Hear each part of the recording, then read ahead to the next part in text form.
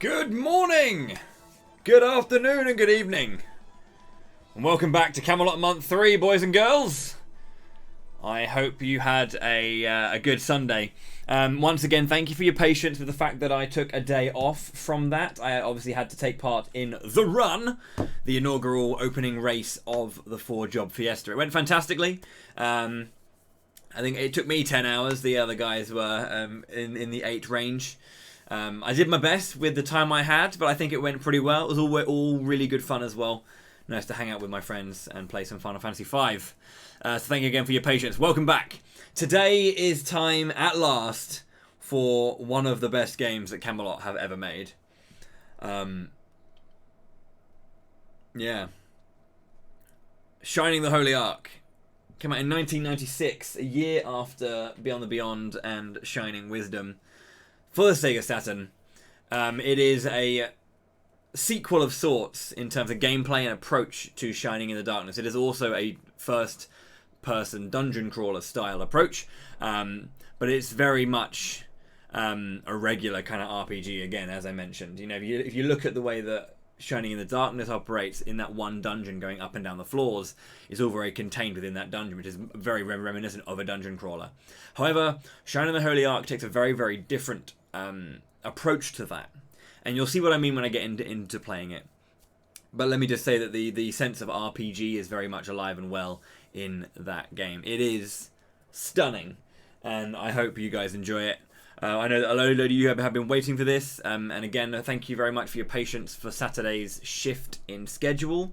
I had to take that day out to kind of do something else, and then coming back to this today, hopefully, has been a better shout.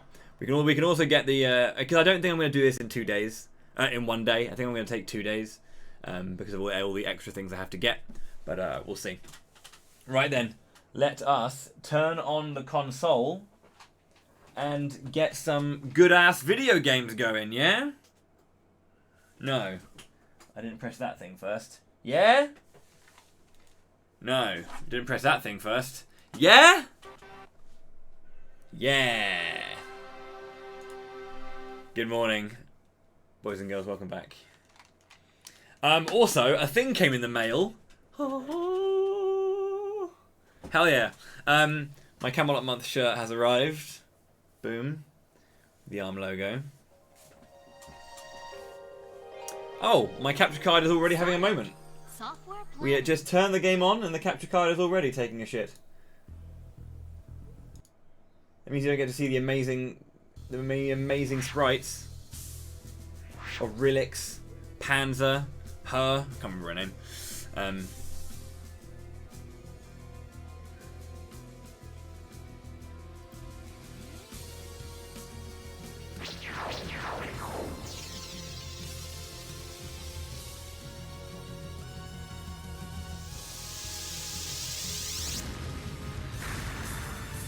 How's it going there, Rochi? No worries. Cheers for lurking. I hope you've been enjoying it. Glad to hear you've been enjoying it. And yeah, Holy Ark is going to be shit hot. I love this.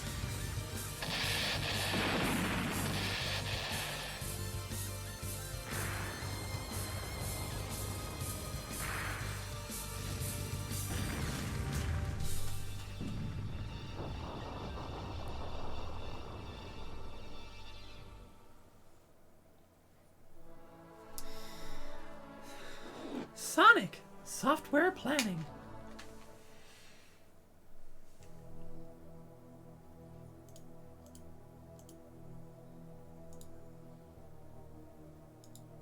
It's like watching Joe 90. Okay. First things first. We need to get a name for our hero. So let me go over to my screen. Wherever it is. There it is.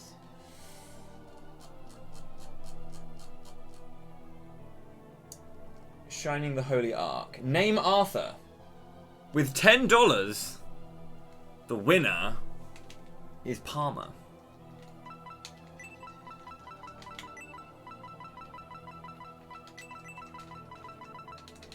So, oh, it's only 6 characters. I said 7.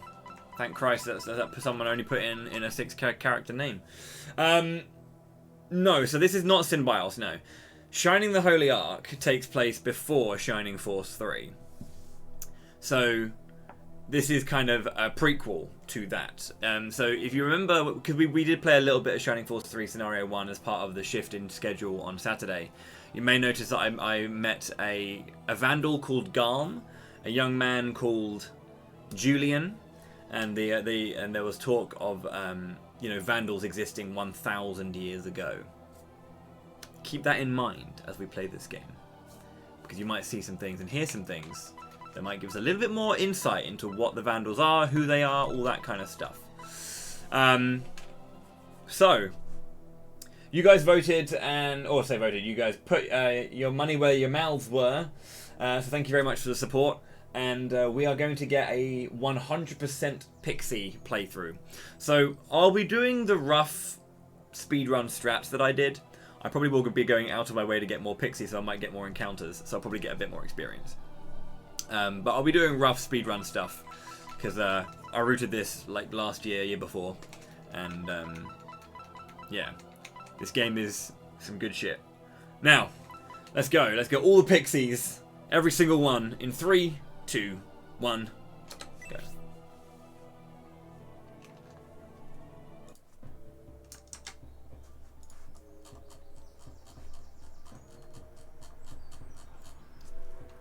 I will reveal the ultimate secret today.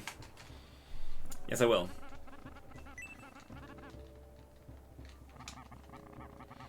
I really hope it's a good secret. I think it's good. And don't worry, because we've... the ultimate secret was originally like the last one I had, because I didn't think we'd get to $5,000 in the first 2 weeks of Camelot month. So thank you again from the bottom of my heart for the support that you guys have shown during this event. So I have kind of come up with some new things, and I'll be revealing those extras for you. Forte, the sorcerer, and his partner, Melody the shaman. They have a fierce reputation. And who's this good-looking chap?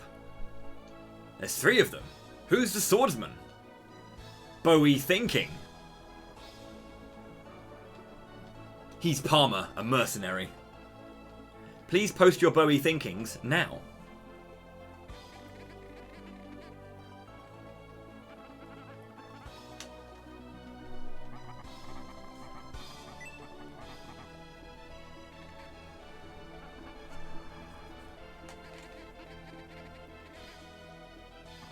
Who could it be, I wonder?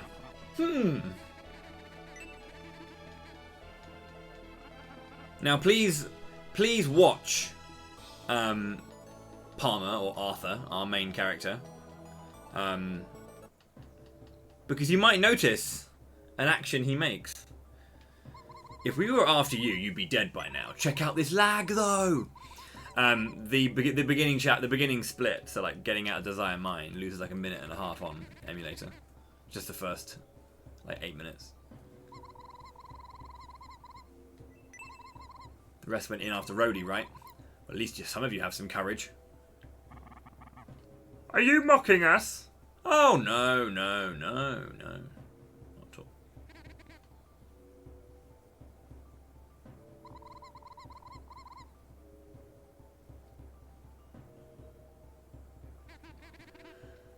Could be interesting.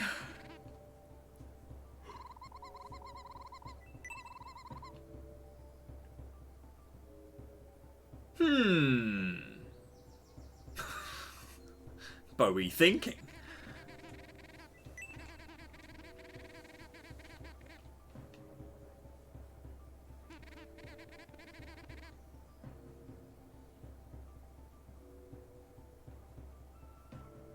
We've got our boy Arthur over here with a cool outfit.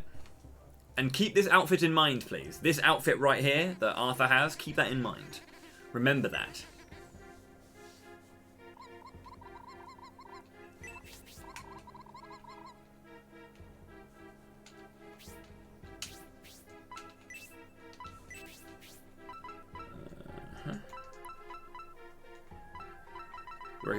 This is a Shining game. This is a Shining game, so we have to play in blue, and that's fine.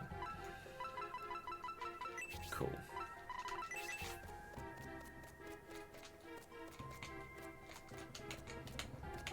this way.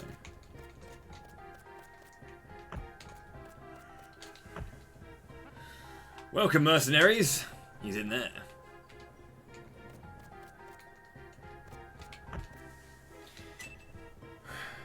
Join me. Spin the threads of destiny. You must be Rhodey, right? Why do you say such strange things? What do you mean by spinning the threads of destiny? Wait a minute, there are 3 of you! You aren't the ones that's sent by Sabato, are you? Bloodthirsty mercenary summoned by that hag Rilix!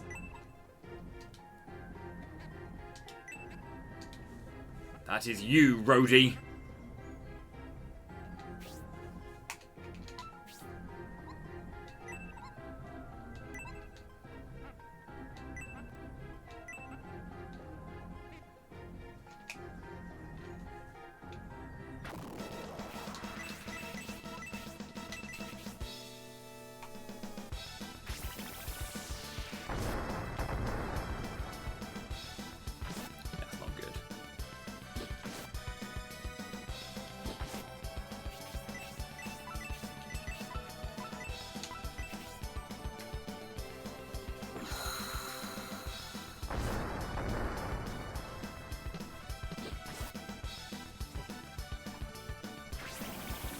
It never gets old. I could listen to this for like 8 hours and I wouldn't get bored of it. Ayakashi.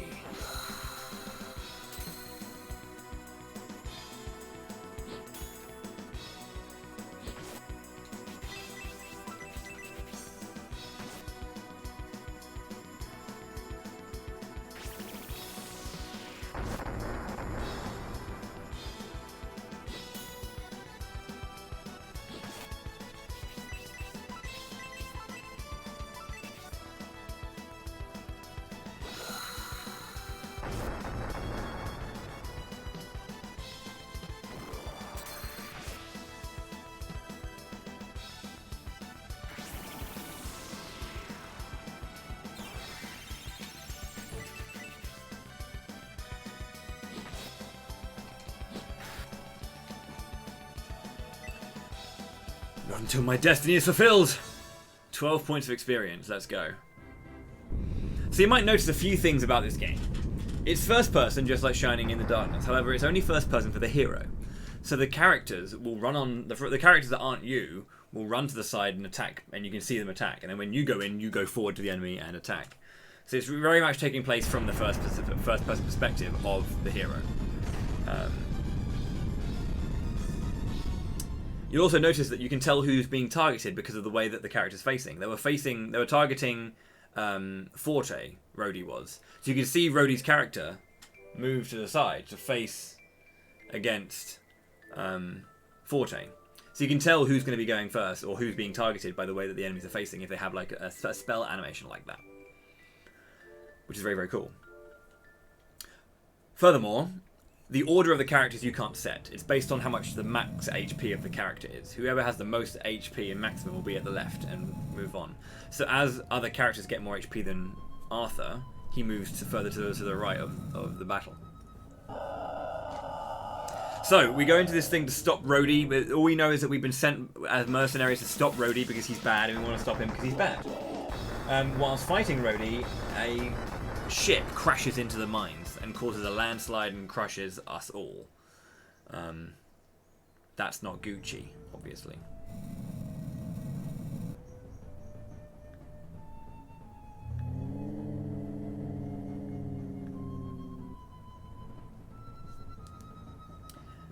At that point, we see some ghosts appear, and one overtakes Forte's body, and he heads out.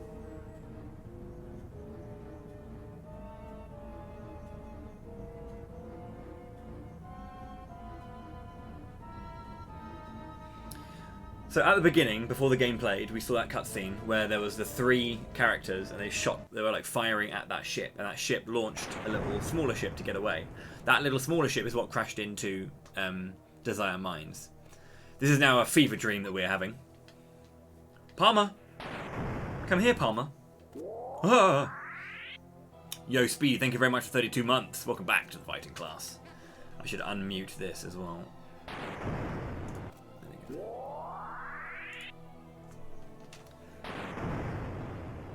Don't be afraid. There's nothing to be scared of right now, boys and girls. Join me in spinning the threads of destiny. I have no need of bloodthirsty mercenaries. Leave this place. Jesus, what's going on? It's not about defeating you. Where are you going, Rhodey?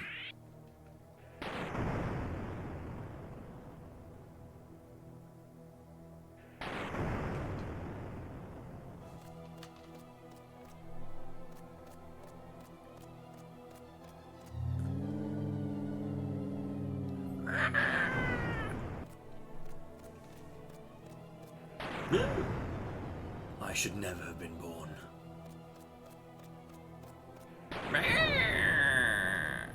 You cannot inherit the spirit. What are you talking about, love? Who's this guy?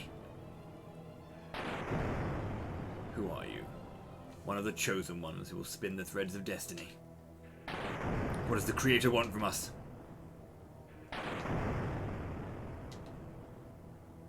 I have no desire to resurrect the 1,000-year kingdom. How's it going, Woot? Welcome back. This is literally the eye inside a closed lid. So, it's really weird. This causes a lot of lag on console, by the way. The actual detail that goes in on this just kills the Saturn. Bless it, it tries so hard.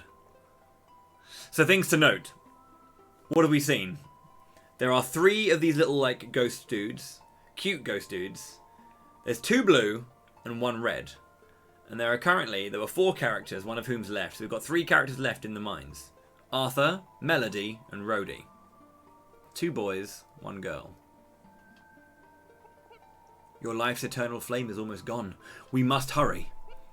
We are the spirits willed into being by the Creator. You 3 have been accidentally caught up in the struggle between the forces of life and death. Check out the lag. Bless it. You're doing fine down there, buddy. I believe in you.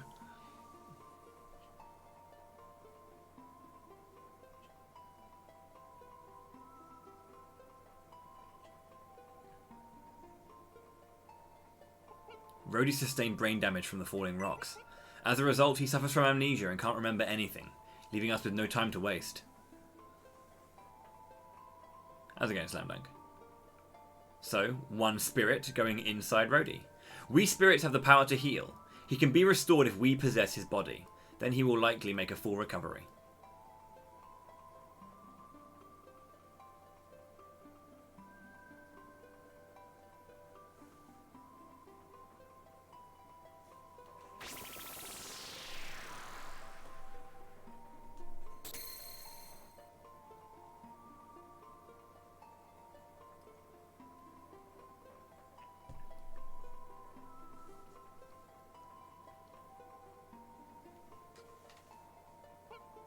Melody is in critical condition. Her rib cage has been crushed and a fragment has punctured her lung. However, we will help heal her as well. Basically, that cave-in from the ship crashing into Desire Mine wasn't good. She regained consciousness for a brief moment earlier and witnessed one of the evil spirits possessing her partner. Unfortunately, there is nothing we can do to alleviate those emotional scars. Jeez. Heavy.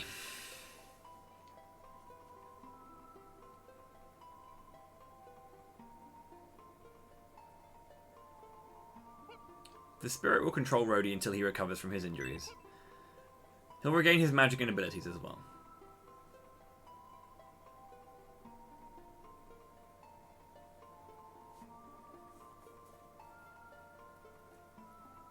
Melody is able to act on her own free will. We will not affect her freedom. Rhodey will get his freedom back, by the way. It's just until he recovers because he's severely smashed in. You are in critical condition as well. We feel responsible for you since the cause of all your injuries was our escape pod, and I have need for a body too. If I remain here among this evil, I will perish. Remember that you 3, whose bodies have been imbued with spirits, cannot be separated, even though you were once enemies. They all have agreed. I want you to remember that too. So now us three are tied as friends together. And we open our eyes once again. So there's a really, really, really cool mechanic in this game. And you may not see it and you may not notice it when I play it, because I don't expect any of the characters to die. They might.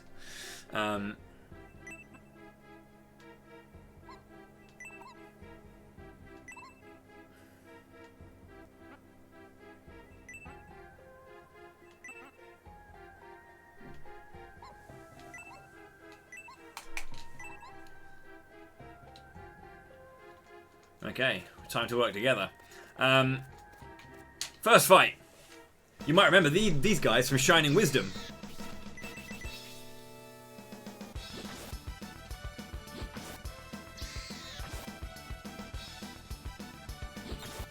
Nice HP regain, big fan. So Melody's got a crit that heals her whenever she like deals the damage. So her crits are actually really, really good and really important to see.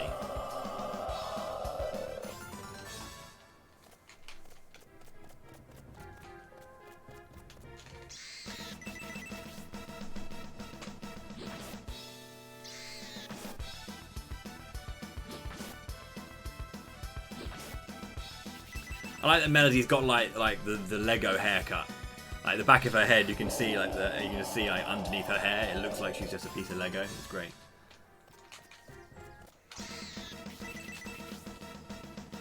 There are encounters here. Some of them are guaranteed. Some of them aren't. So.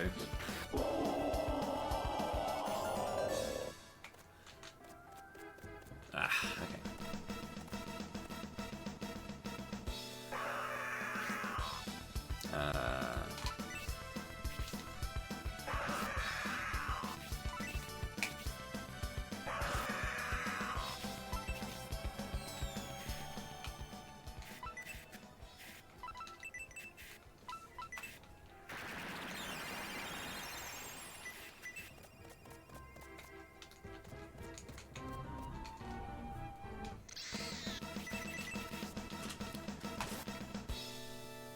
Let's not all attack Melody, please.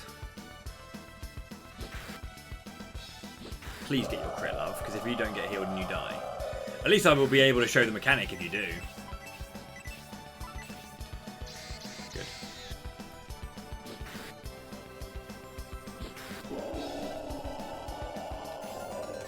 So you might remember. So again, you know we've talked about how like Camelot are very good at making combinations between the game mechanics and then also, you know, world mechanics as well, like battle mechanics and world mechanics. So the lore is being strong, of course. The spirits have healing powers. So these three characters, because they have a spirit inside them, if they die in battle, at the end of battle they revive. But only these three. Any other characters that die in battle need to either be revived with a Candle of Life or with a reviving spell. But these three revive because they have spirits. This is a very laggy screen.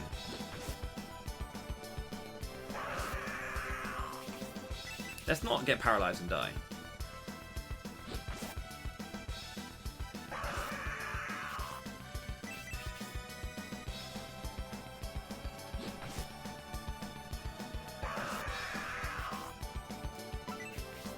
This is really bad that I got double paralysis here. Thank you.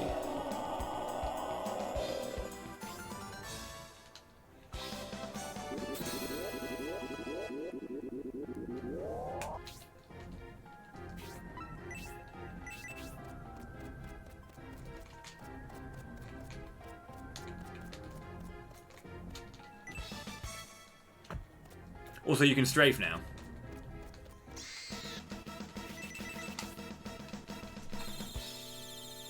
How's it going, Razor?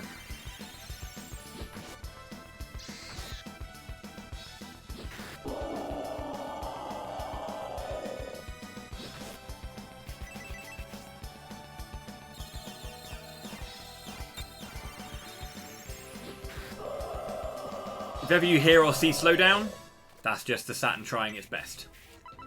just so you know.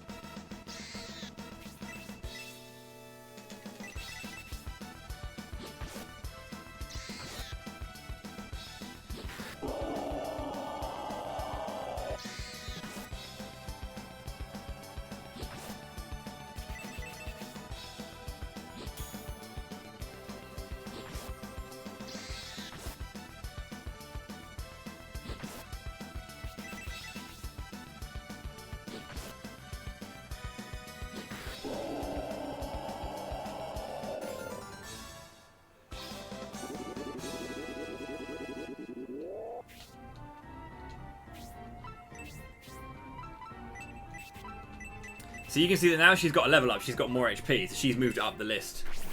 Because that's just how this game works. Right. I might opt to actually not strafe at times, because you can see that when you double tap, you actually dash. So it's actually really fast to sprint through certain screens. This guy, dude.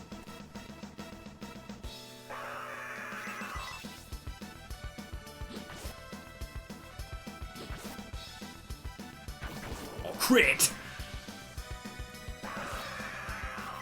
Throwing a shuriken out and then giving him a shank. So, again, just like other... If you remember, like, again, the Unleash system in Golden Sun and the crit system in Shining Force 3, you can see that they kind of did something here as well. That was very similar to what they did with Beyond the Beyond, actually. If you remember that Beyond the Beyond has loads of different double attacks. So when, for example, in these fights, I get a critical hit, you might see the flames pop up, which are the flames from Beyond the Beyond.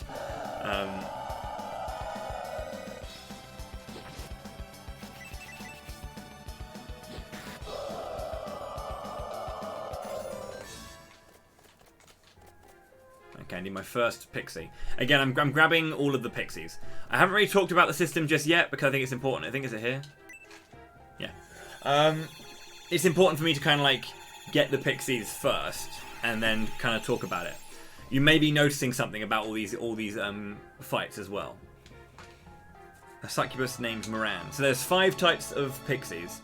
Pixies, fairies, succubi, incubi, and leprechauns. On the bottom of the screen, you've got a little succubus down there that you can throw out at the beginning of battle. Okay? At the beginning of battle, you can throw out these little guys.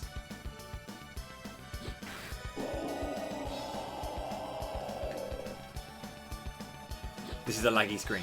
Now, you might remember that I told you that certain areas in the game are laggier than others, because there's detail and part of the dungeon behind the screen that is currently being loaded onto the screen. So, more detailed areas behind the fight cause laggier fights. So actually, when it comes to doing the speedrun on console, it's all about like knowing that and like mitigating all of the stuff, the lag basically.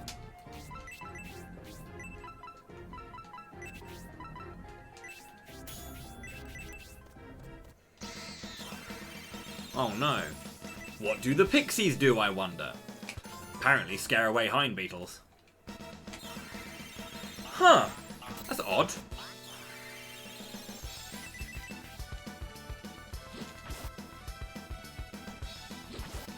They did something that time.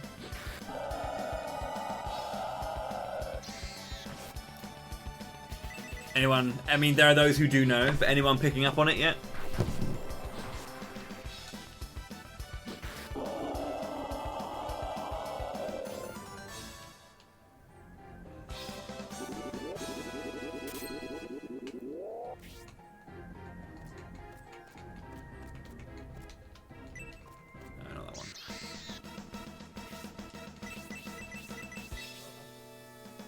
How's it going there, Bomb Bomb?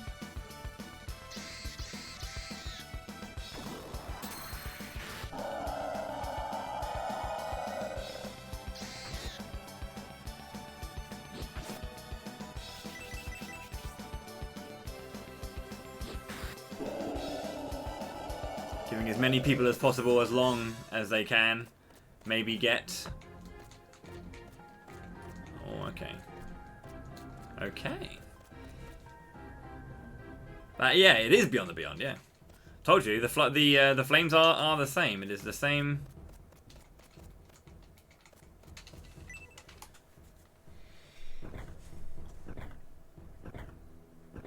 This is our first leprechaun. The thing about the leprechauns is, the leprechauns are one of the best. The leprechauns are one of the best pixies in the game. And I'll explain why that is. They do, however, have a very, very long gain time. So that's 2 out of the, what, 50 pixies there are? I think there's 10 of every type. I've got 2 now. So I can now press L or R to select a different pixie. Pretty interesting, isn't it? So we've left that dungeon, and then we get a world map! Welcome to Shining the Holy Ark, and why Holy Ark is so good.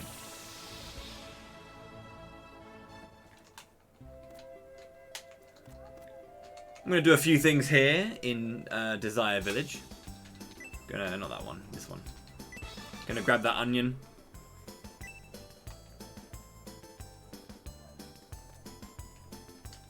Gonna grab some bread and grab another pixie. Not bread, chicken. There is bread though, I'm pretty sure, in here somewhere.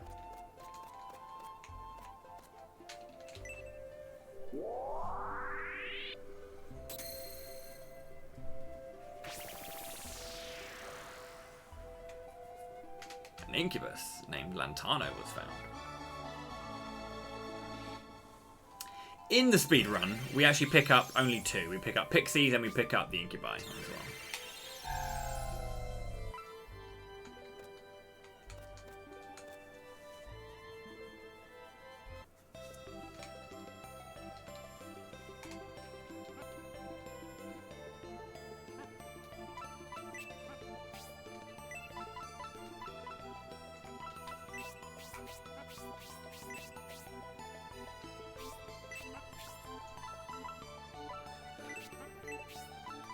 Plus 6 attack power. Pretty nice for here. Plus 7 attack power. Pretty nice for here.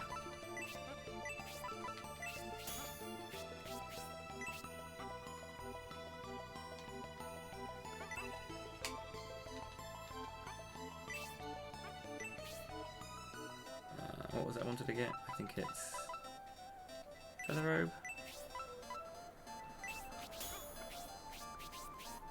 And not the bronze shell, we get a bronze shell in the next dungeon. Trying to remember what I buy here.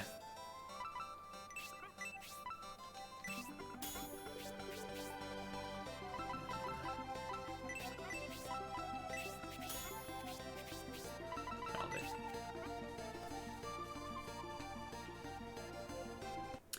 There was actually more to sell, but that's okay.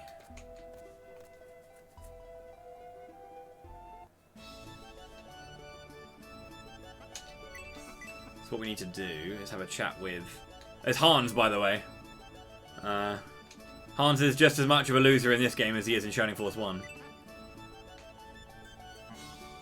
I've got to get to Enrich. We want to speak to the Halfling first. So, let them know that he's going to visit us at night, and then we ring the doorbell. I think. Is that now? Bless her. She like ran downstairs because she heard the bell. No, after that dude you speak to the actual main guy, sorry. This guy. Because the animation I'm looking for is he pulls out the wine bottle. There it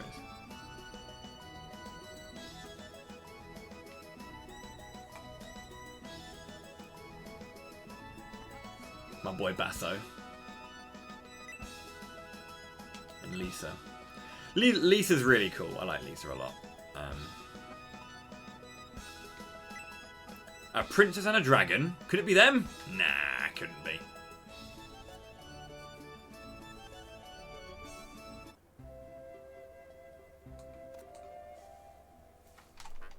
Rhodey.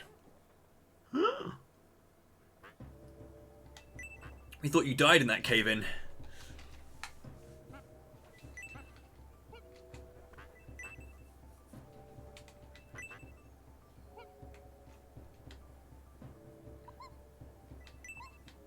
So these guys are like, they were also sent to hunt down Rhodey as well. So, you know, they're kind of like rivals of us because we were meant to hunt them down now, but also now because of our situation, we're allied with him. So we might be the target for some enemies. And then the mayor's like, "Excuse me, I'm bald." Doesn't matter to us, mate.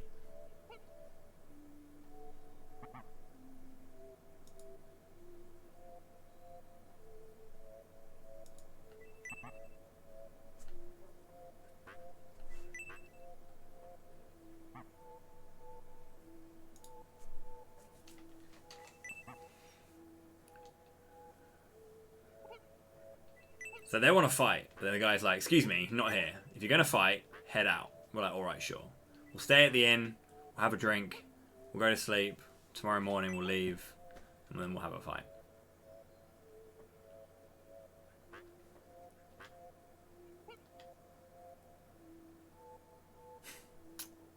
Peace.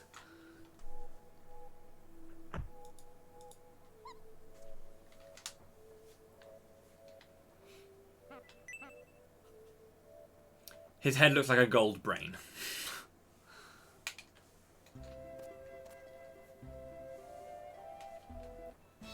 It's just his scales.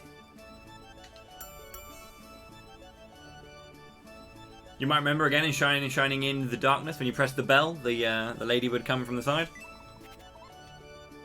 Is it a helmet? I always saw it as his scales. He gets the helmet when you promote, I feel.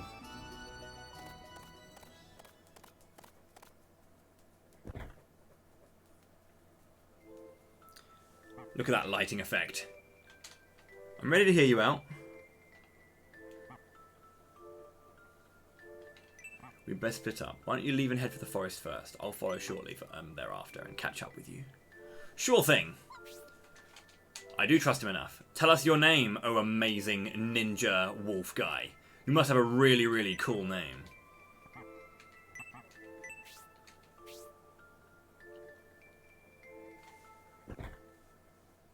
How's it going there, El Canard? The web vendors don't freak out about their wares, it is true. But yeah, our wolf friend does have an amazingly simple and lame name, which is great fun.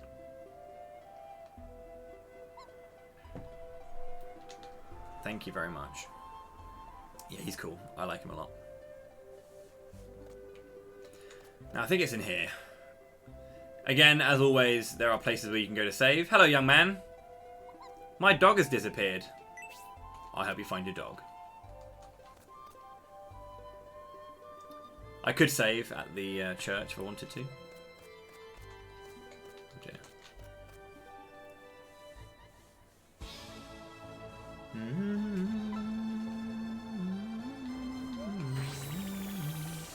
I'm going to equip the leprechauns.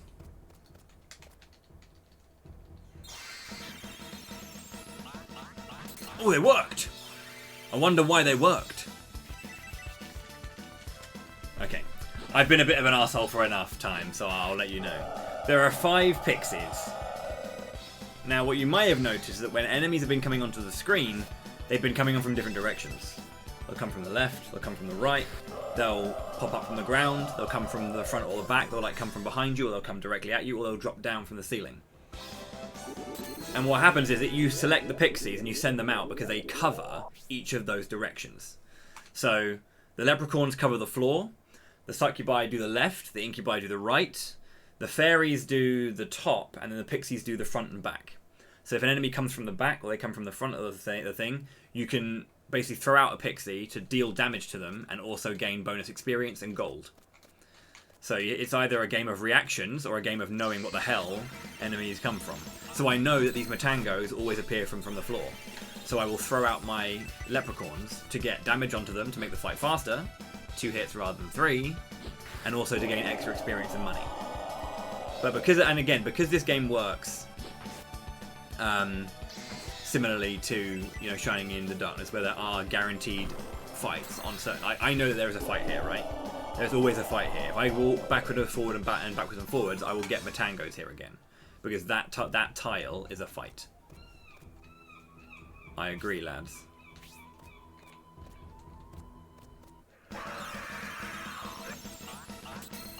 So that's how the Pixie system works. Now, if you've seen me ever play Golden Sun, or you know Golden Sun well enough as well, you might remember that in Golden Sun, when you use a Djinn, or a Djinni, of the opposing element to the enemy, and you kill them with that Djinn, like, again, a zombie is weak to earth, so we use flint to attack an enemy and kill it, it glows rainbow, and you get bonus experience in gold. Because you used the Djinn system. Well, welcome to the Djinn prototype.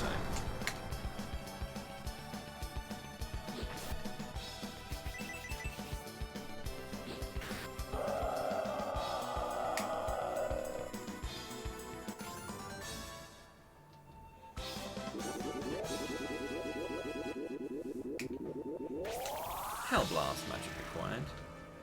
There's my shell.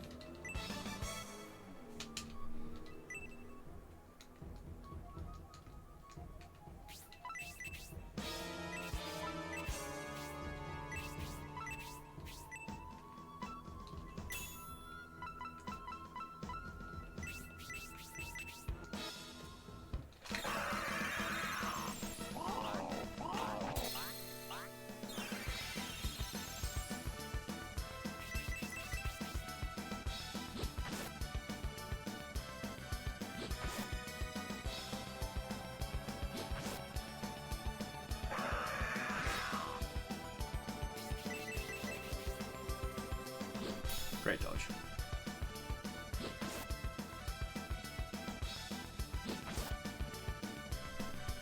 Power Blaze, wow, of course. That's magic crit, basically.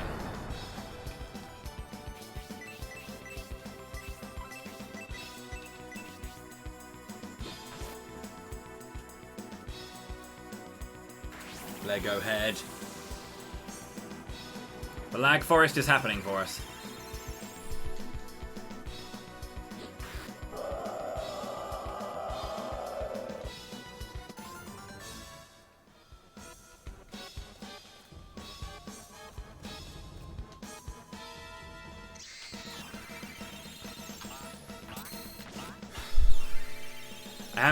I'm picking up all of the Pixies, so I'm going to the extra locations that I don't normally go to. There's a fairy, I think it is. One of the fairies is up here by like the top right of the map, and then there's like a Pixie down below near the graveyard in here.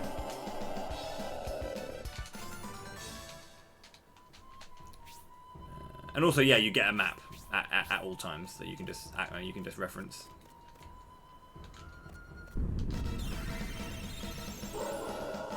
I don't want to fight this. Never fight the treants. This is why.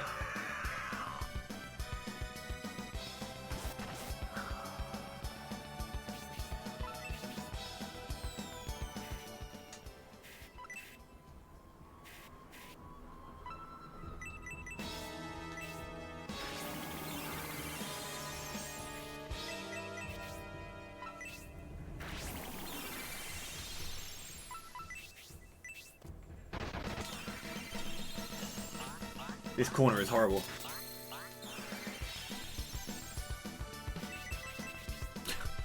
Just spin around until they get confused and disappear. What's annoying about skeletons is they have a chance to double attack. They don't always, but they have a chance to attack again. Oh, crit heal as well. Let's go, Melody.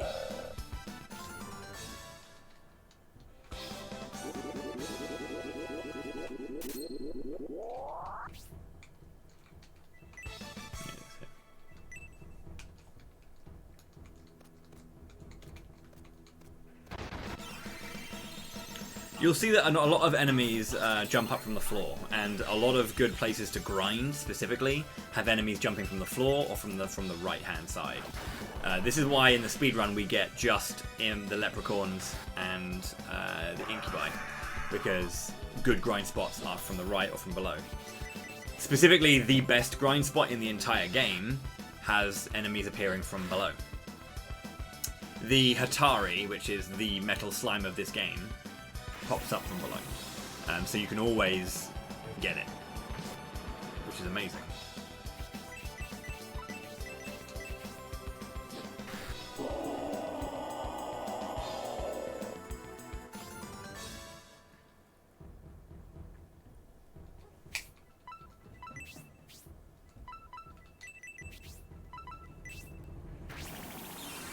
Yeah, really good.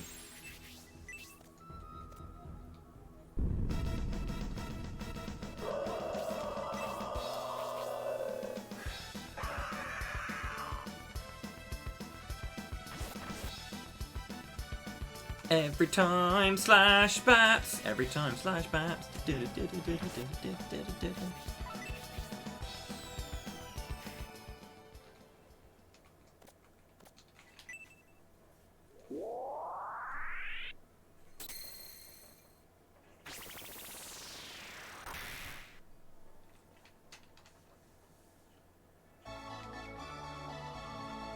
They're just different kinds of sprites, really, aren't they? Like they again, this is going for like the rendered pixel art design for the characters, rather than the like the map sprites are similar to this on a small scale, and then the in battle ones are like full 3D polygons, whereas these guys are rendered pixels.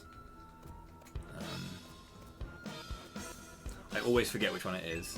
There's a fight here. Yeah. The animations. Oh yeah, I'd say that. Yeah, again, I do kind of feel that's because of the nature of these being rendered pixels rather than 3D models, if you know what I mean. You can tell that these are pixels by the way they move and the way they look. This is how Golden Sun works, basically. They aren't 3D models in Golden Sun, they are just pixels, but they just work in such a...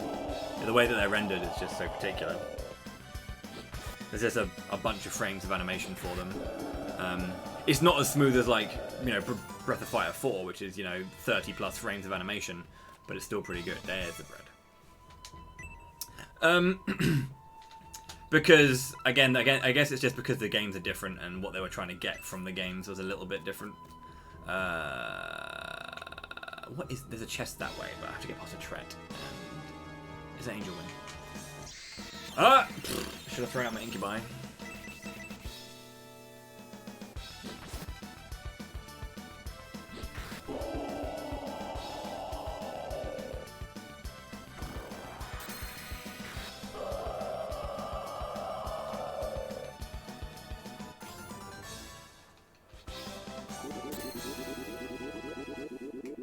Also, I love these level up screens because there's one thing I love in games is about level ups as well, is seeing and knowing how much stronger you got.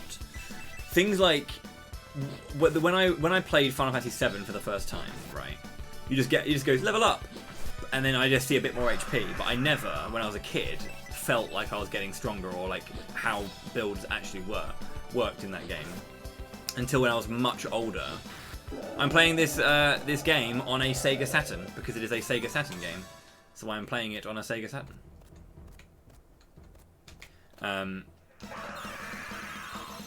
Yeah, when I was much older, I played 7 again, and every level up, I looked at them. I kept like a reference of like, went into the status screen, how much attack, stamina, and all that kind of stuff do I have, and I just had to do it because it's just such a shame to not get that information on level up.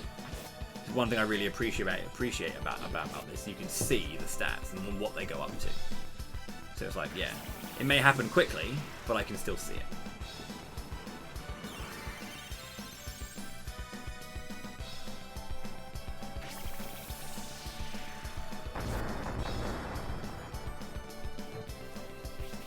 Trust me, if this was not on console, it wouldn't lag this much.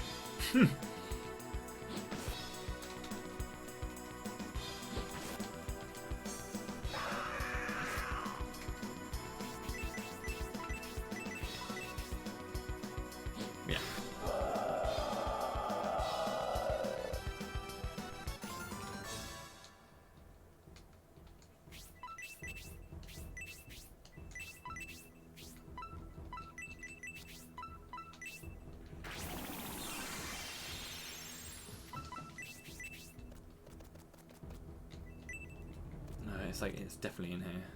It's like here or something. No? It's definitely one of these corners. There's the dog as well. Hello, dog.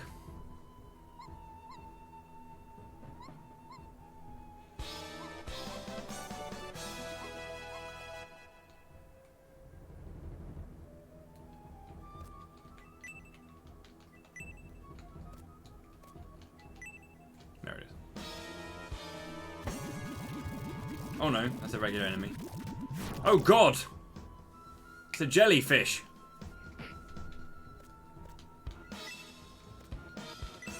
Where are you? Okay, that actually is a fairy.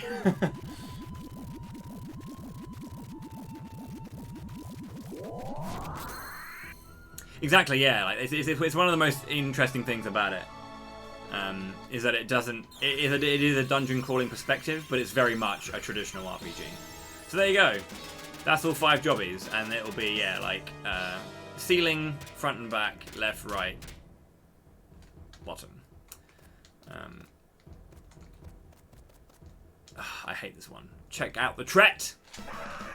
Oh, not a tret, it's a bone slave. There's a tret behind me then. But yeah, there are always enemies in this area. I hate getting this chest, but... Lucky cookie. Okay, I didn't get the tret, good.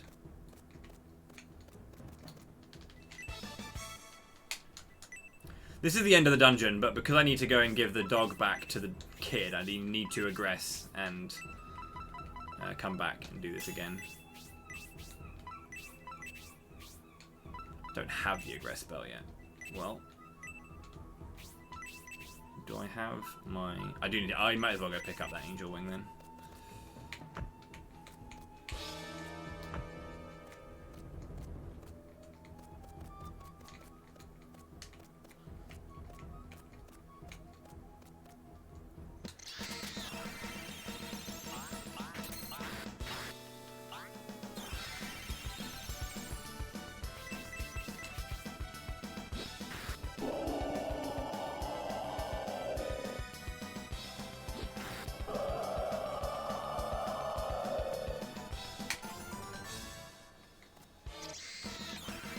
So again, you only need to cover one of them. So if there are, like, in that instance, there are enemies that appear from the left and the bottom in that run, you can then throw out whatever you want and it will cover all of the enemies. As long as you get one of them correct, you'll hit all of the enemies and get the bonus experience for all of them.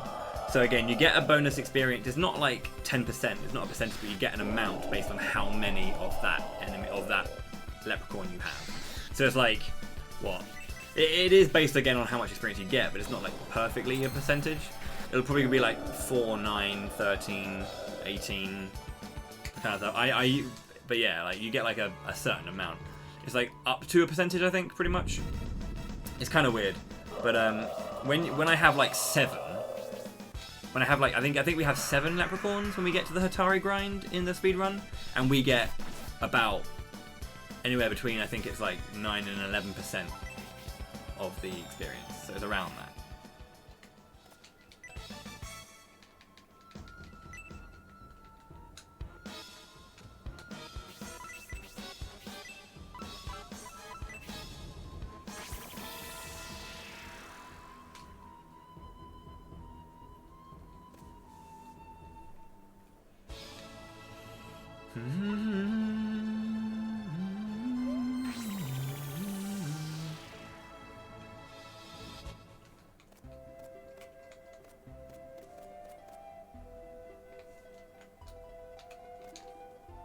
Yo, kid, check it. I found your dog. You found my Jabby? Thought I read that as Jobby, I won't lie. Oh, sorry, mate.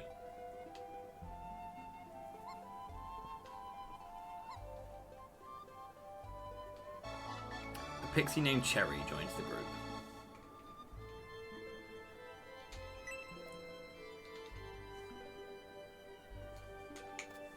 It's not up to me when I play it. It's up to the people who are voting. It's been on the list. No one voted for it. His eyes stare directly into my soul.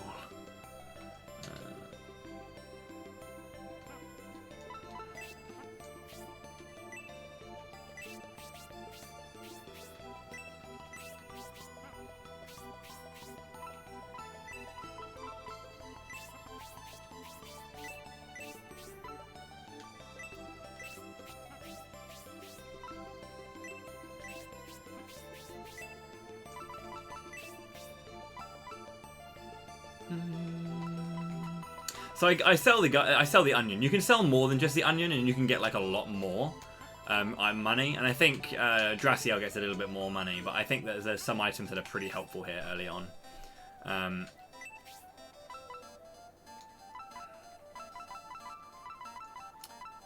No worries, Arson. Cheers, dude.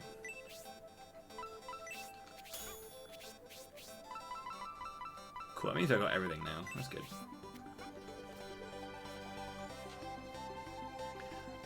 People kind of want to keep certain games for later, basically. It's why Shining Force 2 didn't get voted in for the longest time, because they wanted it to be a finale. But when Shining Force 2 came up against Golden Sun in the vote, they were like, well, let's go for Shining Force 2.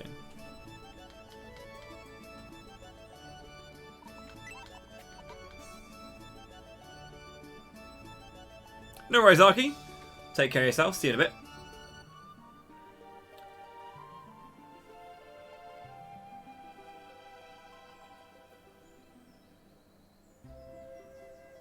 Right, need to pick up.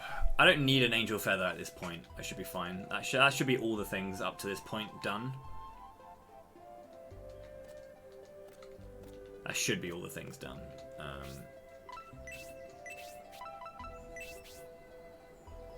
Because we get our leprechaun and incubus. No worries, non-stop. Sleep well.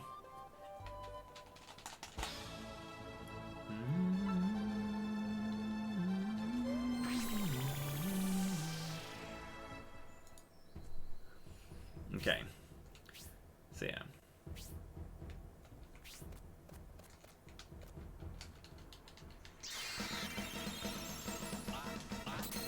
Again, I wouldn't normally go back and get Cherry, but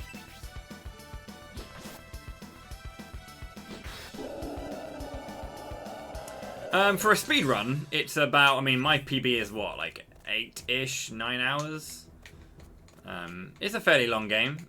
It's longer than, well, I mean, I say it's roughly the same length as Shining in the Darkness, because that game has a lot more repetition in it. This game is just, you can make good progress all the time. But I think my first playthrough was like mid-20s.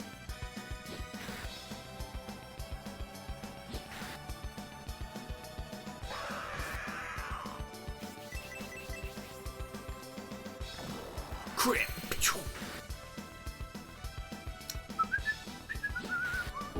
All you need to know is that Rhodey crits like Slade. It is the pivotal moment of my loving this game. In all honesty, I know that's like really, really fickle, but it was like a key moment that made me love this game. Was seeing Rhodey crit like Slade. And by that I mean that one of his crit animations... Oh, Pixies are... That was a back and front. I threw out the wrong one.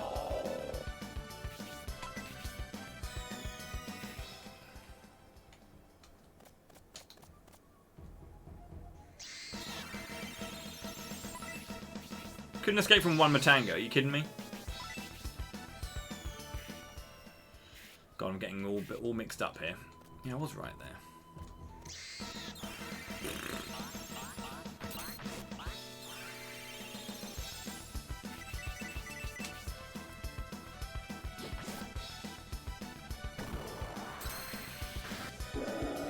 But yeah, basically there are different crits that characters have.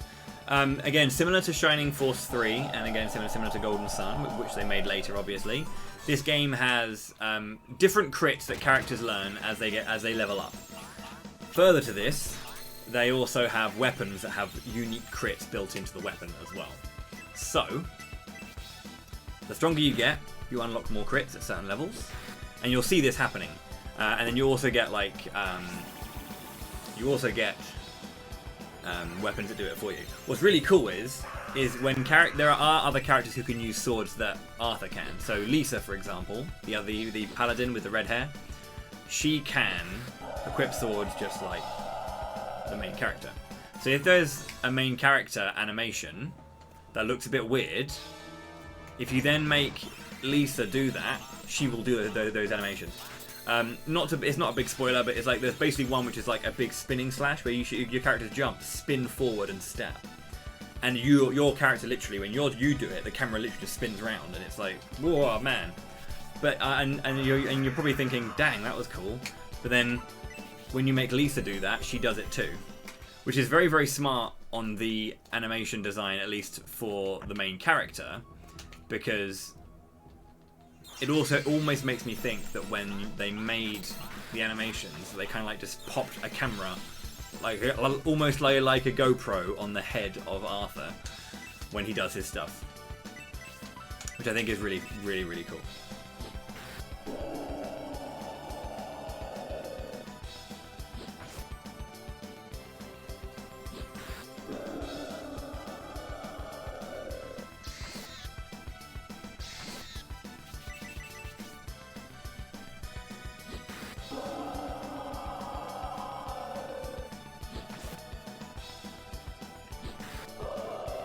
And yes, that is the enemy death sound. I love it.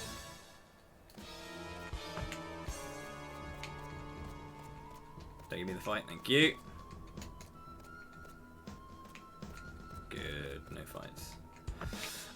My experience actually should be good enough. I want to be level 4, I believe, when I get to this fight.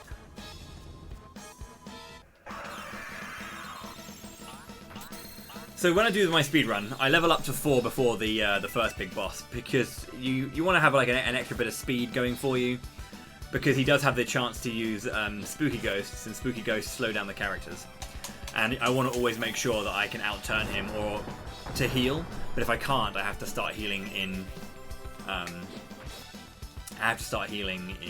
advance, which is actually very risky because I can end up healing someone that doesn't need it, or I can just heal much more inefficiently if that's the case. Sweet magic master. How are you doing, actually?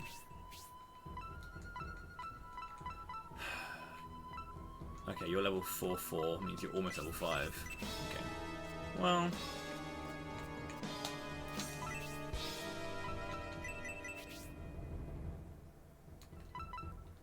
Sure.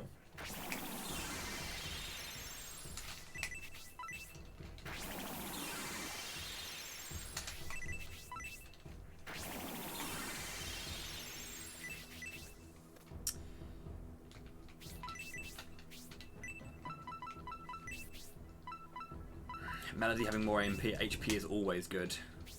I won't lie to you. Because everyone else is fine.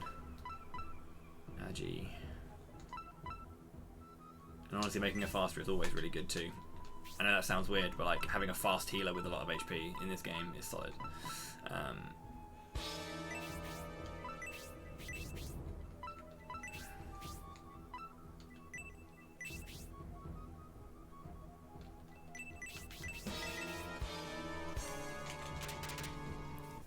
Are you ready for CG?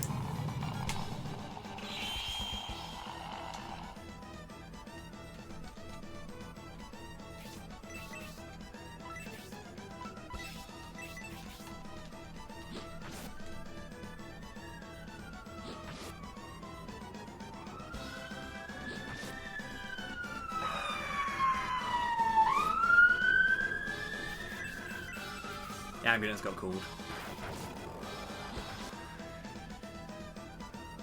It's an ambulance. That's not the police. Freeze. That's on me. You could tell because it went to the left rather than down the center or to the right. Because Melody's in the center and Rhodey's in the right.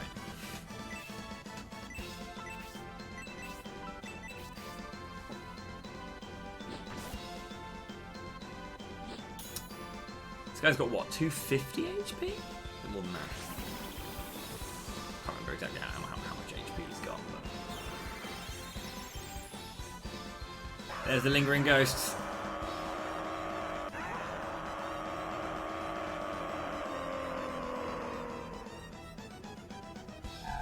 Rhodey's slowed. Melody's not though, so that's okay. But yeah, unfortunately this fight is on quite a laggy screen, and there's nothing I can do about it. Again, if I was on emulator, this wouldn't lag at all, and it would be fine. Power, brutal fire. Let's go magic crits.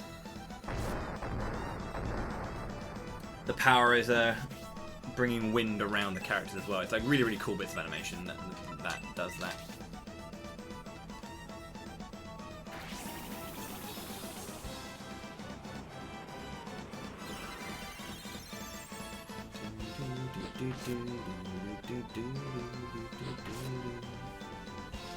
Freeze.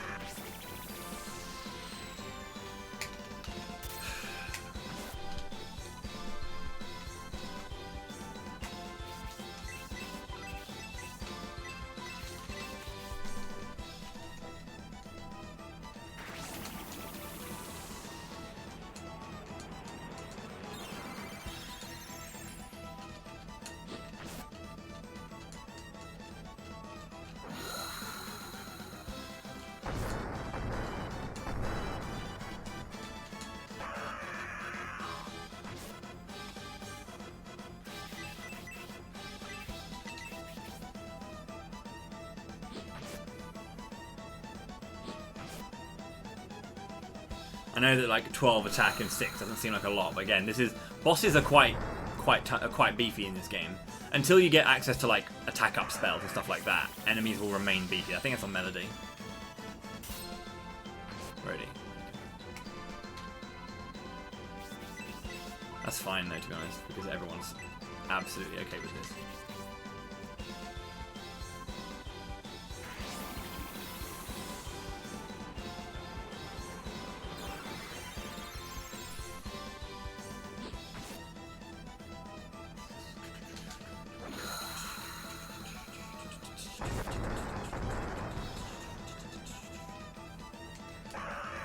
Lingering ghosts! Don't work on Melody, please. Rhodey's already, like, molasses at this point. Ah, poo. Let's just see what happens if she gets outturned. Okay. Yeah, lagging ghosts, yeah. As I say, this screen is unfortunately just on a pretty bit of a, like, laggy area, so it's quite tricky. There's nothing I can do about it. Boss fights is on the fights that are on the squares they're on. You can't manipulate them.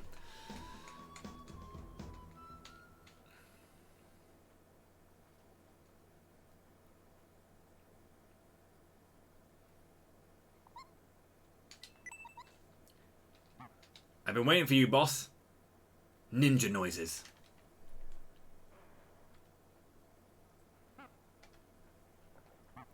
Boss, it's me.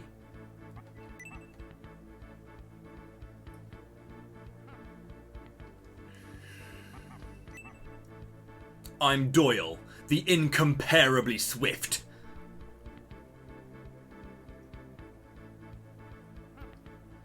What a name for a halfling wolf ninja. Doyle!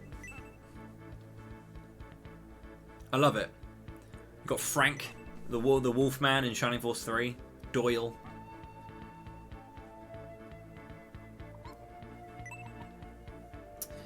So we tell him about what happened and what's going on, and essentially there's actually bad things going on in Enrich. The situation has changed.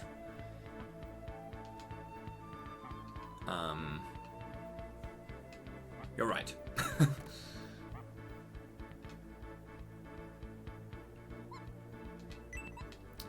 So, yeah, Forte, we're going to go back to Enrich Castle to see if we can find Forte and see if we can help him out. And, yeah, Doyle is obviously not very... He's very suspicious, yeah, as she said. What's going to happen, though, is he's going to give us a mask. he's going to basically protect Rhodey's identity by throwing a mask onto his face and perfectly attaching it to his face round the back as well. Pretty impressive. We are going to Enrich, don't worry, it's going to be fine. Shing! Nice mask. Ah! This isn't something for a woman or child to sit. Whoa, Doyle, this is 2020, buddy. Just in case. I'll keep the key. Take care of my boss. So when we see Doyle again, don't worry, we're going to get the mask off of Rhodey's face. It's okay.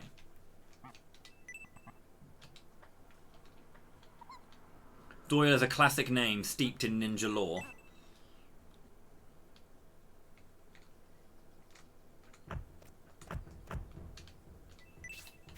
Force open the crypt.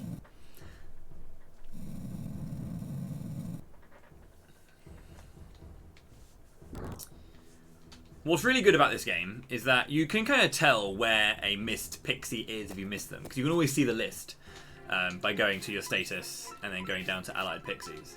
And it's in order. So they're all in there, but like, if you miss one, it would just kind of like, if I was to get another fairy but I missed two, it would be on the line below cherries. So you could see where they are missed, and then you can kind of like make a decision about where you want to go to try and find your stuff. I think this one's over here.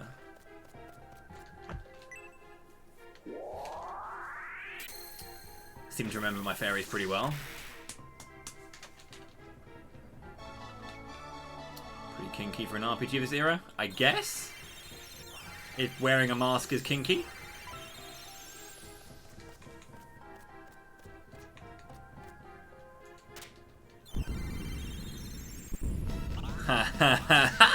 So now we have two of these. They deal more damage. You saw that it didn't do 8, it did 16 damage to the sticky out tongue worms. Because when they get hit, they stick their tongue out slightly. We are the sticky out tongue worms. And we deal a shit ton of damage. But you can see how fast the game runs now that I'm not on a laggy screen, right? It's so weird. Again, this is one of the big parts of the speedrun on console, is knowing how to get the good fights that don't completely screw you up. Crit! Sticky out tongue worms.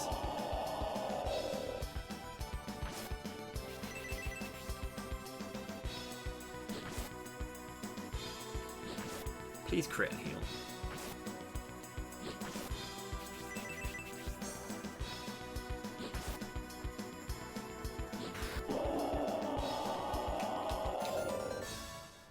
So yeah.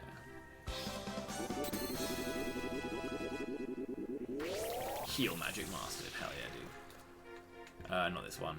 I have gone the right way, haven't I? Yeah, I have. I want to have these guys ready.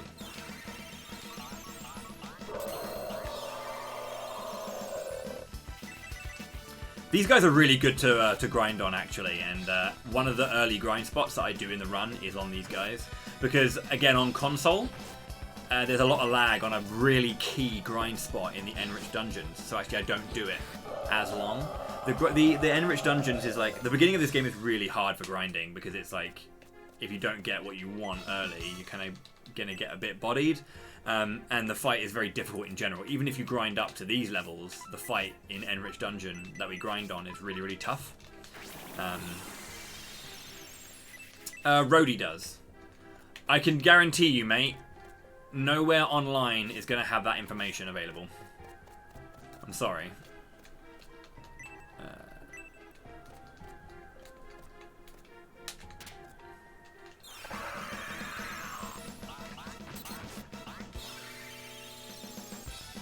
I don't think you're going to be able to find like a gif of Rhodey doing Slade's crit. You're going to have to just be patient, come back to this stream tomorrow when Rhodey's promoted, and wait for him to do it. Because he only does it in promotion. Or someone can find the clip for you. That is an evil melon, Scarlet. An evil, evil melon. Nice heal.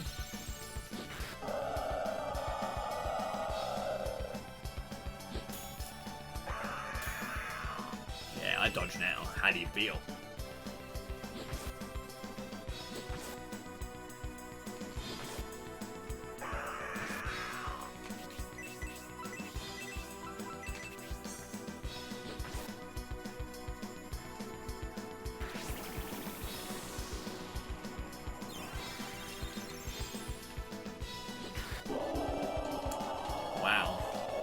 Doesn't even have the patience to watch my stream. This guy.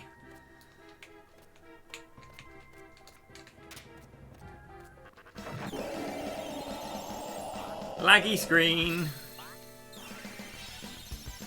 In this game, when you do like backwards walking or strafing, if you get into an encounter, you will just turn around to face the encounter.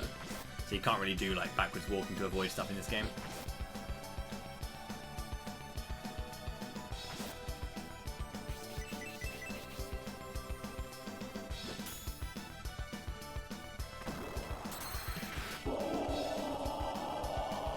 Durangos can throw their stones out and they deal a fair chunk of damage.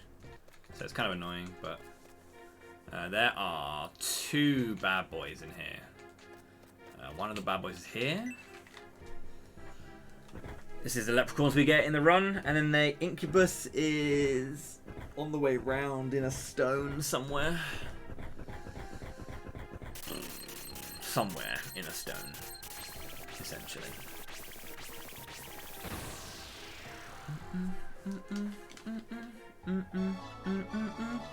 And this is also our grind spot as well, and it's really good that we get a second jobby, because the tangos come out from the ground here. Oh, it didn't work this time. Okay, this is the thing. If you time it incorrectly, you won't get it sometimes like that, which is very, very upsetting if it happens. I want to get rid of the Matangos because they can deal a lot of damage too. Actually, you know what? Let's get rid of the Matangos. That's really bad when that happens. It does happen often. Well, not often, but it happens enough that it's a thing. But I wouldn't be like, oh, it happens every time. Yeah. I wonder if it's part of the lag that I have to deal with as well. So.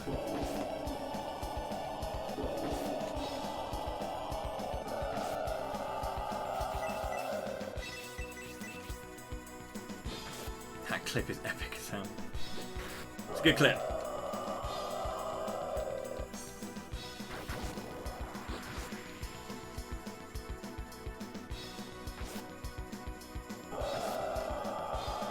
Tangos make a lot of noise. This fight would have been over probably by now if I got the double leprechauns off, because they deal like 15 damage if there's 2 of them, which is pretty much a full palmer hit on every single enemy going into the encounter, which is obviously a lot of damage. But this is where I grind up. Probably I think it's to like level 8 I think I normally grind to. Or is it 7?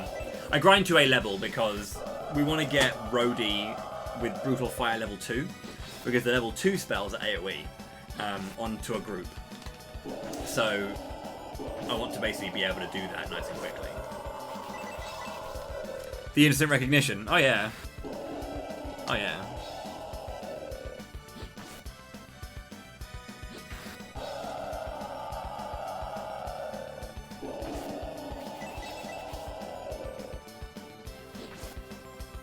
I like how Kinort had the clip just like handy. All of the Holy Ark stuff is found. Nice and easy.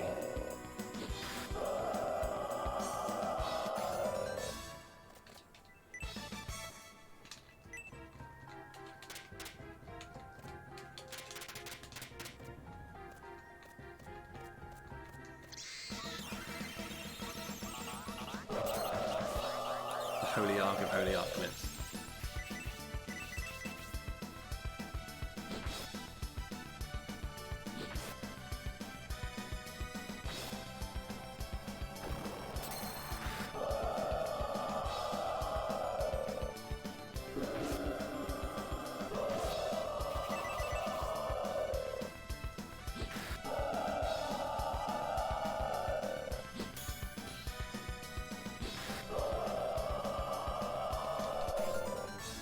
Yeah, we get like 5 extra experience right now, so that's pretty nice.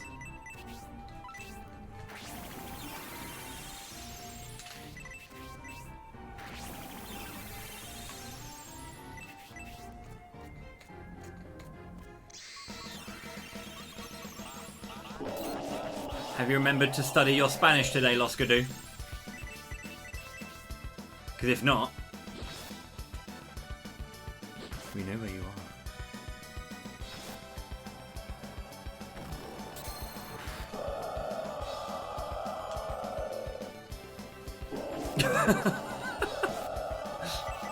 The green owl of Duolingo is watching at all times.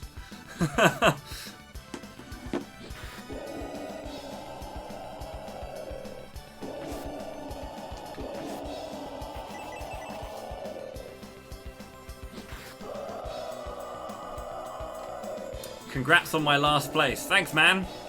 Appreciate it. It was a really, really fun race. I enjoyed myself. It's a good-ass game.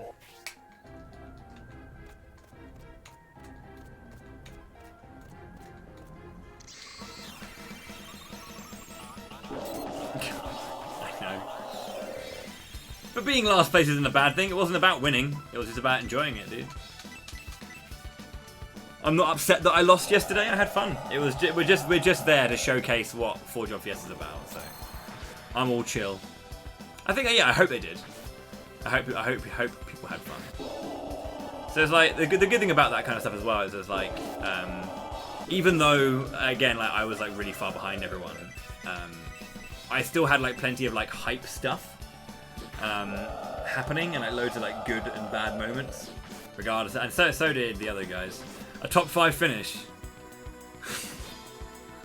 God. The silver linings that you guys are looking for. Big fan. I'm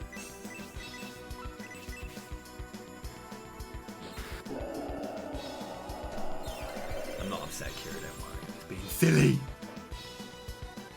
Bosh.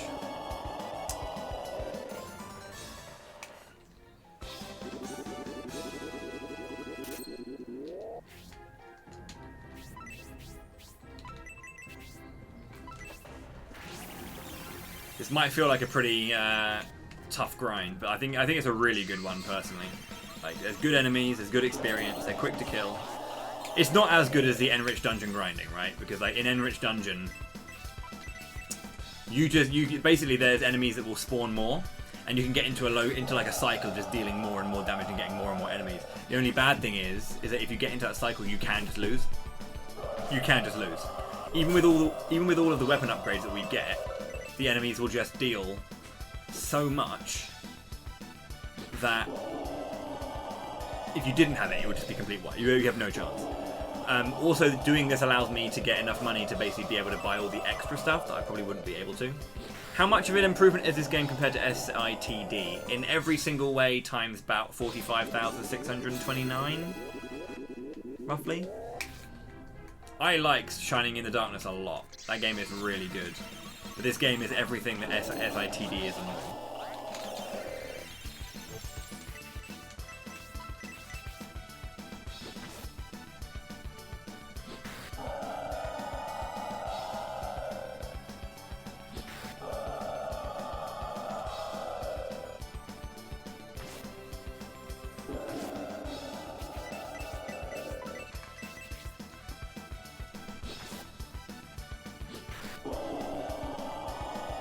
It's a good looking game.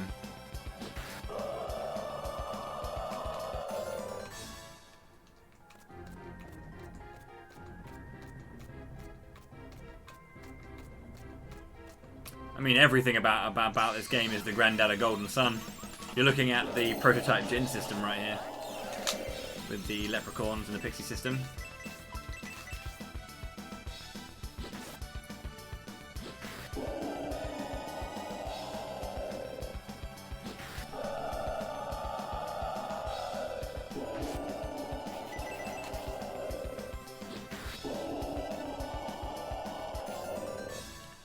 Again, I'm just doing a bit of grinding to get to a good level.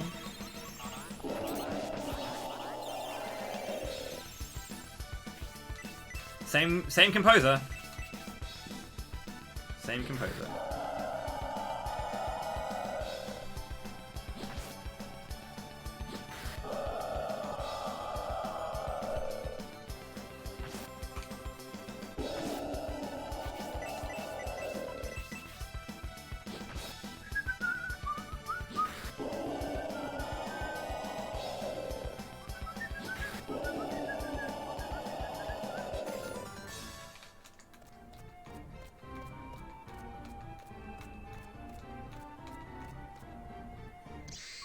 No worries, Magnus.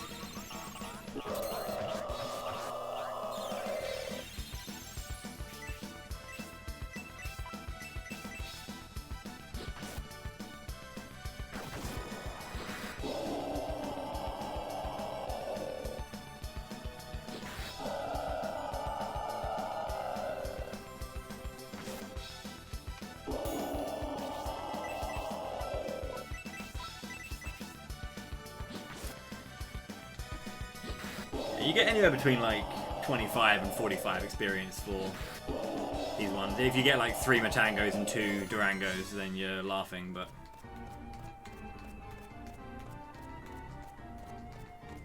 And a lot of money!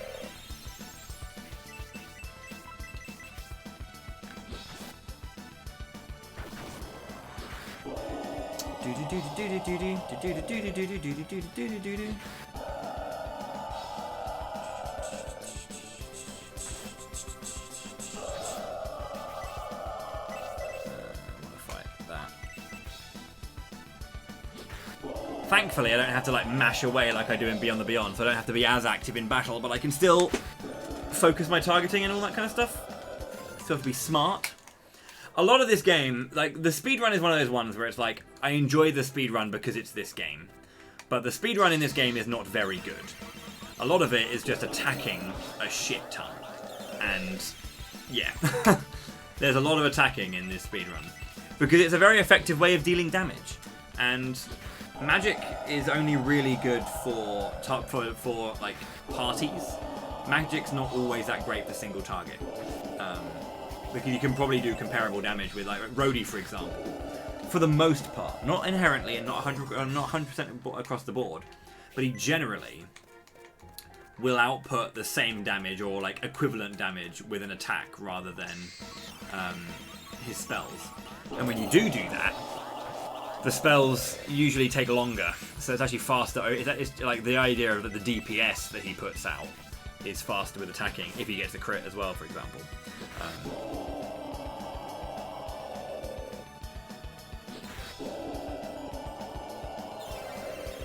Melody's healing crit is so good. It's a built-in drain. Like, why is she so amazing?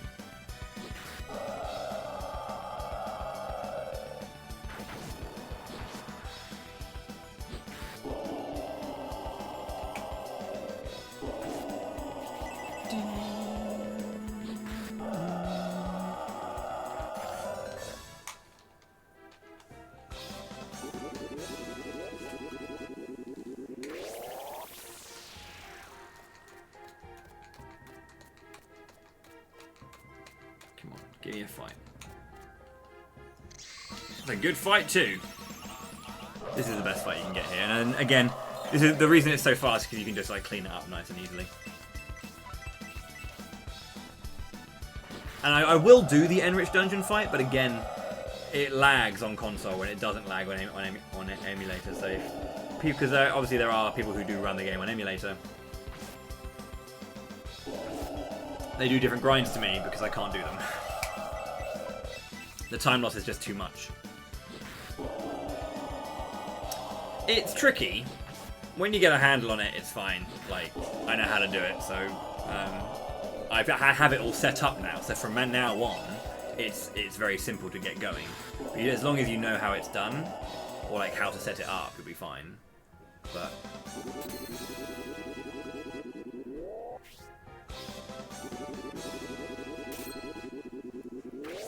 Ayakashi magic.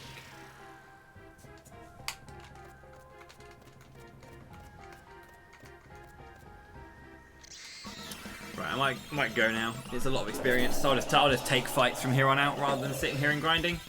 Let's continue. Let's go. Yo, Ashram, with the raid. Thank you very much indeed.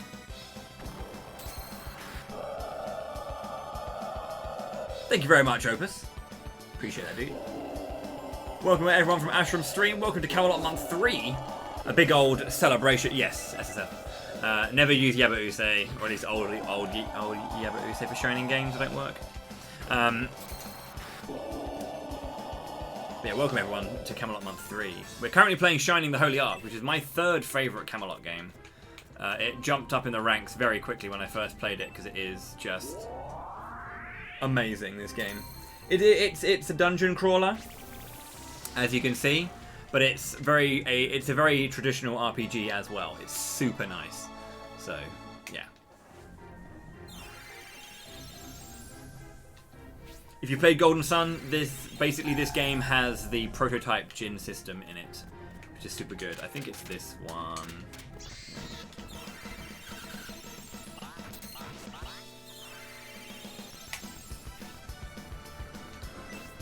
Mednafen has no UX, by the way, so it's like only use that if you know how to deal with that stuff. Otherwise, I would never recommend it. That's for advanced emulator people only. For ease of access. SSF. But yeah, Mednafen works.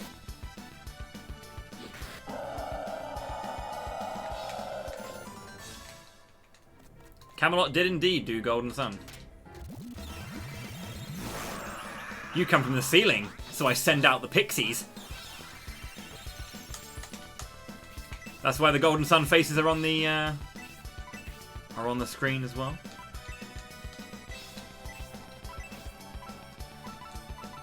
Does this work, I wonder? I never have good luck with CC to ever feel it's ever reliable. Didn't work on them. Of course it didn't. Yeah, I hardly ever use CC in games because it just never feels like it works. Which is a laggy screen. I should probably run from this fight. It's not a very good one.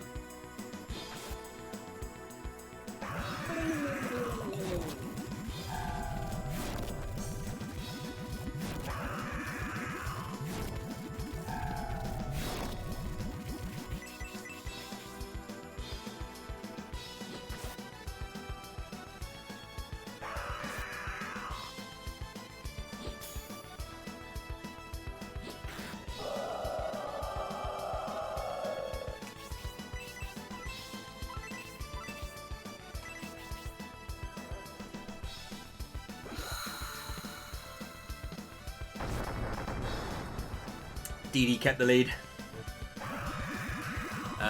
Magus was behind by 80 seconds. And then Yaga was 30 minutes later. And I was an hour and a half later than that.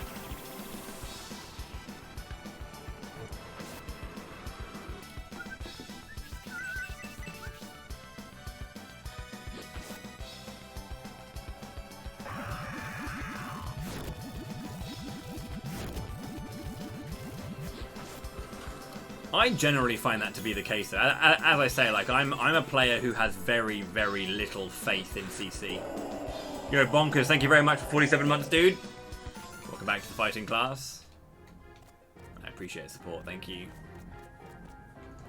Is it? Yeah, it's here. I was not ready for that at all.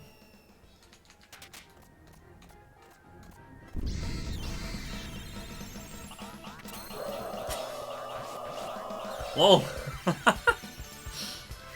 I love it when the Pixies kill the enemy. It's always good fun. Sticky out tongue worm.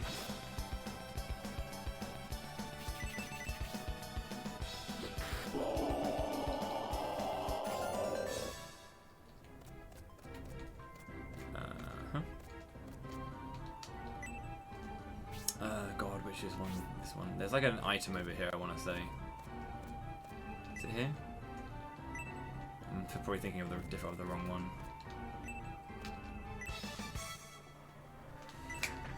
I kind of remember shit. Around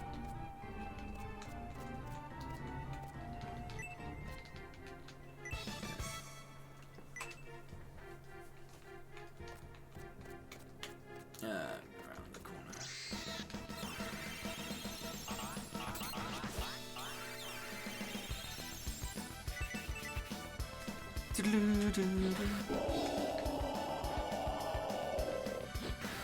But yeah, Camelot Month is, again, if you're new to this, is about showing a bit of love for Camelot Software Planning, the developers of the early Shining games up until Shining Force 3 when they left Sega. I'm not going to take this fight. I said I'm going to flee. I said I'm going to flee. Thank you. There is a zombie coming from the left, I think it is. Right. Reaction times. Yo, Bryn as well with 47 months. Welcome back to the fighting class, dude. Yeah, and they also went on to make Golden Sun with Nintendo. So they also make all of the Mario sports games, but this is about their RPGs specifically. So.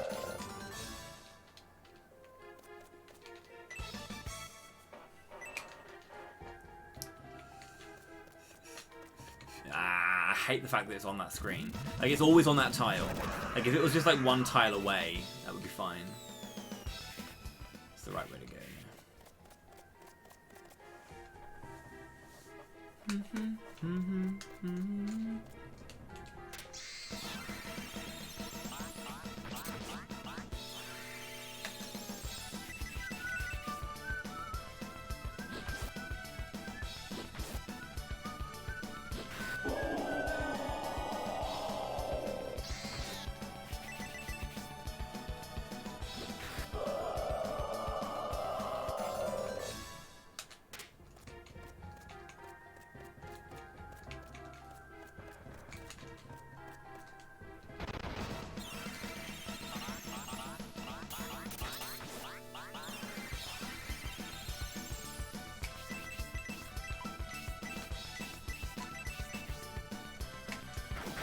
Even in the lag, the menus are still fairly responsive. Like the menus themselves are quite good overall. Like you can mash through loads of options and get the menus all the way through. So when I'm healing, for example, the reason this game reminds you of Golden Sun is because it's made by the same developers.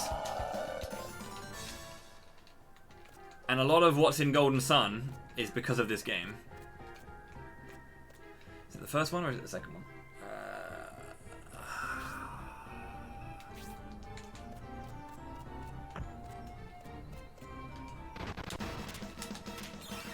That is the wrong one. That's okay. For more information about Camelot Month, please go to the document there, linked. And you'll find out more information about Camelot Month. But all you really need to know is that Camelot are my favourite developers. They make the best RPGs. IMO. And I love them.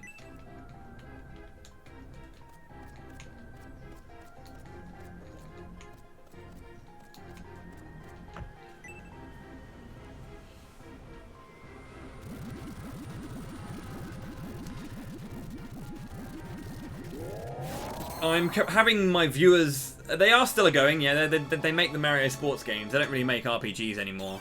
Though they have said on record that they do want to keep making RPGs. They want to make Shining Force 4 at some point. Whether or not that's possible is a different story, but they want to do that. But yeah, they're happy to keep making sports games for Nintendo. They're good games.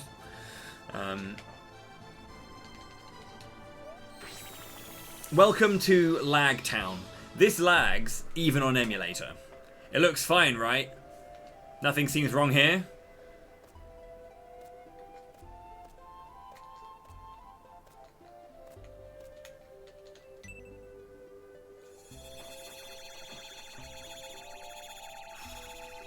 Oh, Enrich.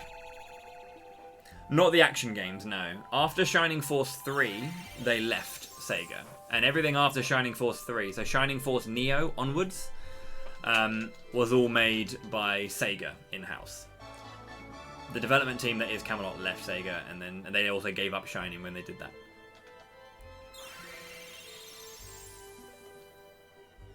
Oh yeah.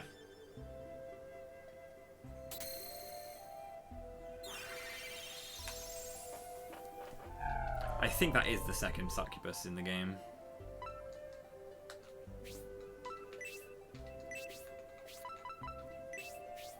It is. Yeah. See, I was worried that I missed one, but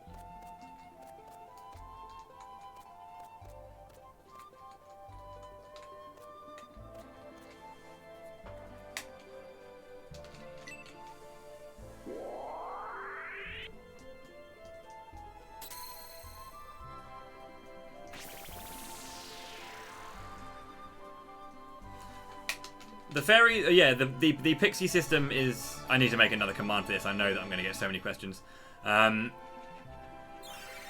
The pixie system is a Jin system prototype. Yes. The idea is that because it's a dungeon crawler, enemies will appear from the left, right, top, bottom, or straight ahead. And you have 5 different pixies that I can select with the LR buttons to throw out the pixies at the enemies when they appear on my screen. And how's it going, Doyle?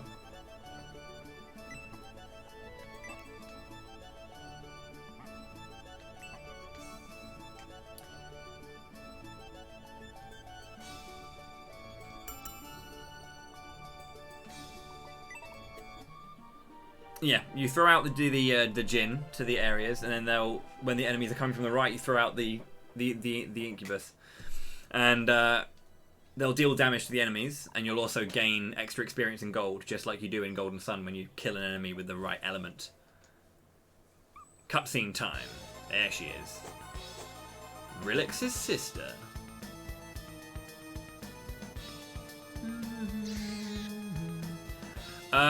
If you... No, doggy! No! Wow.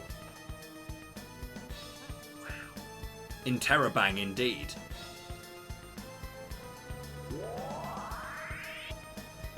The lag dog.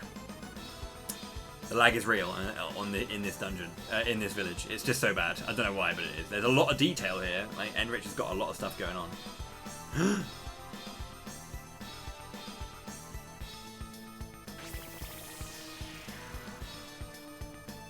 We don't know who she is, but all we know is that she's a baddie.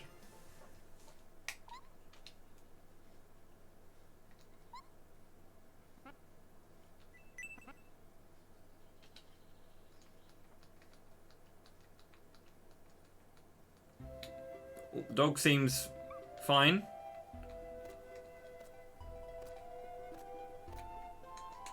Getting the double tap to sprint in this dungeon is so hard.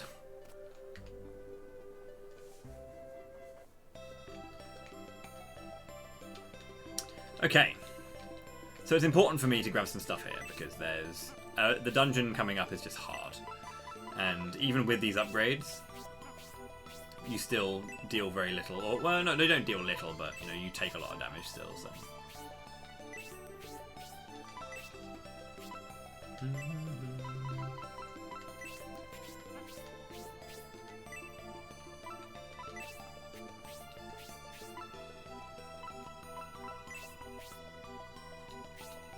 Go, Nasha. Daito. Yeah, it's plus 19 attack. So getting these weapons is like super worth it. Like you really want to grab them.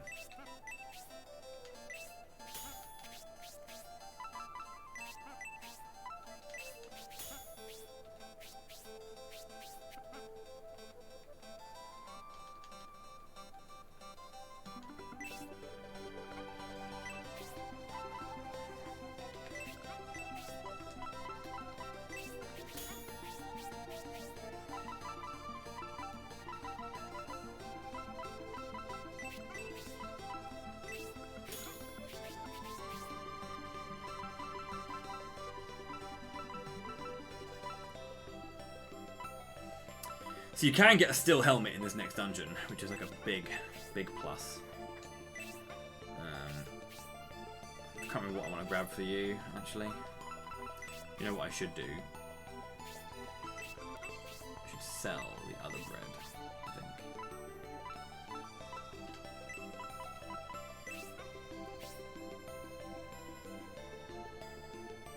I've got under 700...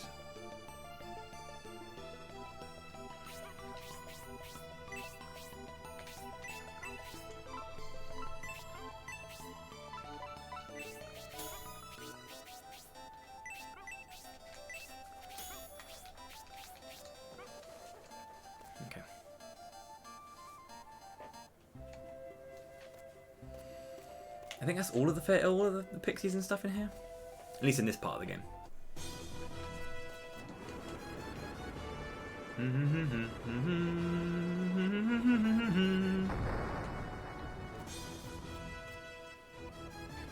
Welcome Welcome, Palmer. It's good to see you again.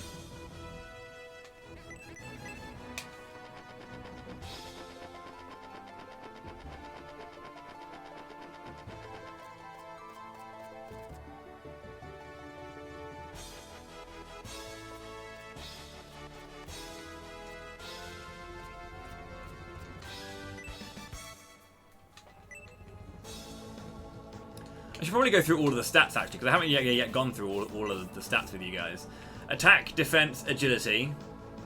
Enough said, we know this one. Crit is your like chance to crit. Then there's technique, which is like the types of crits you get. The higher your technique, you get different ones. Luck is your ability to like ward off status elements and all that kind of stuff as usual. Magic defense, and then breath defense. Now,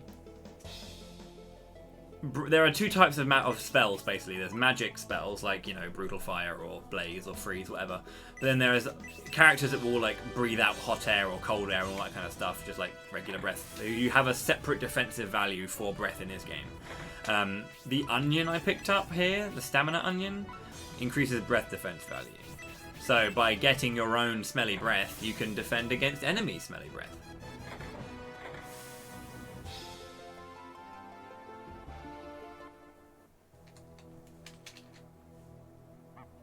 It must have been difficult to catch an outlaw like Rhodey. Come forward!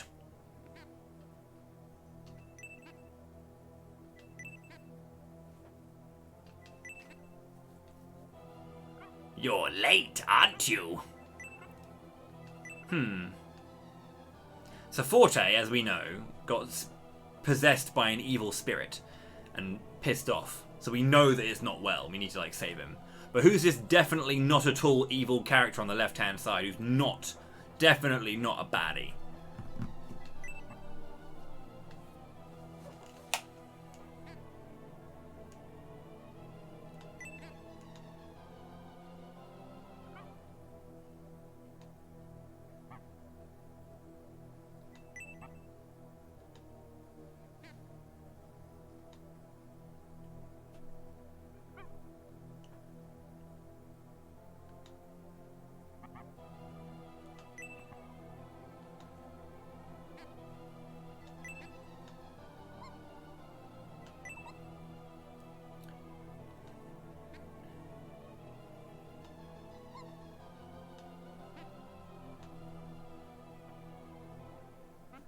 An evil spirit has taken control of your body. Show yourself, spirit!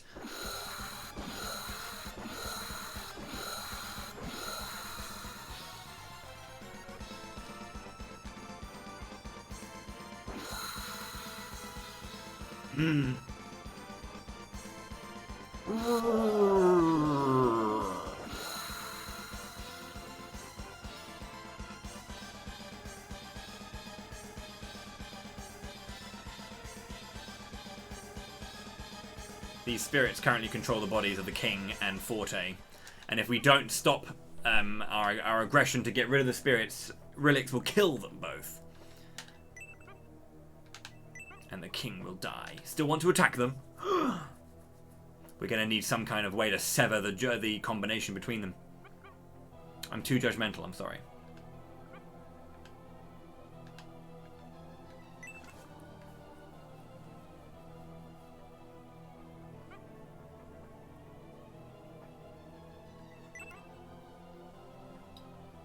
The lights that surround my bodies. Enjoy the dungeon. Oh, I shall. Whee!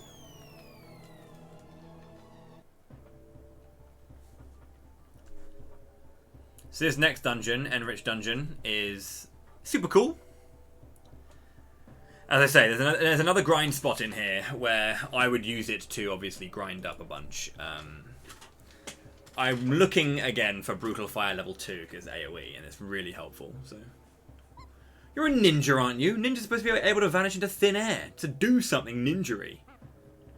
Only half of me is Rhodey. I have no control over nor little knowledge of my other half. Well, that's great. We can't count on Rhodey. What are we going to do now? Maybe you should count on Doyle, the incomparably swift. Doyle! Check me out. Bosh. I did tell you not to go to Enrich, didn't I? Bajing!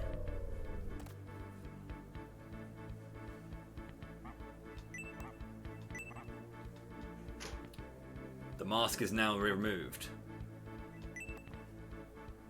Far East Village. Is that genuinely the name of the village?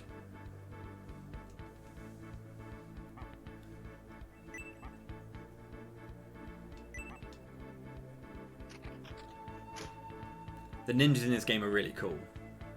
Akane is amazing. Turn left and follow the path to the well. Enter it and then follow the path that it runs underneath the castle. Once you get there, the rest should be easy. I'll wait for you at the village. Take care of yourselves. Oh yeah, before I go, I should tell you that there's a passage down there that's blocked by a wall-like door. I left the key in the bottom of the well. Sheesh! So there's a few things I want to grab. I want to grab some fairy powder because it does detox level 2. I think it's this one here. Yeah. And this is really important because a lot of enemies in this, well, the enemy that we're going to be grinding on has the potential to actually paralyze you. And if you get paralyzed, you get destroyed, which is not obviously how we want this to roll.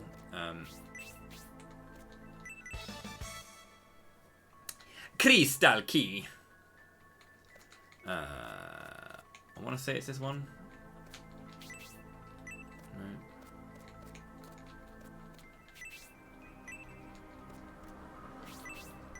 No.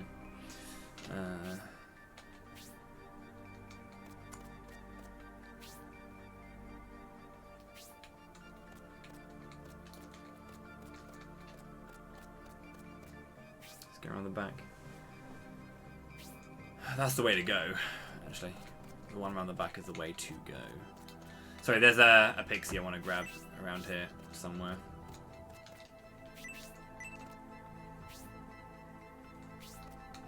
So I think it's here.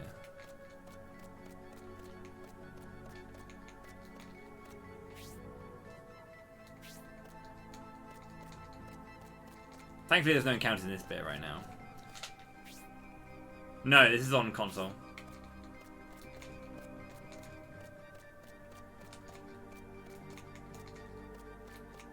Yeah, so that's definitely the way to go. So why the hell am I forgetting where the hell this pixie is? My god, my memory of this particular pixie. There is like, yeah, I know the leprechauns pretty well. And I know the incubi pretty well because of the speedrun, but it's been a while since I've done the whole 100%.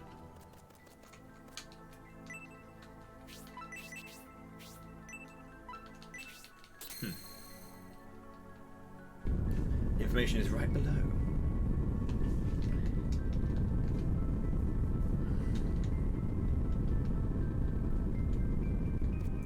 Because this is the way you get the leprechaun. Yeah. I'm probably thinking of the wrong map then. I'm probably thinking of the other map. Because at the other end of the dungeon, there's like another one of those maps. It's probably the other one then. Okay.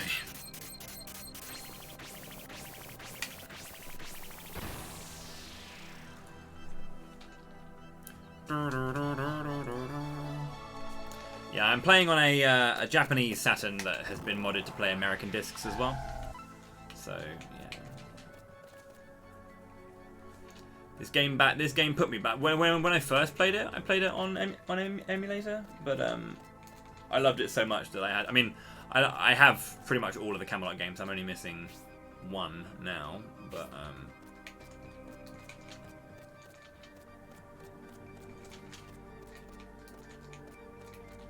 yeah, I did pick this one up specifically because I loved it so much. This game just impressed me. Also, let's go and meet Ian McKellen. Once you see it, you won't ever unsee it.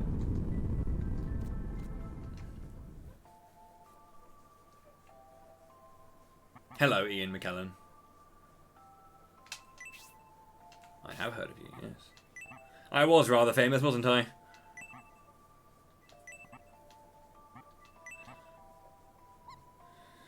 I think it's in the other. It's on the other well map, not the one. Basically, this is the one on the dungeon side. It's the village side one where you get the succubus then.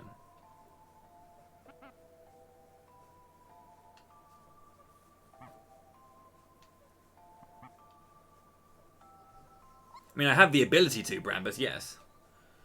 I do own... Well, I do have access to Mario Power Tennis. Doesn't mean that I'm going to play it. Go to Aborigine Mansion and meet with Master Galm. Everything starts from there. Why us?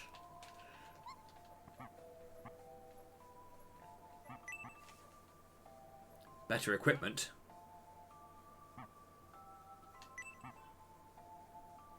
You are led by destiny, and the other two share in that destiny. My destiny. I know you are. It just happens every time. We only managed 1 hour and 50 today. I normally try and count how long until one of the sports games are mentioned or brought up. Because it always happens every day. It's all good. If he does not want to cooperate, he has no need to. We are the ones asking for his help, so he's testing us. Testing us to see if we are worthy enough to justify the risks he will have to take. I will do it. Thank you.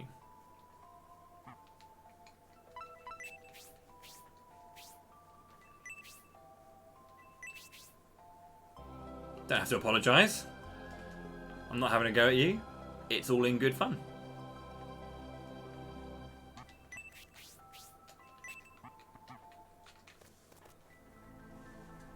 It's more a joke now than anything else that every time I play something, it gets brought up. Yeah, I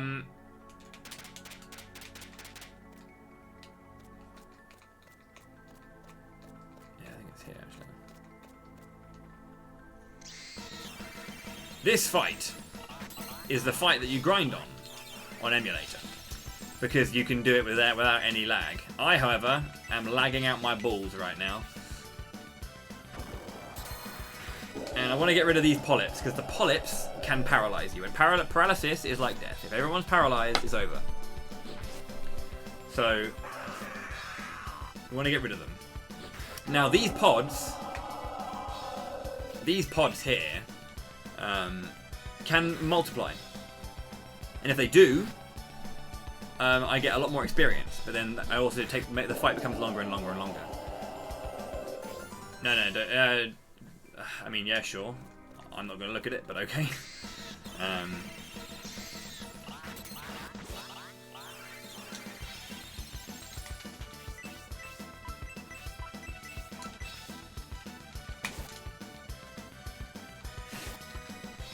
I'm trying to do as much of this from memory as possible, and then if I need help, I will pick up. I'll look at a map if I have access to. I have Wolfgang as a in my favorites bar, so whenever I need help, I'll pop to Wolfgang. Don't worry. I appreciate the lookout, Jake, but I'm trying to do as much from memory as possible. It's very easy in this fight for them to just basically, as you can see, there's a ton of experience, right?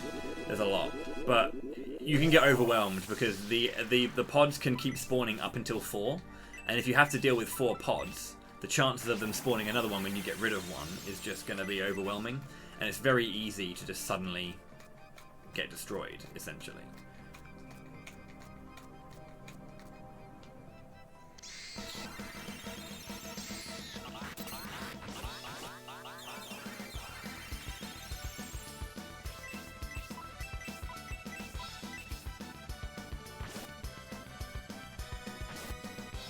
I think I had a fight. Yeah, I had a fight where because it says the letter right. Polyp A received damage. I managed to loop it around the entire alphabet once because the enemies just kept spawning new ones. It was the most amazing fight, but I looped it around the entire alphabet.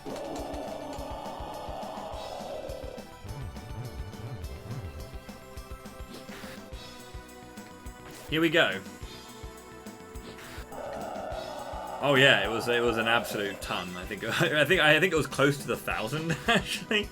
It was pretty dumb. I think they're worth like, what is it, like, not 1,000 no, like it's probably about the 500, 600 mark, because they're worth about like 20 each, I think. So yeah, see how far we can get. E.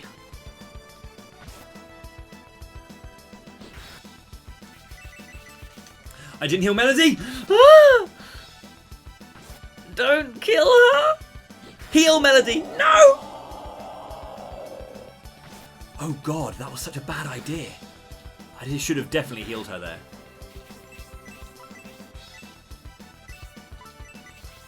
Survive, Melody. Oh, she's alive.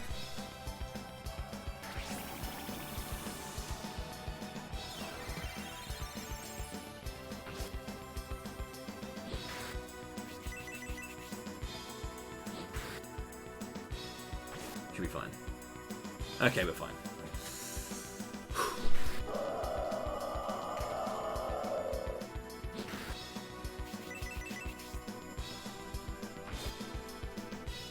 Some very unhappy frogs. There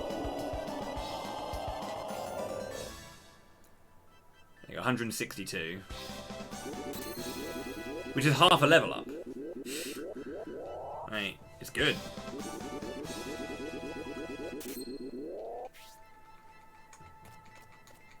But yeah, I think coming to do this grind at a lower level is not a good idea. Doing it at this level is a lot easier because... yeah, I gave Melody a quick chicken so that she's faster. Yeah, I want to get rid of these polyps because if the polyps get a... Yeah, he has amnesia. He got hit on the head by a falling rock and it gave him brain damage, so like he's currently in recovery. At the beginning of the game there was a massive like cave-in in a cave, funny enough, and we got over to where basically spirits took us as hosts, and then they're basically healing us whilst we you know, they're keeping us alive and healing our wounds until we're ready to kind of like take control again. But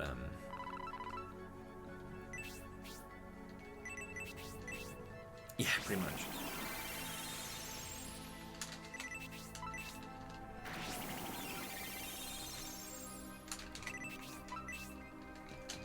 That doesn't roll around the back.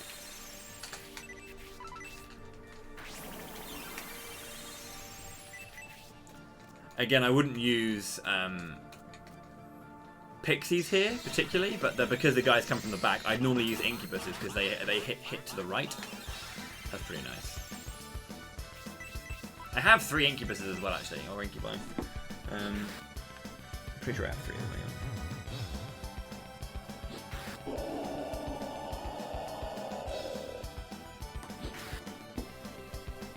But yeah, if Melody gets attacked, having her, oh, big crit. Having her do her HP absorb, or her drain crit, is super nice because it again mitigates the need to heal. They're being really kind to me today. They're not doing much pod laying. Also, when they lay a pod, that pod has a chance to get a turn as well. Doesn't always happen, and it rarely happens, but they can sometimes get a turn, which is really weird.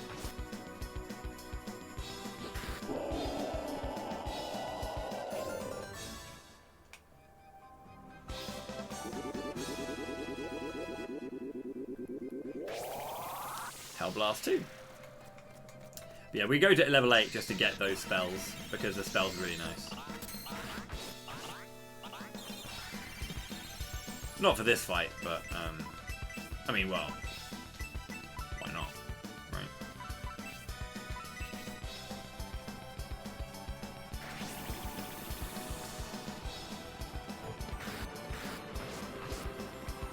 Doesn't kill anything, though.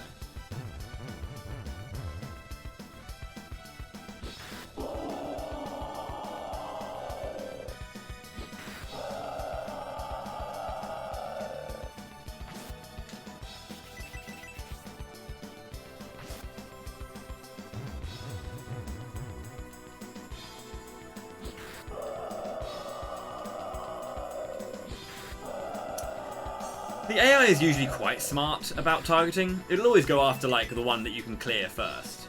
So you kind of do hope that like the weaker enemies can clear the weaker characters can clear an enemy, and then you can get the big hit on the on the stronger enemy. But yeah.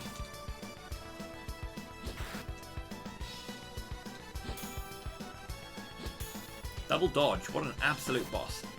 How's it going, Felly? I shall do the thing. Whoa! Bam! Hell yeah.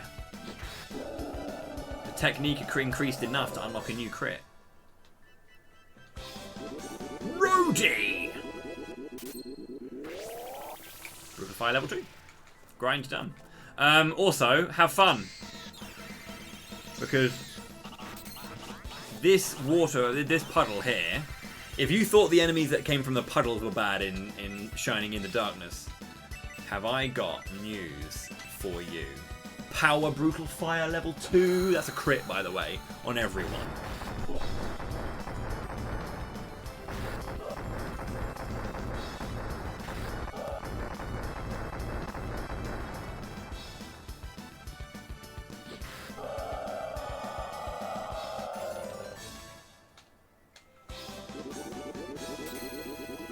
Okay.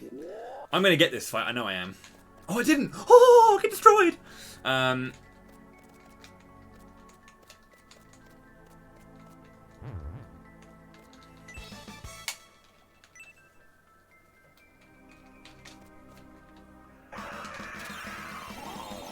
reacted really slowly there. These guys suck. They also have Hell Blast, which hits AoE. So hopefully... I mean, they normally do it on the first turn, and they'll try it on the second, but they run out of MP. They've only got enough for one cast. So... to my knowledge, at least. I seem to remember that. Someone might know exactly how much MP they have. What I like about games like these as well is that there's always the people who know their shit with these games, which I really love. When kind of like the people who kind of like love a game and they know like everything about it are just like, holy shit, my game, let's go.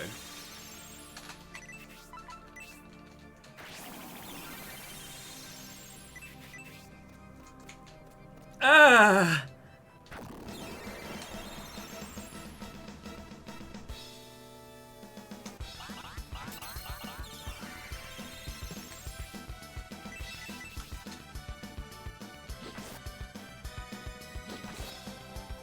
Breath. Check it.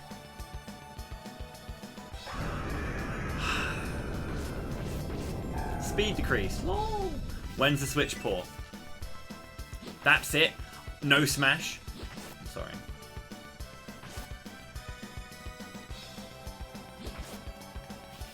The melee was nice though. Oh, double melee. Oh, I'm so lucky. It's still 20 damage.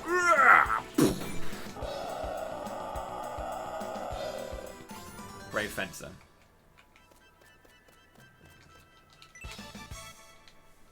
Slash Dagger. This is an accessory for Arthur. Or Palmer. And it increases crit. Which is super nice. I'm not sure how much the actual difference is. Let's have a look. It is minus 20, well, minus 7 crit from here. And it also is a tool, so you can use it in battle. So I'm going to have to give that a go. I don't think I've actually ever done that. I don't think I actually ever have tried using that in battle, actually. Let's give it a go. Does anyone know what it does? Tig?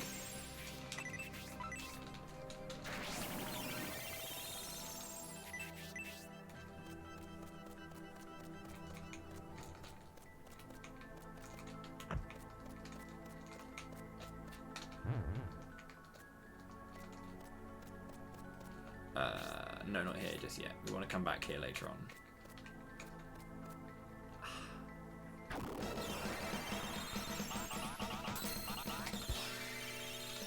Well, we're going to find out now, at least. Fights. Item.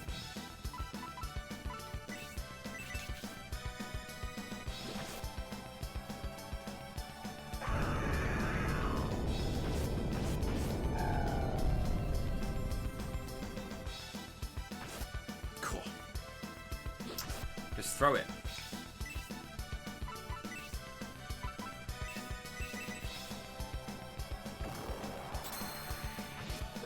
I wonder if the weapon is actually pretty solid in terms of damage output. Actually.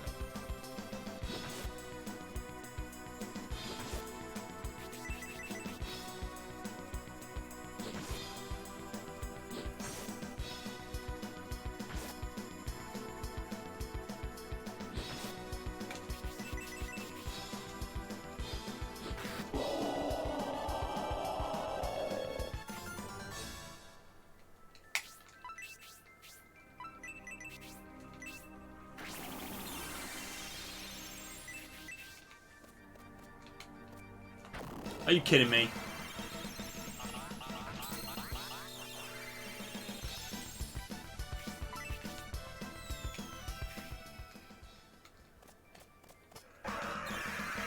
This guy's always here. I don't think I've ever not got him. Again, there's a chance to get most encounters on the squares where you can get encounters. Not guaranteed. Nice lag though, right? This is a very long dungeon. It's very long, not very wide. So looking down the fight. This is why the grind fight is really not great, because you're looking down the encounter. Or yeah, down the map. So there's a lot of shit behind this screen.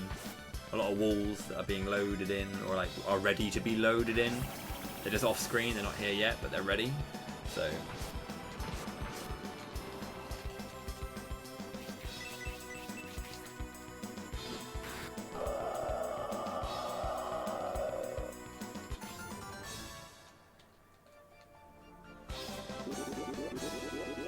Melody? It might have. I don't want to be doing this here because this is laggy. I'm gonna just change my camera angle.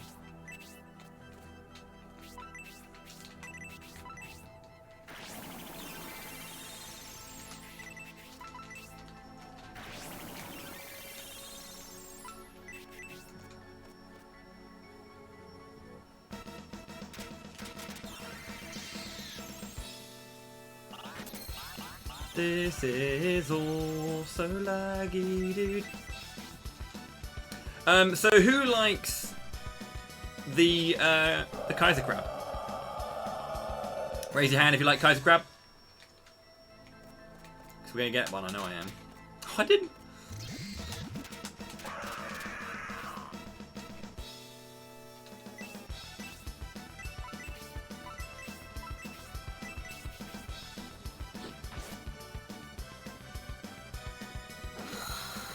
Don't worry, there'll be plenty of chances to see Kaiser Crab.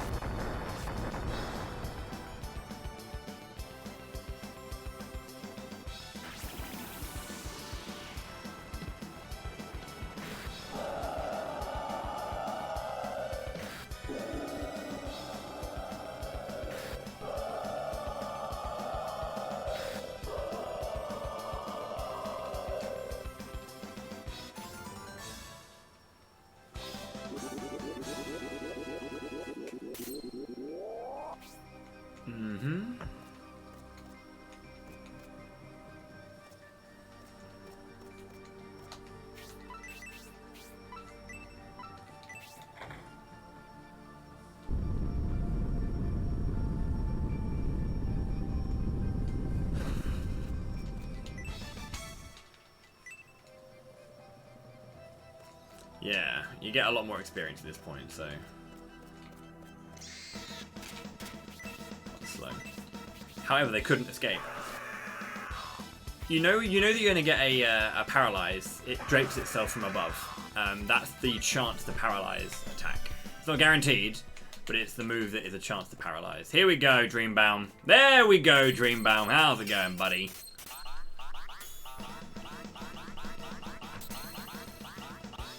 Scissor crab.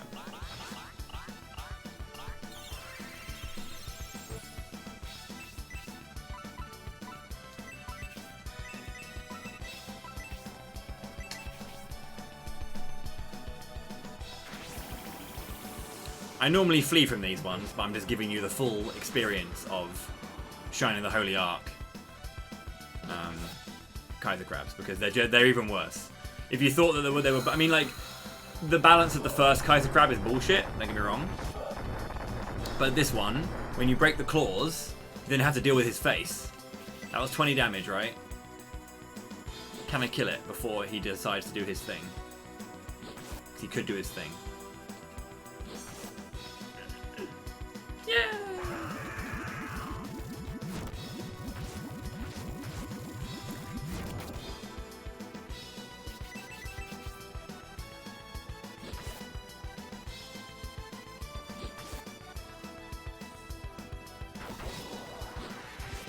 It's not dead yet. Oh my god. Ah, Melody!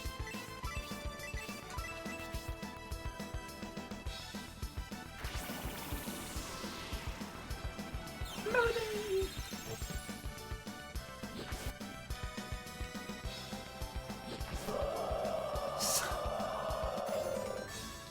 So with that much experience, 74. Every time.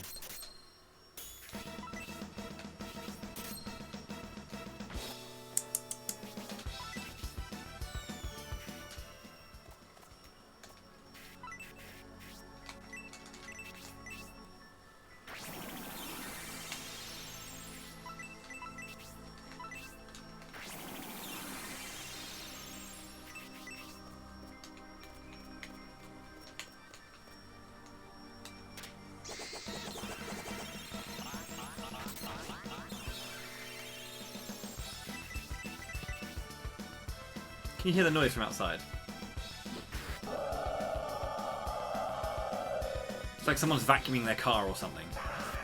They've just got a Hoover out. They're going to town. I'm pretty sure someone's hoovering their car. Oh no, no they're not. Someone's just trimming the nearby bushes.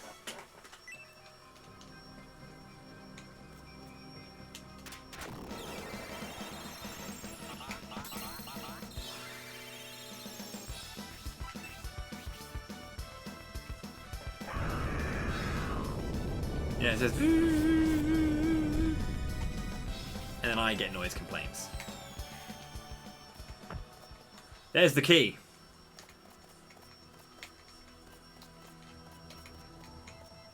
Oh, no Dreambound. Okay, these guys, right.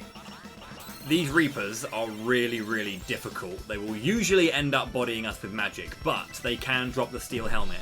It's like 1.5k to buy one of these, and they're a big, like, 8 defense increase for Rhodey. So getting a drop of the steel helmet is super nice if you can get it. 2-turning it is pretty tough. Hopefully we can. Blaze 2. It's not 20, it's 26, which is a lot more damage. It's always one hit away from being 2-turned, dude. So it always just has a chance to get its shitty little blaze off.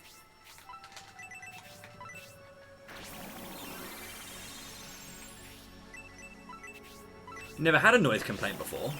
I was very upset. Don't know what I got. So like, I just got an email from my landlord being like, I had a noise complaint. Can you please keep it down? I'm like, they went straight for you, huh? Because like, I hadn't heard anything.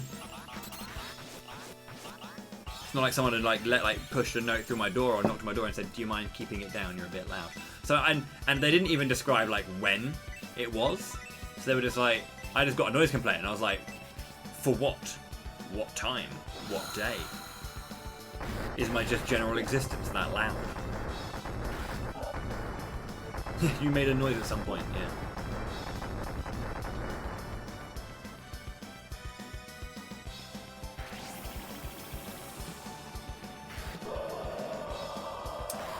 How's it going there, Alex? My pleasure. My pleasure. It's one of my favourite Camelot games. I played it for the first time during Camelot Month 1, and that was like, yeah, the first time I ever played it. And it jumped up immediately to my like 3rd favourite Camelot game. The top 2 are kind of hard to beat. It's no one's fault. It is... The triangle goes... there, yeah.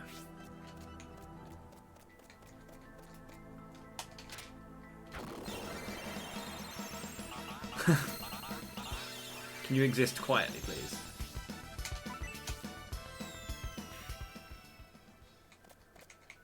Shining Force 2, Golden Sun, The Lost Age, then Shining the Holy Ark.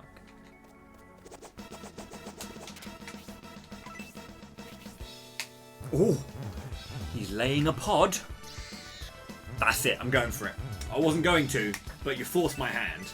I've got to murder you all. Brutal fire.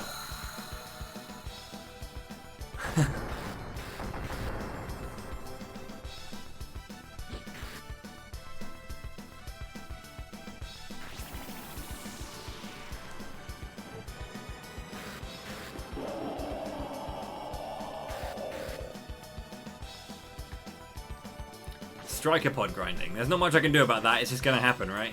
It happens to you. It's not really how you want to roll, but yeah. To be fair, I'm doing a lot more fighting than I would do in the speedrun. Again, you'd get level 8, you'd get brutal fire. I mean, you do want to get kills along the way because you want to try and mitigate as much grinding as possible, but there are just some times when you just can't, and you just have to just accept the fact that you're grinding a lot in this game. We only pick up leprechauns and incubi because they have the best. Obviously, the Hatari being the main one, but air polyps in Western Shrine, is it? Yeah, in the Western Shrine, we grind to promote there to like level 20. Give us the steel helmet, sir. Yeah, I agree. Great. Blaze is powerful as hell, yeah. Striker Pod Z appeared, yeah. But I was talking about earlier how I once looped the entire alphabet. It was dumb. Just Striker Z Pod appeared, yeah. And you're like, great. At this point, you're hanging. You're just like, I'm out of MP.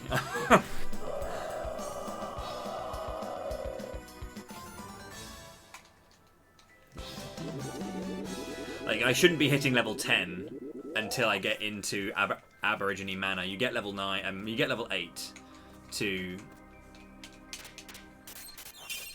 You get level 8 to have access to... Say your word, Bowie.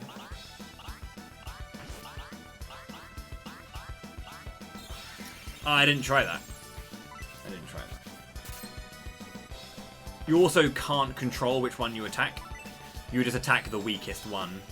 So it's not like I can just only focus the others.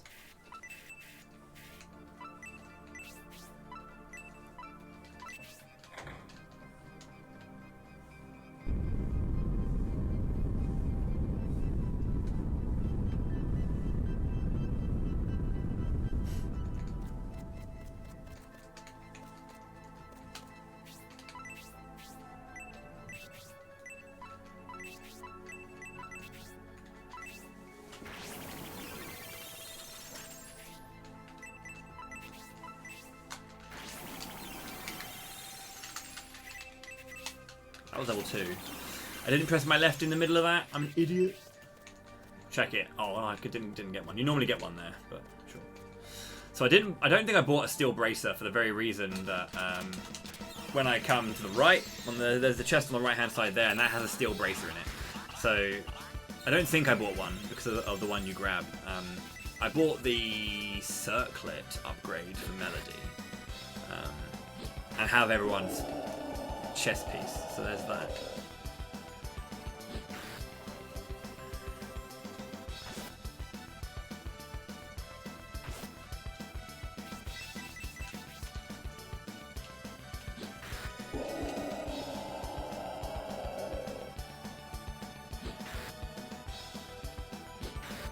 It's really weird, like I haven't played this game with all of the Pixies for a long time, so I'm so used to like having just to press 1 to go to either these two. They're the only two I get.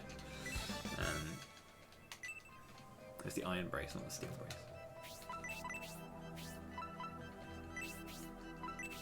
Or did I buy it for you? I didn't, right. I was worried that I was an idiot. I mean, because I'm usually an idiot, and I'm bored of being an idiot, so... blah, blah, blah, blah, blah, blah, blah, blah, blah. There is a crit juice. Here. And there's the goat piece as well, or the falcon. Oh, it's the eagle crest. Oh, the goat was the second one. Yeah, it's like snake, goat, eagle. I should have done that first because you want to go get the crit juice and jump off here. And that's how you get back quickly. Didn't get a dream bound.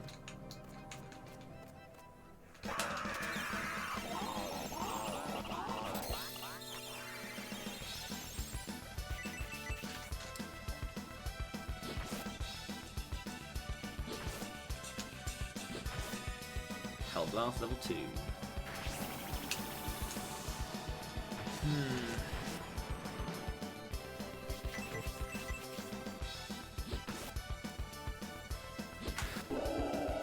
I'm really happy my shirt came in. Ah! Why are you a poo? I'm bored of this. Thank you. And again, because of that, you can't get through there anymore. You have to go all the way around again. So I'm going to get another encounter with this guy, right? Oh, okay, I got away with it. What shirt was it? Ah, why, of course. It's my Camelot Month 3 shirt, available in the exclamation mark CM shop, with the artwork of Camelot Month 3.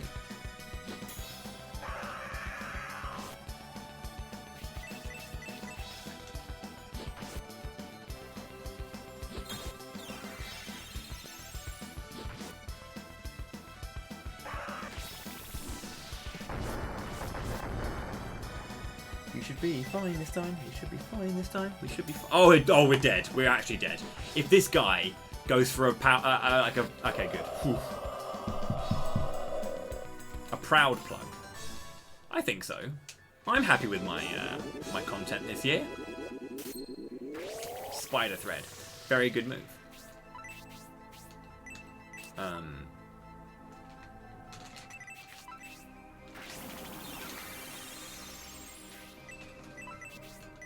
1, 2, 3, 4,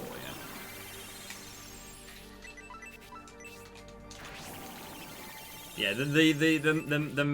the menu is like super responsive, as you saw there. I could just like, you can just mash it all through and it works. It's great.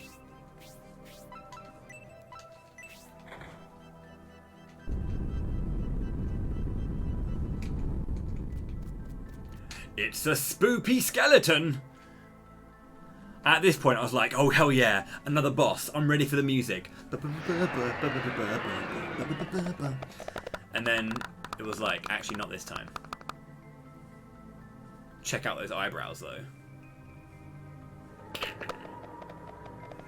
Hello! And he gives us a clue to the next dungeon. Now finally my Gias is finished. I can rest in peace. The key is yours. But the quest is just starting. Now you must solve the Aborigine Manor. Just a bro skeleton. Let me tell you something before I go. Yep, I've taken that in.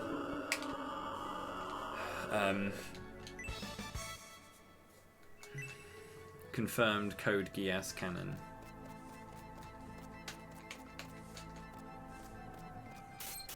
Go away, Dreambound. Now's not the time.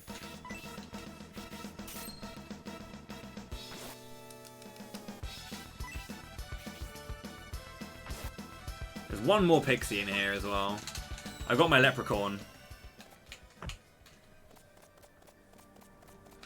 But there's one more, which I think is around here somewhere. It's in a wall, basically.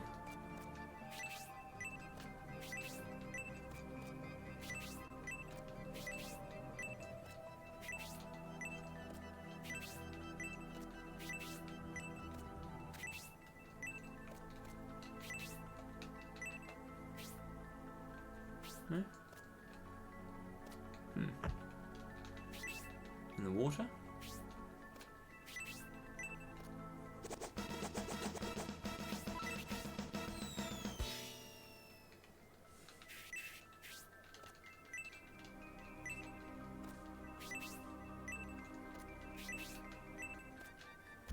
Huh.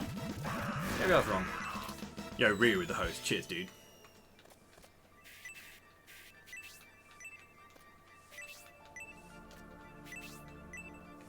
Yeah. Sorry. Could have sworn there was a fairy in one of these walls. Might be wrong.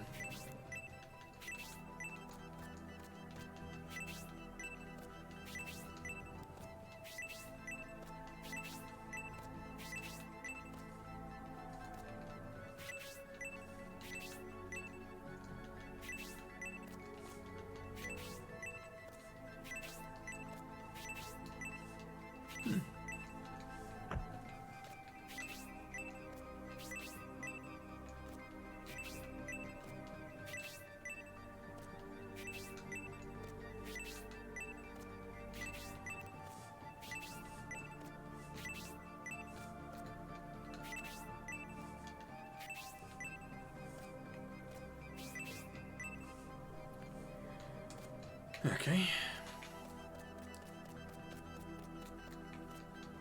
That's definitely weird.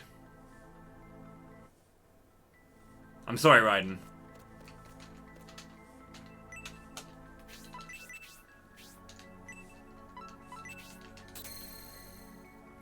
There is the one in the town well. I didn't get that one because you come through the well now, so I don't go and get it early. I get it on the way through. But I could have sworn there was a fairy in that area. But maybe I'm misremembering.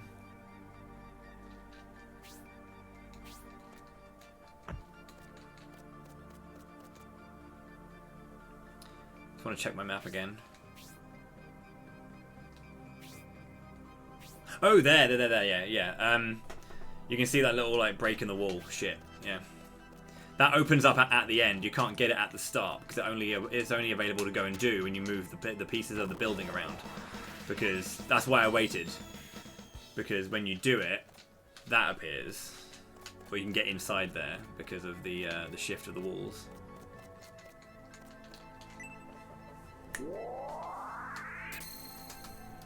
Suit you. I knew I was missing one. I just knew I was missing one. I was giving up, but I kind of was like, I need to have a check. Let's have a look at the map. Thank you.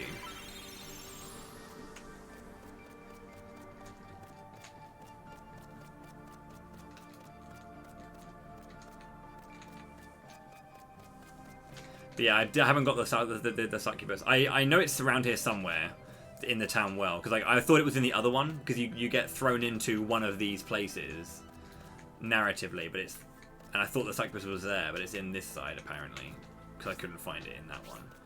It's just like at the end of a wall or something.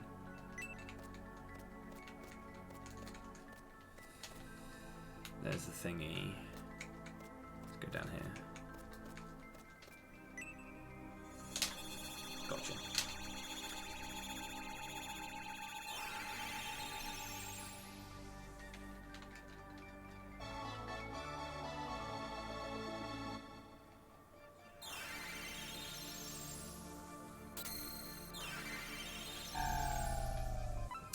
I was about to say it's not nice to like make a smiley face at people having trouble with their games, but then I at the same time, in the same breath, would probably be like, lol, PC gaming, so I can't really talk.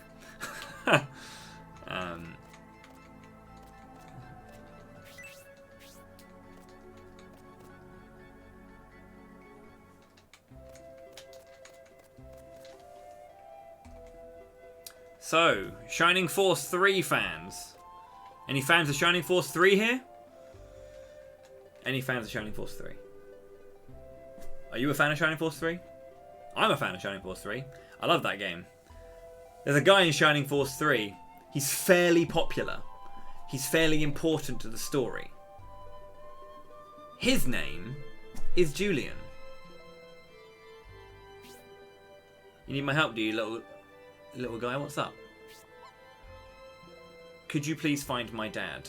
He went to the mansion. If you bring him back, I'll give you the most important thing I have as a reward. Thanks, little guy. I'll remember you.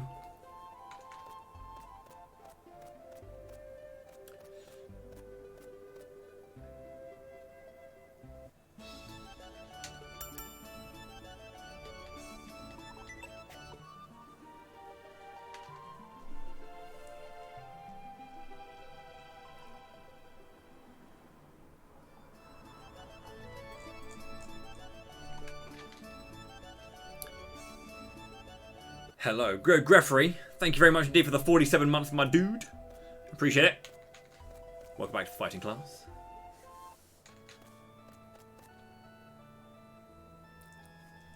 Priest. I don't think I've missed any. I haven't missed any, have I? I'm trying to do this as much from memory, like all the pixies and fairies as possible from memory. I know most of them. There's definitely going to be some I forget though. If there are some that I just like forget outright, I probably will just use a map to go and pick them up. But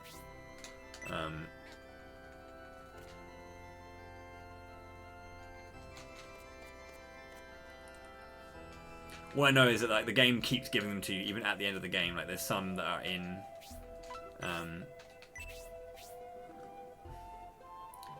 I would rather go back to the wedding bells. I think Shichi. Yeah, looking pretty good so far. 3 for 3.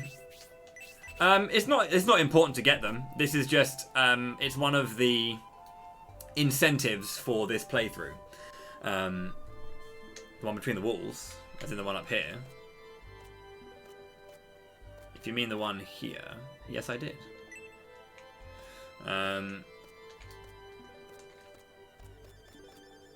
It should be 3 across the board for this bit, and you start getting your 4th when you go to Aborigine Manor. I don't recall getting anything special for getting all of the fairies. It's been a while since I did it, so again, I wouldn't know if there is anything particularly important about that. I mean, they do. So when you get the fairies, again, this is a prototype for Golden Sun in terms of the mechanic. When you get the pixies, when the enemies appear like this, you can throw the pixies out, because they cover different directions.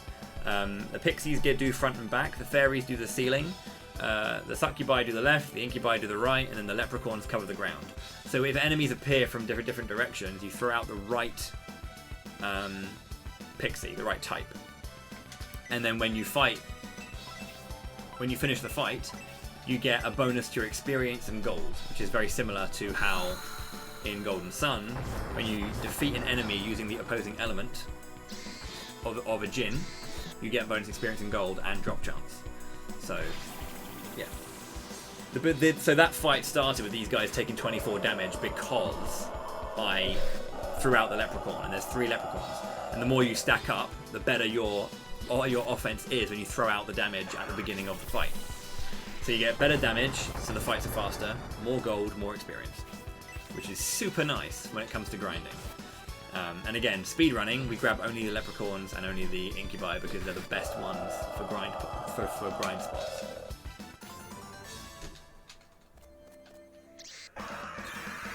And as long as you send out one of the right ones, it'll cover all the enemies. So if you have a fight where enemies appear from left, right, bottom, you could throw out any of those 3 types of pixies that cover any of them.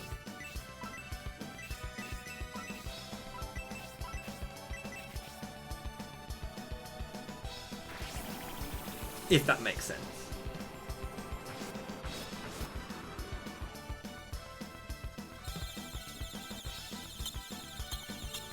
Rhodey's panicking. Great. Rhodey was meant to use Brutal Fire.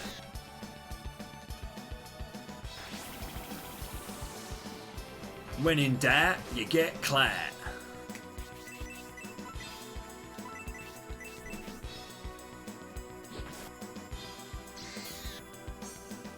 Can we not get outturned? Good. So these bats have that AoE like scream, and it deals like 6 damage to you, but you have a chance to get panicked, which means that you won't do anything for that turn. You won't, yeah, you kind of like sacrifice a turn and you can't do anything until the next one. Cheers for the luck. I appreciate that. So you can see here, the pixies have recovered extra gold, and the pixies have given you more experience, because that's kind of their thing. More good luck. Dang, the double good luck.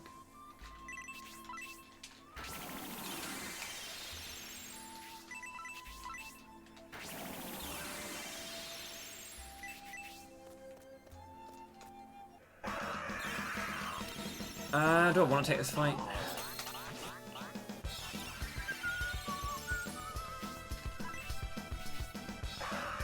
Don't use magic.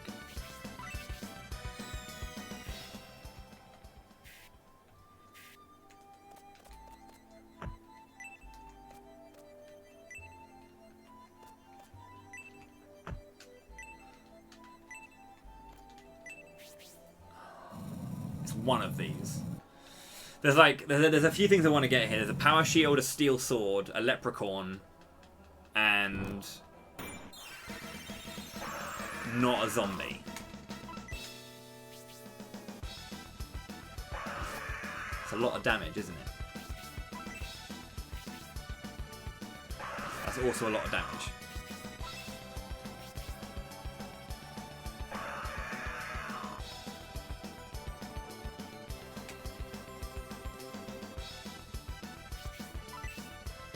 Is this a mandatory fight? Is this unfleeable? Because this is a lot of fail flees.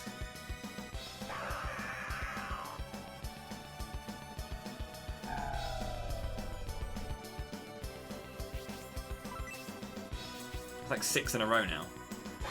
This might be a mandatory fight. I haven't ever actually fought this guy. I didn't know he was in there. Well, not that I didn't know he was in there, I just wasn't aware that he might have been there. I don't know.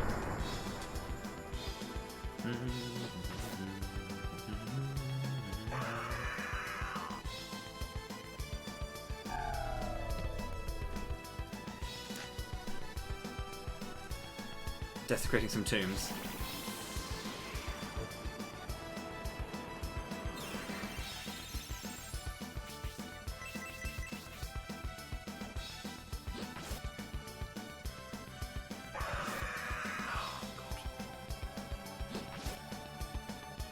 It's also a laggy screen as well.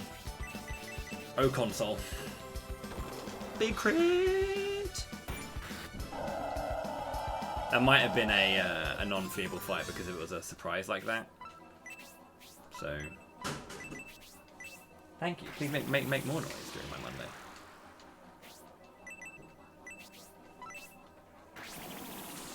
I want to hold on to that to my magic right now as well because not puzzle heavy, but it does have puzzles in it. Smaller puzzles. The next dungeon is actually a very, very good example of that.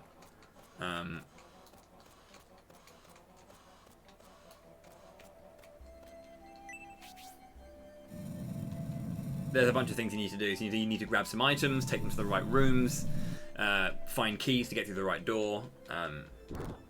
So yeah, there's the power shield.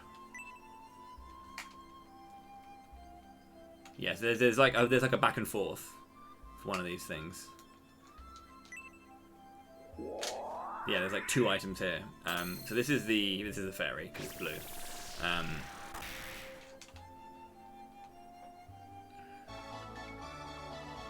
Then where the hell the incubus is? I have no idea. The leprechaun is like in a grave, not in one of these, but like one of these. Between 2 areas. That's all I remember from that. I actually have some fairies. That actually might come in handy for a change. Woo! Is it here? Because like, yeah, here it is. So, yeah, you can see the graves behind it. That's all I remember. Steel swords to the north. I think that's it. No, because there's also an incubus here. Because you have four incubi going into the mansion in the run, and then you get your 5th leprechaun and 5th incubus in the mansion. So there's one more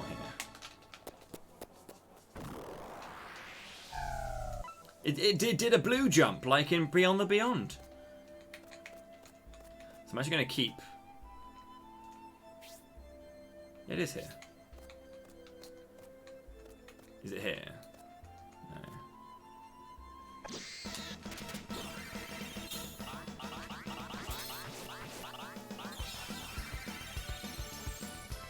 Leprechauns are buff, yeah.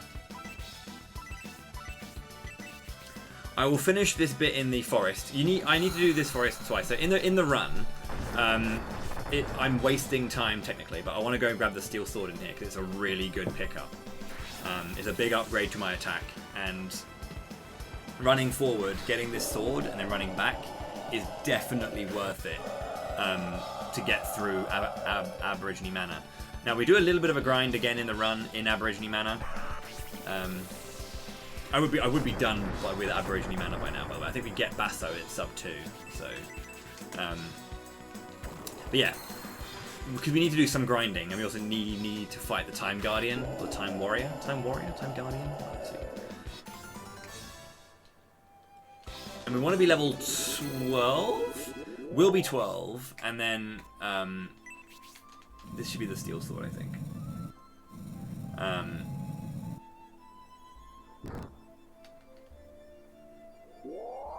No. Oh, it's my Incubus. Okay. Okay. The sounds of the coast.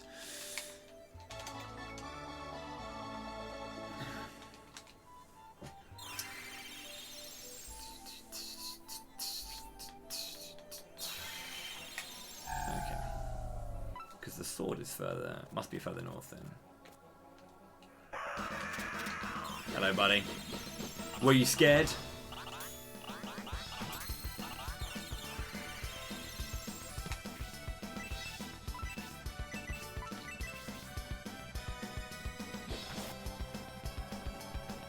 I shit my breeches.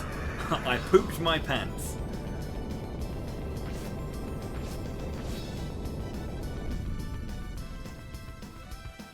Did you enjoy the damage he dealt, by the way, with his ice, fire, breath combo? These guys suck, and these are just guaranteed fleas. I never fight these in the run. Like, ever. These things just suck ass. Ugh! How about you? Piss off, buddy.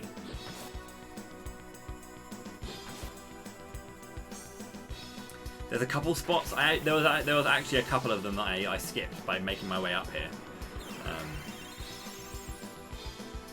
I got lucky.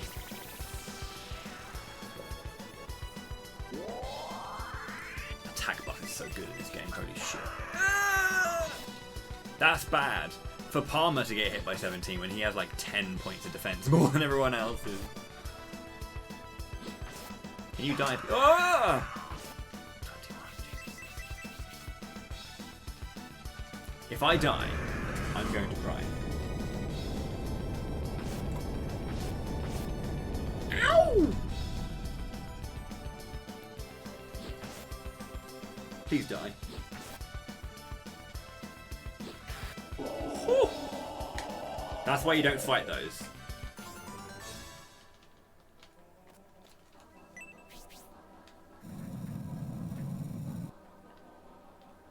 Yeah. Like, huh. There's my sword.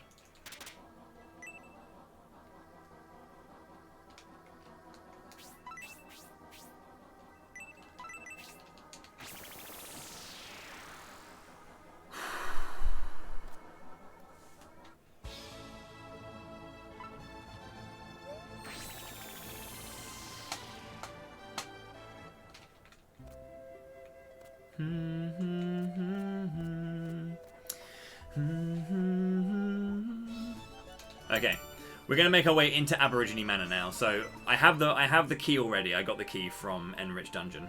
How's it going there, Fat? Enjoy your lurk. Thank you for stopping by.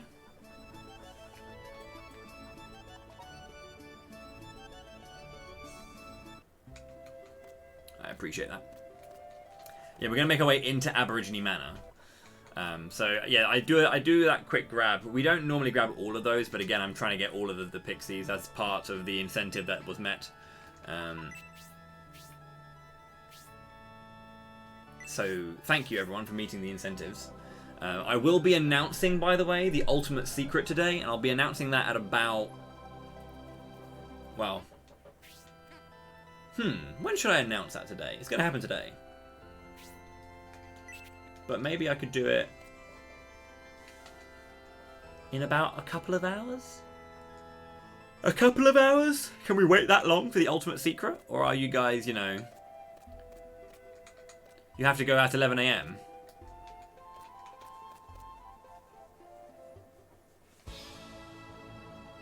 I'd love to see dungeon crawlers that come out use this kind of style, where you have a traditional RPG in the first person sense, rather than like a true to the name dungeon crawler. Because this is obviously a dungeon crawler, yes it is. but it definitely doesn't play like one. You know. There is a thingy here. Is it this one? Some.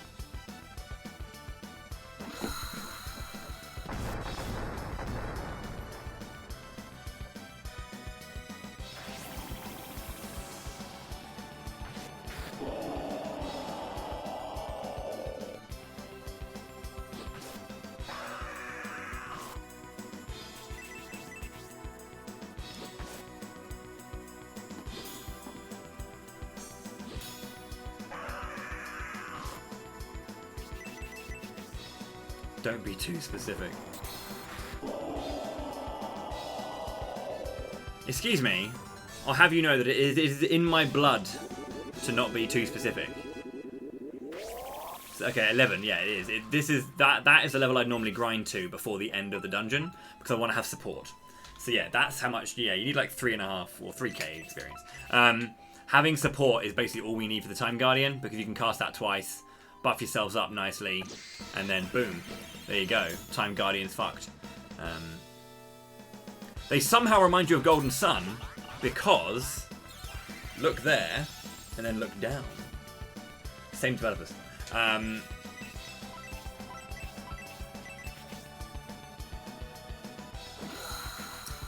Yeah, the British invented the term "ish." I think it's why we're British. You know, it's like, so when are you going to be arriving? I'll arrive like 10ish. That could be anywhere between 10 and half 10. You make it, you figure it out.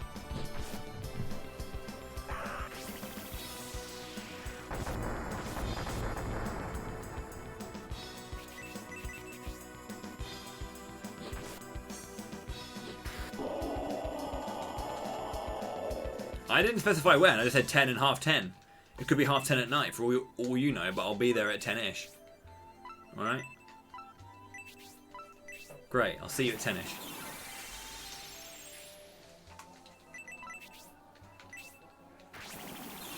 Oh yeah, 10ish being 9:50 is always a good one as well.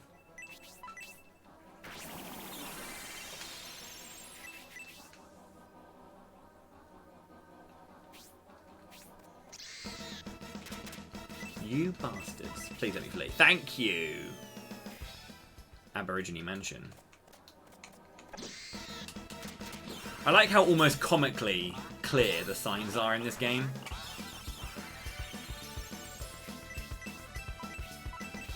Mate, honestly, there was a period of time when I was so lazy for my job. There was like one particular bar that I worked at in London that was just awful, and like the boss was shit and all that kind of stuff, like the really bad stuff. And yeah, I started a stream where I said, and it was true, and I didn't care. I honestly didn't care. I was doing a speedrun of Shining Force 2. This is like back in 2015. I was doing a speedrun of Shining Force 2, and I genuinely said, it was the truth of it all, I need to PB to make it to work on time. I will only make it onto work on time if I PB. Why on earth did I start a stream where I could only get to work? And I saw the run out. I saw the run out. I did not PB. I rocked up to work a good like 20 minutes late and be like, oh, whew, busy day. You have no idea. Well, you're lucky that, you know, they were staying on an extra 30 minutes anyway. Like, oh, whew, that would have been awkward, wouldn't it?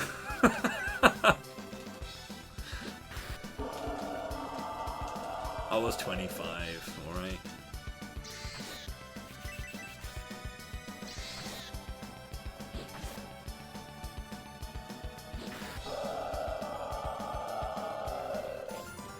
Yeah, I've definitely done that before as well. Like, don't get me wrong, I've definitely like worked bullshit hours and done bullshit hours. Like, where I think the stupidest thing I've done is I was rehearsing 2 plays at the same time that I was working at a night shift. So I was doing a night shift from a month. I did like a week of night shift whilst rehearsing 2 separate plays. So I woke up on the Monday morning and did a rehearsal for my show on Monday. Did a night shift. Woke up the next day from a rehearsal into a night shift. Into a rehearsal, into a night shift, into a rehearsal, night shift, rehearsal, night shift. That was when I was like 19, and that was a bad idea. That was a really bad idea.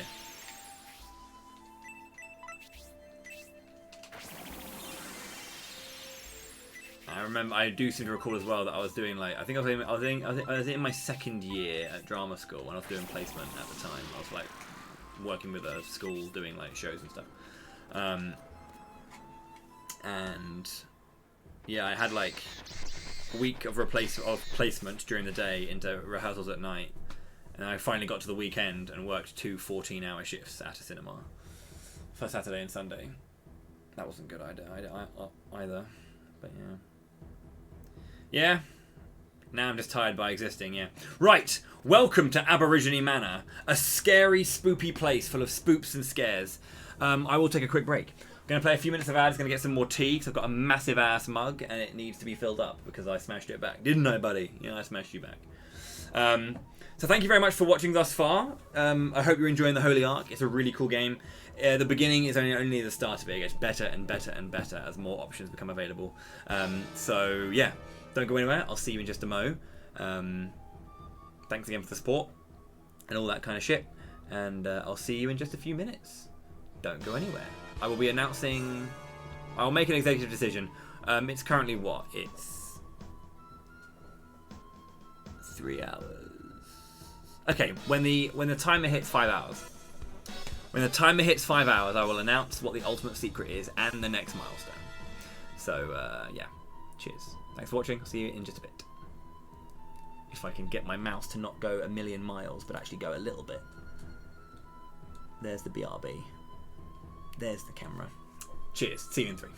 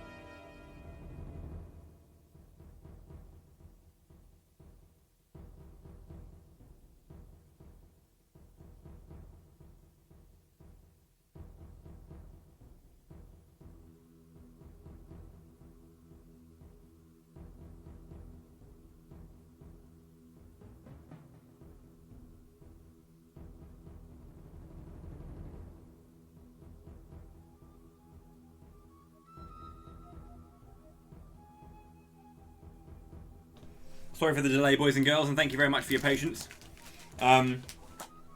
Sorry, I forgot to immediately... I grabbed a snack, and then after my snack was like, shit, I haven't actually put the kettle on. So I had to wait for the kettle to boil. Just gonna fill up my glass, and then I'll come back.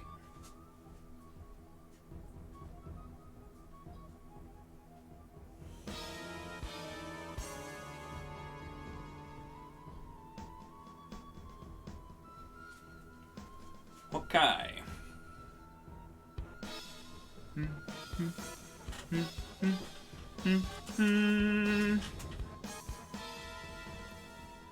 Not another penguin, no. Okay.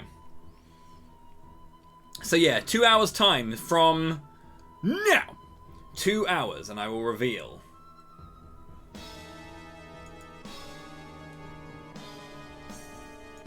Reveal it all.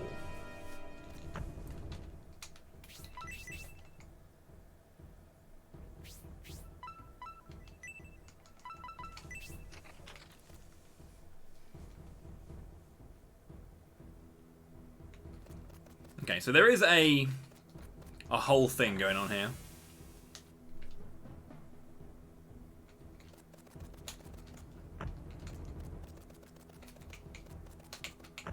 Is this one?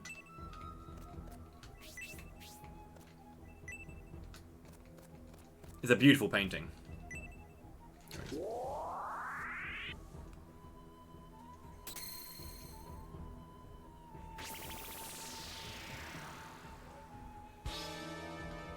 I don't think I even know what the word furlough means. Don't think I've heard that word.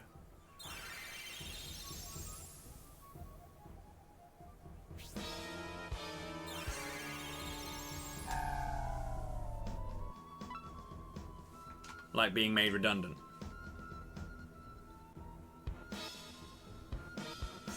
So it doesn't sound the same as being fired, it just sounds like being, you know, made redundant. Which is... Actually, I don't need any experience right now.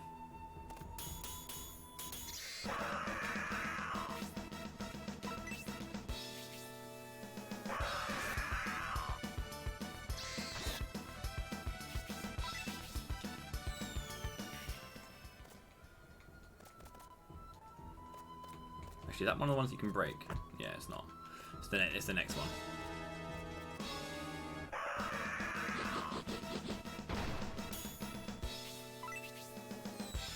With that kind of knowledge, it makes me feel like RPG Limit Break is not going to happen.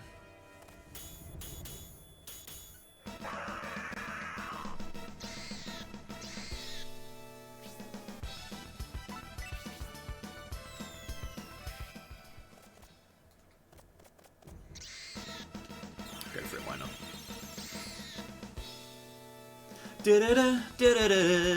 That's 5 incubi, dude.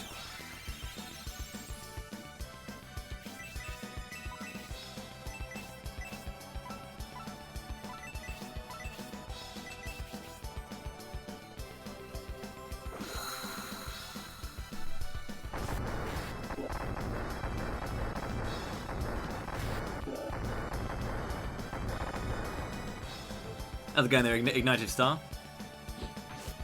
Brutal fire! Yeah.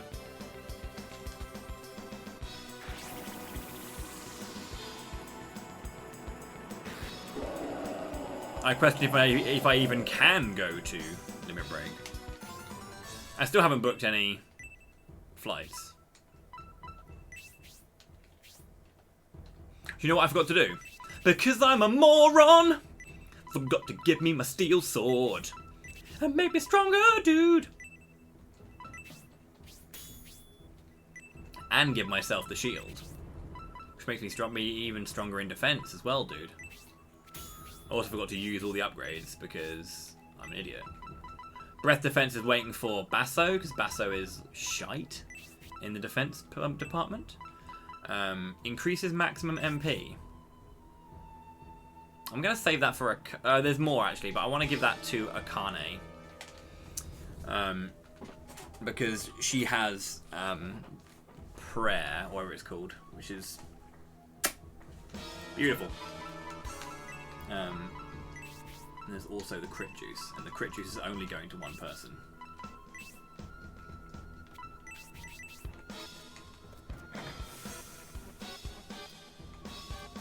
Oh yeah, that's what you do later on.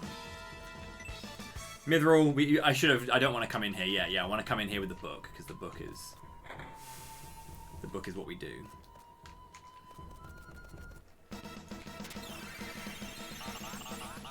I've only got 3 succubi, but I've got 5 incubi.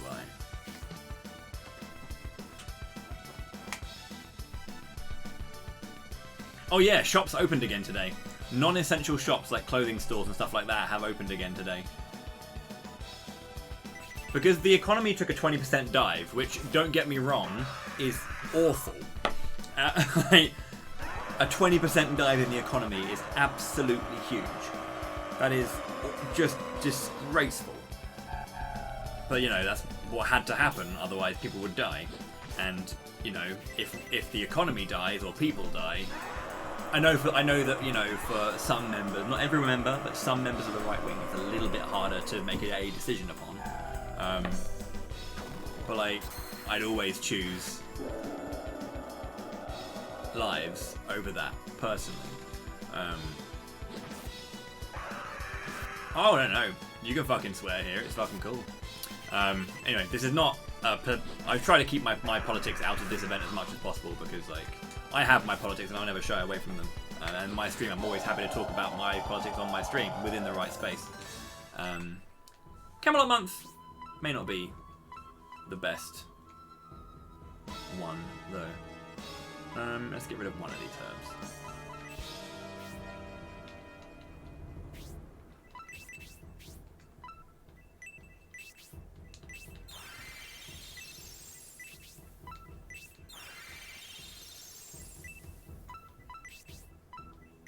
Oh god, no. Absolutely not. No.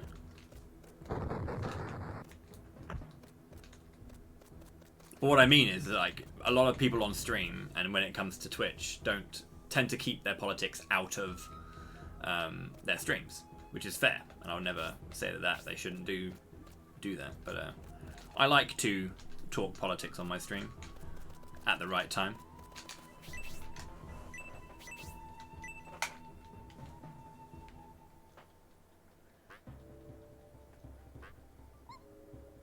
I need to get back to this person I was going to.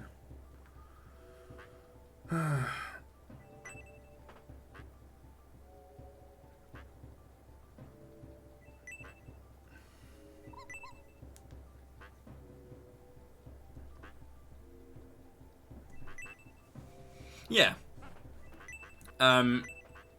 So one thing I always say on my stream is that, like, you know, there will be times and places when we do talk about it, and it's fine. I'll never kind of be like, no politics at all, ever.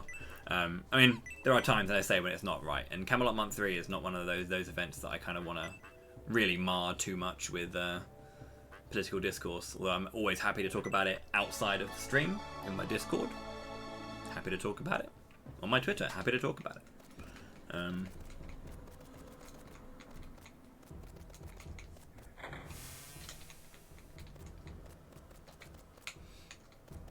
Okay, so, beds need to be in the corner. FF5 is the best one. FF5 is easily the best Final Fantasy. I mean, if you want to be specific, it's easily the best Final Fantasy on SNES, and that's just truth. Like, what more?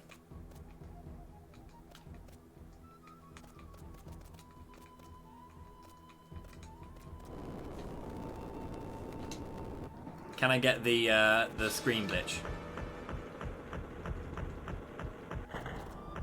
Yeah, I got the screen glitch. You can basically, whilst it does this, whilst the door is opening here, but if you push into the screen enough, it basically continues.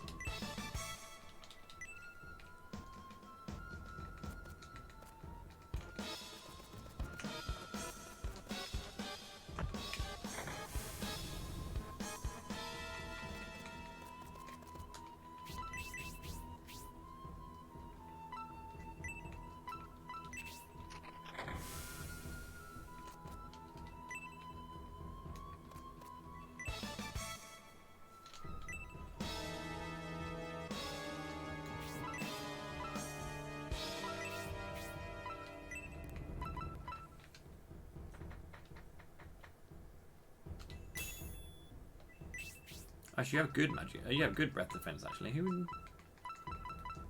Oh, it's your magic defense is just shite. Okay.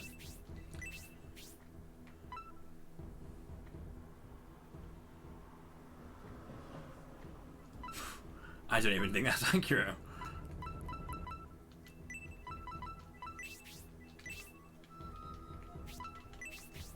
Golbez is just Darth Vader.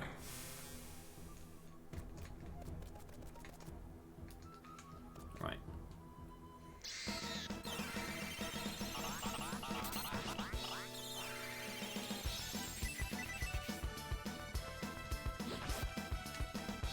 I can't remember how to stop this screen glitch though. It normally stops when you go through a door.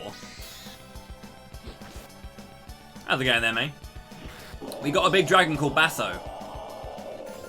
And can you believe it that 2 Shining the Holy Ark characters made it onto the main logo for this event?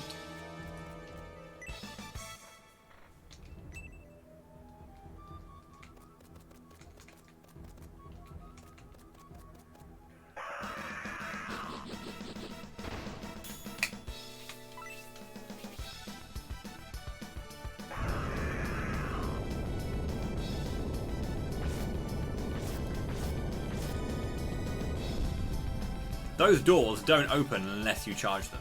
That's what's really cool about them. If you just try and open them, they're just jam stuck.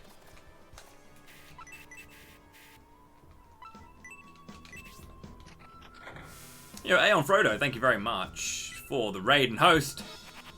Oh god, this is one of these guys. I forgot about these guys. They're in this game too.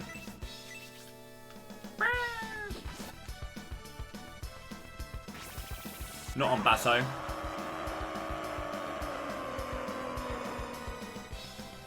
So Soul Steal's a really cool animation where like hands from hell reach up and try and drag you down.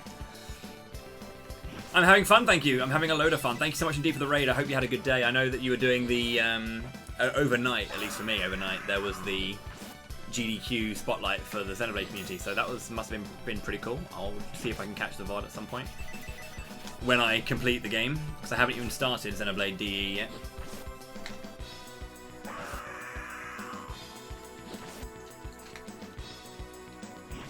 Yo, Binya. 21 months. Well, welcome back to the fighting class, dude. I appreciate that. Thank you. Yeah, also, I mentioned it earlier. It was very subtle.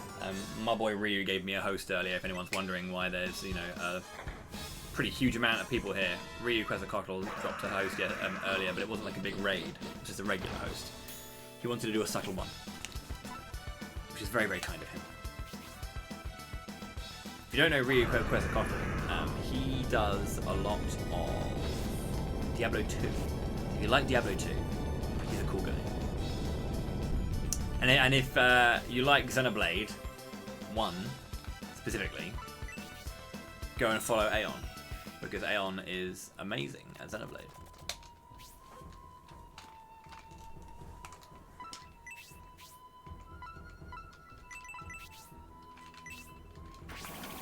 I have played Shining Force Feather, yeah. Shining Force Feather is not bad. It's been a while since I played through it, and I don't remember much about it in terms of like the actual details of the game. I remember the battle system being somewhat difficult to get a hold of, obviously in Japanese, but yeah, it's not a bad game.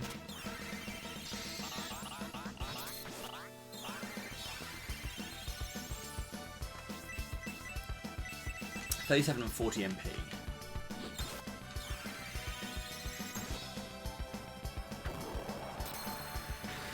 After Shining Force 3 and Shining Force and Shining the Holy Ark, they're not bad games. The Shining Soul games, the Game Boy Advance games on Shining Soul, they're like little dungeon crawlers as well.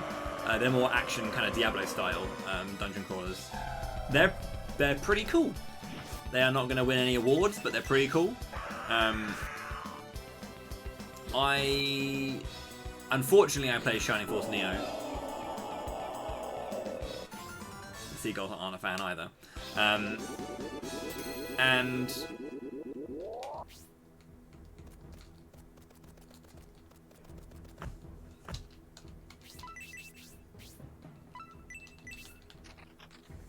Shining Force Exa is fine because it's not Neo. which is like a damning indictment of that game. But if that's all you can say about it, but yeah. Shining Resonance Refrain isn't awful. It's a pretty good little game, you know. It's just it has a lot of stuff that I really wish it actually explained properly, you know. But it's a bit of fun. It's made some egregious errors, like characters not in the party not getting any experience, but then mandatory needing certain characters. It is the best Tony Taka Shining game. Yeah, that's literally it. Agreed. Press A the game. Hey, Eternal M. It's not just press A the game. It's also hold A the game. All right. Especially if you're the mage. Doop doop doop doop doop doop doop doop doop doop doop doop. Riveting gameplay, but you look like Anri, so it's fine. Or you can look like Anri or Tao, depending on how you feel.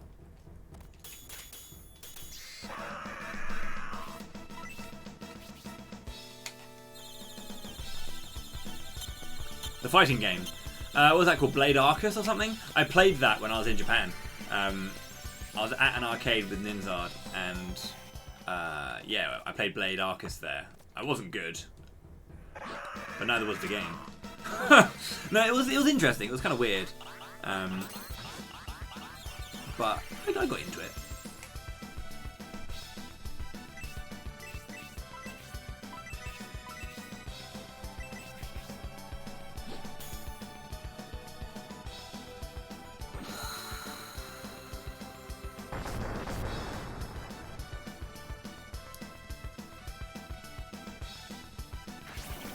You just got to play on that Dissidia cabinet. I played on many Dissidia cabinets. I feel like I could have played more Dissidia.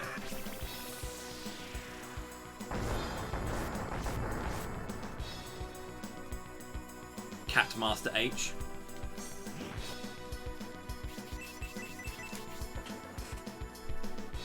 Please die.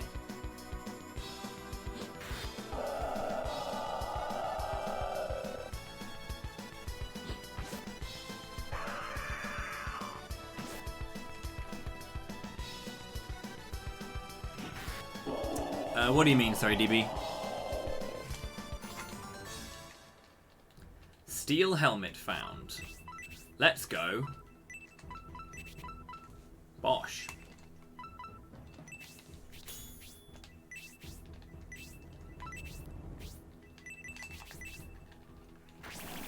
Sorry, what sounds kind of iffy, Stuart?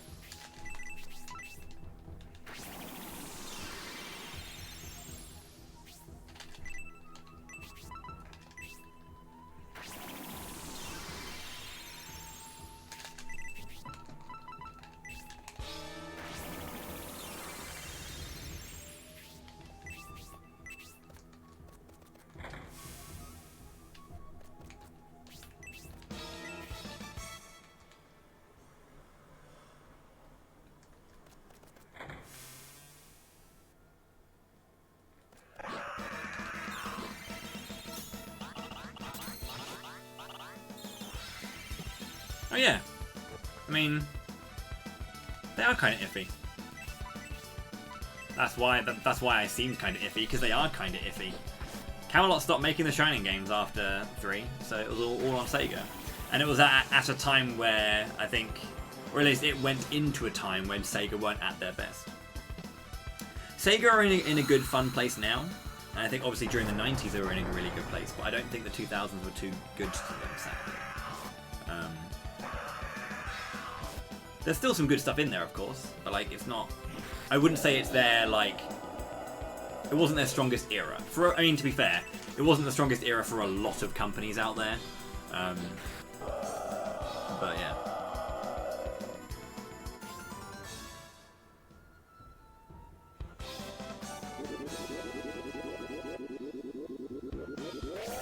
Elemental magic mastered. Let's go.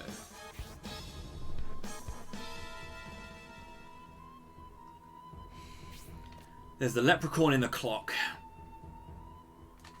Looks straight out of Digimon. I guess so, yeah.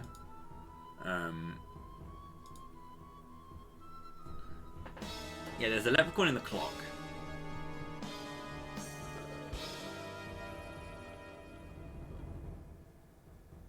I think that's it. No, it can't be it. It can't just be the leprechaun in the clock.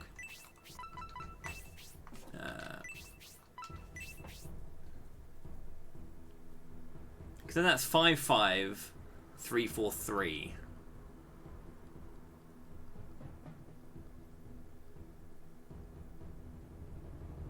There should be 4. I think it's like I should be getting 4s here as well.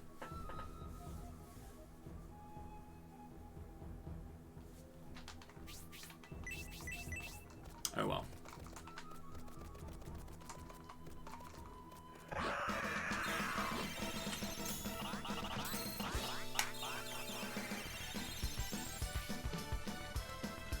Yeah, I got the Incubus in a painting. Unless there's another one in a painting. I'm trying to do all this from memory, so a humble request to not tell me where things are, if you do indeed know. If I do miss things, I'll grab a map or ask someone to tell me if I do miss something. Power Elemental level 1. 41 damage.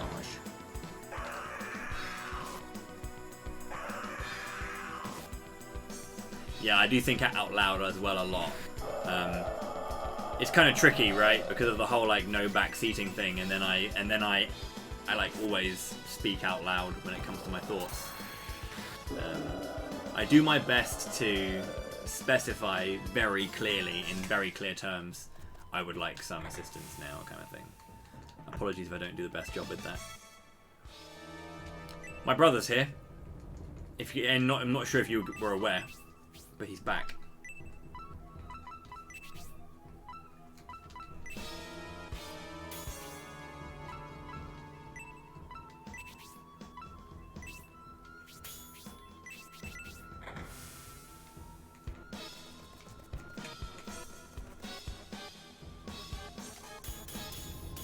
The game's going pretty well right now.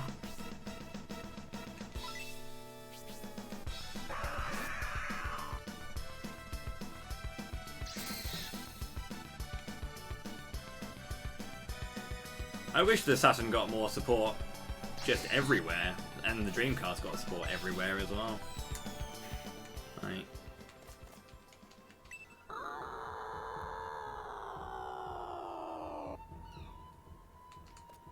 Sorry! Whoops.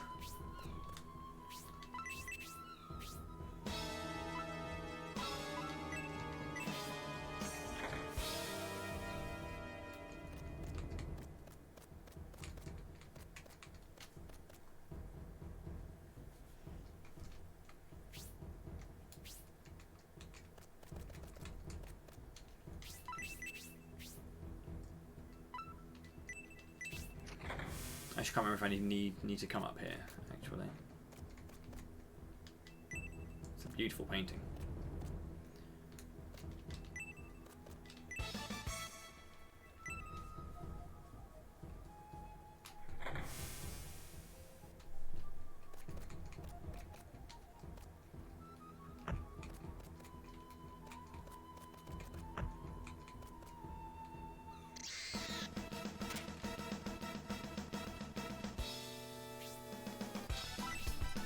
I don't really want to fight these poison moths.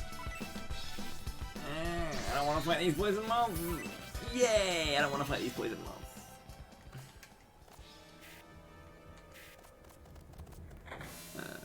This particular dungeon has like a really weird thing to it. You go up to the left, then you clear, and you go down to the left. Then you go up to the right, come down to the right, and you go back up to the left. But yeah, the specifics of it is.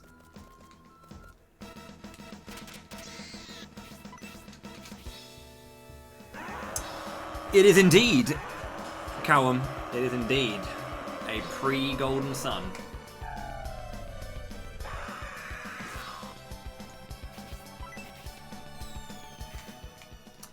The mechanics in this game are, well, I mean, some of the mechanics in this game are very much, what if we later on in life wanted to make Golden Sun?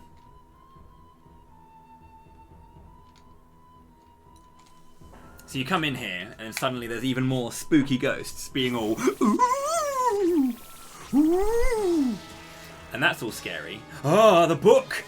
So that's why we get the holy water, so we can be like, no more. Ooh. My first playthrough of this game was about 20-ish hours, like 23, 24, maybe. For my first casual playthrough. The speedrun's like 8 hours, 9.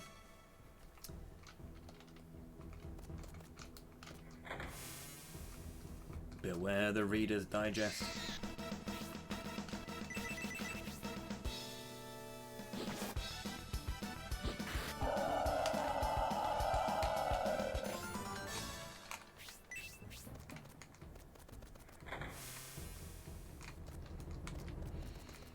Okay, you don't actually need to do anything here, I don't think.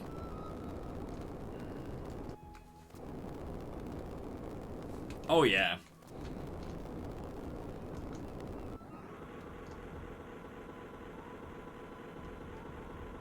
Now, if I remember rightly, that is the chest ghost, and this is the right one.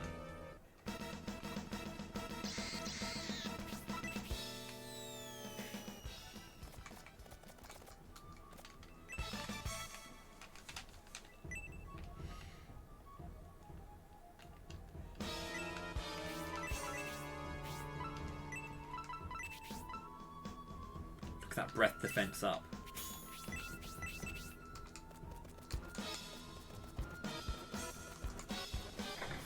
See, my brother knows what he's talking about.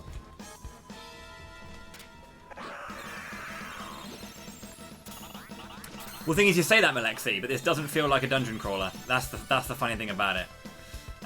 It really doesn't feel like a dungeon crawler. It has the perspective of one, but it's not one, you know? It feels very much like a regular, traditional RPG. That's why it's so good.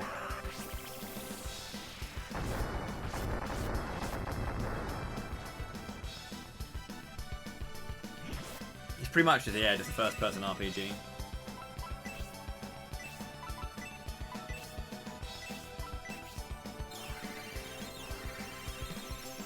And the music's baller as hell, and you get sick crits because you're increasing your technique. You do stuff like that, and then you end up doing things like sending out like 3 waves of attacks, or doing spin jobs. We start breathing fire.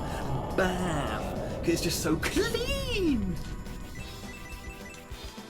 This game is amazing, dude. Oh, big crit! Let's go, Melody. Oh no, he's gonna. Yeah, of course he is, the bastard. That would have killed him. You think I'm a fan? Me? A fan? Or Shining the Holy Ark?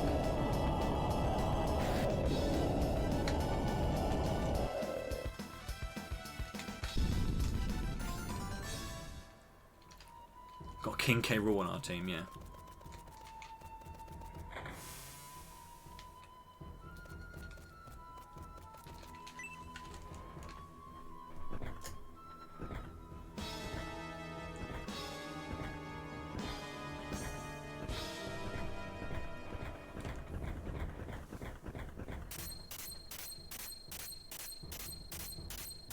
I mean, early Dragon Quests were first person.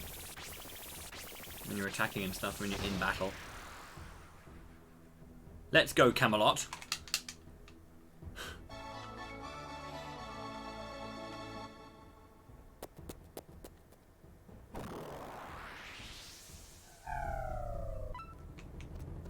What, as in the level up sound? It's sick, dude.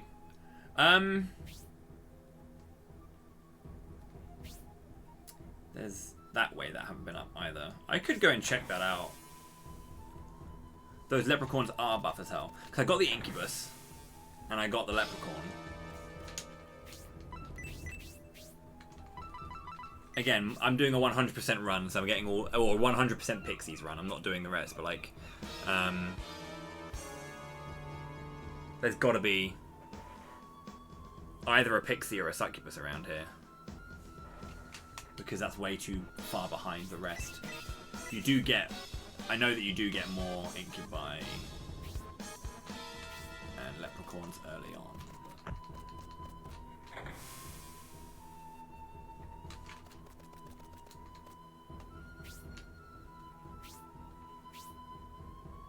See, I know that it's not the way, so I'm going to go round to there to get steel mail at the bottom.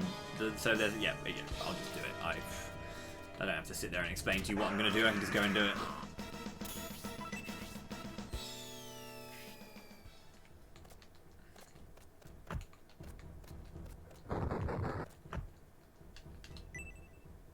Oh.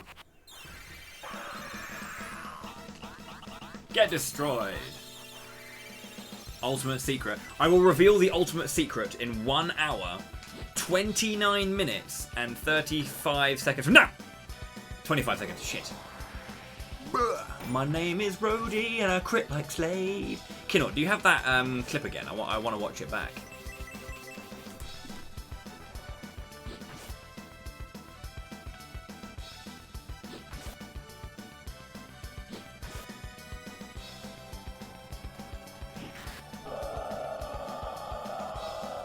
Sorry, I 1 second. I'm trying to connect to it on my phone so I don't play it via the thingy. Now, I could play it via my TV, via my PC, but then you'll hear it, and that might be a bit weird. I think it's Kinort's favourite clip of my channel.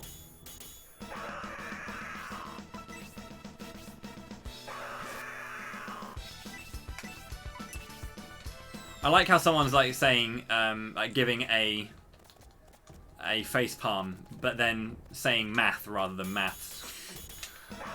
That's always, that's just the biggest irony in the world. That is, love it. Okay, you're gonna see this mechanic now. Palmer's dead, right? No, he's not.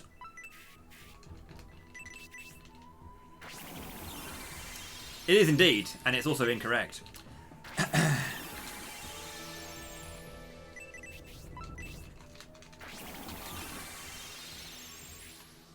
Brother of mine, are you here?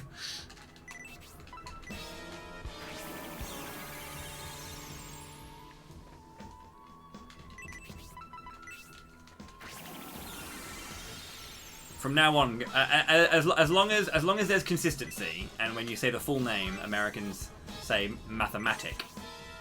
I'm studying mathematics today. If you do that, then yeah, sure. If that's the thought process, then sure, I appreciate it. Exactly, they're perfectly good at their mathematic. Not just one mathematic, not all of them. That's not weird at all. That's not weird at all. Sorry, Kinort, can you post it again, because my phone is now. You know what? Actually, don't post it again. I'm just gonna play it. I'm just going to play it here, and you're going to hear me geek out from like 3 years ago. Because I love this. I was in this place before. Oh! That was Slade!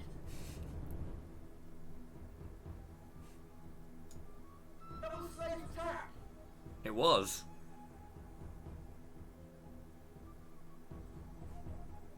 Brother, are you here? Yeah. That beard was huge then. If you think this beard is big, the beard that I had for Camelot Month 1 was like double the size. It was huge.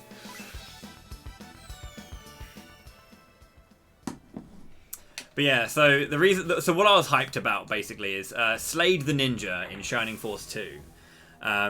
When he attacks, he has his sword like backwards, and he like jumps around and then like spins the sword and stabs behind him. So he does like a big spin around and then stabs behind him. And one of Rhodey's critical hits in this game is he jumps forward, turns around, and stabs behind him, which is Slade's animation. And yeah, I instantly recognized it, and it was just a moment of greatness for this game. It was almost kind of like the moment that cemented the game as great in my eyes, which is a really, really weird thing that just an animation of a character. But it kind of, I think the reason it did that is that it kind of sums up how I feel about Camelot as a whole, as a development studio. I need to go around there to complete the dungeon, but I'm just going to go check this top corner because I'm worried that I'm going to miss an extra pixie. Because if there's more than one on the walls,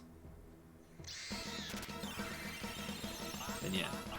But yeah, it kind of like sums up why I love Camelot as well, because specifically it's about the detail in their design, and it's about how much they can kind of put into just small aspects in terms of references, in terms of detail that just makes it more memorable. And that's the kind of thing, is that we've got a ninja, right? And we've got new sprites and a new engine, you know, with going 3D for the first time type deal. Okay, cool. Yeah, going 3D for the first time and all that kind of stuff. It builds up to... But then they're remembering the things that they did before. And it's kind of like why the fire crit that I have at the start looks like Beyond the Beyond's fire crit. Again, it's like those little things that we have. It can be argued as, you know, using the same assets over and over again and being lazy in design. But at the same time, it's also...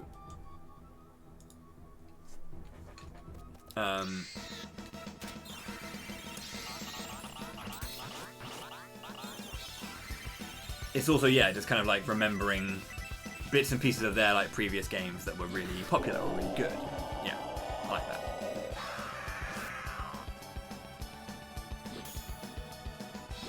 Of course, but yeah.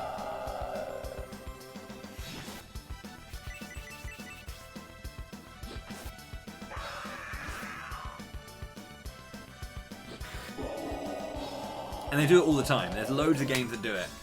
Just little tiny things. Like I've talked about the animations in Shining Force 1 where like... gross. I've talked about the animations in Shining Force... Sorry, I mean, in Golden Sun 1 that are similar to Shining Force 2's, where there's like little jokes in the NPC movements and actions that are happening around the scene that you're actually watching. And those kind of things that just like stick out for me.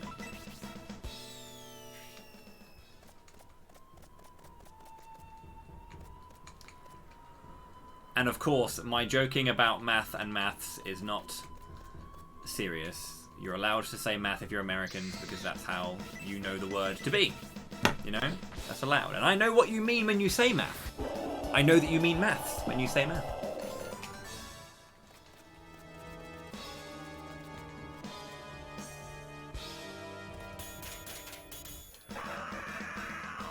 Potato, potato. Yeah. Potato, potato.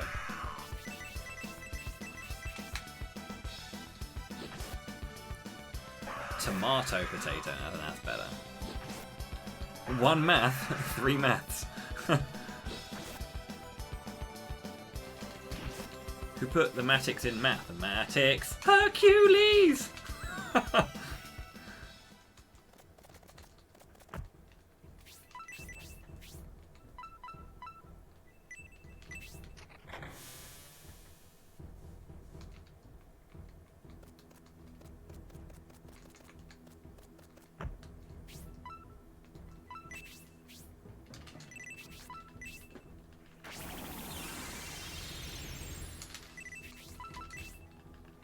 Time for boss, yeah. We've got the Time Guardian to go.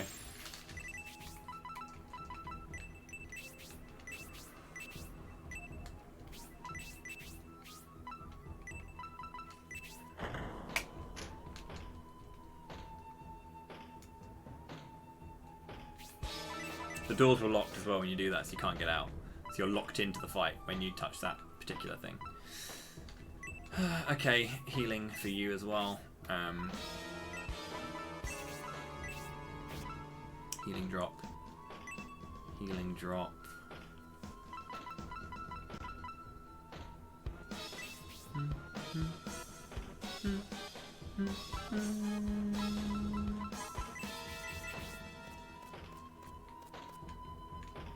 This fight is easy. It's straightforward. You can, however, get bodied. So he goes through patterns of doing like attack, charge attack, bolt. So you can get bodied if you get caught unawares.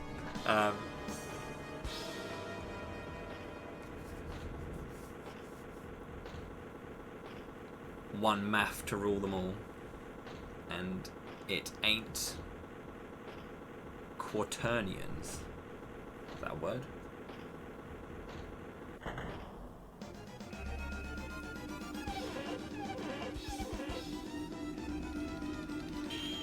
Good old Mafunian. Good lad. He should call his speedruns quick maths whenever he does a speedrun, right? Because memes. Okay, right. Very important stuff to do is just build everyone up with support. Everyone needs support. I need to Ayakashi this guy because it makes him blind.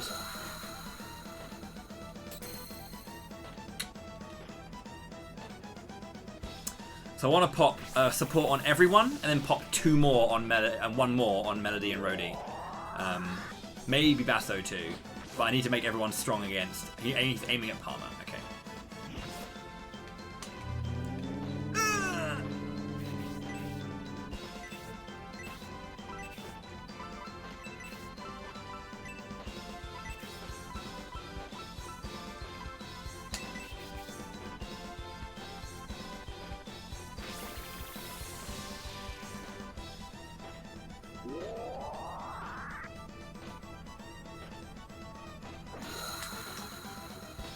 He's going to use Bolt though, isn't it? I think it's... Yeah, he does check, then Bolt.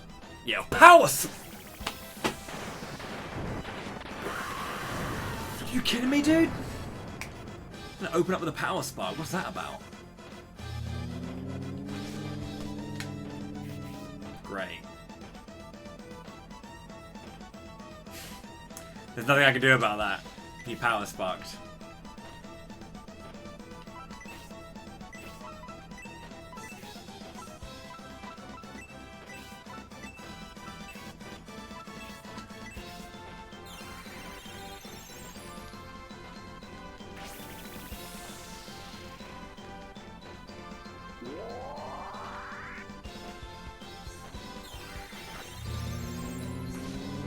And he crit again.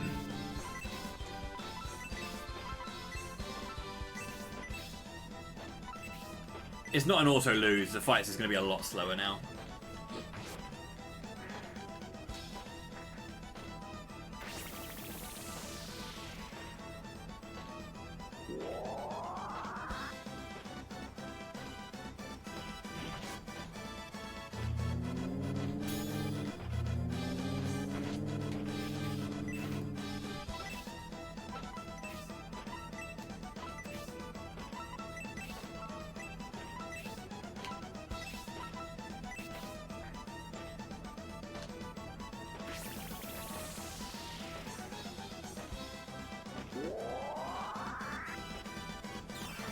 I should have healed him, but like...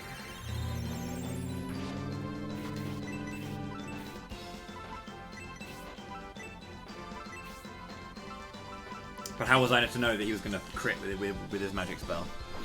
Like, basically, Spark does like 30-ish damage, and the power is 50. So...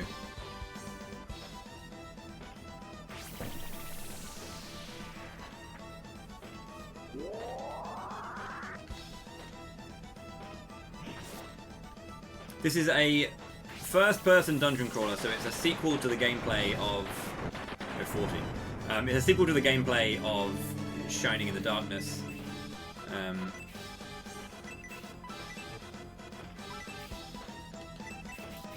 But it's a prequel to Shining Force 3.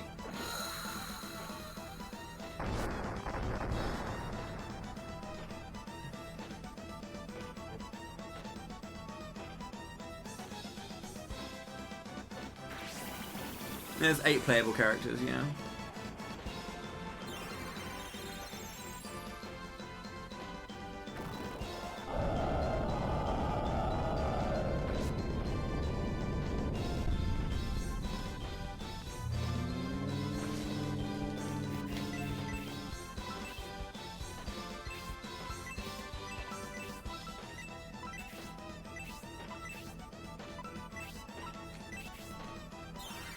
The best team? Depends on what you're trying to do. Grinding, Doyle. You need Doyle, just because he makes things so much easier.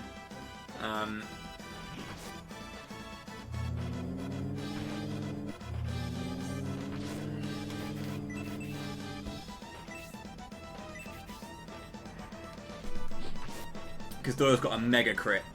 He's got a massive crit. For the final boss, it depends. Like, look, all characters can do stuff, that's the thing. Like, all the characters can do loads and loads of good stuff. But, I mean, I think Akane's really good because she's the first person to get AoE healing, and really good AoE healing. Forte's got great buffs. Yeah, he has attack buff. Which is obviously super helpful.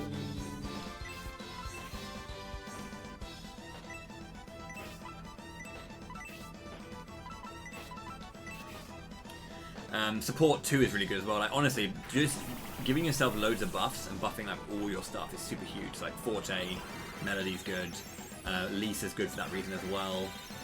The characters I use least, honestly,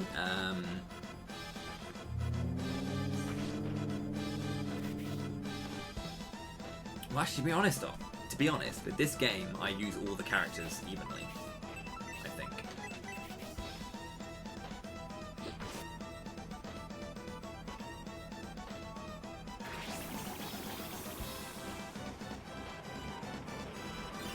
Yeah, I don't really think I don't use characters in this game. I think Basso would be the least used, but he's still really good.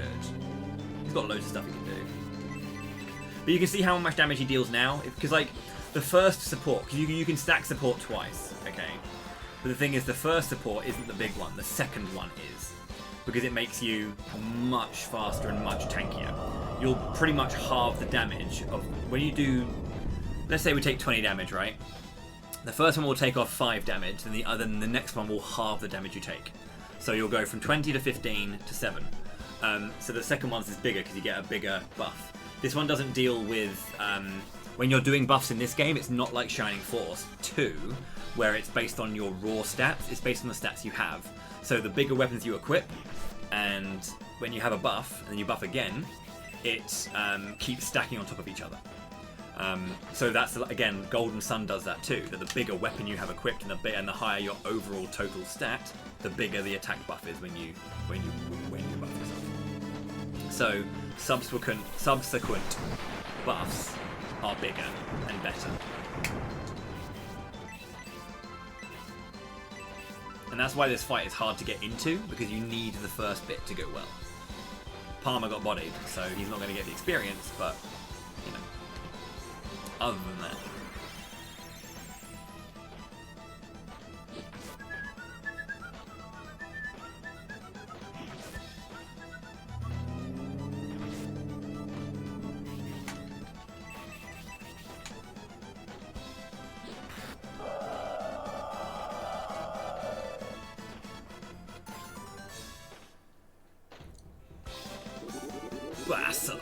Look at his defense, dude. He's a tanky mofo.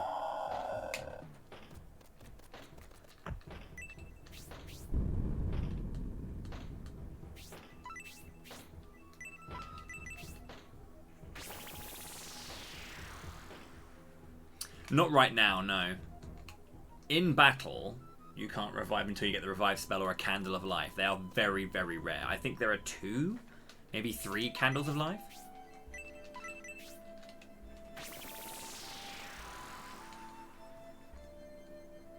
You do get a revive spell though that you can use later on, but again that happens a lot later. But yeah, Time Guardian isn't hard. You just need to get the big buffs out. You need to buff Melody and Rhodey first because they're the weakest in terms of physical defense, and then you just need to hope that you can get to the guys before they die. I think maybe I could play more passive in that fight in the first few phases. I try to get quite aggressive, but maybe guarding. Because like the first turn is always target slice, and the second turn is always bolt attack, and then he's basically on like a system where he'll do like subsequent things as he goes. So yeah, I need to work on my strats for that fight. But again, support Melody Rhodey first, then the guys, and then Melody Rhodey again, and then the guys again. But again, targeting in this game is kind of weird. I haven't really figured out any major patterns against targeting. It kind of feels similar to Beyond the Beyond, where when there's a weak character, they'll focus on that weak character. I did promise the child that I will save his father. You are right.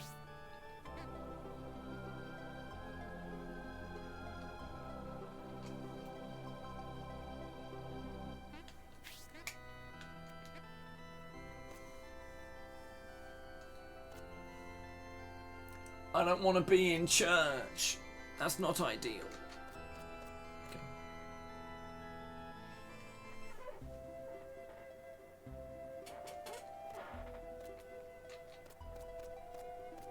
Lagtown is laggy as dicks. How's it going, little guy? I'll help you out. Don't worry, mate. I'm gonna try again. But, you know, no promises. There's definitely not a chance that it didn't go well for your dad.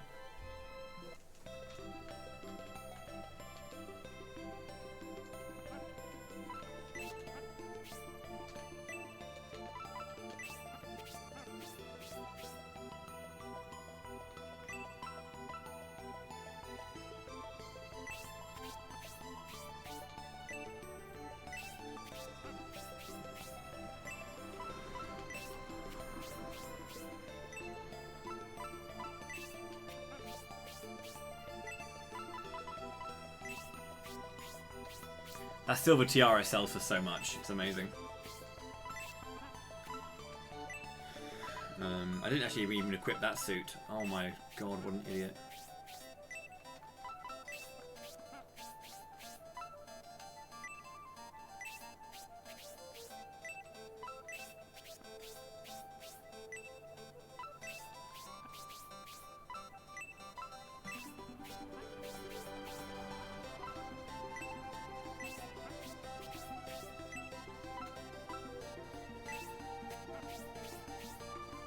And then the old key can go as well.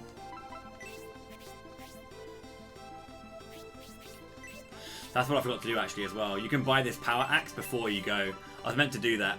You're meant to buy the power axe before you go to the mansion, because as soon as you get Basto, you can upgrade him. Knew I forgot something. Yeah.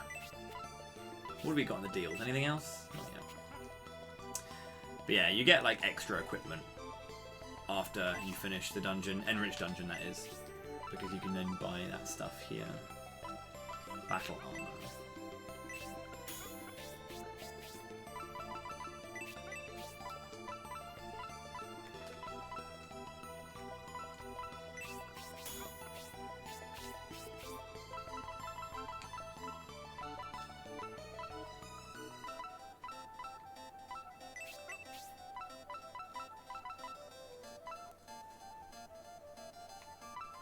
Did I sell the hero's weapon? No.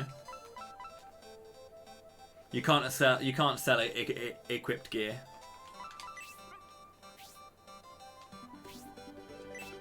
Yeah, I can afford to buy this stuff because I'm doing a more casual playthrough than an actual one.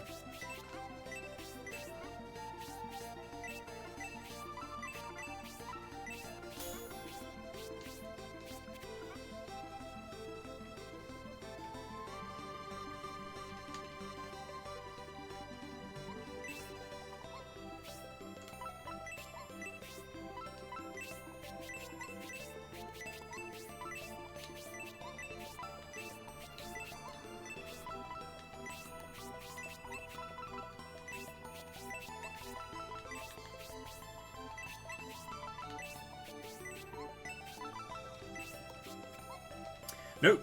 The big reveal is happening in an hour and 6 minutes and 3 seconds from now. Okay.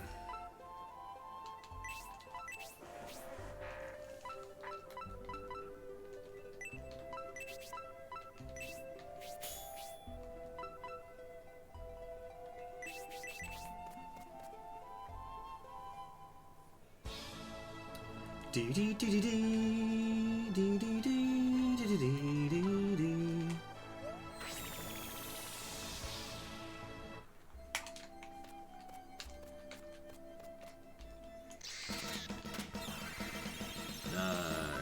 Yes.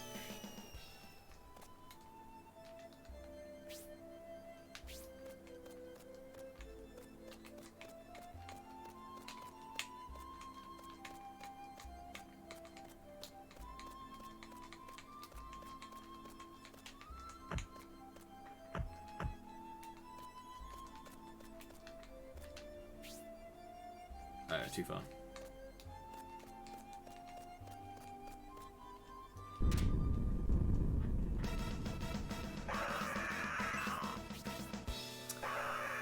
Poisonous fangs.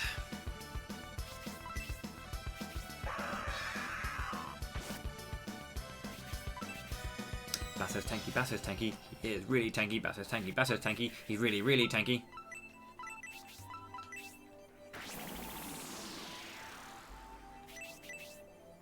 Yeah. No, it's up here first and then round.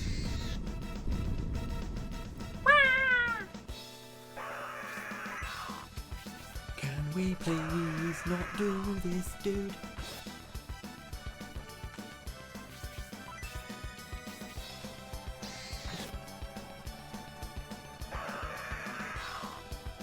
Basso wearing Steiner's face. Basso is a dragon man.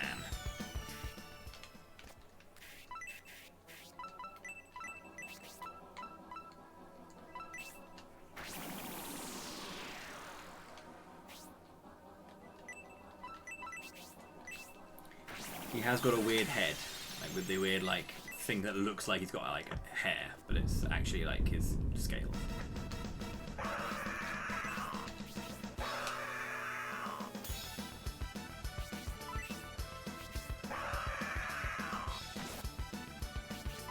Can we not spend a billion years trying to flee from a plant?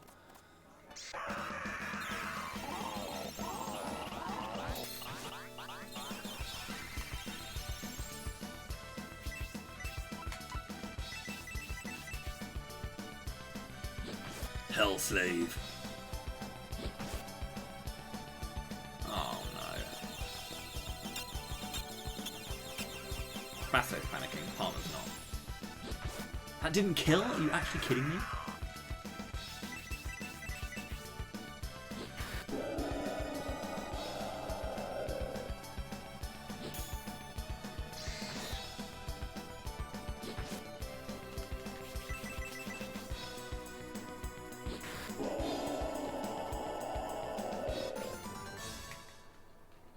Another steel circlet.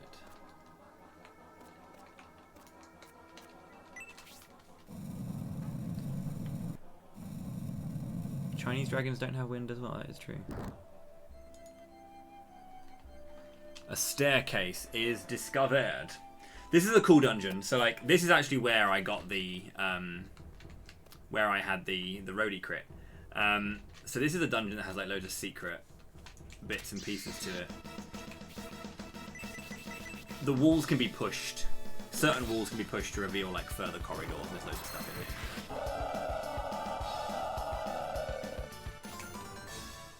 And there's like very particular ones that can be. It's like not on the inside, but the outside to it. It'll kind of make sense when you see it, but yeah.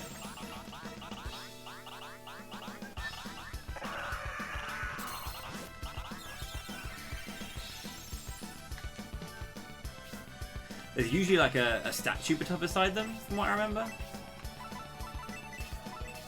But yeah, there's like next to the place that you can push power elemental. Large, that should be 50 damage. That's laggy.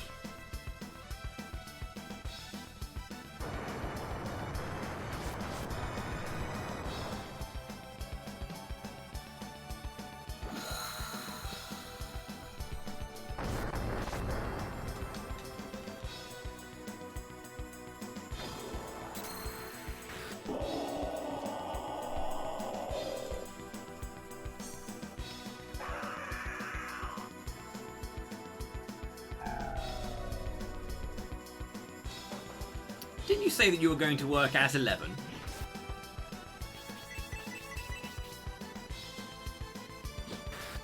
That is a laggy screen. Let's not fight here again. Yeah.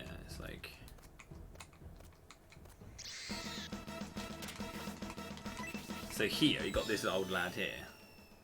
And then... yeah. Push the statue walls to get bonuses.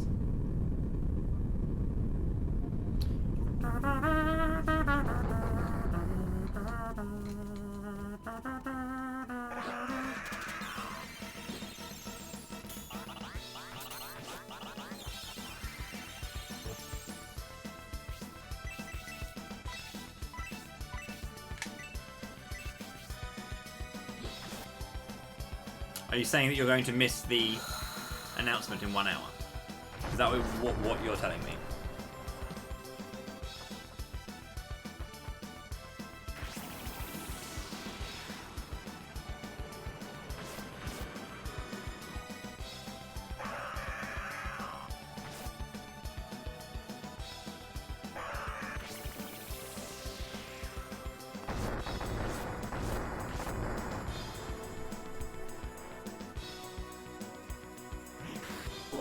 Well then.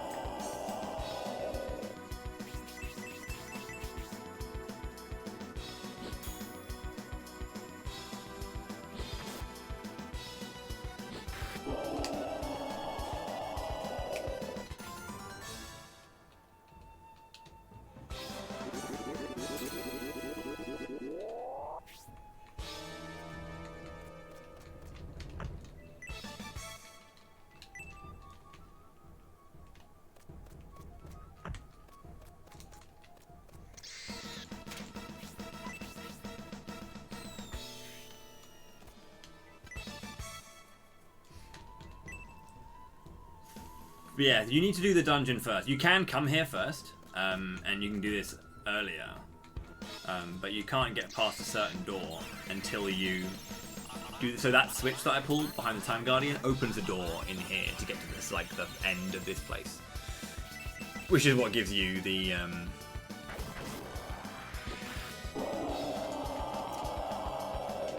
Well, the story progression basically.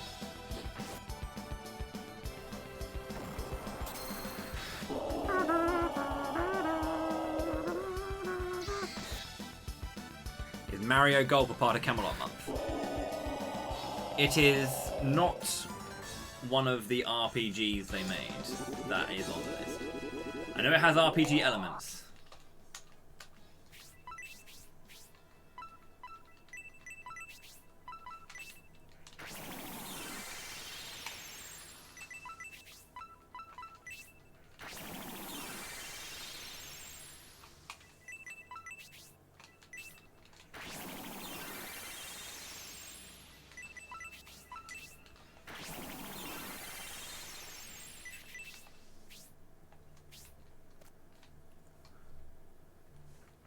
Okay, so there's a wall to push around here because that's a statue.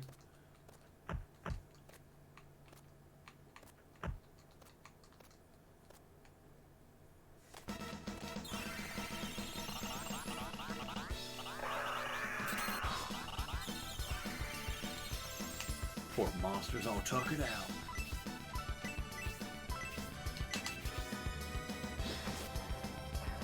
Playing this game backwards.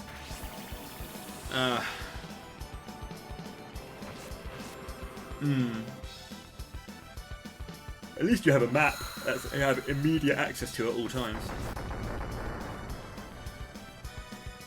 Poisonous clouds. Regular clouds.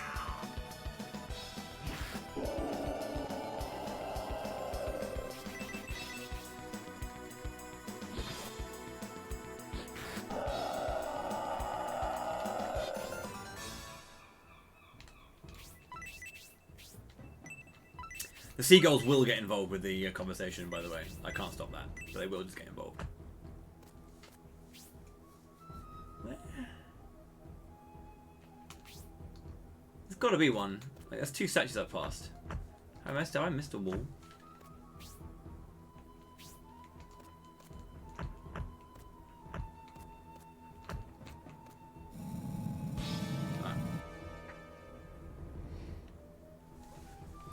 Which one's this one?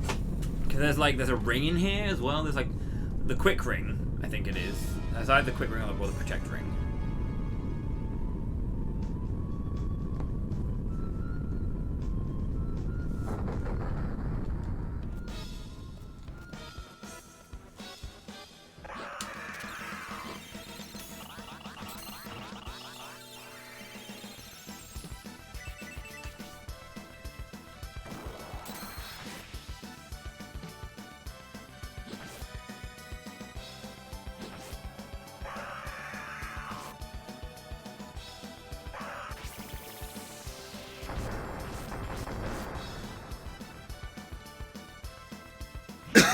Oh, please.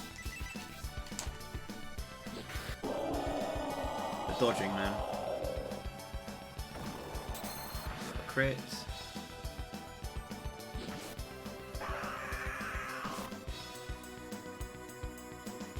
They don't deal much damage to me now. 62, like 2 damage there, but like they can still just use blaze whenever they want. It's such a powerful move.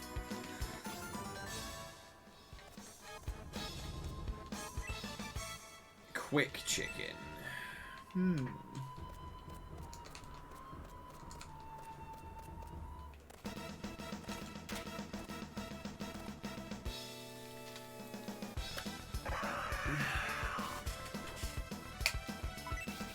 No worries, Larry. Take care.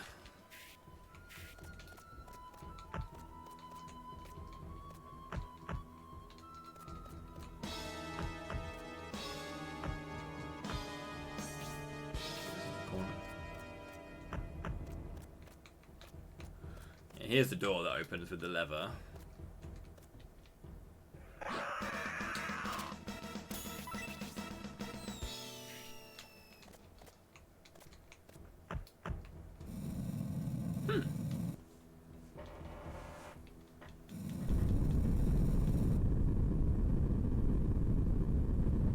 Did I tell chat about the various types of crits and its damage? Do you mean about just about having the different types of crits being learned as you level and like the spinning and the firing and the beams and stuff? Then yeah.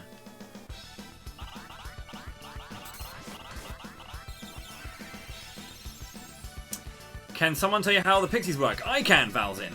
The Pixies are basically a Jin 0. Or 1.0 kind of thing. The way that the Pixies work is there's 5 different Pixies.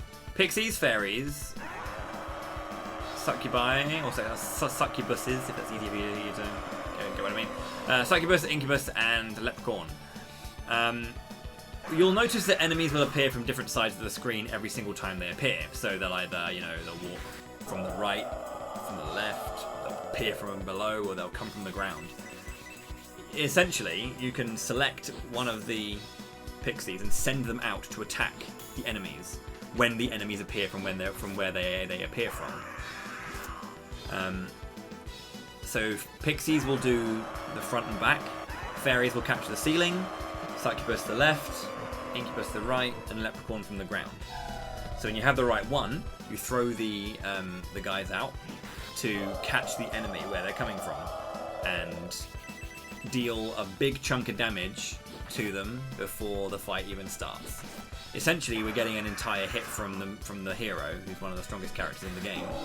We're getting a single hit from him, and then some, out to the enemies before the fight begins. So it's very good. You also, when you do that, get bonus experience and money from all of the enemies. So.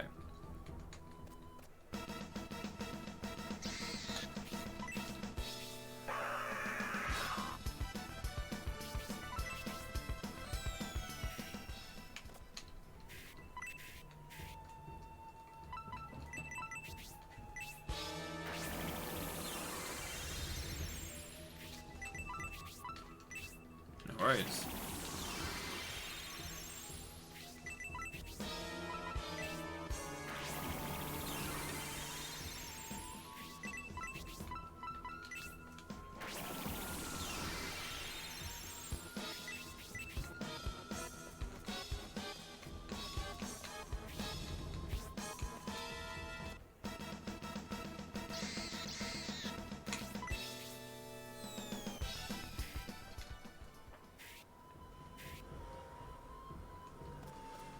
I've already pushed the one up here, yeah.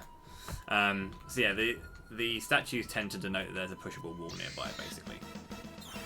So yeah, and the more pixies you get, so you can get up to 10 of each of the types. And the more you get, the more damage you deal, and the more experience bonus you get.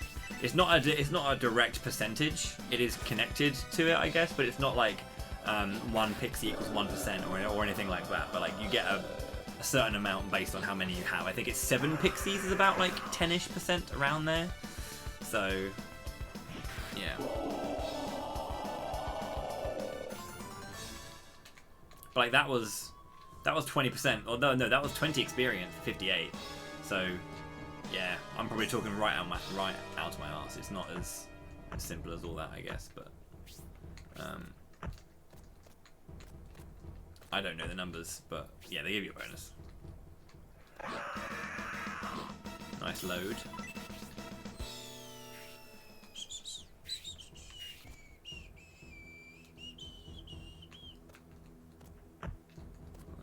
There. It's easier to calculate when you have all 10, yeah.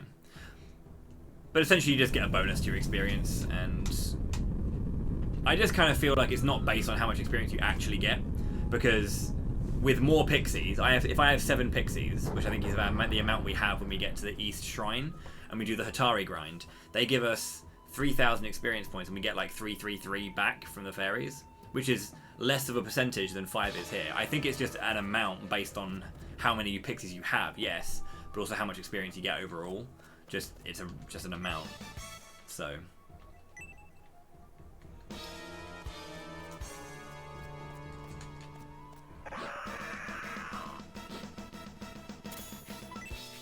good.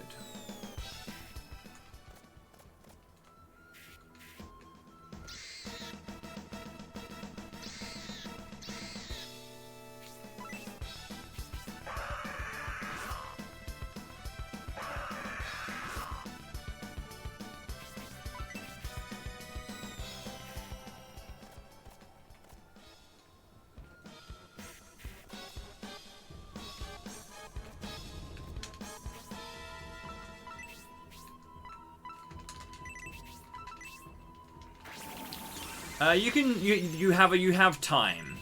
You have time. So like when the enemies appear, you have to quickly like select. So you might see me hover over certain ones. Like I usually hover on incubuses, because again in the speed run we use just these two because we cover the ground on the right hand side. So I'm used to hovering over incubus.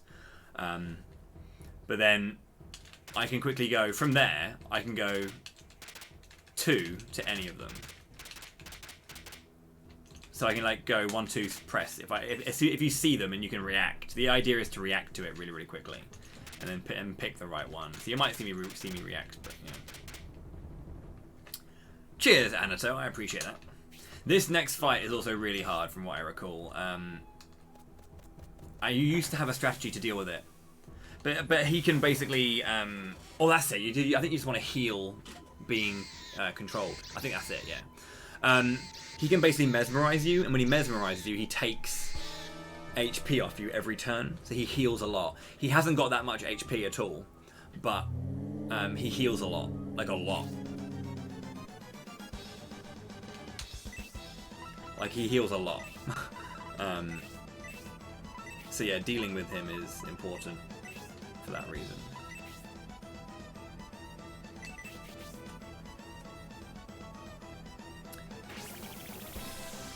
So yeah, if someone does get mesmerized, healing them is better than attacking, because he won't heal up, and that's really important. Because he has a turn where he will actively just absorb damage, but there's also ones where he will mesmerize and then absorb. So he can heal up to I think 60 HP per turn. But he'll only start doing that when he gets lower, from what I've noticed. He'll do his regular heal, but then the mesmerize heal is one that he'll do a little bit later on.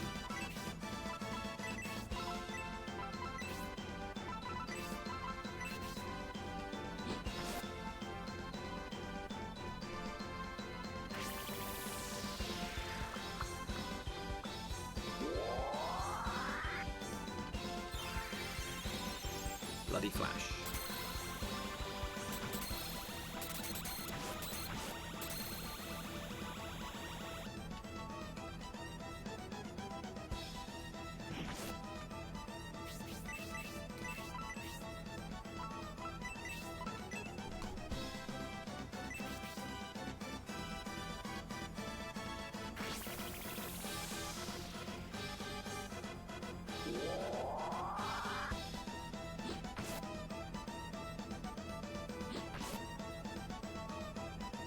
So this is the regular energy drain. 32 HP. That's a lot. That is a lot. So he'll start being able to get 2 of those back at late game, which is really bad. I don't want him to do that, obviously. So if someone does get mesmerized, I'm using fairy powder on them. Because it takes a few turns for them to snap out. It's just free healing for him.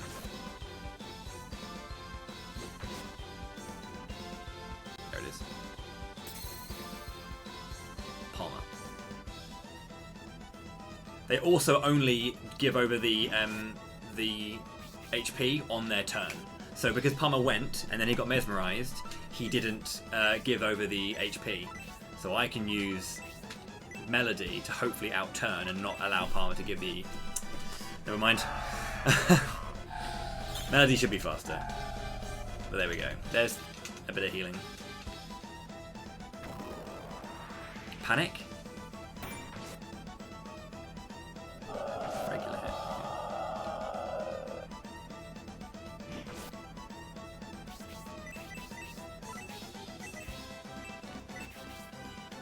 And now you outturn him. Great.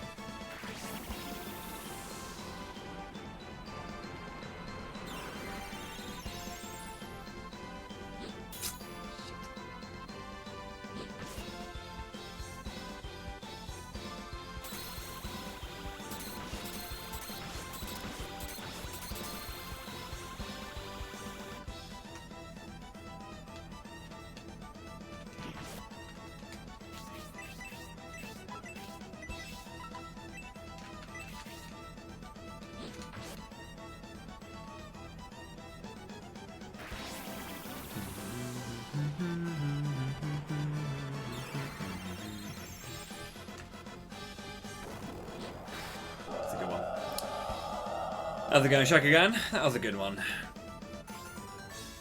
Life candle. There it is. Good fight. I only got 1 mesmerize, and yeah. You fight courageously. I've been waiting.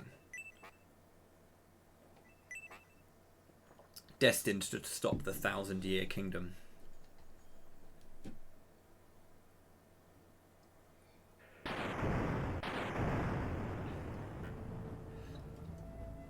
I can see the apostles of light shining in you 3.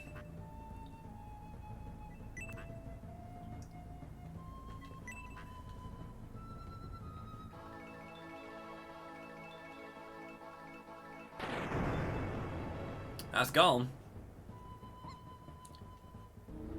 You're not on the side of Endritch. Who are you to call us mortals? I am a Vandal. Similar to Rilix, but much more powerful. Why would a Vandal help us? If you are a Vandal, how can we believe you? It was Sabato who called me back into this realm. In order to understand the legend of Vandal's 1,000-year kingdom and the mystery surrounding it, he woke me and asked for help. Me, the most powerful Vandal, Gal. I do not share in the dream of rebuilding the 1,000-year kingdom. I have no need of either companions or kingdom as long as I have my peace and freedom. I need nothing else.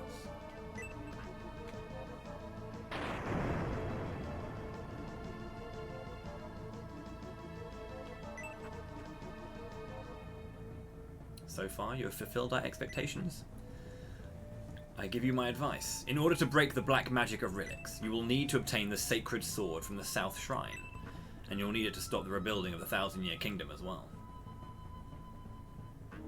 There are 3 ancient shrines in the south, west, and east of Enrich. 3 sacred treasures have been stored, 1 in each shrine. The prophecy says that the treasures were placed there for just such a contingency as that which faces you. The shrines must be visited in order of south, west, and east, as you must use the treasure acquired from one to unlock the next.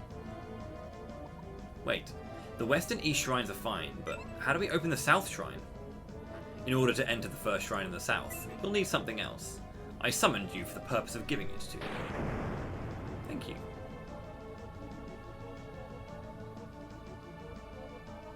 Take what's inside this box. Use it when heaven and earth turn upside down. Then you should be able to conquer the shrine. Go now. Solve the riddles of the South Shrine and retrieve the sacred sword. Humble Rilix's pride at Enrich Castle, then find the other 2 sacred treasures that were left behind by the ancestors of the ancient people who cowardly fled beyond the wall paintings.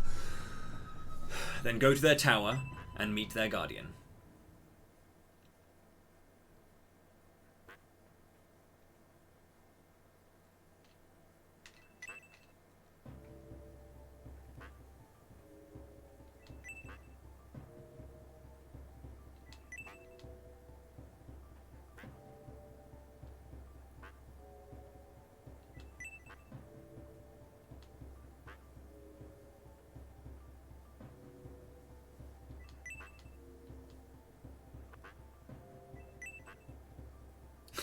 I wonder if that mission should have been...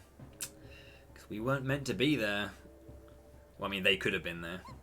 It's all just circumstance.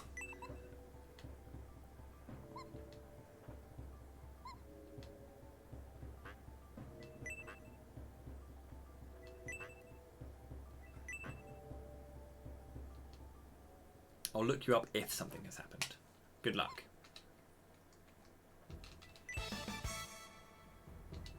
The Gravity Stone!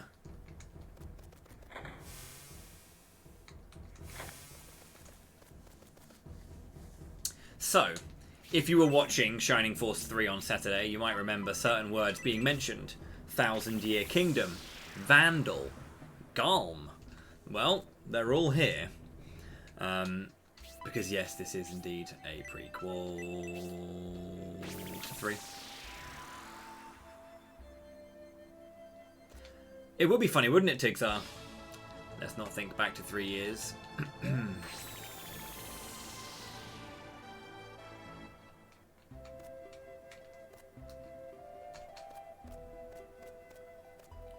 Hey, fella.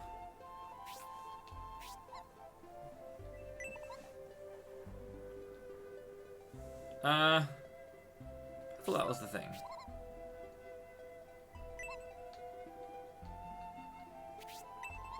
I thought I had to do that bit. Well, I can't remember exactly how to proc that next bit of dialogue from him, but sure. I think there's a thing I needed to check and search in the mansion, but I can't remember what that is.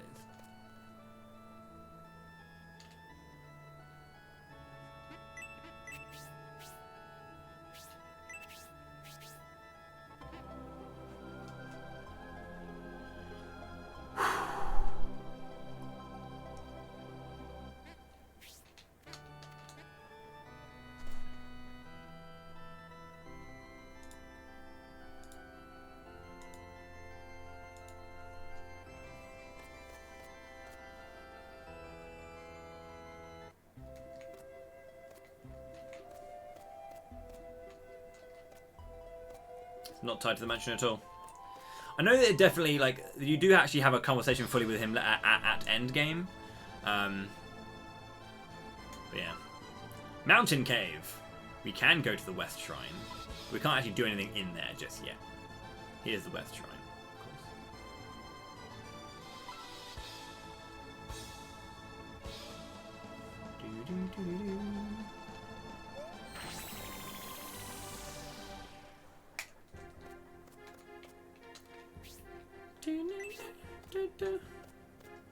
I love this. Basso leaves, and then he's immediately, oh hey, how's it going?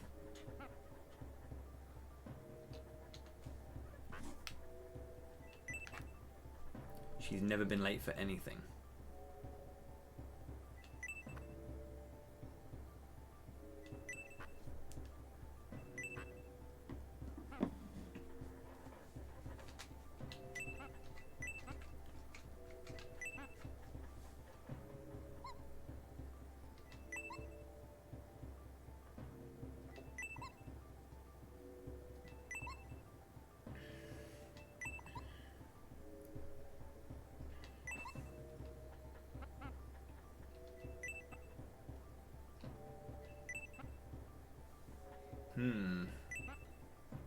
Have to hurry to the South Shrine.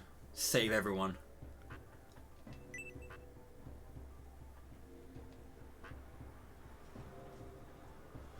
It's futile for a single individual to fight against a Vandal.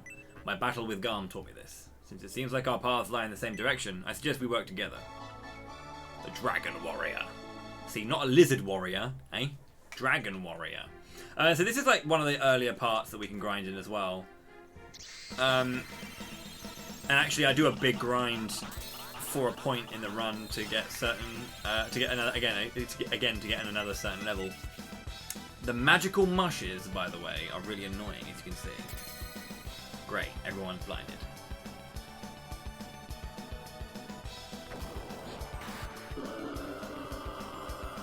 Very nice, critical.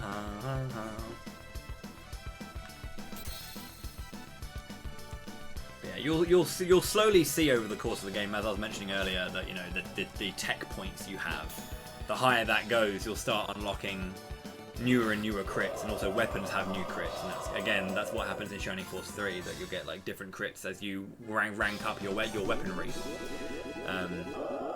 So yeah, just newer and newer crits, which, you know, get stronger and stronger, obviously, because that's how crits work.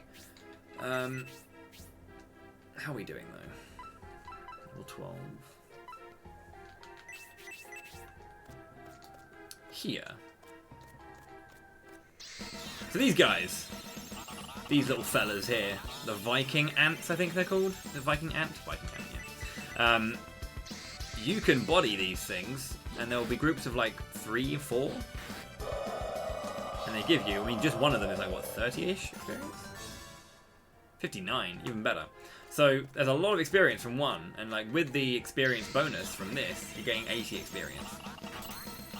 So having a bunch of these together gives you a ton of experience. Hello, gentlemen.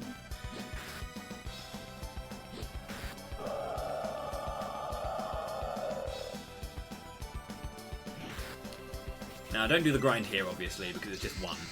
But there are more places where Viking ants lurk and hang out.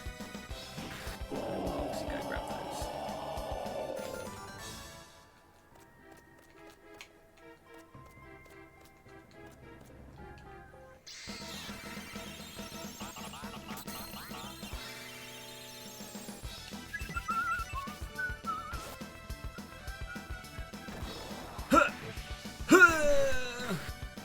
Panicking too.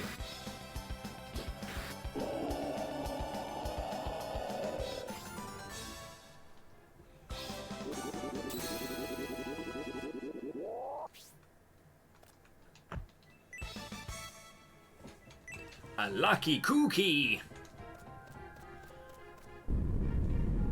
Welcome to the boss of this dungeon. We fight this guy 3 times, because the bastard's got 3 heads. Yeah. There's a way to get around him.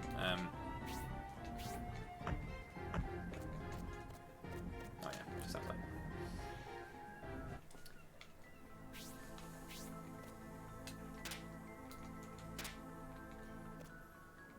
Oh yeah, so you move. This is not like normal things, okay? Normal kind of like ice mechanics. You move forward 2 spaces when you move on the ice here. So, also these guys hit you for a ton. These are air polyps, and they're really good experience. I mean, we actually use these for grinding after the South Shrine, but they hit you for 26 with a regular attack, and they also have Spark. So what we do normally is we grind on Viking ants in order to... They can also summon more. So we grind on Viking ants to get like more people having like upgraded AoE. So when we fight the Viking ants, we can like beat the shit out of them, basically.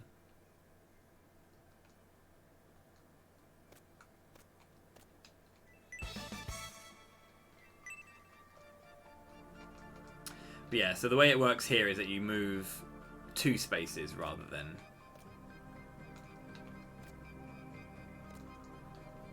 the one. So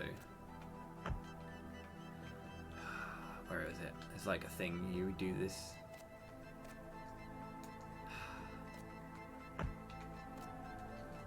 It's 2 spaces. Yeah, there it is.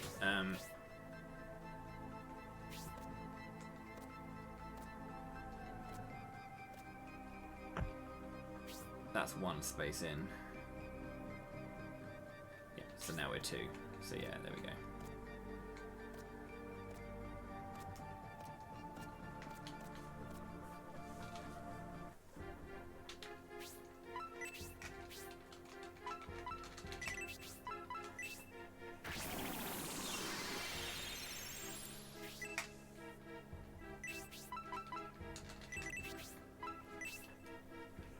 Yeah, Spark obviously hits very hard. It's a 40 AoE. So, yeah.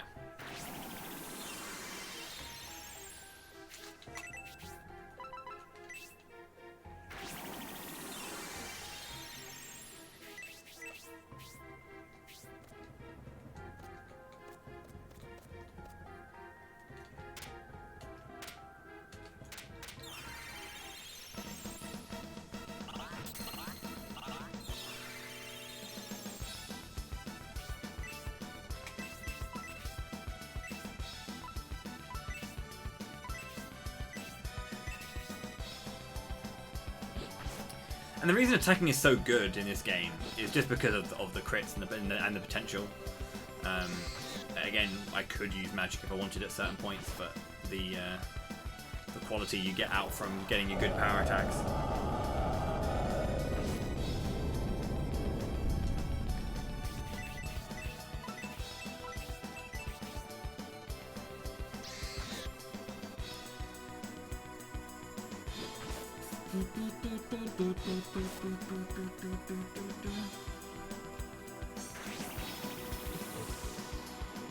Thank you, Lego Head.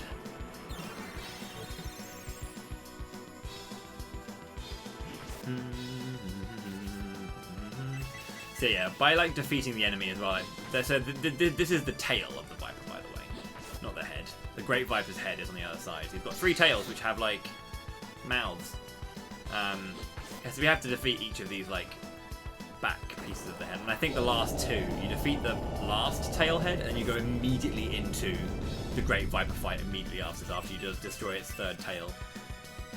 You go straight into the final fight, which is tricky because if you end up in like a really bad position at the end of the final fight, you're in danger basically.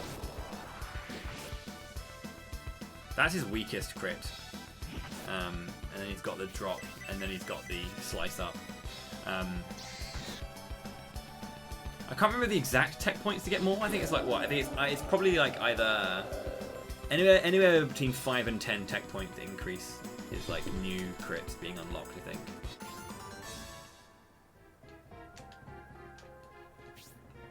Something like that. Again, someone might be able to correct me there if I'm a bit off the mark. Maybe you know none.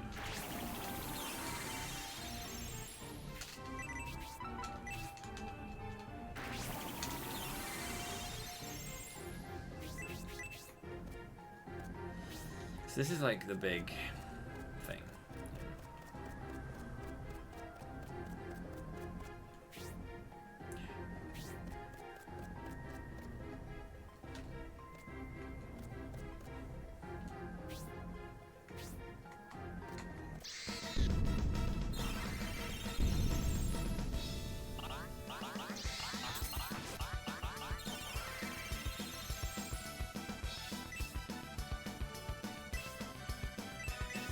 Fireworm was like an angry bro.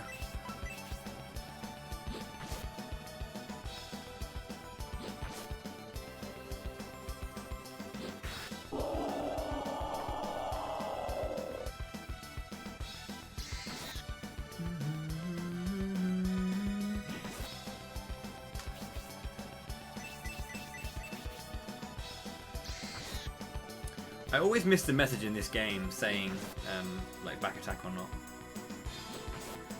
Sorry, like front attack. Preemptive.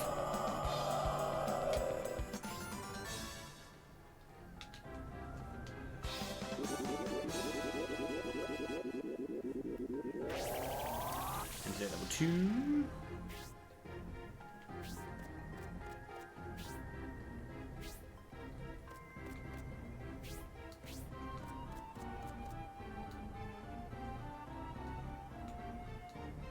Do you see that?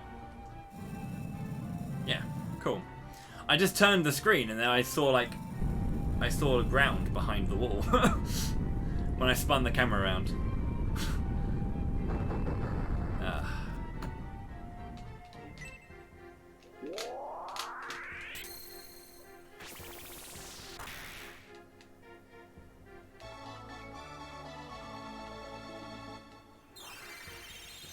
These puzzles, yeah, I mean, like, I think the thing about these puzzles in particular, like these ice puzzles, is that they're a bit different from regular ice puzzles. Most ones you're so used to seeing, like, you know, you push all the way to the end, but it's like the double space in this one is a little bit of like a change up to the normal formula that you're used to seeing, so, yeah.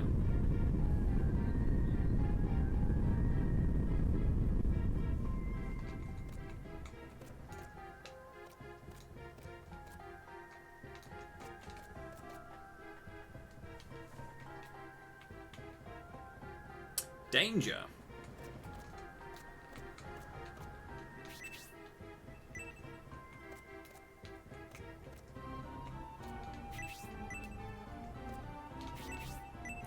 I have a feeling there's another jobby around here.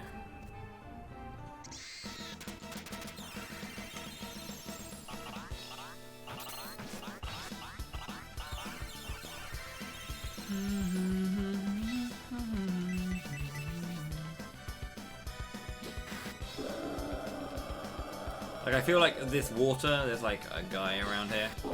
There's a leprechaun in a chest here as well. There's like another puzzle outside where there's a leprechaun. Also have that power brace. I don't know who that's going to, but someone can use it. Any of you two. I guess you. And then the quick ring. Increases speed by a lot. I can make Basso not completely last, or I can make everyone else definitely faster. It's probably a good idea to give that to Melody to make sure that she outturns bosses. And basically she can always get outturned, so she can always heal. Which is just super nice. Because having a guaranteed heal before any enemy turn is good.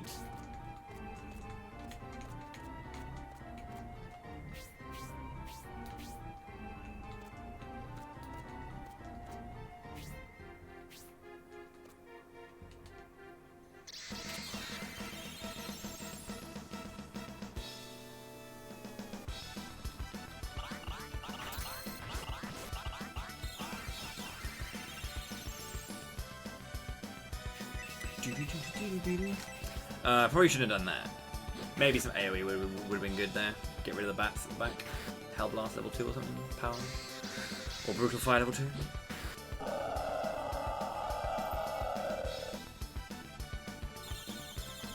Mitigate this potential, which could just add more time than I can be asked with every fight.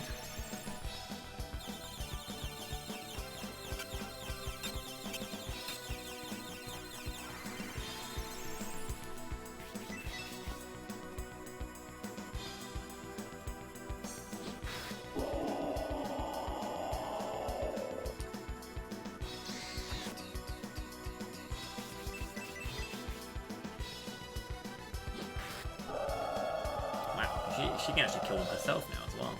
Let's go, Melody. Upstairs. Let's back up to where I want to be. A.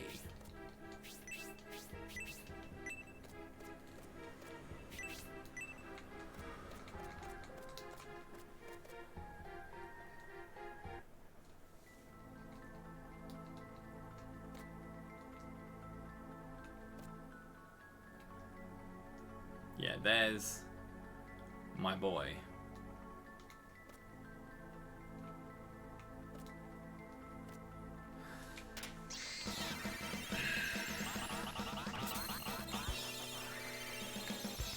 This is dangerous. This is dangerous. He still goes first, even when Melody's got a bloody ring on, plus 30 agility. Are you actually kidding me? That's a joke.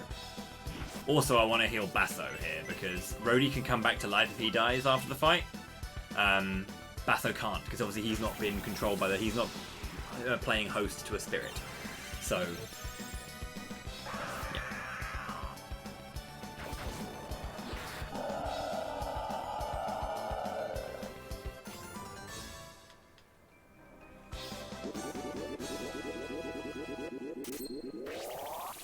Lightning magic mastered.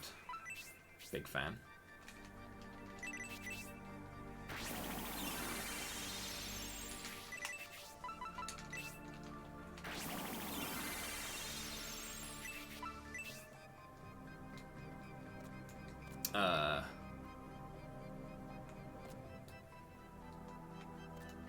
That's not ideal. Yeah, I want to go this way, and then only one space. That breaks us off the usual.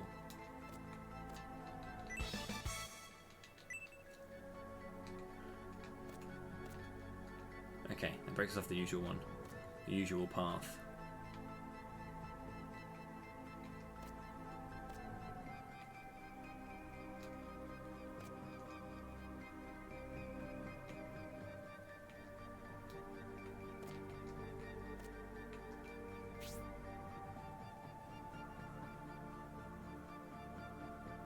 Yeah, so I want to keep going this way,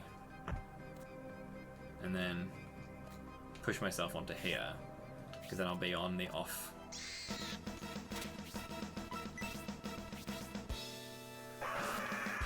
That's way too much damage, dude. That's just way too much damage for a regular enemy.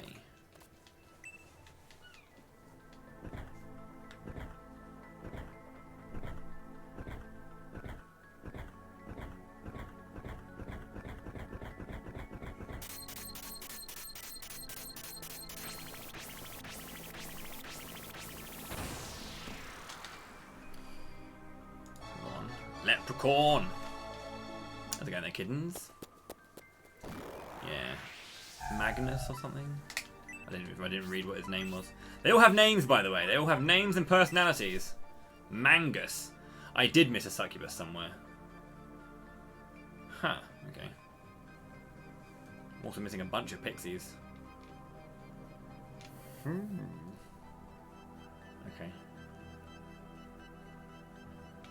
Let's have a look at that at some point.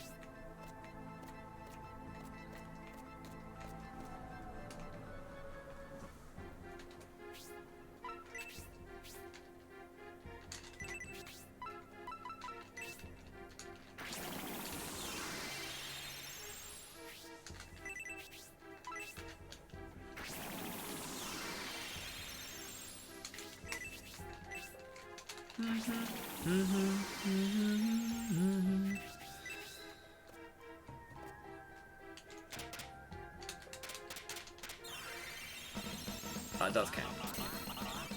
Because he may be coming from the front, but he's also low down and then he appears up. So both the Pixie and the Leprechaun work.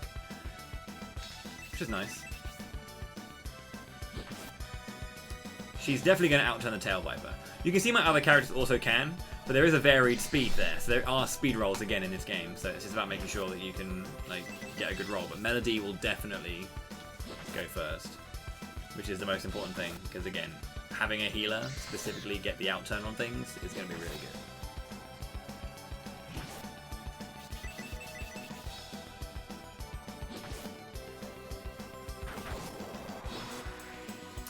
Yeah.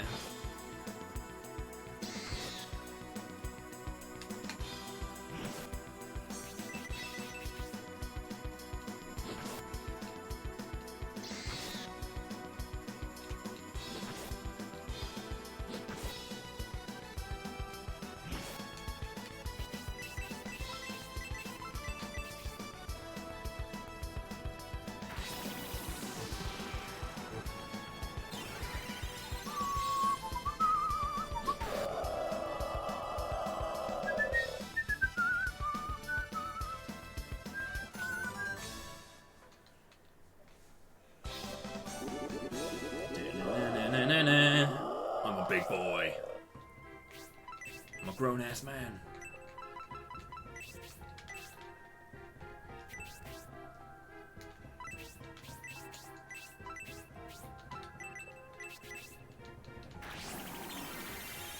Yeah.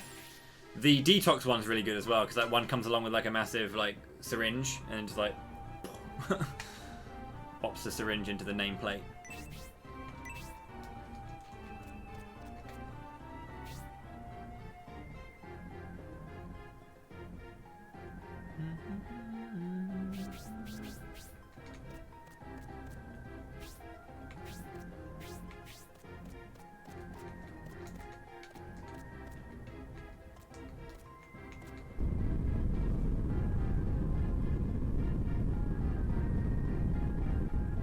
You did not, Dark Souls. It's going to be announced shortly.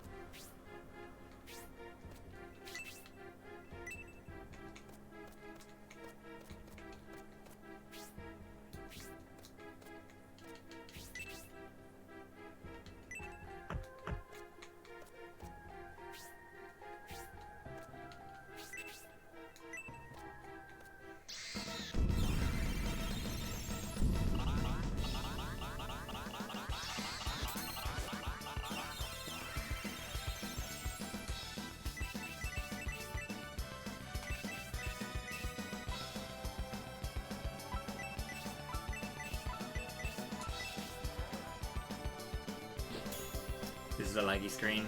The water effect's probably adding to this.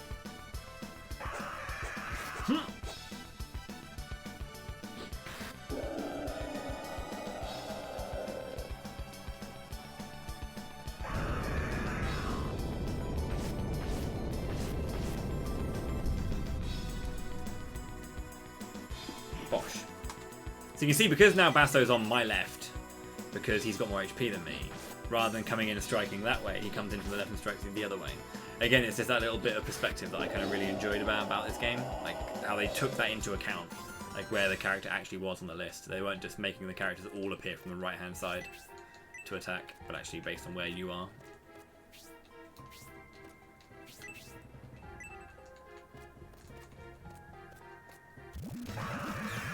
Gross!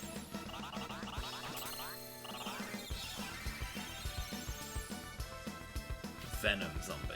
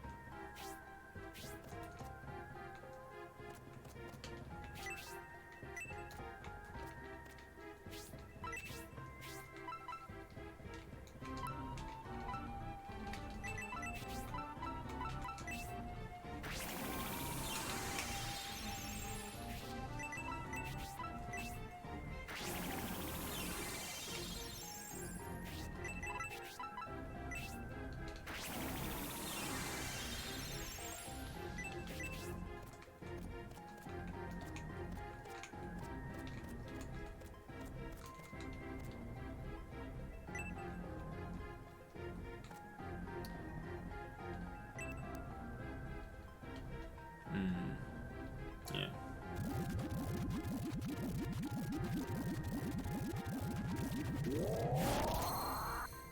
That's a Pixie. It's my first one in like a billion years. I'm gonna have to check this, because that can't be the fourth one.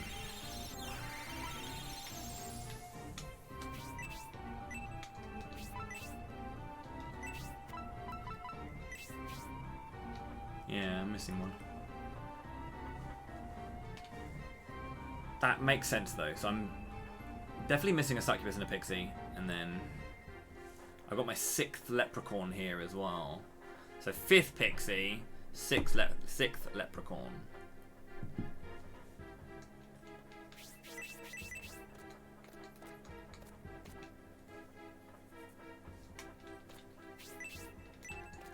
sewers, maybe? Trying to think about that. Trying to think back. Because I've got the 5th one here, so... And the 3rd one... Oh, God. Because first Pixie was in... the jobbing. Yeah, it's really good that they do that, so you know exactly where things are.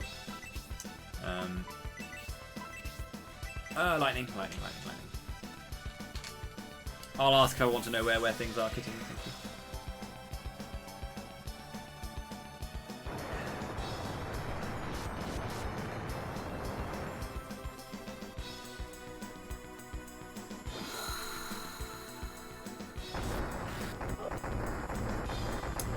No worries.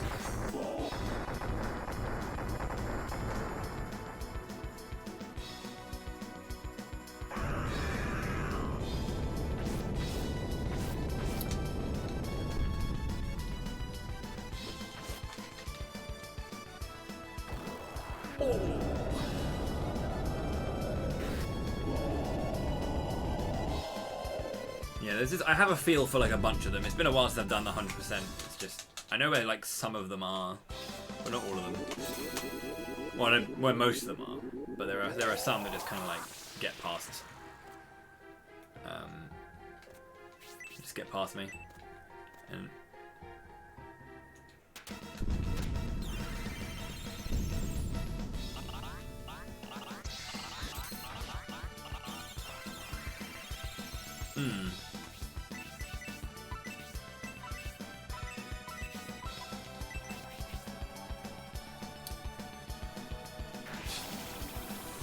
I feel like I've missed one in here as well.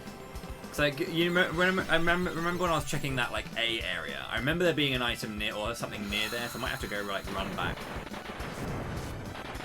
Because I feel like that I was specifically checking the area where I said the A because like I remember there being something around there, but there wasn't, and that doesn't seem right. So maybe I missed a wall that I didn't check around that area.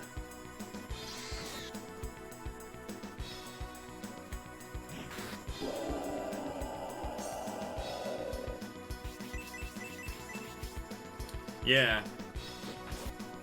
Yeah, it kind of makes you do that sometimes. There are some nice giveaways here and there for certain bits and pieces of it, but not every time. Which I think is really cool, because it's... That's not an encounter I want to fight. I mean, it kind of is, I guess. I just don't want to take any extra encounters. Again, I've kind of deviated very heavily from what my speedrun generally looks like, because obviously trying to grab all of the Pixies is not what you do in a speedrun. Don't kill Basso.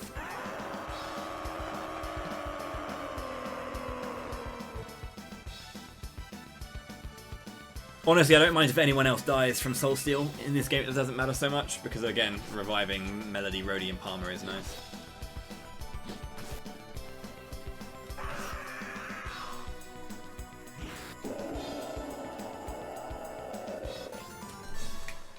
Yeah, you kind of you start picking up like vibes of like what you can and can't check, which is kind of nice. There is like a logic to it almost. Basso doesn't revive because he's not a playing host to a spirit. So at the beginning of the game, Arthur, Palmer, Melody and Rhodey were kind of like in a cave, and then a ship crashed into the mine, which caused a cave-in, or a cave-in. And those three, and then a fourth character called Forte, were left in the wreckage. Forte got possessed by an evil spirit who were chasing these 3 good spirits. And the 3 good spirits, who have the power of healing, heal Melody, Palmer, and Rhodey from near death. And they're basically inside us, and we're playing host to these like healing spirits. So when we die in battle, those 3 particularly come back to life. The rest don't. Which is nice. Because it's narrative stuff, and it's also gameplay stuff.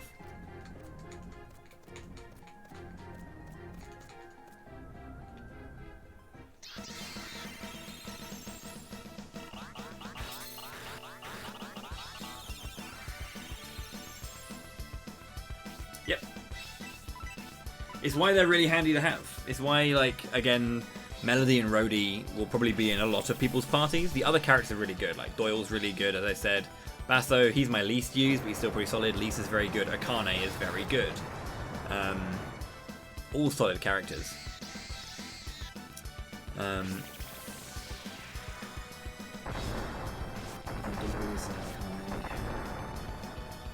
feel like I'm missing one. But yeah, and Forte, of course. Yeah, they're all really good, but you have to be a bit more careful with them. They're your priority heals. I mean, if someone's low, definitely like lower than others, you want to heal them up, of course. Also, we do grind on the Viking ants because they drop shinobi gloves, and they obviously, as you saw, 12 extra defense, very nice. But further to that, they sell for a lot as well. So, yeah. Right. Okay. I will take another break here then. I know it's a random place to take a break, but I need to pop to the loo. But also, when I come back, it'll be 5 hours, and I can do my announcement. And I will reveal what the ultimate secret is, and then I will also reveal the next milestone. So yeah, don't go anywhere. I'm gonna take a very, very quick break, and when we come back, the ultimate secret will be revealed. What I'm gonna do for the ultimate secret, and yeah, I hope you like it. I think it's pretty cool. I hope you think it's cool too. And the next milestone you should be pretty interested in, I guess. Yeah, I'll see you in just a while. Don't go anywhere. Thank you.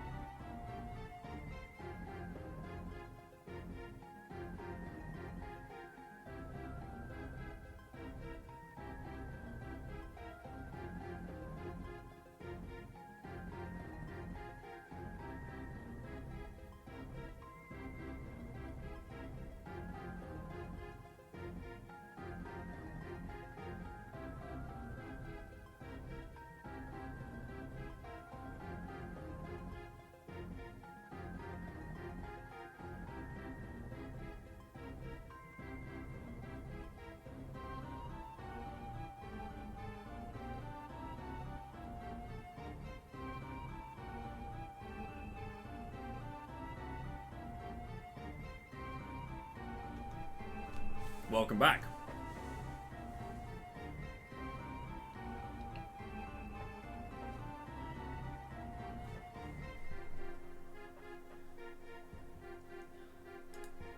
Okay.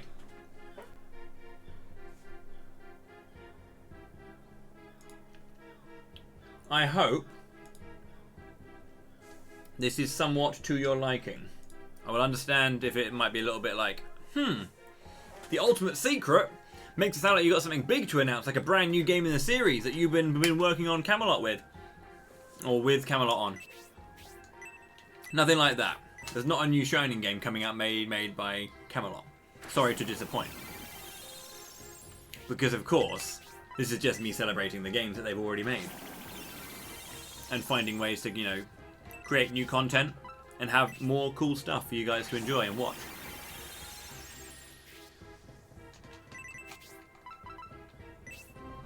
So, this is not something that I'll be able to do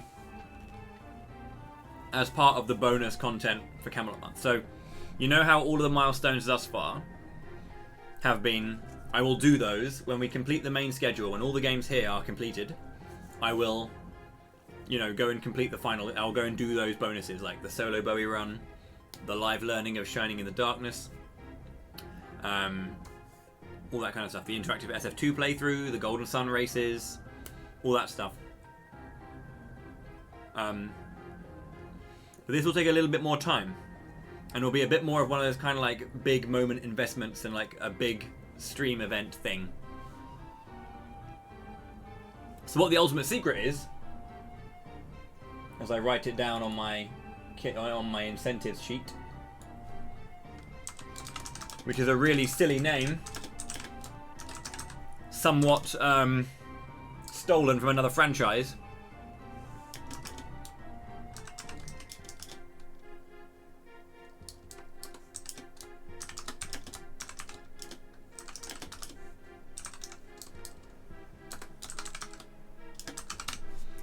Is going to be called, well, I'm dubbing it, The Legacy of Kain. Which obviously is a video game that already exists. So, The Legacy of Kain is a massive speedrun RTA, which is what I've kind of put together. Which is Shining Force 1, Shining Force CD, Shining Force Final Conflict, and Shining Force 2. In one sitting. All of it. Because it all involves Kain as a character. Because obviously you got Max, his brother, you got what happens after that segment and the build up towards Final Conflict, which is obviously Ian, Kain's son, and then Bowie, which is Ian's son. So Shining Force 1, CD Books 1 and 2, FC, Shining Force 2 in one speedrun. A massive RTA. Raziel is not making an appearance. It will be a long stream. It will probably be about 24 hours plus, which I don't often do. I never do. I did one 24-hour stream once. I probably wouldn't do it again. Like that. At least anything that I've done like that. But I wanted to kind of do something really, really cool. It would be about... What I want to do, you see, is I want to get good enough for all the individual speedruns to make it good.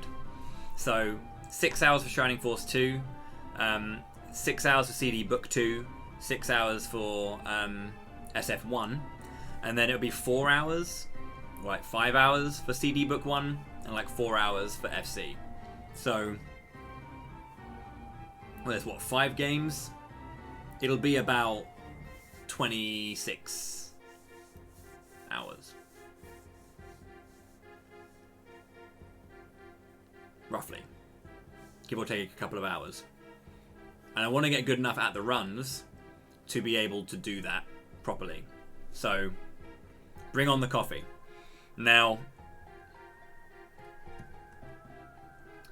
it would be a long ass stream, but that's what it was. Because you know, I've done speedruns of a bunch of them. I've done CD Book 1 and 2, and I've done 2.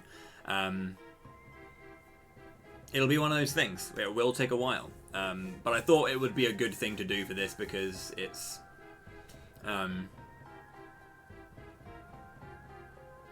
because it's, yeah, pretty cool. And I thought that'd be fun to do because you haven't seen me run Shining Force 1 properly before. And I think it'd be cool to kind of have like all of the games in one sitting.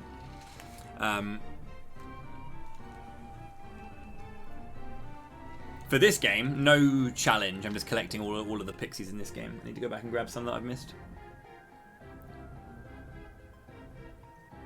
Now, obviously, a stream of that length requires very specific setups and preparations. That's why I'm not going to be doing it immediately after Camelot month.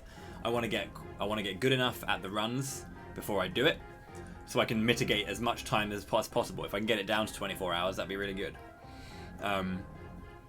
So I want to reduce that as much as possible. So I'm going to get good at the runs first, and also I want to make sure that I'm done with Camelot month and I'm rested and kind of brought up. So I do not know when I'm going to be able to do that off the top of my head, but I will definitely make sure that I can get it done before the end of the year. But that is what I wanted to do. A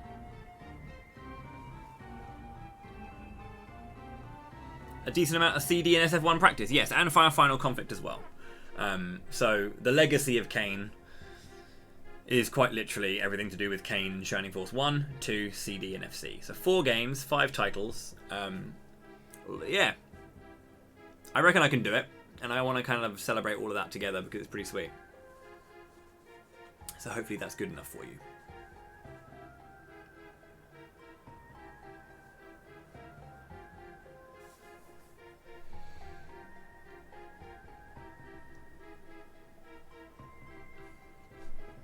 But yeah, that's the ultimate secret. Thank you very much indeed for, because again, the reason I was going to do that is because that $5,000 was meant to be hit by the end of the month, but we've already hit it. So obviously I didn't expect to be at this point. Yeah, it was never going to be during Camelot month. It'll be a really, really busy day and really, really hard to do. But yeah, that's what I wanted to do. So hopefully that'll be exciting and something to look forward to.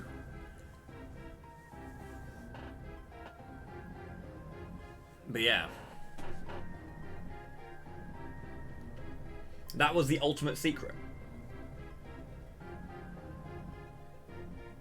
And with that, I'll also be revealing my next big milestone, because we want to keep pushing up. Now, I had 3 milestones, kind of like things that I was thinking about putting these all together. And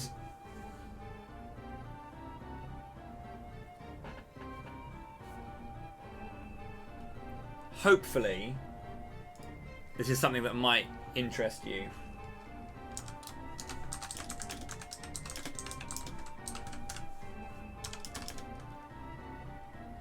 Double blind.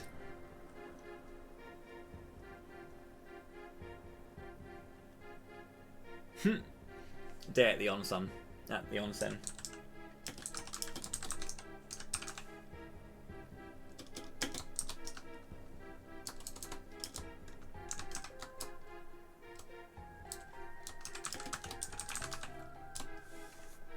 This is a milestone that I have dubbed.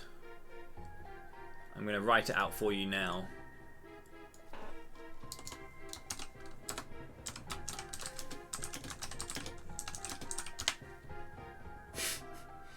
Just to shut you up.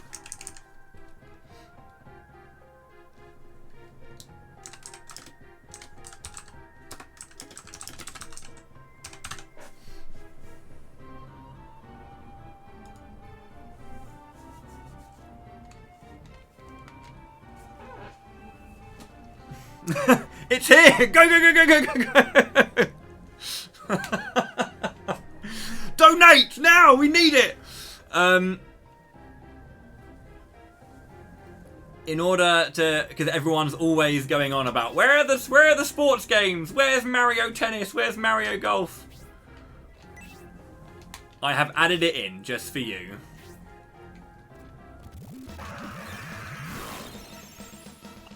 So if we can get to $6,000, I will play Mario Golf and Mario Tennis on the GBA.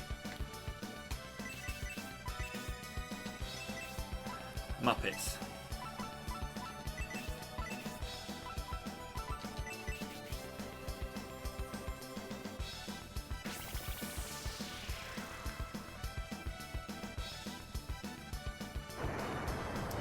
And if you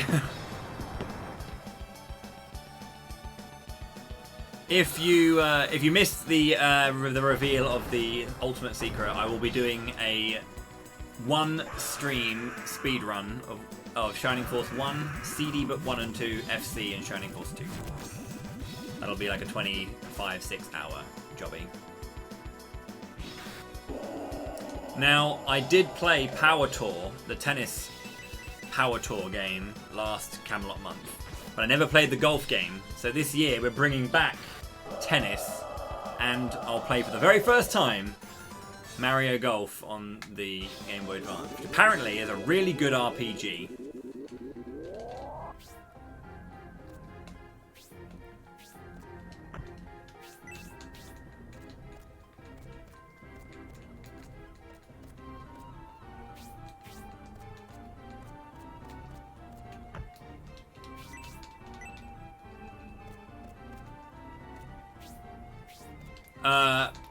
About 45 hours.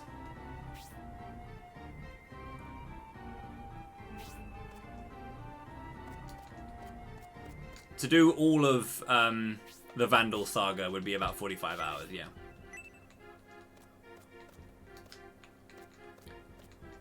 Sports games with RPG elements is what they are, Boris. But you guys keep whining about it, so this is the milestone just to shut you up. Oh, it has a, it's, you know, obviously that's a very mean name. I am very pleased. And of course remember that, you know, a portion of everything raised does go to charity as well. So you're not just supporting me, you're supporting the Motor Neurone Disease Association as well, so thank you. In terms of incentives for the individual games, we've met them all. So, you know, I mean, there's still the namings of the Golden Sun characters. So if you want to name some Golden Sun characters and move us and inch us closer to Mario Sports titles, well then,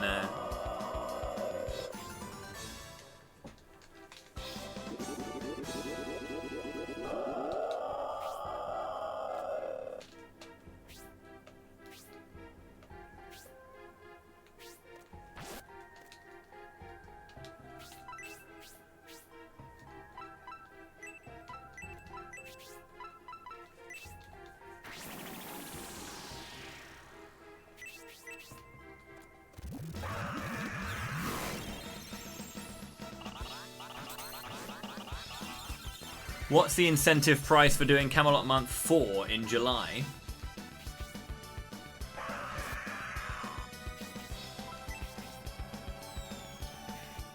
I mean, I don't want to say something that could be met. I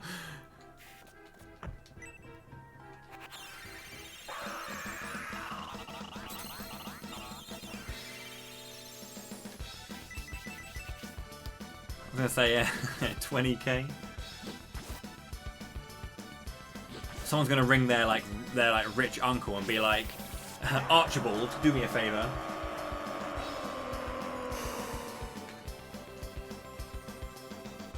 I don't know why someone's uncle would be called Archibald.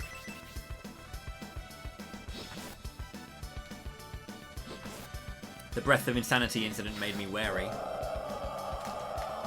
Breath of Insanity is longer than that one. Breath of Insanity is what, like, 40-ish hours, I think?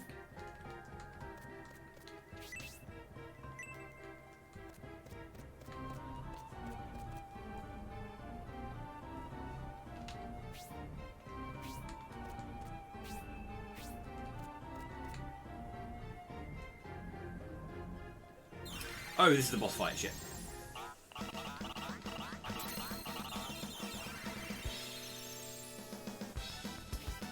Archibald's a great name, though. It's an absolute rocking name. Tell him he should be proud of his amazing name.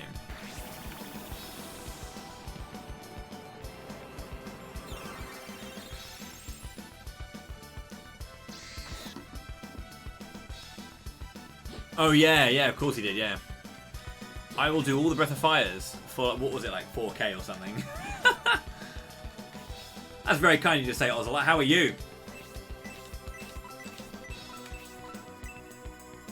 Am I kawaii? Hell yeah.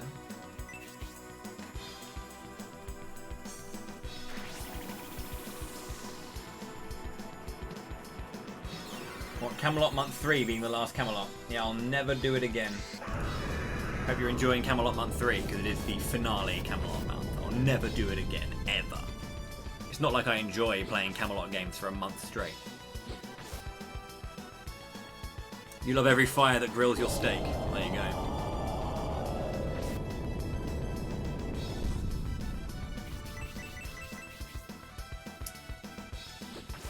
Gotta burn bright. Stay hot.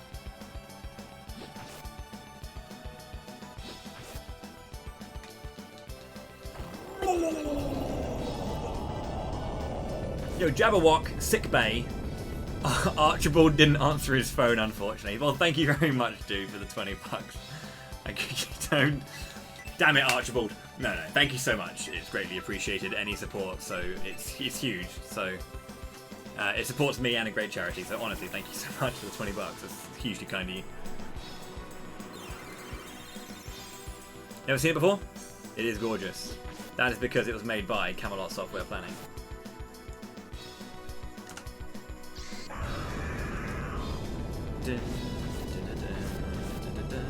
So you won't get a Camelot Month 3 too?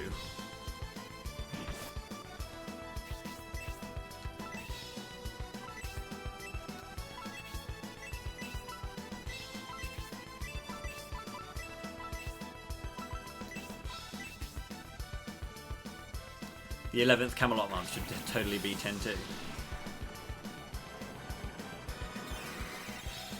Honestly, I've already started thinking about what my logo and stuff would be for 4. I've just been like, you know, the shirt is cool. I like the shirt. Shining Resonance time.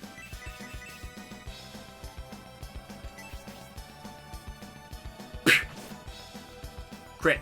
No! This is not good. I do not want him to end. Basically, when I end the fight, I immediately go into the boss fight. The actual head of the Great Viper. You couldn't outturn that thing, could you, Rhodey?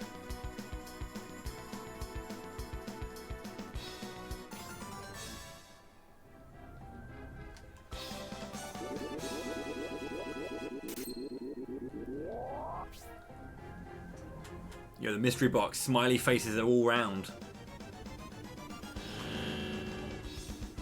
GBASF1. I could add it in.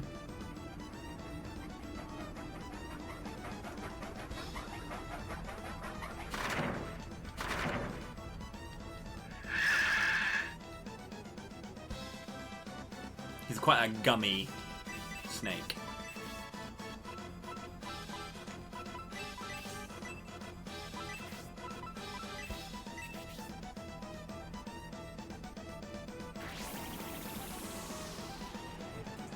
The mystery box!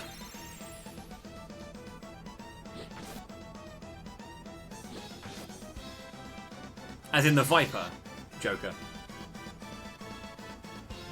Like the Strange X.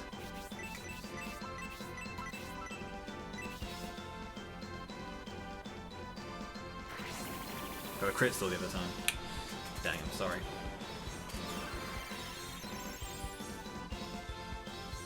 I remind you.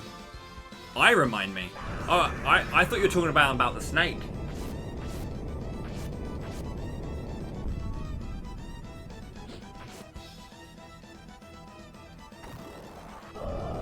Shining Force 2 and Knuckles Blue Sphere.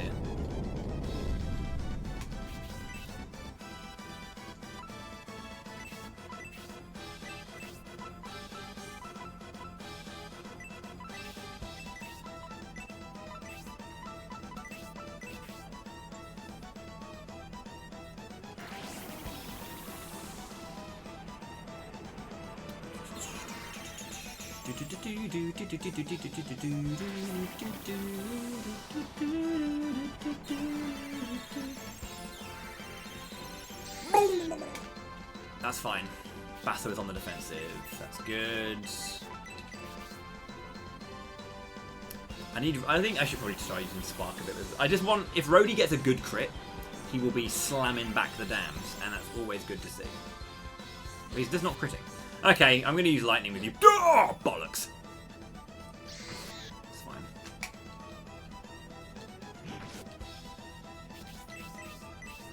Now, I do kind of want to attack with Melody. However, she needs to be on heal duty because this guy can deal some damage. So I need to be careful.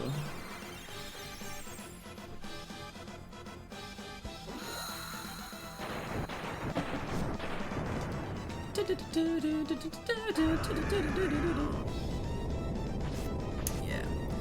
That's basically like a spark, you see, and I can't not have that. I can't have that happening all the time. It's too much damage.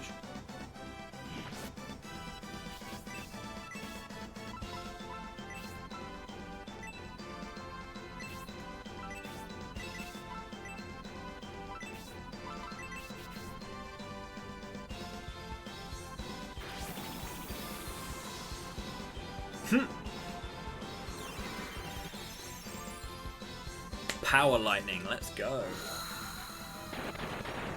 Spark.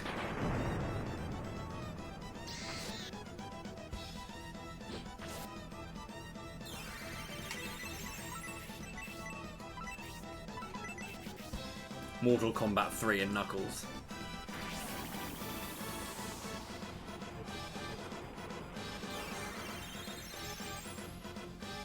Power lightning, let's go. Double crit.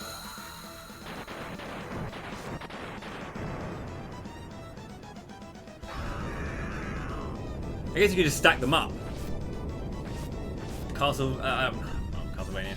I don't know, any game, and Knuckles, and Knuckles, and Knuckles, and Knuckles, and Knuckles, and Knuckles, and Knuckles.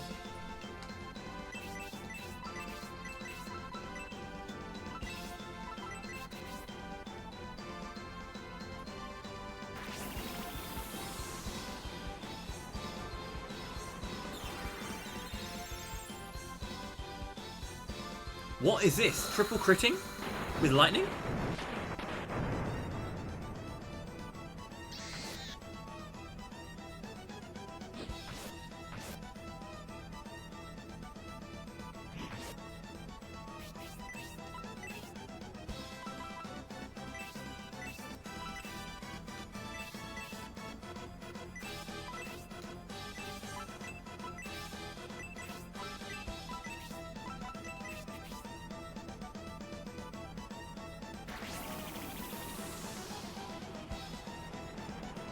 Knuckles Chaotix and Knuckles.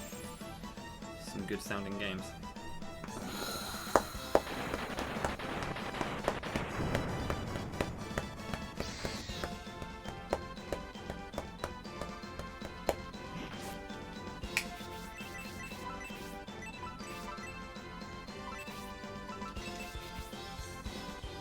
Running out of MP, dude. How's it going there, Kumash? How's it going, Cross? Does that guy have a rake? Which guy? Do you mean the dragon? No, he's got a big old axe, bro. Can we stop being a ball sack?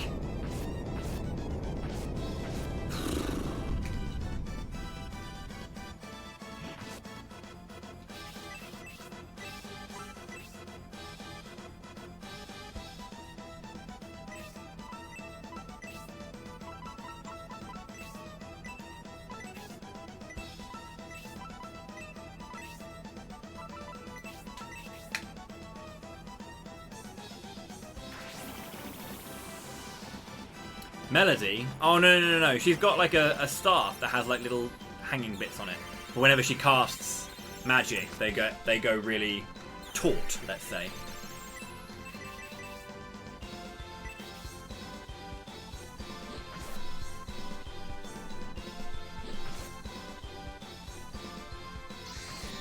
That is called a rake.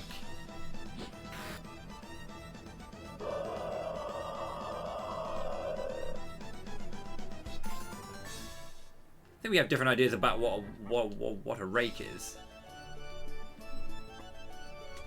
This guy's clapping me out. Look at this guy.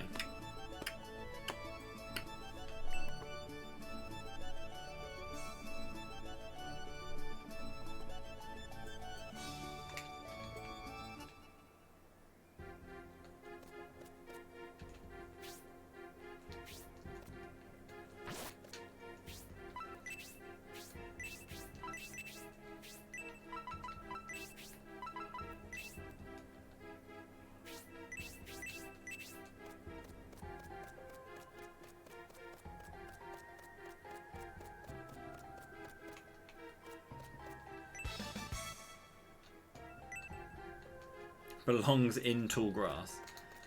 Got to rake up the leaves somehow, but I don't personally see a garden tool in her weapon myself. But that's just me. I do like the signs, by the way. I do like how like comical the signs are. The Far East region, even though it's in the south.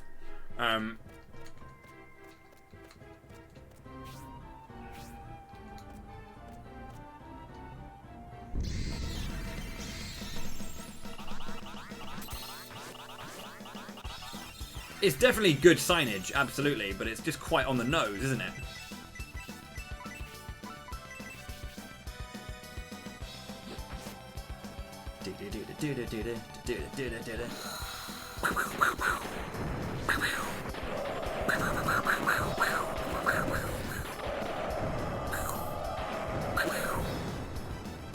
No! Can you just go first, Palmer?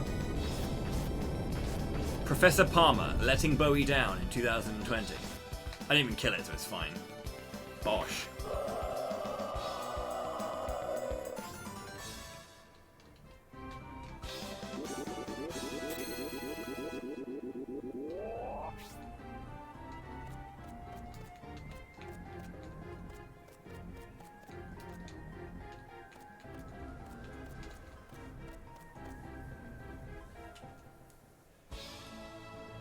Do do do do do.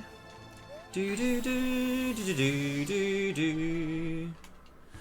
Okay, so there's a cool few things I can do in here. This is where all of the ninjas live, by the way. We found Ninja Land.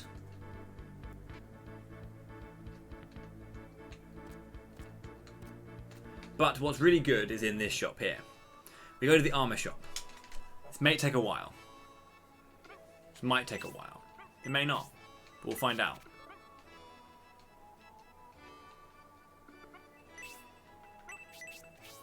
Ah, 2. Good. The spike shield, thank you. That can take a long time, but it only took me 2 attempts. I'm happy with that.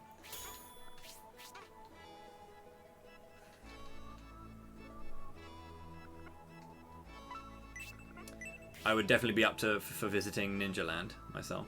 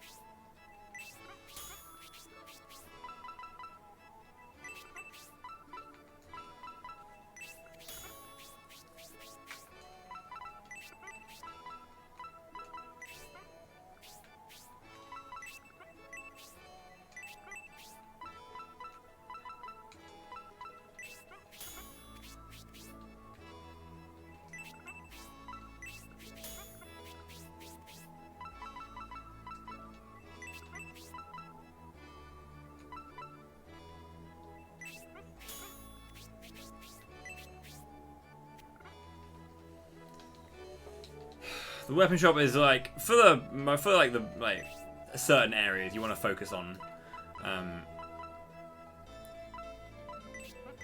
You want to focus on armor, and for others you want to focus on weaponry.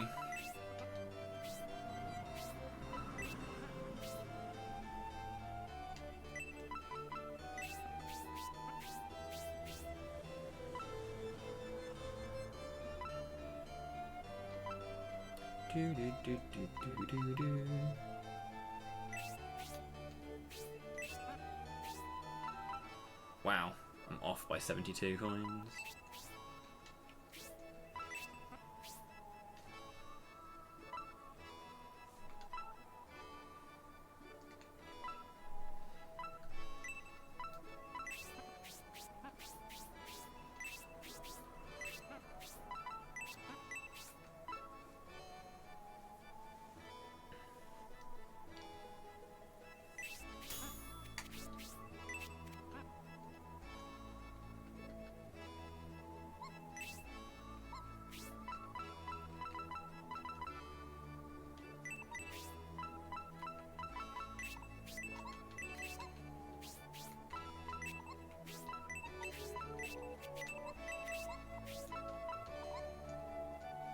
Okay, so we have got some stuff.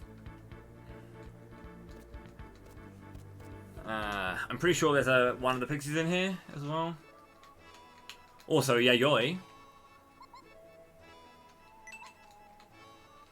Bruce. Yeah, Yayoi is the name of one of the enemies in book 3 of CD as well.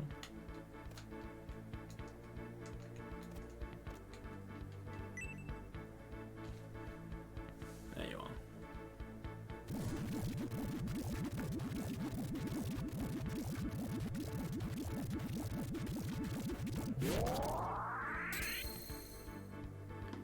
A pixie named Apple was found. What a crap name for a pixie. So I've probably upset someone somewhere who is a pixie called Apple. I'm sorry if that was you. Okay, cool. So up to date with that. So I only missed one. And I missed a succubus as well.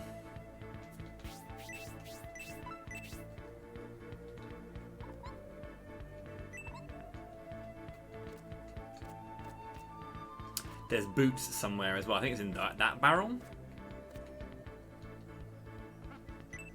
There's definitely there's like some boots somewhere that are pretty nice boots. Hello, little ninja child. Akane, Rhodey's younger sister, is a beautiful woman, but she looks very sad these days. Ever since Panzer, who grew up with her almost like a brother, became a rogue ninja and disappeared, she's been pining away.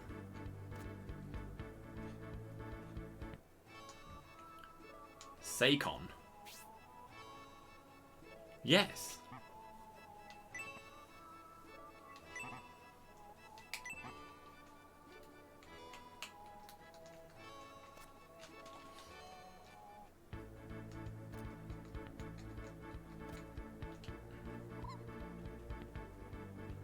I want to be a kunoichi, just like Akane.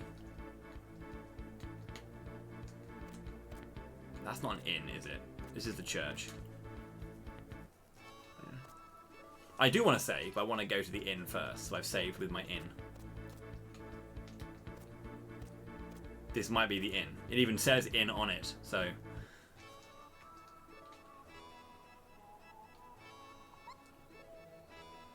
Our rate here is 8 gold coins per person. Look at this absolute chad of a guy chatting up the innkeeper here. I wonder what his name is. If his name's Chad, it's perfect, but look at him. He is all over this conversation. What is it? It's always the shop girl who's great. Shop girl in Chadske, yeah. Kosuke, close. Look at that guy. Don't know if you're you know, aware of who I am actually, but they call me Kosuke, and you're a bit of all right. You know, like relax, bro. Yes. Ikaku. Technique can be increased by training in battle, or it can be sometimes granted by items. These items are extremely rare. Sean! Those of us who make a living by fighting master techniques naturally.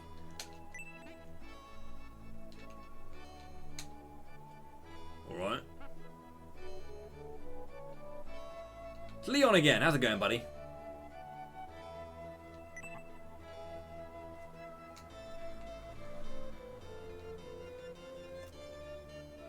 He looks just like a Sean, yeah.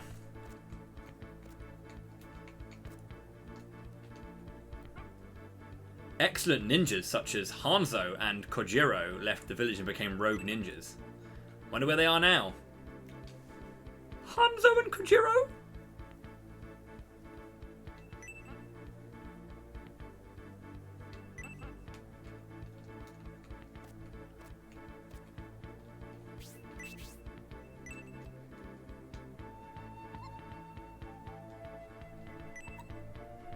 Second best Shining game. How's it going, Dressia?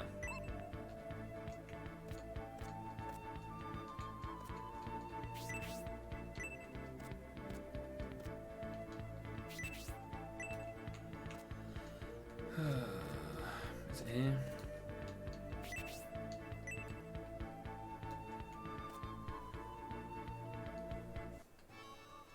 I've already been there. Am I going crazy? Might be going crazy.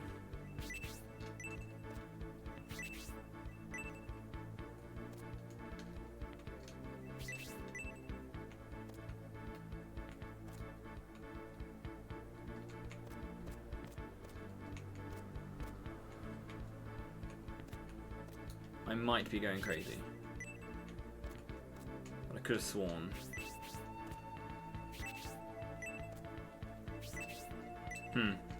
Probably going crazy.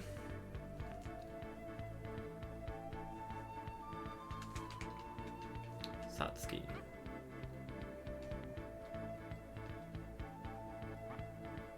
Yeah. Trying to remember where they are right now.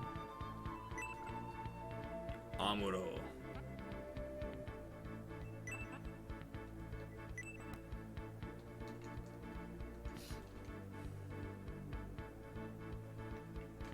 My boy.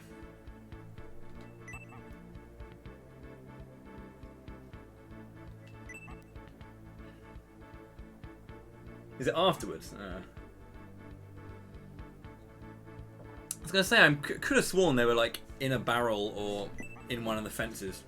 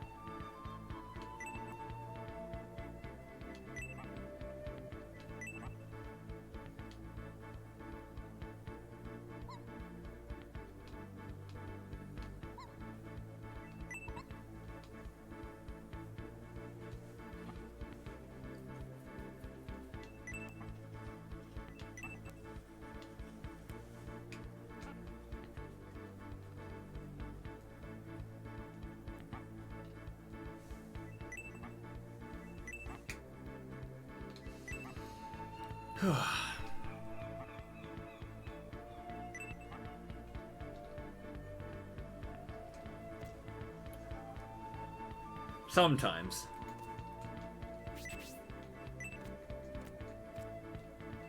I could have sworn they were like, yeah, it's not this barrel, but I thought it might have been.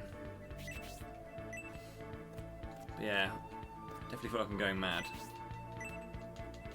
Doesn't feel like it's. I don't think it's down here, but again, I could just check a tree and then suddenly it's a tree.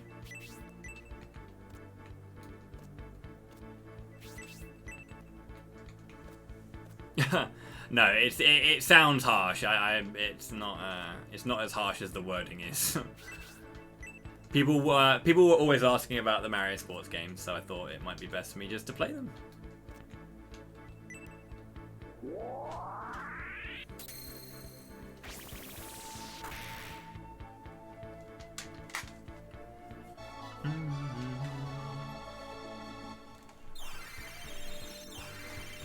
How's it going, Lena? It's going fine, thank you.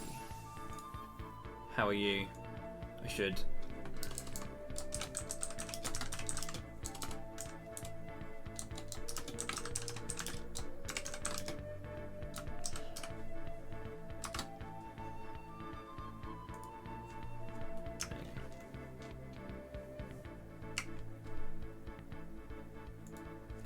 They weren't the 5K secret.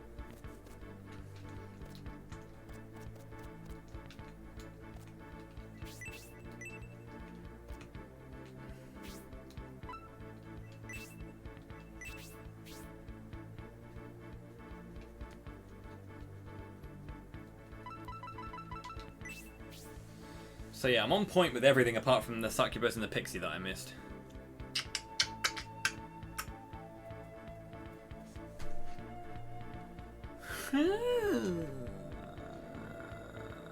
Okay, cool. There's definitely... I definitely feel that one of them was in that cave, for sure. Faux shizzle.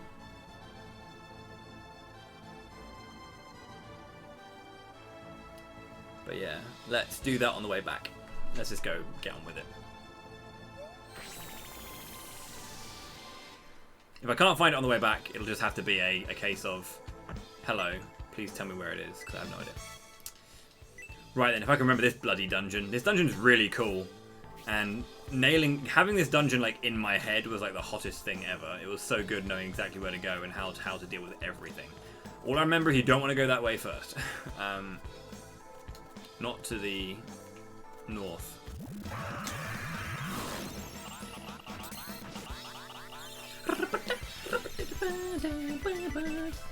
This is good. There's no lag here. Big crit. Didn't kill.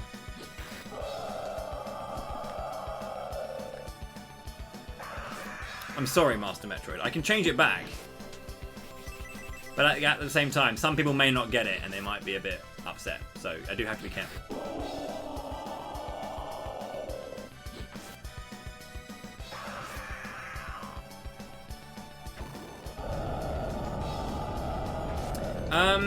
Well, I mean, after this dungeon, I would do a grind, usually.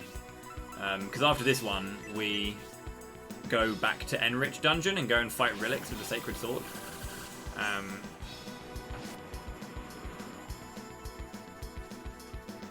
So you normally promote... I think you need to be promoted to actually equip the Sacred Sword.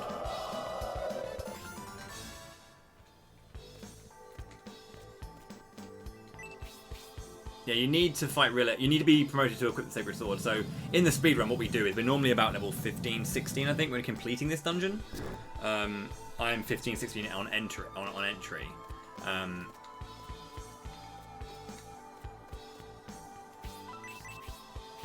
need to get the Mattock first.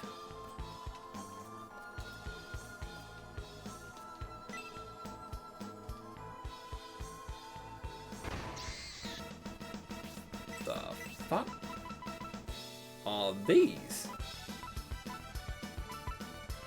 What the fuck are these? Never seen these before. What the absolute balls are these?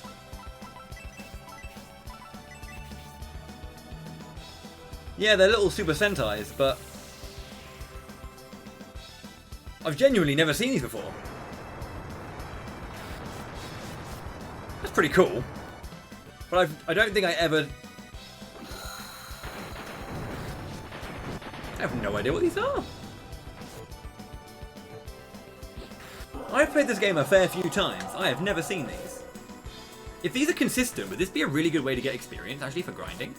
They're kicking the dicks off me, don't get me wrong. They are absolutely kicking the dicks off me. Jesus Christ, we might die. But...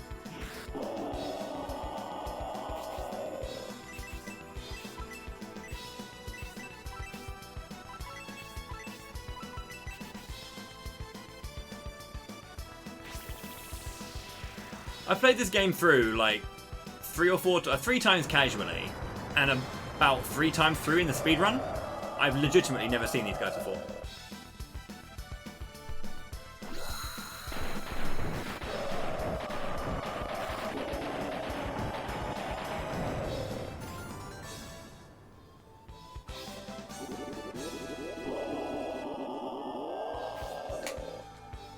I guess you can't, like, get that fight again, then, maybe.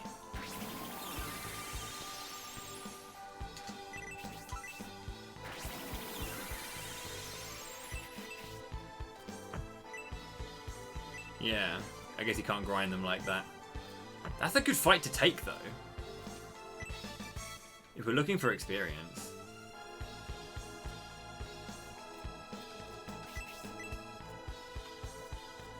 I don't think I've ever been there. Very strange that I haven't done that, though.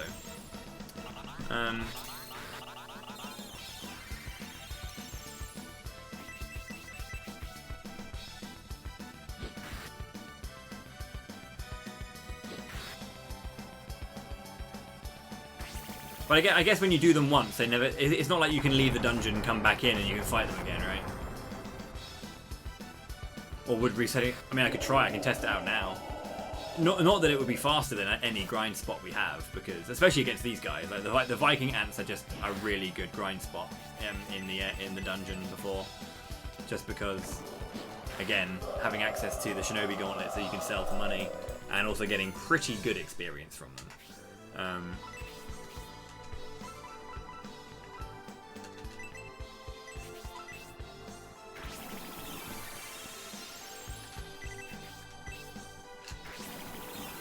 I guess I just never checked that statue in particular. You know when you kind of like look at them, and then you know when you like look down a corridor, no, you can't go any further, just turn around. I probably just did that. Just went, okay, and moved on. I forgot to go down. That's why I don't have the mattock, because it's down here. Idiot. It's not part of that. So, Shining the Holy Ark is a prequel to Shining Force 3. And that whole thing is separate from Shining Force 2 and the rest of it. That's a fight.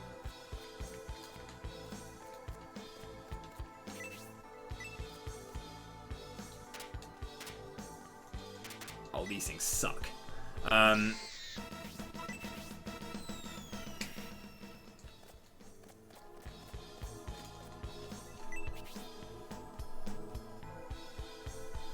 I might grab my notes for this, actually, my speedrun notes, because my notes have the way to get through this maze. Great. Oh,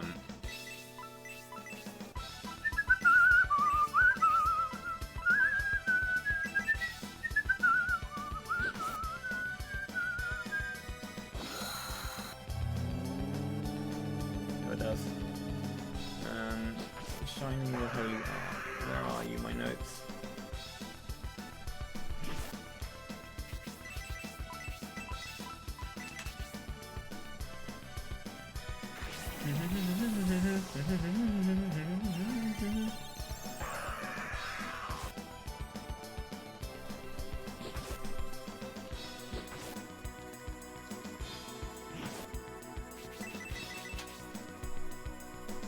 Shadow Heart's Covenant, Shining the Holy Ark.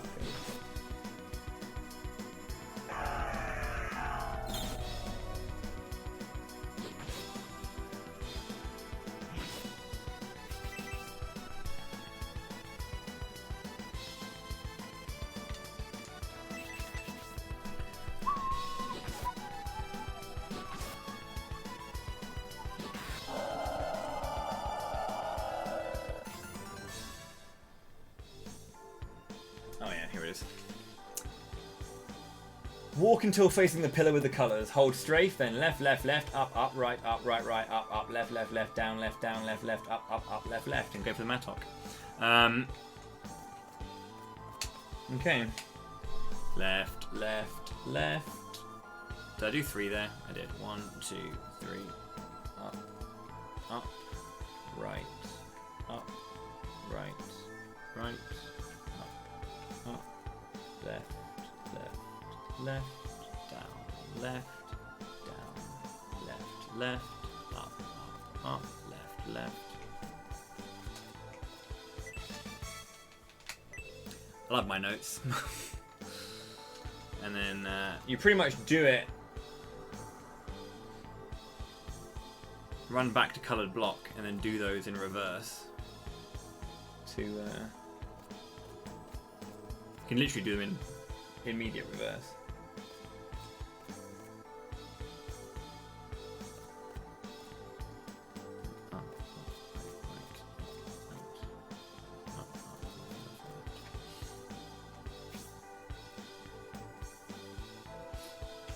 It's even kind enough to show you where the blocks are.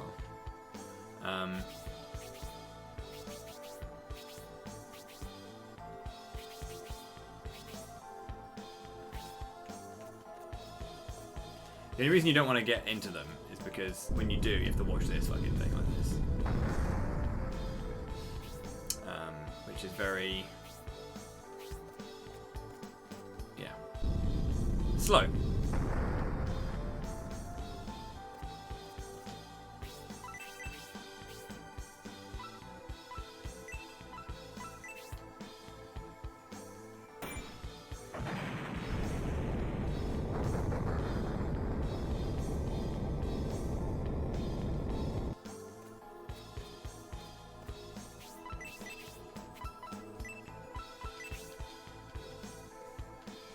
It is not, no. I'm just checking. I'm just checking for a couple of things. I've already done the pathway, but I'm just not sure if there's anything down here other than the mattock. Because again, I'm doing a 100% pixie thing, so I need to go and grab all of them, and I just can't remember if there's a pixie down here. There is a pixie upstairs that I need to go and grab, and I know where it is, but I just can't remember what's on this bottom floor.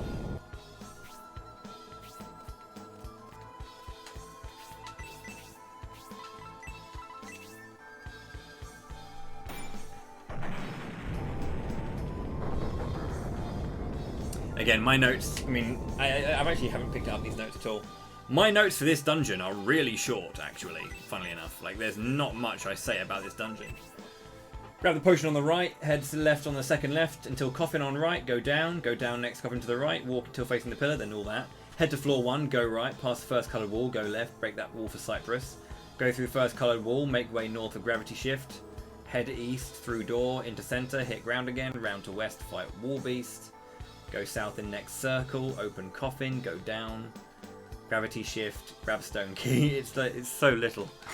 These dungeons are like really complex, but like there's actually a very straightforward way to do a lot of it, and that's kind of the interesting thing about dungeon crawlers, is that the dungeons aren't. If you go the direct way you need to go, the dungeons aren't that intense. You know? I mean, they are.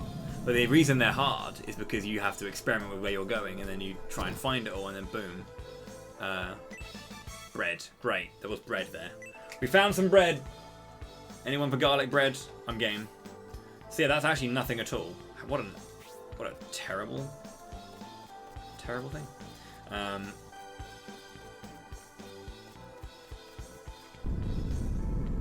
Oh, that's poo.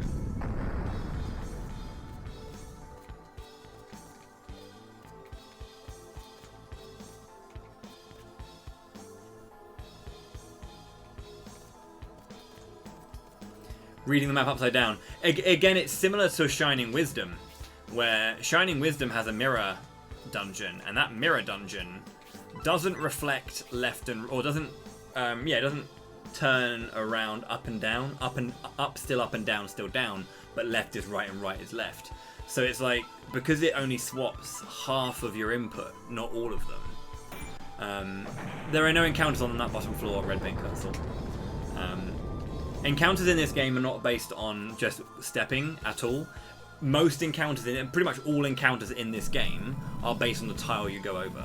Every time you cross a tile that has an encounter, there's lots of tiles that have encounters, but you'll just get a chance to get an encounter on the ones you get, so.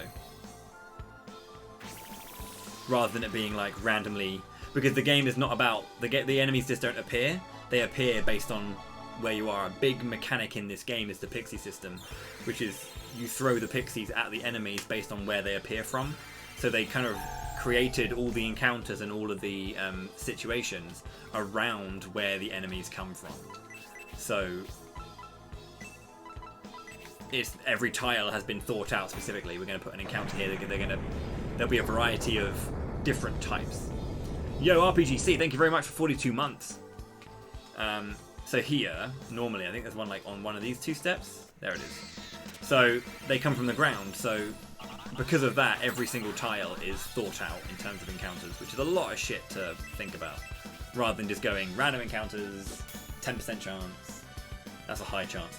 But yeah.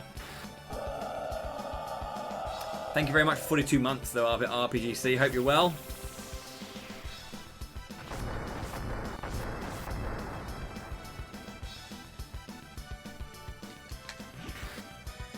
I've never seen loading on the attack animation before, but there you go. He went up and he waited.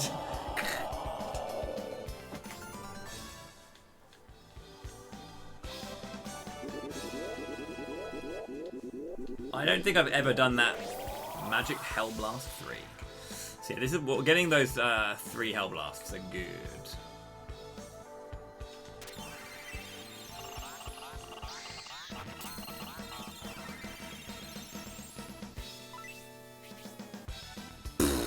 Goodbye, Rhodey.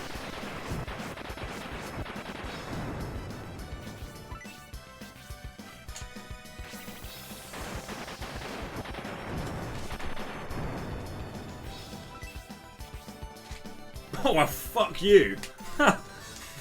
Wow. A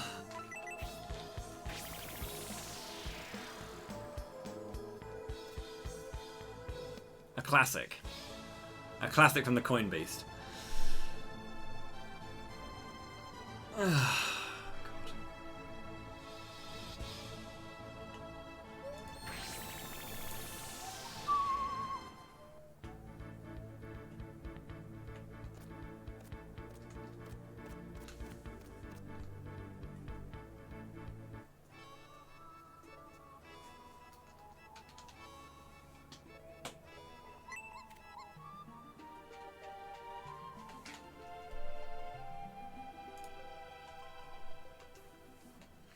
That was very rude. I mean, it was kind of rude. It's also very expected of a game like this. Thank you, Shop Girl.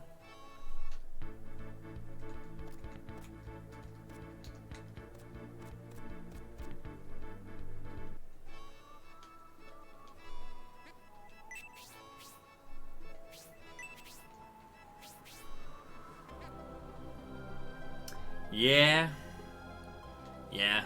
It's a good engine. It's a good engine. Like the rendered sprites that they use are really, really nice. Again, it comes from this as well, doesn't it? Really, like you can see how they got from here to Shining Force 3, and then Bosch.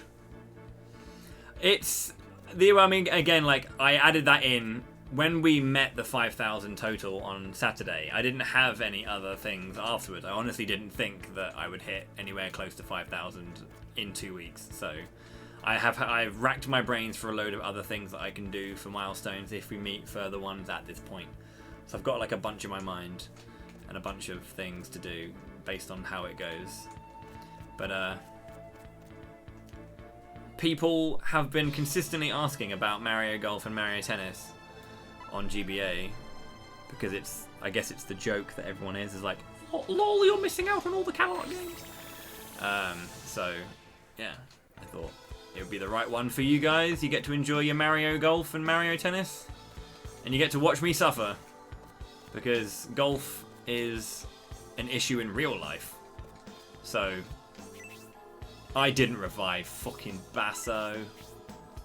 What a cheddar. Yeah, you do have to revive at churches. Yeah. I didn't even read your message. I just completely forgot to revive him. I went to the church to save. I didn't think about the fact that Basso was still dead.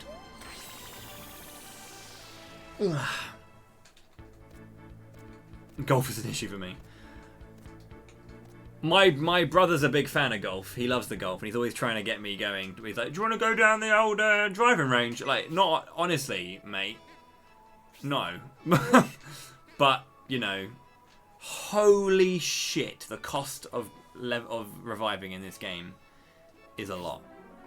Golf is lekker brew. Well, no, it's not.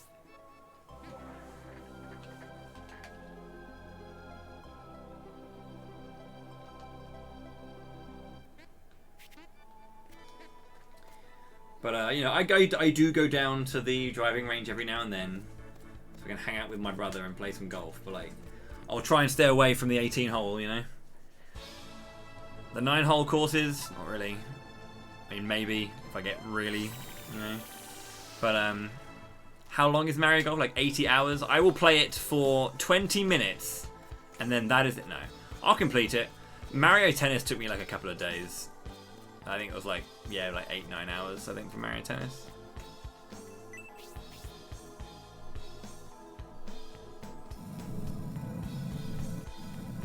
Mini golf's where it's at.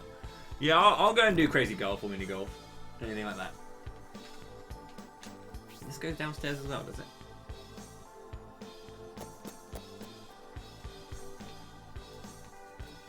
This is not, again, this is not the way to go. You want to go north from where I was, and you can just do it that way. Hello, buddy. This guy becomes a boss fight later on. Golf in video games is gone!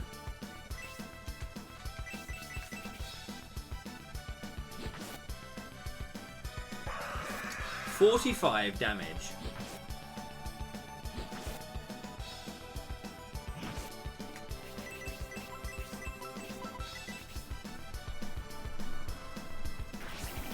I could be good at golf.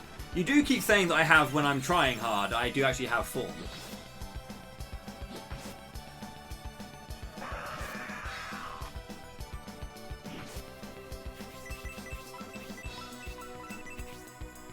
But like, I don't know. I'm a squash player, buddy. I haven't played squash for a long time, but like, I like that sport, man. You know that.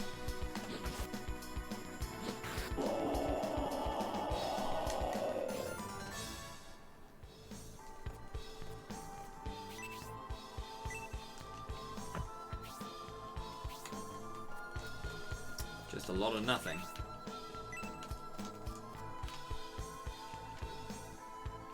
I have not played everybody's golf. Again, I don't really play sports games. I'm not a fan of them. I am shit at this video game.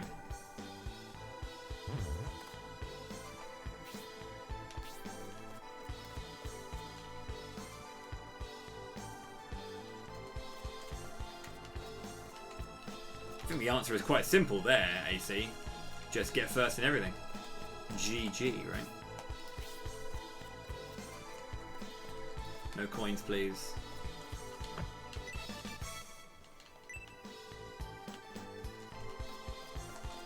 No coins.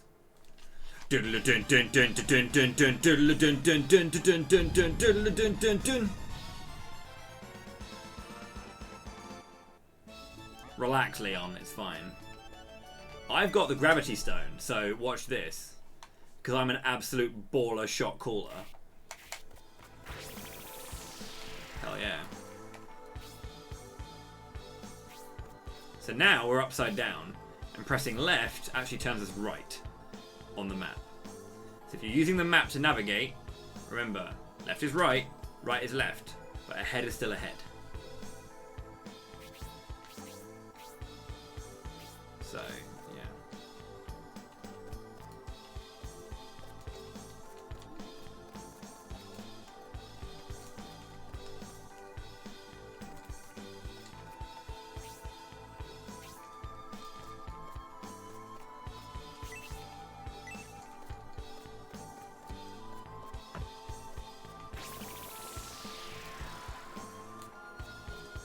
Also, you don't get encounters when you're on the roof as well. So we're currently on the roof, on the ceiling.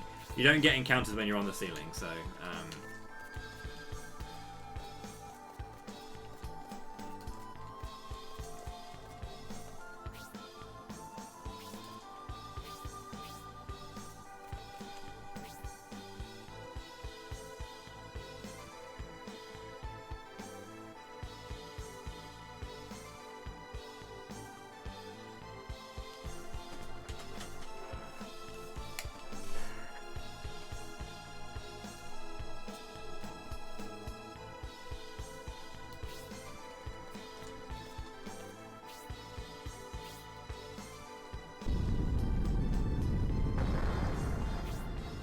The game does very kindly give you information.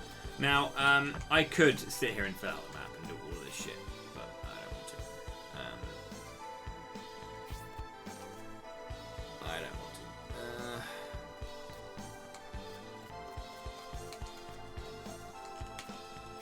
This is here.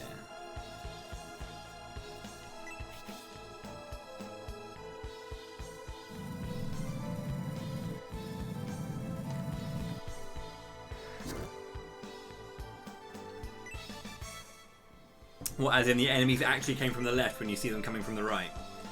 Yeah. Oh, don't ask. I'm sure it's fine. I'm sure it's fine. Yeah.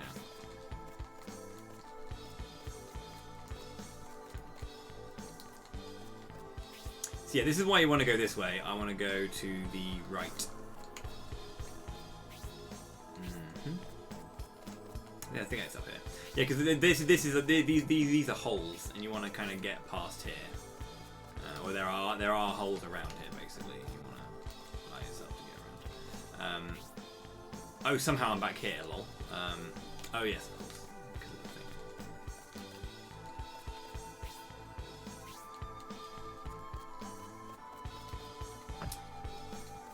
So yeah. Oh no, that's definitely not the way I wanted to go. That's how I wanted to go.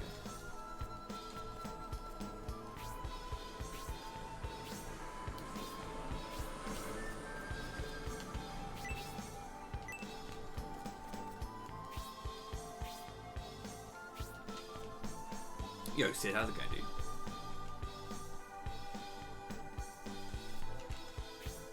Yeah, this is where it gets fun. Trying to remember exactly where you want to go, and this game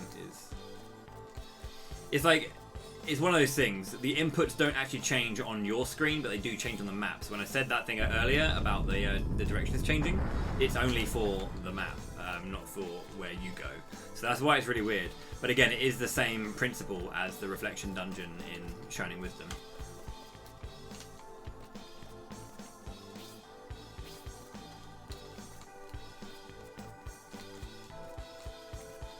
What's really good about the roof tiles though is that you can explore this whole area before you go down there, and you can see what the actual shape of the dungeon is, even if you don't know where things are down there. Pretty much, yeah.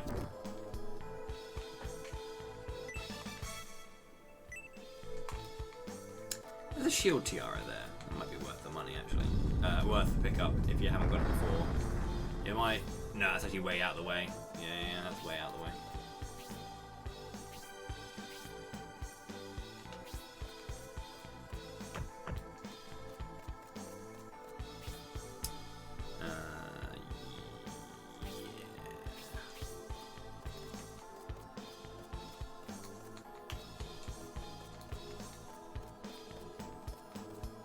Yeah, this is the big circle. It's like a massive circle where, and then in the center of the circle is the thingy, which brings us back to ground again.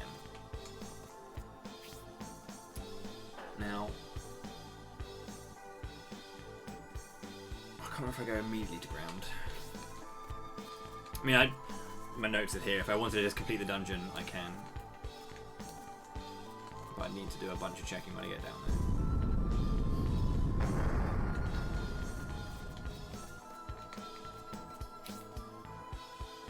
I want to search this dungeon out basically and just like fill out the map so I can have a little search later on.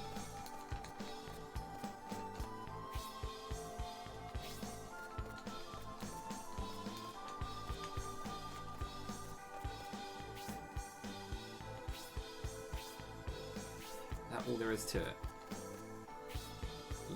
Yes.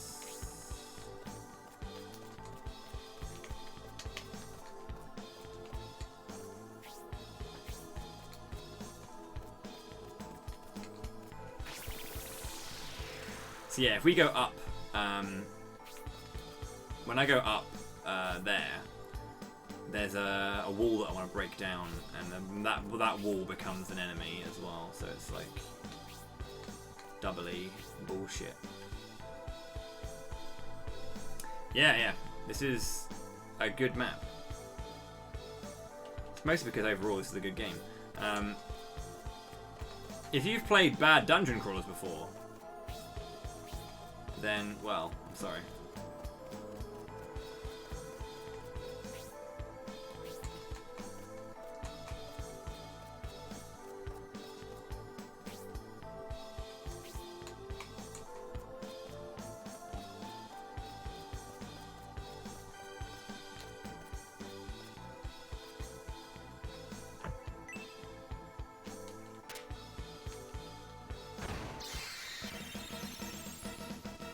Really? Come on.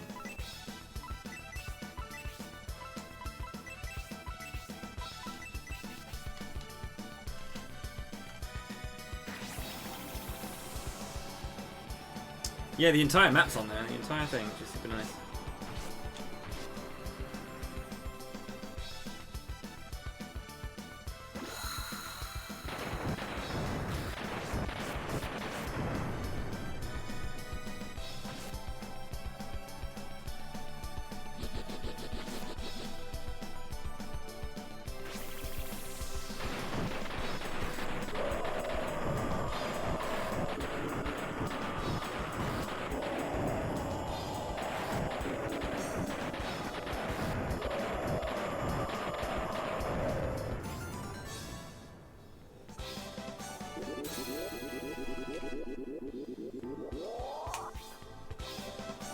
Rody!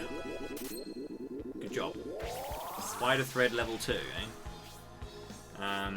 Also, I think it would be that one to get rid of them because they just come from the front. I was thinking because they were on the ground, they would count as a floor enemy, but they did not. So, crying face emoji. It is a cool screen. You're right. This is a bastard fight. Spider thread needs to land. I was going to say, there was a part of me thinking, like, why haven't I been able to use slow? And I forgot it's called spider thread. So again, slow is really good. It's defense down and speed down. So when you come up against like tanky or hard enemies, which I should have been using it in the past, I just don't know why I didn't use it before. You can essentially bullshit the enemies. Who likes wall beasts? Grabby hands. Hello.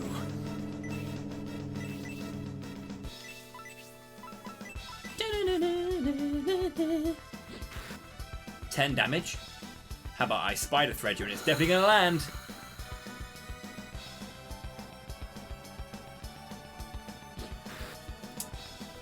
Elude. When is Mayro tennis? You see? You see? Have a look at the bottom left, Mr. Levitz.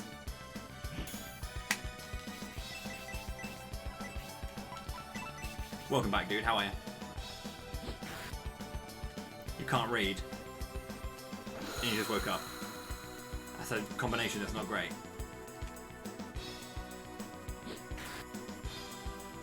It shot out scorching fire. Of course it did.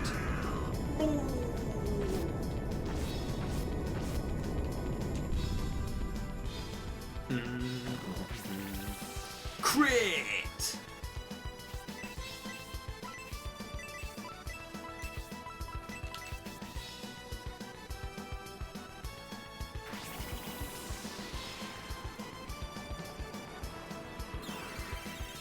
I'll do it once, I'll never do it again.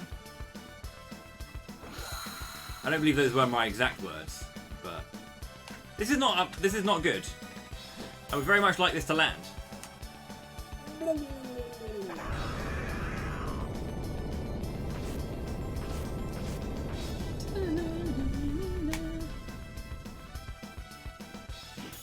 Jesus.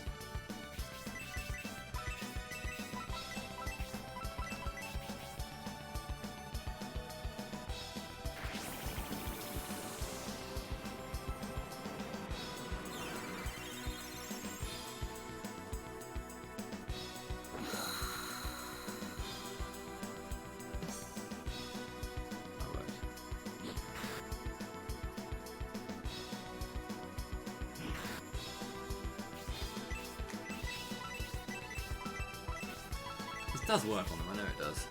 It just doesn't land very often. You stay out of this, Hunter.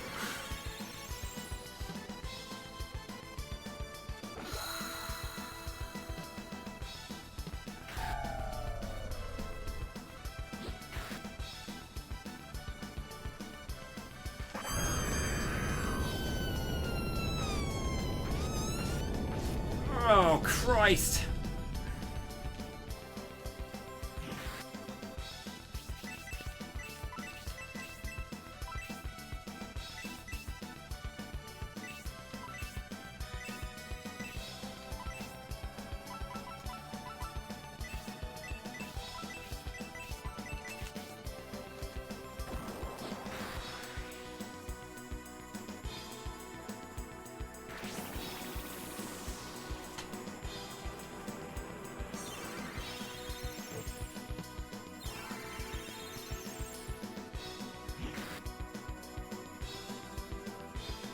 It is still not dead. This thing is still not dead. It is still surviving its piece of shit.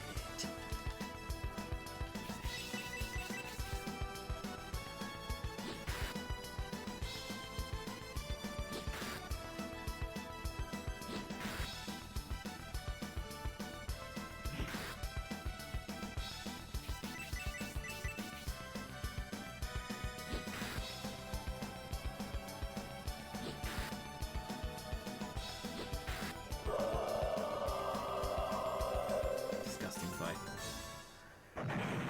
146 experience.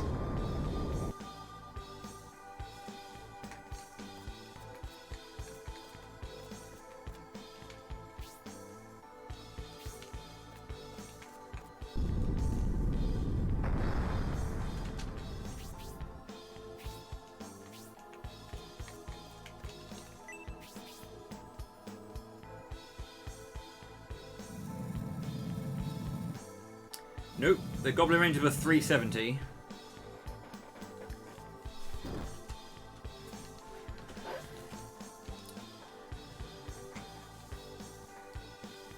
Yeah, the Goblin Rangers are insane. And they're easy to get. You can just one-turn them. So what you want to do, if you want to just complete this, is do this. However, this might be one of those dungeons where I might just pop a map open to find out where the fuck the Pixies are, because I know how to get through the dungeon and clear it, but I have no idea where the Pixies fucking are.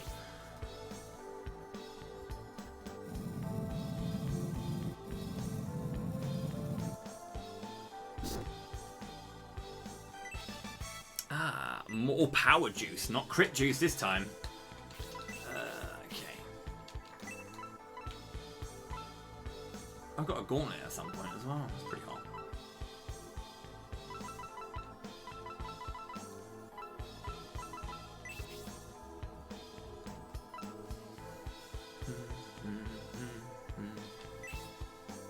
Shine. That's the lower end. Agi. 58. 85. Well, obviously you have the ring on, so.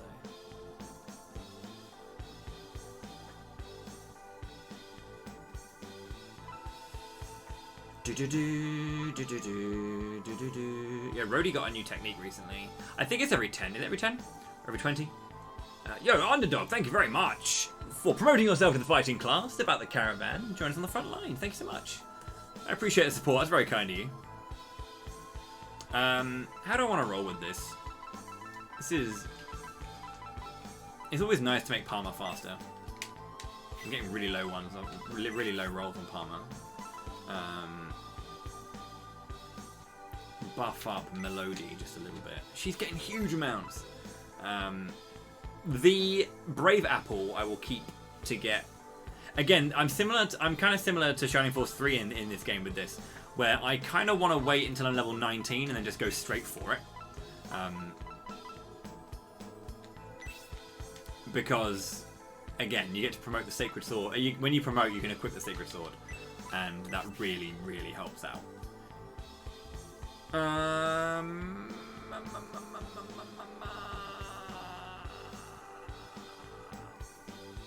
Balls. What do I want to do with my life?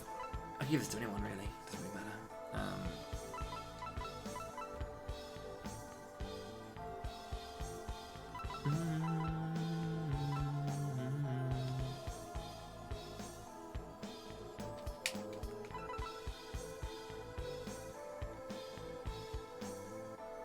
Gonna need the energy. Reminds me actually, because again, this is probably a good reason to give like the lucky cookie over to him, because again, the chance to like land status elements is nice. Apparently, he's got quite low luck. For a ninja, that's a bit shit. Not gonna lie to you, pal.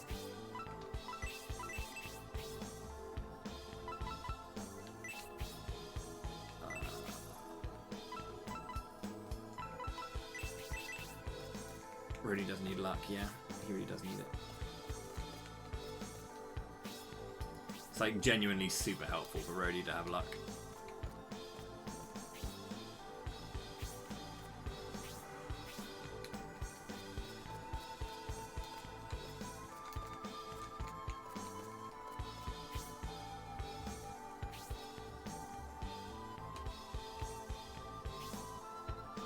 Is that a staple?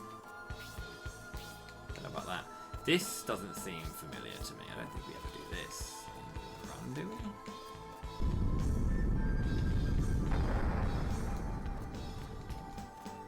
we? Yeah. I always use like some at the start. In all honesty, for the run, we actually grabbed them to sell them because they're worth 375 gold, which is very good at the beginning. Like especially, I mean, the onion's a big one. We don't really use much, or the garlic, whatever it is. We don't really use that one. So, yo, TBO Underdog, thank you very much for the $10. I love me some Shining Force. Same. Really appreciate that. Cheers, cheers. I'll add that in when I can.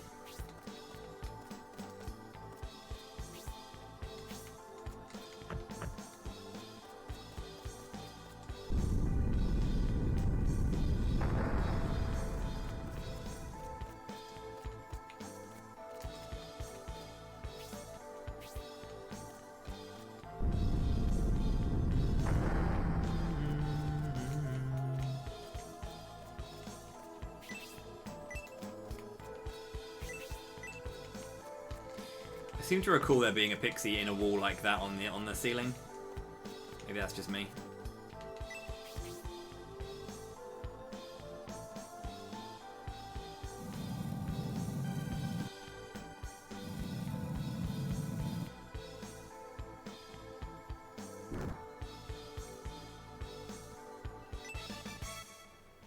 There's the stone key. Okay, cool. That is actually mandatory. So I was just being silly about that. Yeah, that is an absolute. You need that to get through.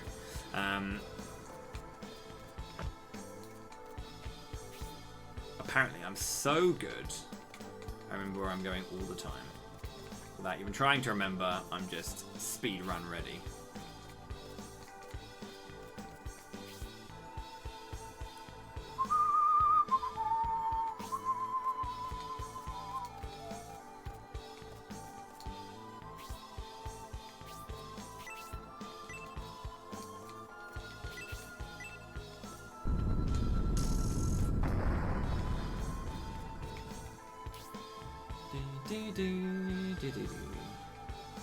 Huh. That is actually somewhat familiar. The vibe of it all. Man, I really want to do this run again, just because it's been a while since I've done it. And it's a pretty good run. Obviously, it's pretty good insofar as it feels good to complete the game really fast. There's a lot of attacking and a lot of using like basic strategy. It's not like, at least right now it is currently not in a position where we have like the most intense strategies. I think there's good routing and good like level builds and all that kind of stuff, but a long ways to go on the rest of it, I think. Only mostly because Draciel and I have only just done like a couple of runs ourselves. We did our like early routing and just left it at that. Really like spent a billion years really working out all of this stuff. Don't hurt me, that hurt.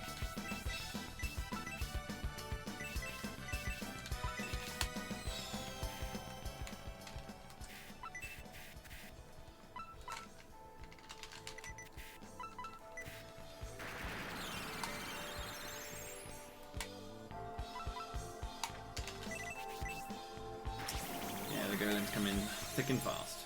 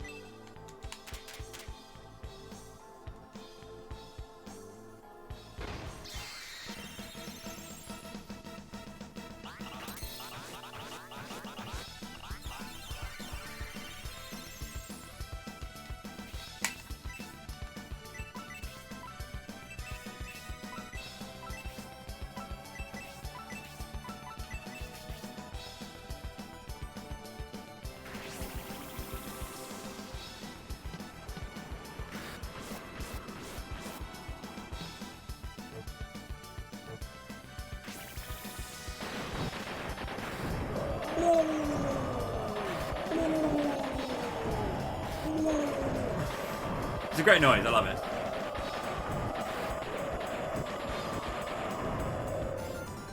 A lot of money.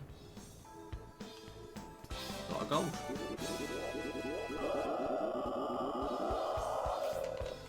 Basso giving it the big yell.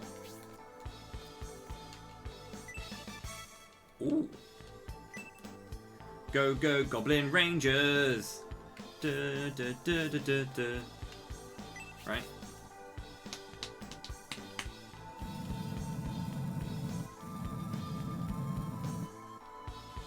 You mighty Morphin Goblin Rangers! That goes underground as well, does it? Sure. Right. If that's what you want to do.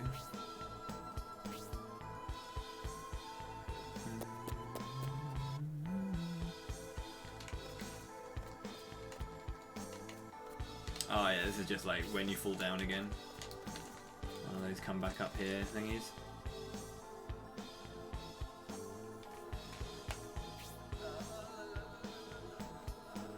Yeah.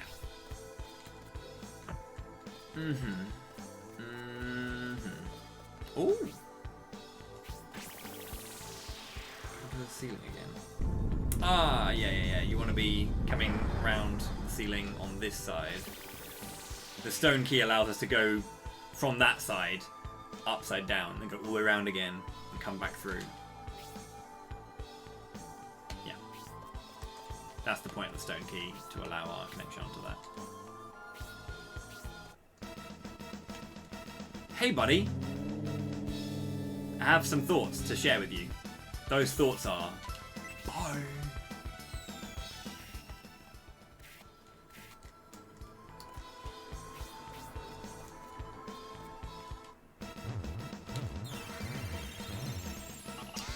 Balloon snake. Balloon cobra. How's it going, Void? It shot out flames. They all do. They all do, bastards. This monster is very silly. Very silly monster. There it is. The obvious one. Couldn't stop it.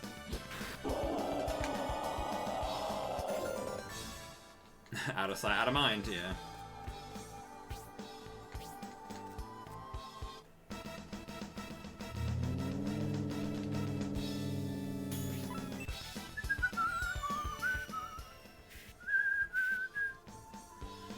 Another twist?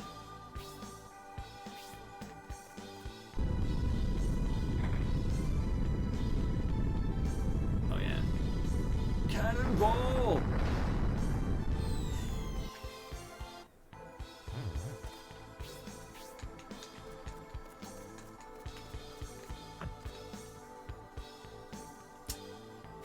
Oxbop solo.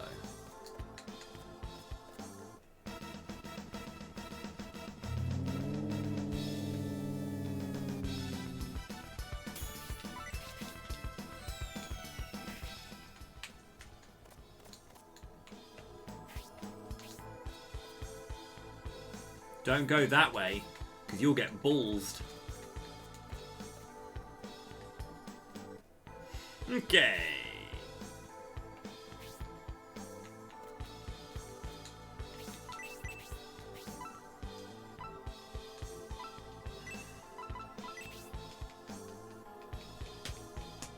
Oh, I don't know either. Weirdness, I guess. just weirdness.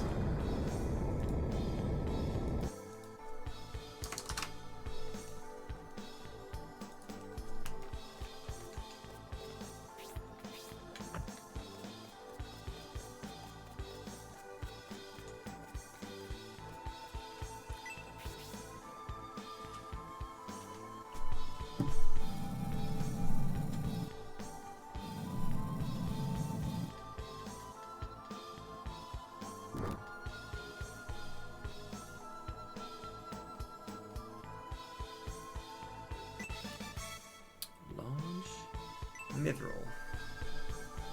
Where art thou, fairies?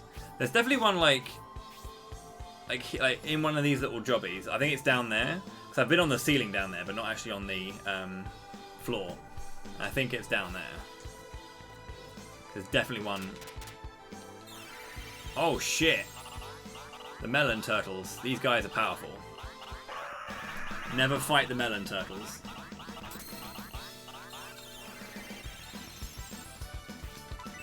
Good.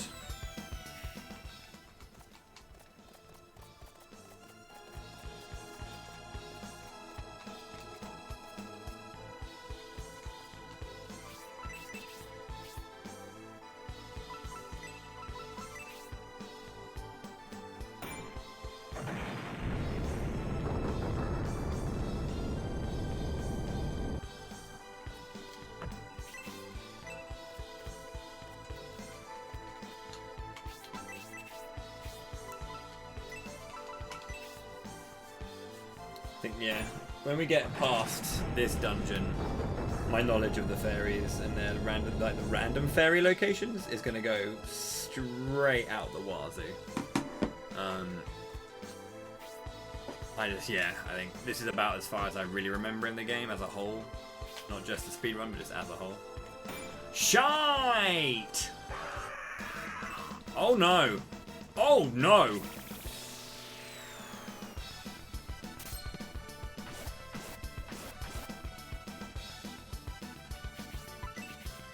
Oh yes.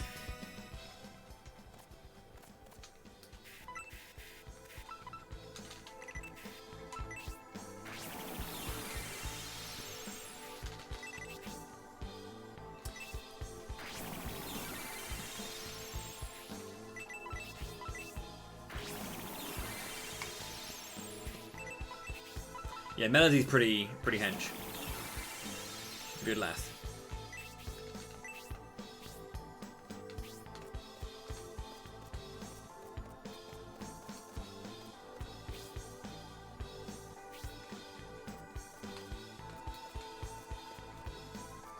Yeah, I'm pretty sure it's like one of these ones on the ground. Yeah. Because I was looking for these. This is the one. Yeah. I just knew that there was one poking out of a wall because this is in the speedrun. He's a leprechaun. So yeah, that's where I remembered it. Ugh.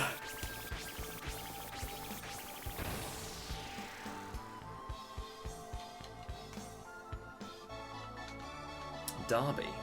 He's in my notes and everything. Go east on ground, grab Derby from southeast near where Stone Key was.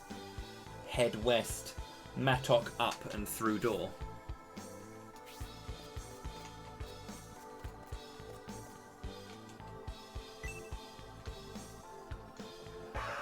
Yeah, leprechauns and the incubi are the ones we get again.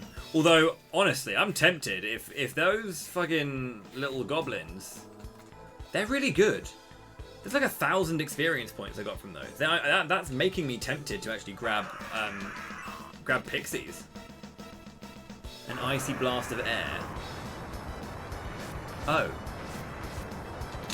Everything is really powerful. You see that should have done about 40 damage, but because I have some breath defense, it did a little less damage.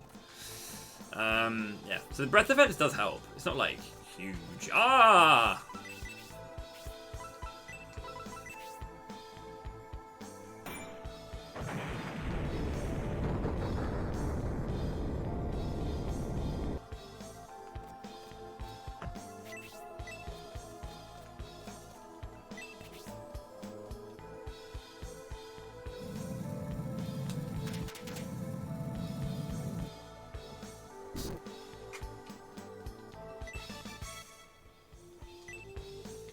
Dragon Ball's pretty good.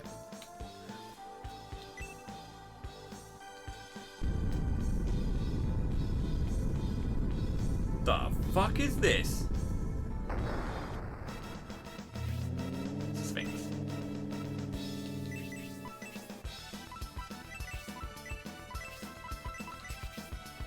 This thing's going to kill me.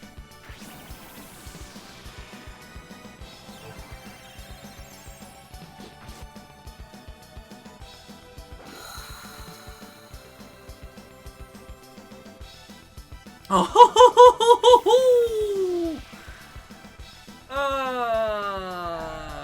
that's bad.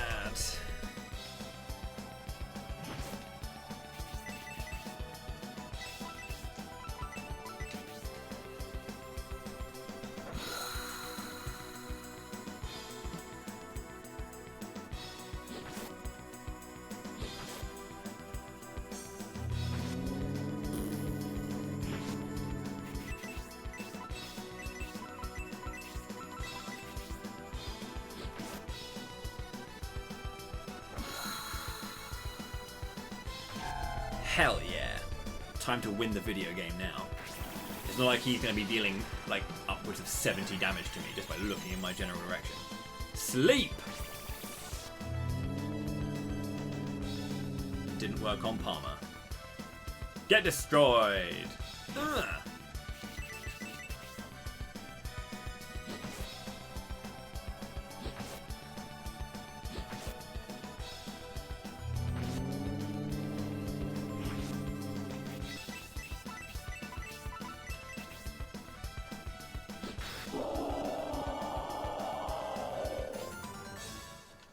I guess then every single one of those that I can get could be either that or the goblins then. So I just got lucky getting 3 goblins rather than getting any of those guys. If that's the case, that makes me very upset.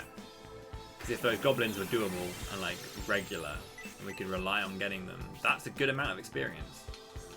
It really helps out because honestly like everything else around here is giving, you know, everything else around here is giving, yeah, like just over 100 experience, like 150. And, well, yeah.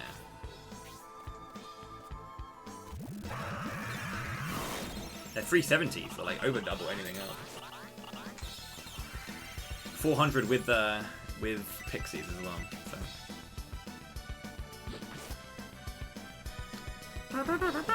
Oh, the drop. Zombie A is panicking, dude.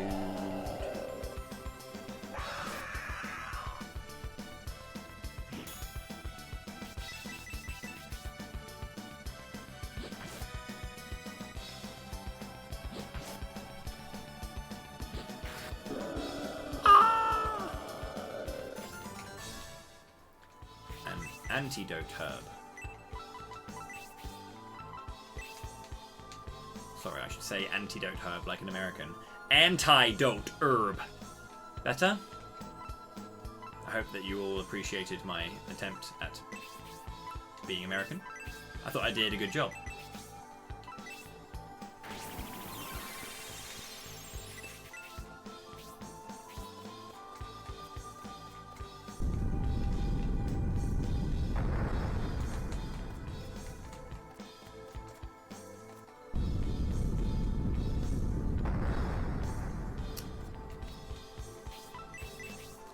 Yeah, sounded spot on.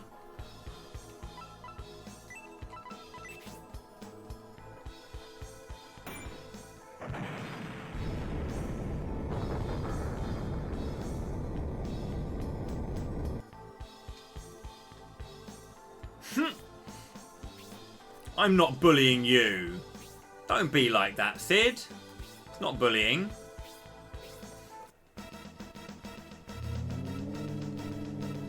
Think of it as skewed appreciation.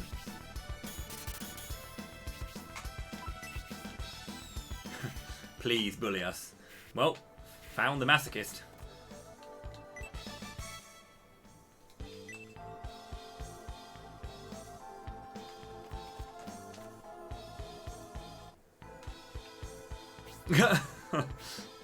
See, this is my kind of humour. I'm liking it, boys and girls. I'm liking it.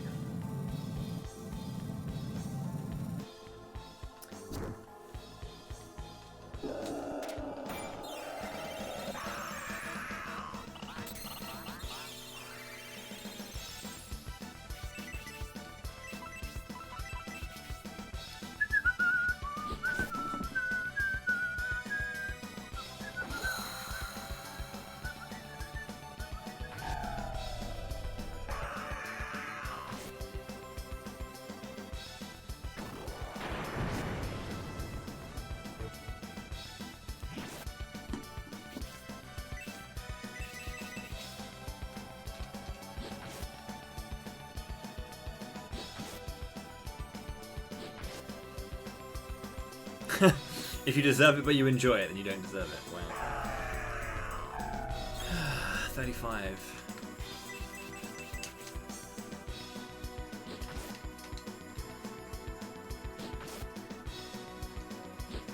Yeah.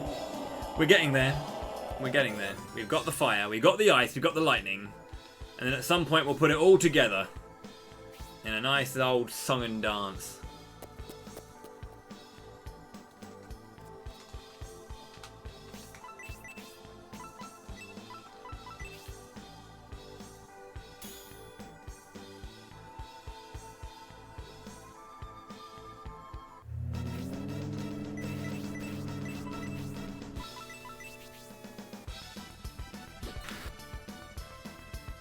Song of Ice and Fire.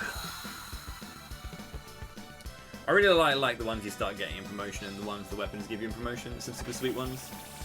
Firing out the beams are really good. Those waves that kind of cut through the air. They're really sick. The spinning attack is funny as all hell. I love that one.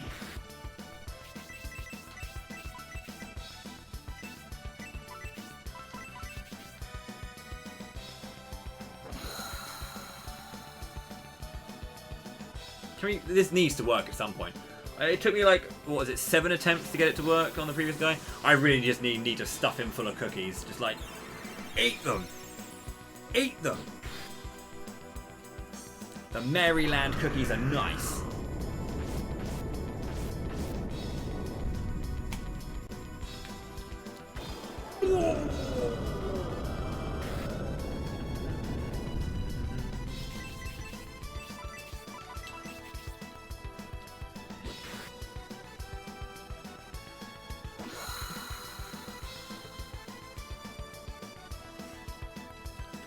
You need some cookieage. You need some cookieage. 40 damage is more than I was expecting, actually. This is pretty dangerous. I should have definitely healed more in that previous turn.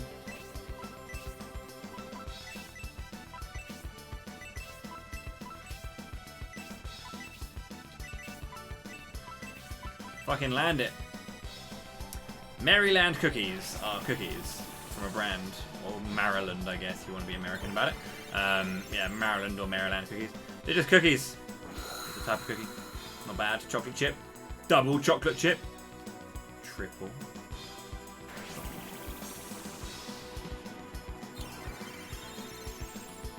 Shout out to cookies.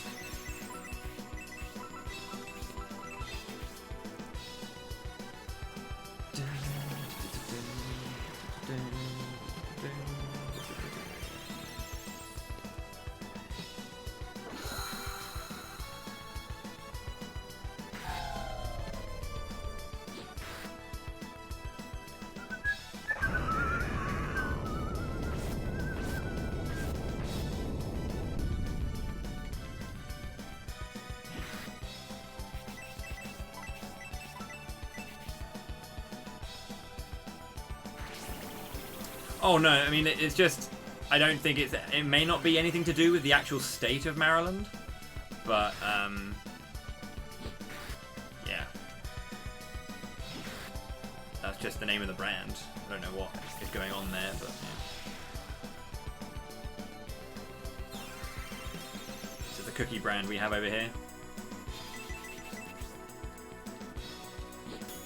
Warbeast dodged.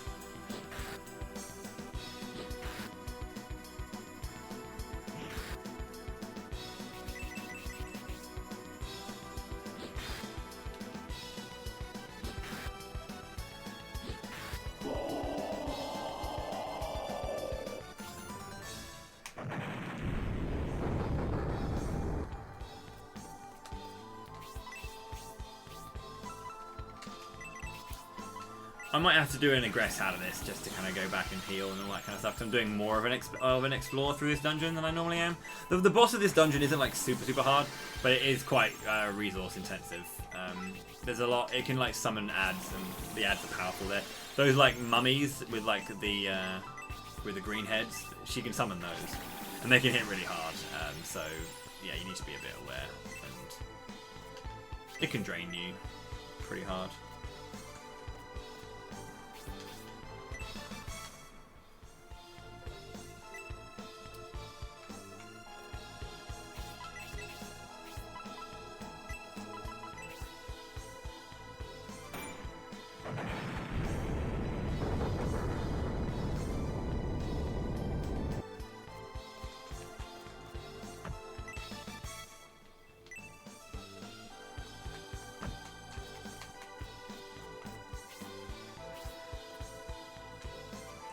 No!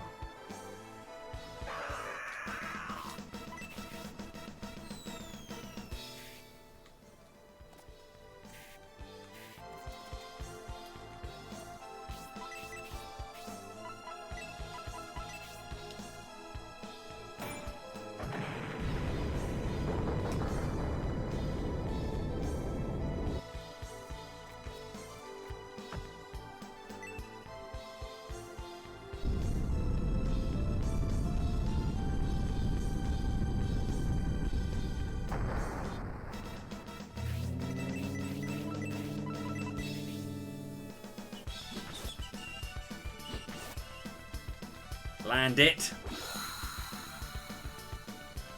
That's not landing it. Watch it land all of its attacks on me. Every one of us. Look at this. Oh, two out of 4 ain't bad, right? Not for you, buddy.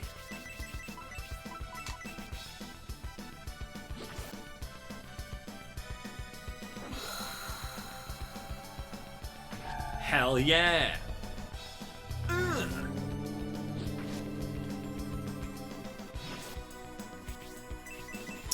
It depends. Normally straight ahead, so you wanna throw pixies at them because the object's in front of you, kind of thing. So when it came to the goblins, they were straight ahead. Certain enemies can be done like different in 2 ways, because there are some enemies that kind of come at you straight ahead, but they're low profiling, so you can grab them from below or from ahead. So it's up to you type deal. But yeah.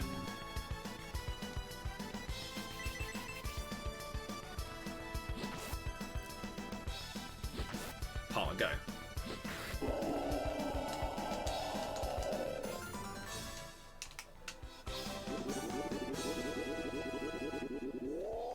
Yeah, most of the time if I get those, I throw out pixies and get away with it. So.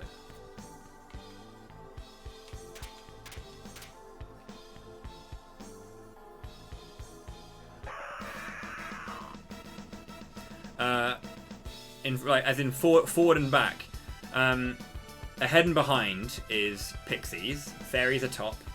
Succubus, incubus, leprechaun.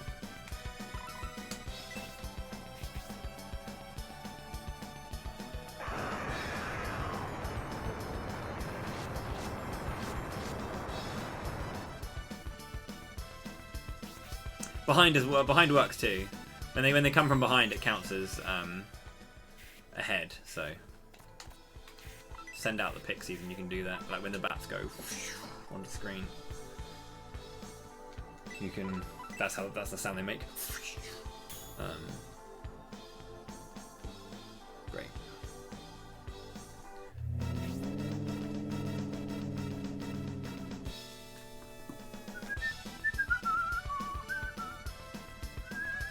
Yes, behind and ahead is the same category. So Pixie does both of those.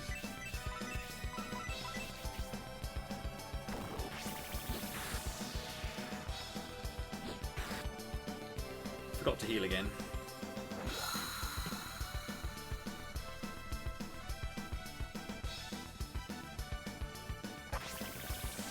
Yeah, you'd think a ninja would be about that, but his defense or his luck is very low. He's got the lowest luck, so I really should be just as we've been talking about. No, this is not my first playthrough. I speedrun this game.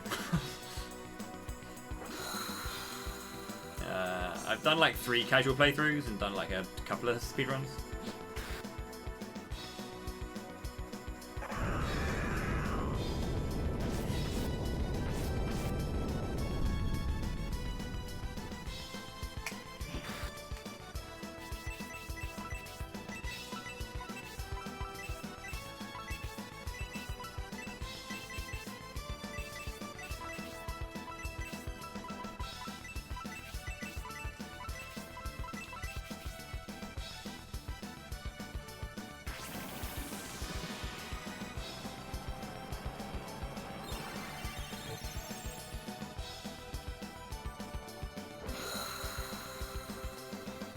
Yeah, the battle theme never gets old. Like, it just never gets old. I could honestly, the run is 8 hours long, and at no point in the 8-hour run am I upset that the music is that the music is playing, and then that the music is the same.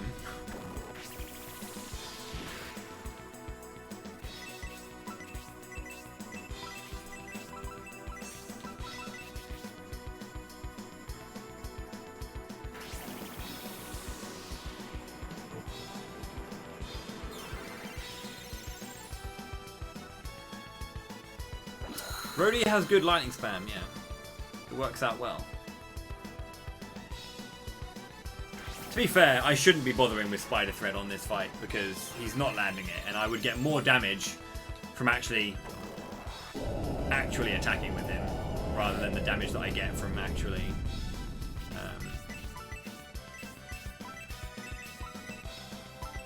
I mean, fuck it, right? Yeah, I'd get more damage and the fight would be faster if I didn't just try and land it. But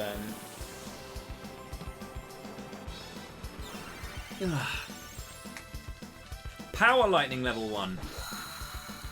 I got 3 Power Lightnings in a row on one of the fights I did.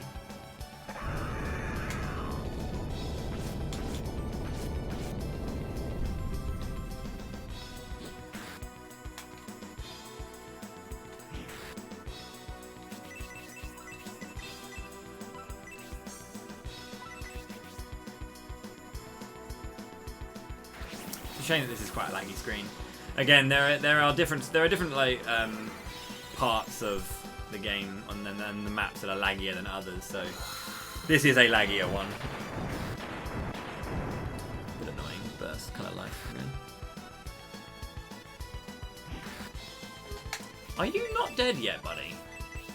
This thing has like what it feels like it has like 500, 600, 100 HP.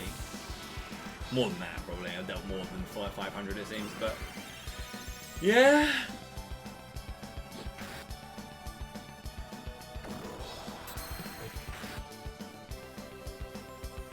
I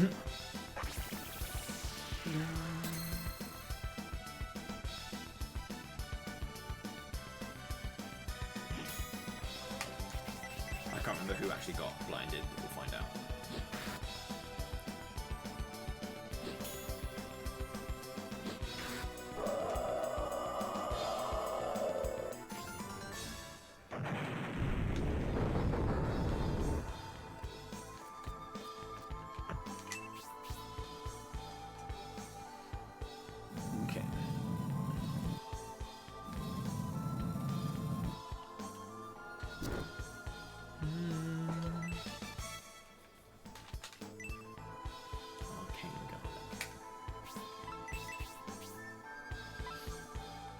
A lot of cookies. I should really be using them.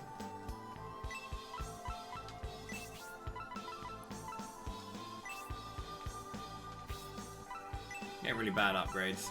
Isn't it like I think it's like 3 to 8 in this game? It's a huge upgrade. It depends on the value because like some are more potent than others, obviously, but magic defense.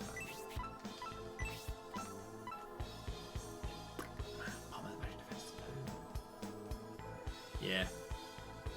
Garlic is good.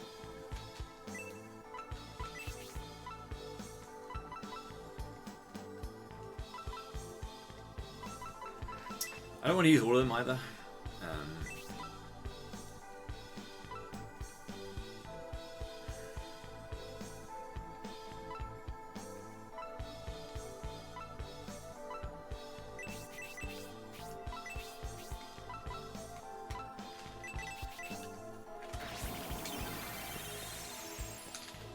I am winning, I think. I'd like to promote and defeat Rilix today if I can, and then finish the game off tomorrow.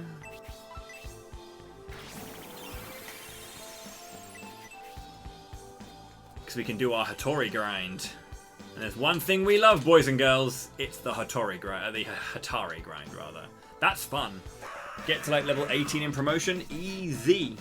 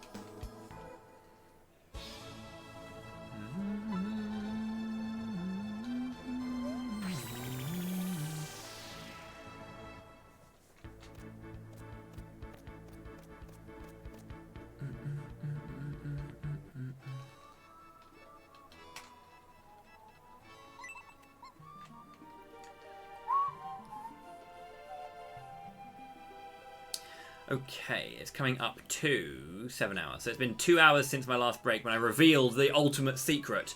And the ultimate secret, if you missed it earlier when it was announced, is that I'm preparing for, and I will build up to, well, I'm going to, but when we hit 5 grand I was going to do it, a series of speedruns of Shining Force called The Legacy of Kain, which is obviously in reference to The Legacy of Kain and Soul Reaver.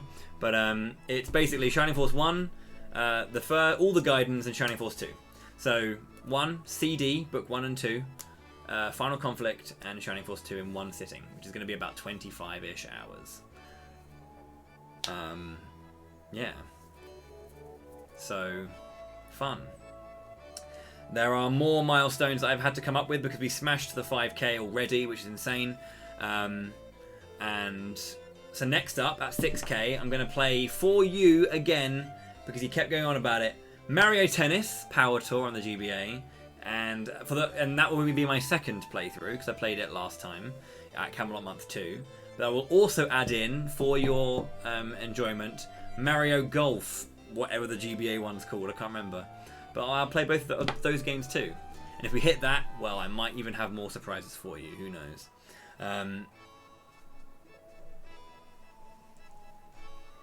But yeah, I'll be back in just a mo. Going to get some more tea, because I haven't had a tea for a bit.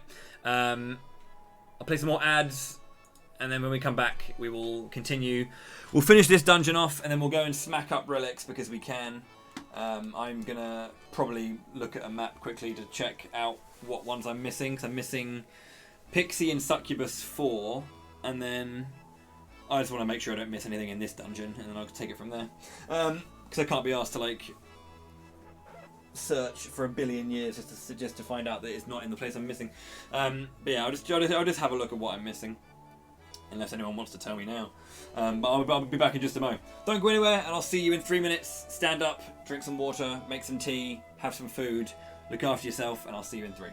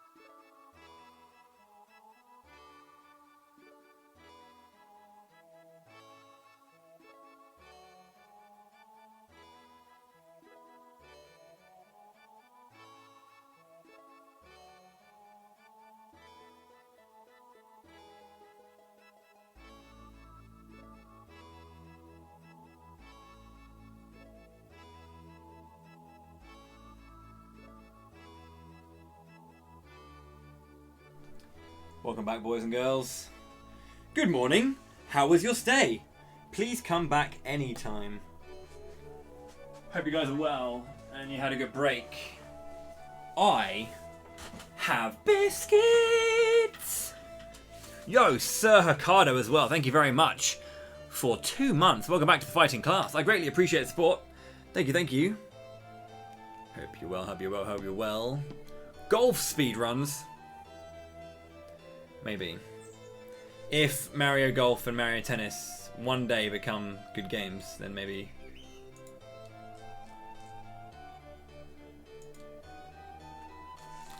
The return of the Tim Tams. Oh no, they aren't. This is not a chocolate biscuit. This is just regular. This is my regular dunking biscuits. My malted milks. When I'm having a tea, I got a dunk. And technically, we don't really get Tim Tams over here. We just get penguins, which are the same thing, but they are. Actually, funnily enough, last Camelot month rather, when I played Power Tour, I actually started looking into the Power Tour speedrun afterwards. Quite interesting. The build you take, but you know, got to be good at the games as well.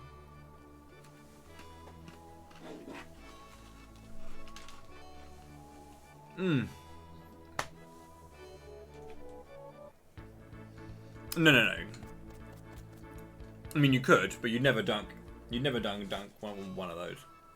They're not the right kind of biscuit to dunk. You don't want a slick outside of a biscuit. Really, for the most part.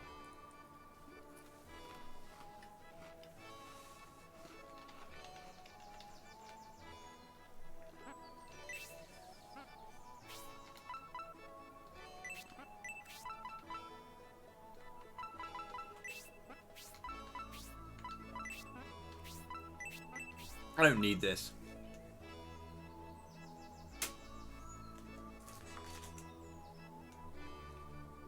I don't need this at all.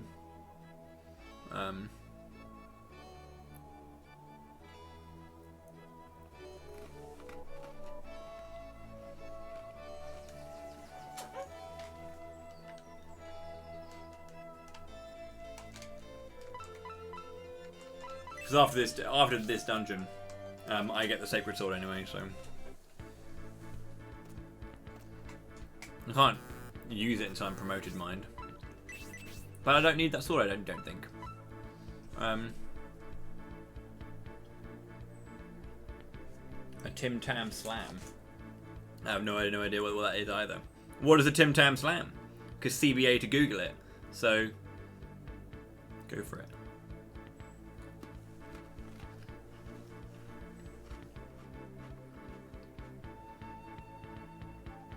Through a Tim Tam.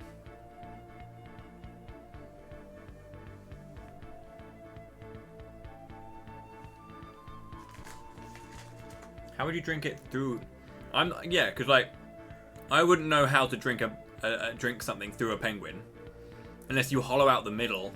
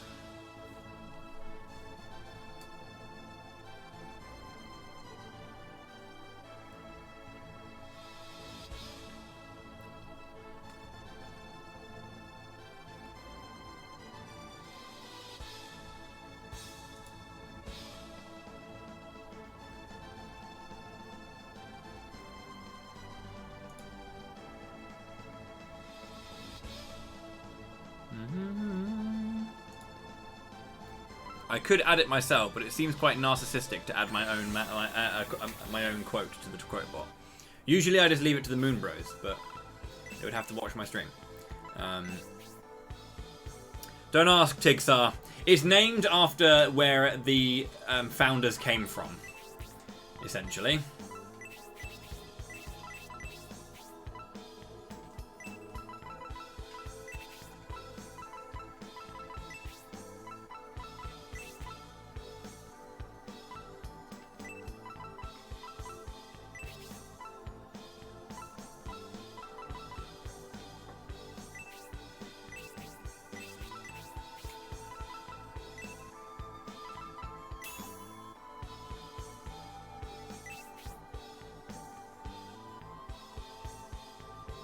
Go on, Shakugan, get a penguin and tell us the great joke.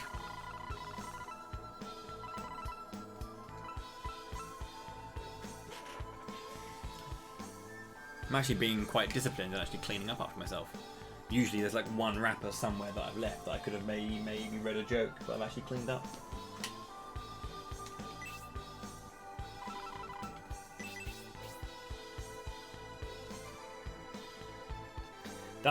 This is the thing, right? So when I'm dunking my biscuits, you have different timings based on the biscuit.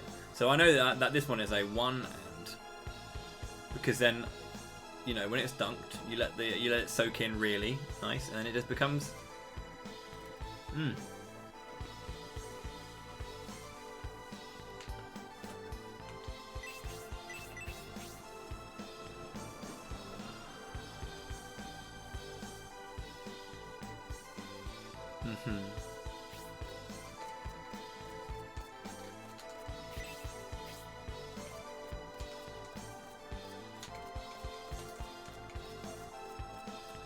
To be fair, that makes sense, right?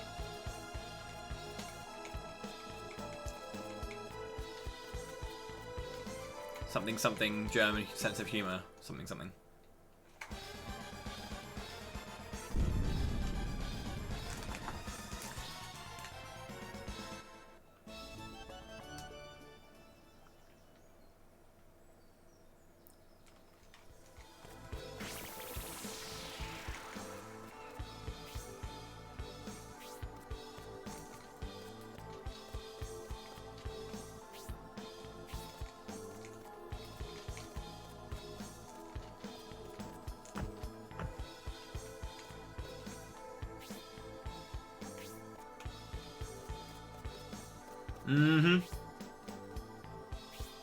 Everyone's got a dark secret.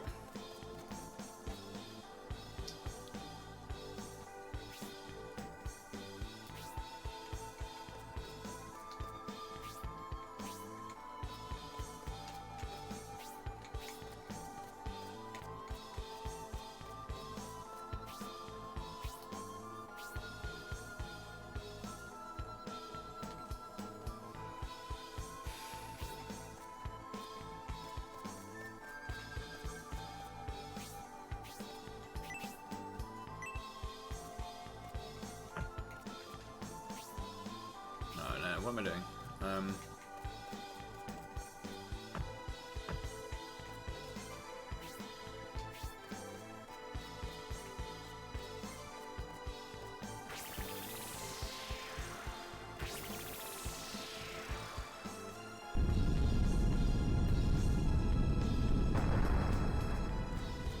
Imagine not being a regular in the biscuit aisle. The best thing you can do is have a biscuit.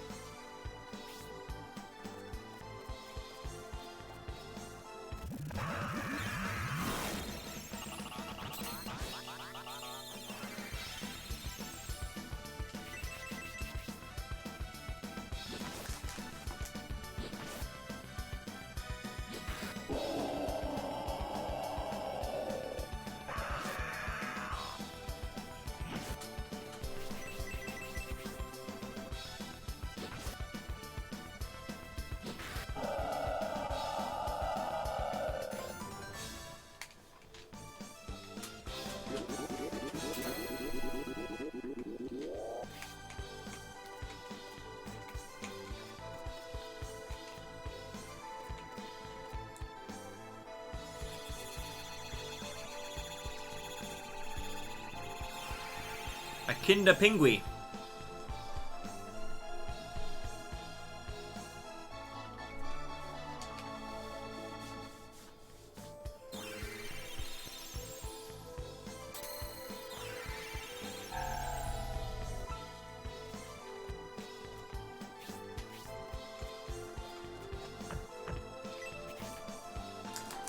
I like how it closes all of these bad boys.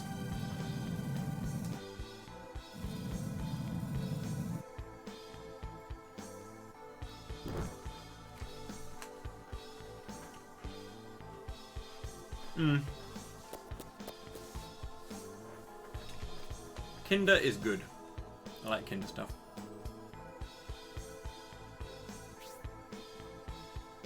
I'm just going to go to my notes now.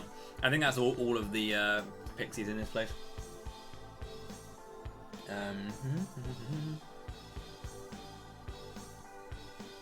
Oh yeah.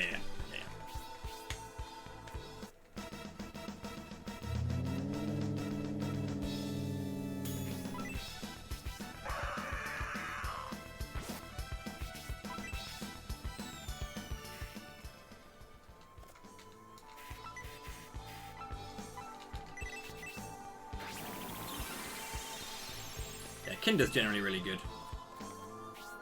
I like Kinder products. They're tasty. Like Kinder Bueno. I remember when High Spirits came over to German Spiedenhausen and had his first Kinder Bueno. And he was like... we bought like a pack of 16 just for him. So he was like, there you go, mate. Enjoy that during the week. And that was like, yeah. Because we treat you good, baby.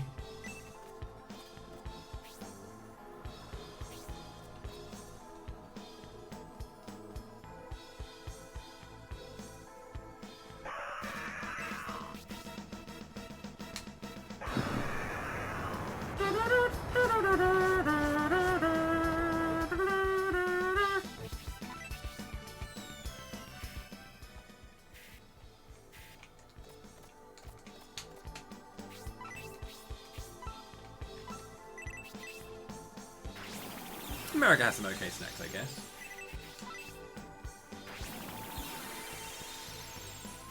I can't think of any off the top of my head, but it's just because it's been a while since I've been there. The only thing I remember from my trips to America? Oh, absolutely, yeah, absolutely. Unsafe for kids. I think that's the reason you can joke at it and you can laugh at it, because they were banned because they were unsafe for children.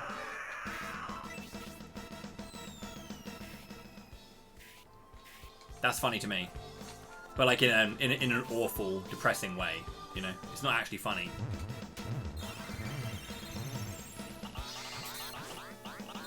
Wendy's is really good, and everyone's always like laughing at me, like, "Hello, Wendy's, good. You know nothing."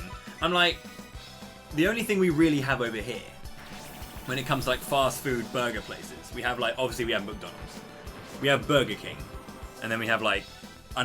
We have like Five Guys as well. Five Guys is disgustingly expensive and unnecessary, and that's pretty much it. We have like a bunch of other burger things like fucking Wimpy. Shout outs to Wimpy. Yo, Megalith, thank you very much for the $10. Keep up the shining good work. I shall. Thank you so much indeed. I greatly appreciate the support. Thank you. Yeah, we have Byron. Right, Byron. Okay. Byron burgers are just... The thing is, like, Byron's not really fast food, though, Lefty. I kind of feel that's more like a... It's not as low as fast food, right? I don't feel it's like a proper, true restaurant experience, maybe? But, like, Byron's not fast food. That's, like, proper nice, Byron.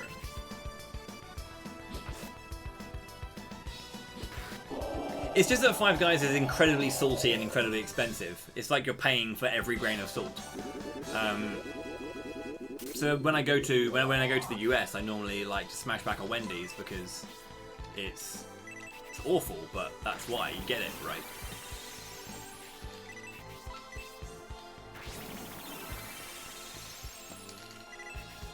Yeah, the fries are garbage and very expensive. But when I was in America... Okay, so Greggs when it comes to the UK, Greggs is a bakery, right? Greggs is a bakery, and it's like it's like a popular like northern thing, because like it has traditionally, not saying it is, but it has traditionally kind of like more, it's like a bakery, but you can get like steak bakes and like sausage and bean slices and stuff. Basically, there's like pastries, cooked pastries, but in them is just like, you know, steak and gravy, or you get like, again, you literally can just get like beans on toast in like a bit of pastry. And yeah, it's just a regular bakery basically, but it's just like a really cheap one that has like a bunch of stuff going for it. But yeah, it's pretty hella. Pretty hella. Yeah, you can get like everything there really. If you wanted to get, just like any old bakery, you can get your usual stuff. You know, like your ice buns and donuts and anything, Swiss rolls and blah blah blah, all that kind of stuff. But yeah, they just also do stuff like that, and it's when people are at work, it's like a good lunch thing, right? If you work in the city, or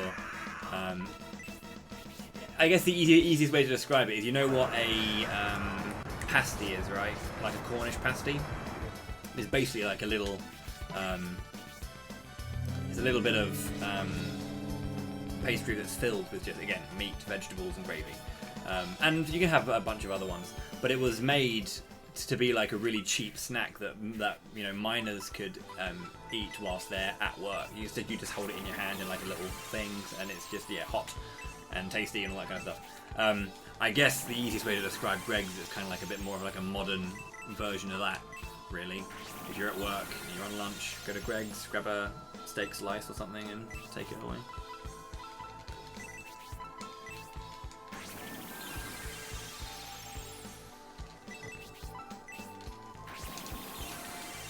But yeah, I mean, I used to have Greggs whenever I went to. I remember I was rehearsing a very particular show, and I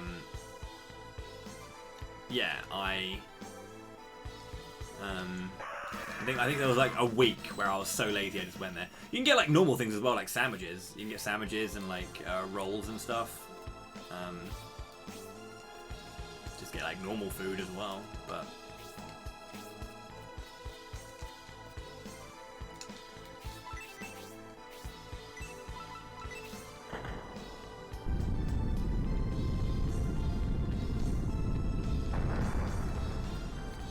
But it's super nice if you kind of like don't want to spend much money.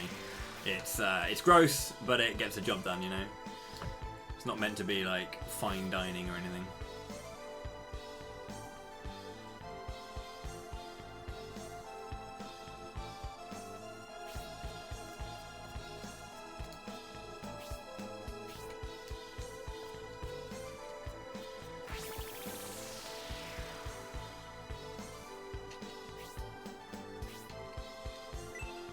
Offer 7 stones equally to 2 gods.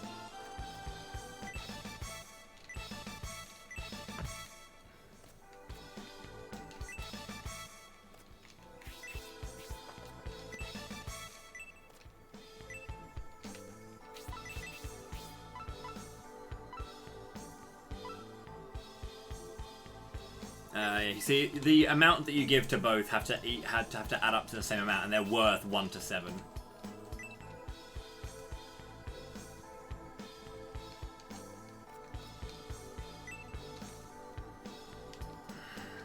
And these things kind of tell you all the clues and stuff.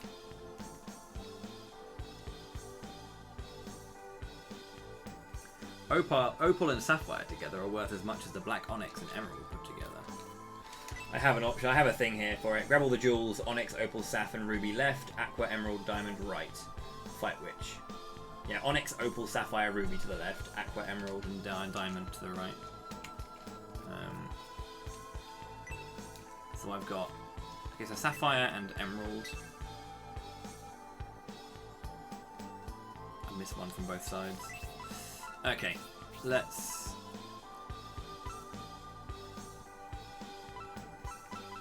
I guess you can give them up now.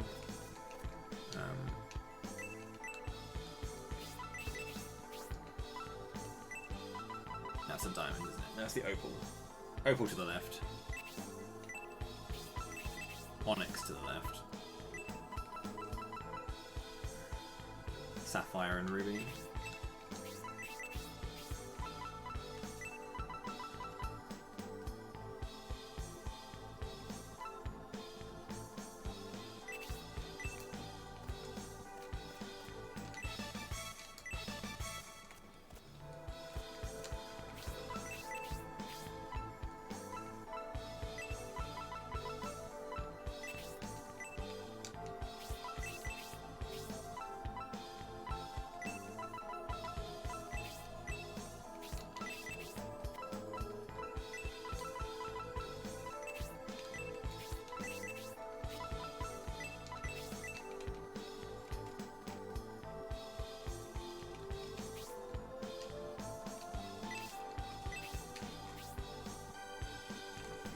It's the witch!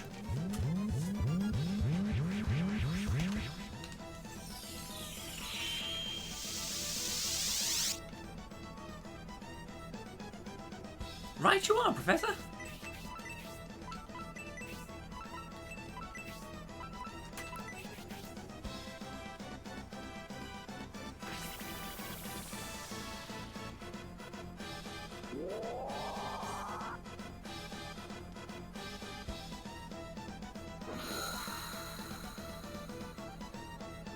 Oh shit, I didn't use the fucking cookies again. Use the cookies!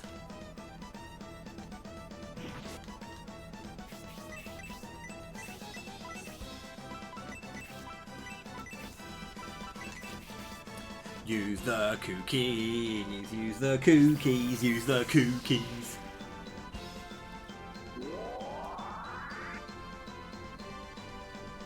So yeah, boost, it gives you speed and defense, so it's super nice. It didn't work on either. What a shit game. This is just a laggy fight, yeah. It's unfortunate that a bunch of boss fights you can't control where they're placed, so you normally have to deal with them just being shit. Big dodge.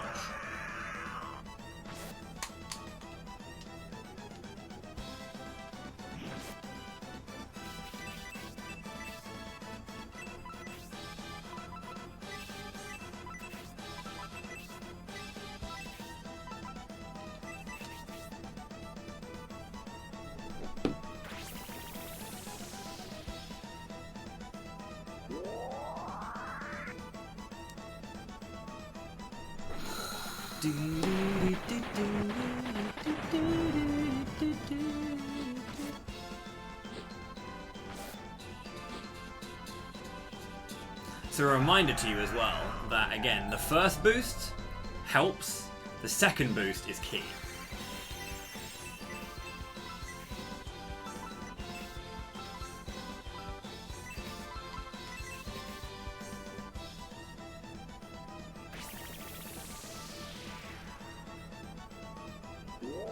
The game looks fine on emulator. The biggest thing is it just removes the lag from the game. So Draciel runs on emulator, I run on console. Our run is an hour and a half different. He has a faster run than me overall, but that's not all just better routing. About an hour of that is emulator being lagless.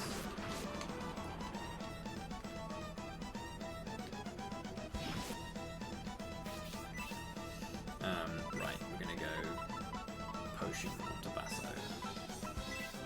And then potion onto Palmer.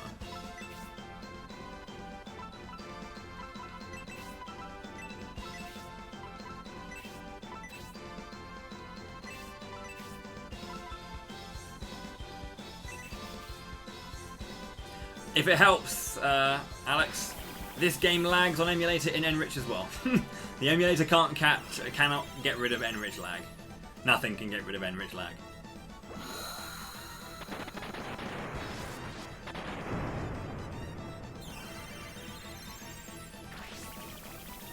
This is why you want to get rid of the mummies, because they do this.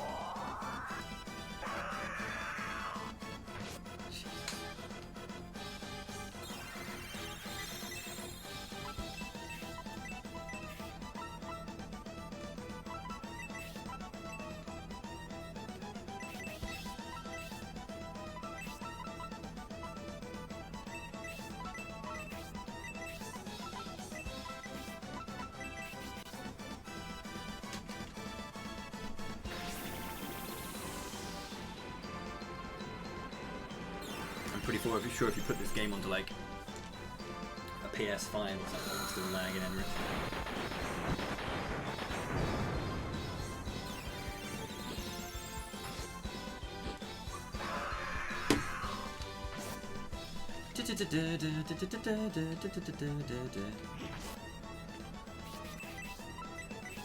Yeah, basically I will focus on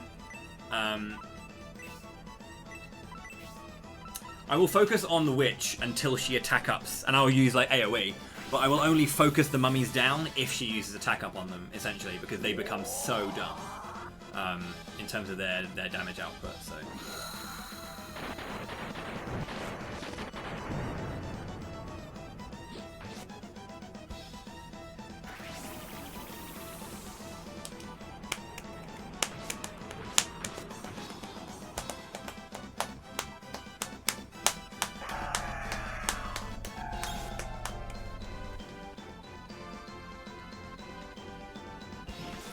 Fucking die, dude.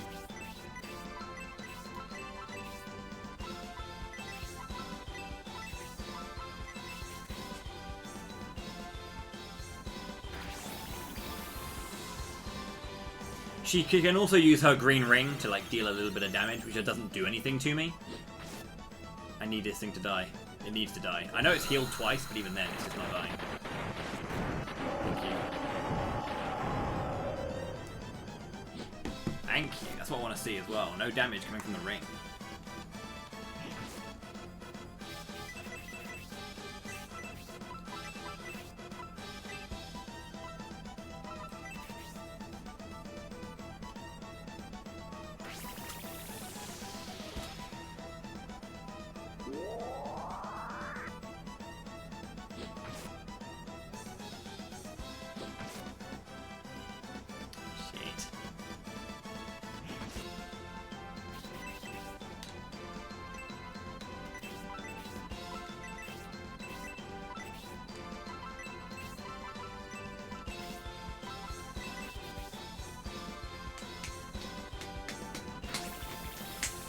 This is the boss fight.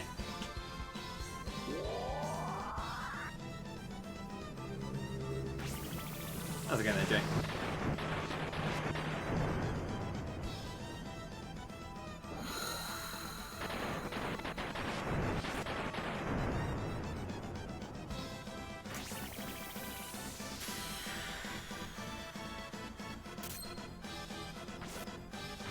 I thought I gave Rhodey a healing item, but apparently I don't have one on him.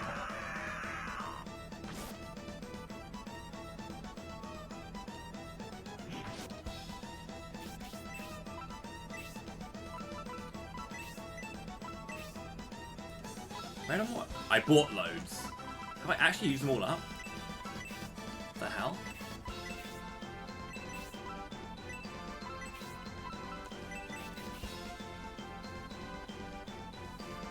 I don't remember using any in my first run. I bought like 5 or 6.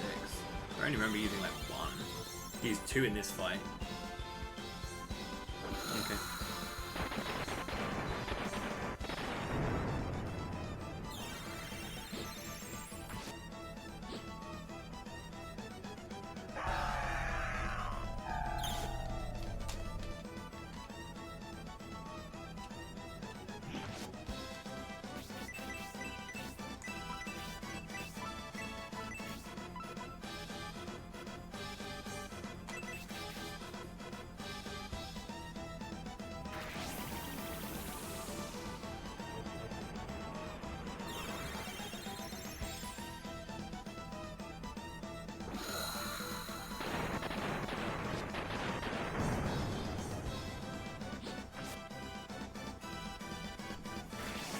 Please.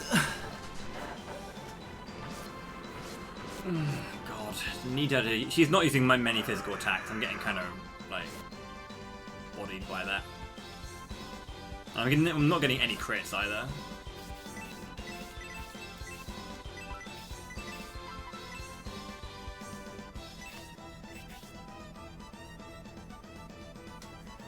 This fight isn't like super hard, but again, like as I say, it's very resource intensive. You need to go through a lot of shit to get through it, and that's why I'm kind of like pissed that I haven't redistributed my healing items well enough. I need crits, and I want that as well. Yeah, I want you both attacking. Don't sit. This is why I use support. Again, magic is piercing damage, so it doesn't matter what your defense is; it just goes through.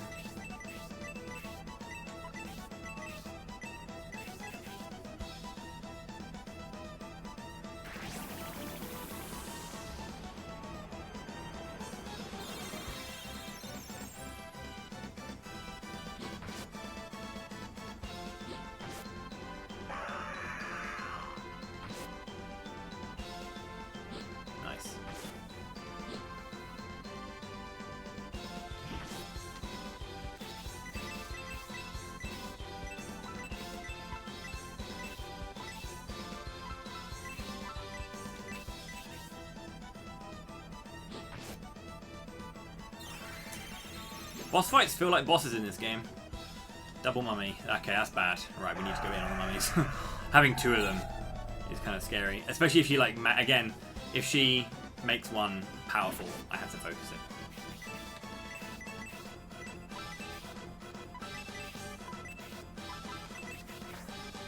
Power Hell Blast level 3, let's go. Yeah, bosses are powerful, and it's good that they feel like that. Should be scary.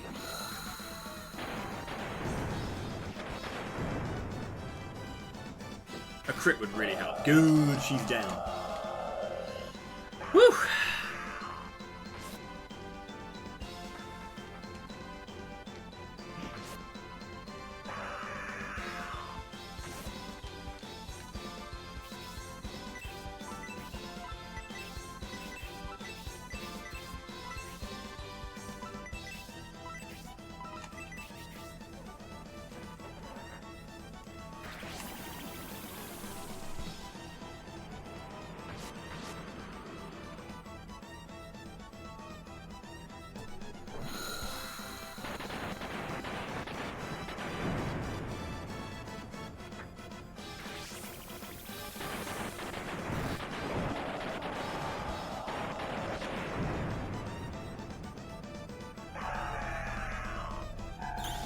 I think this is a particular slog though, because the mummies that she summons do like take away your attention, and I don't have like many good AoE options. I've got a couple. Like I got Hellblast 3. That's also coming out from my main healer, so you know.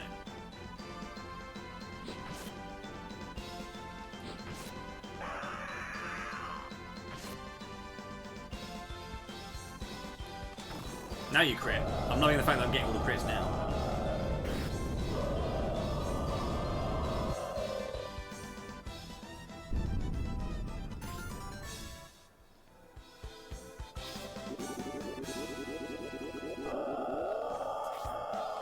Basso, the masochist.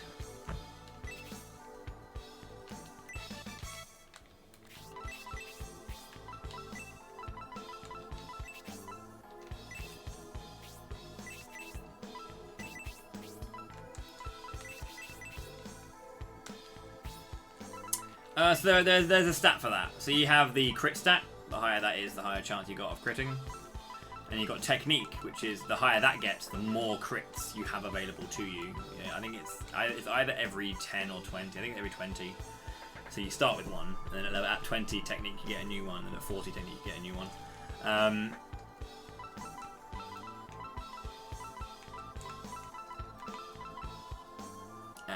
yeah, and then there are also weapons that have unique crits. So the Sacred Sword has a unique crit in it as well. 15 to 20. There you go.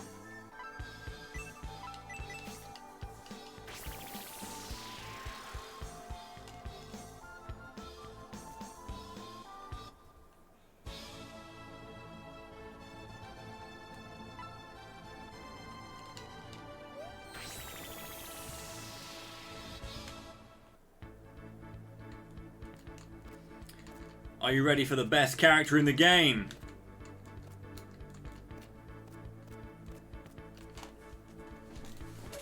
Are you a fan of slamming hottie ninjas?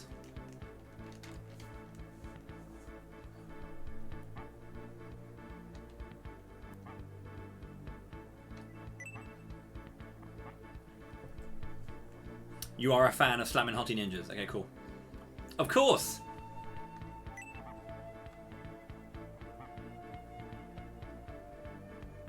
Kunoichi. Hi.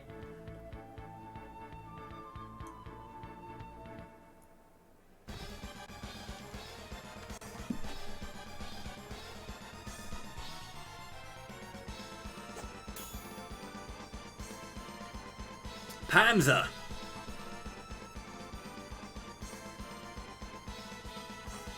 You did this to Doyle, didn't you? You've joined Rilix. I have done enough for you already.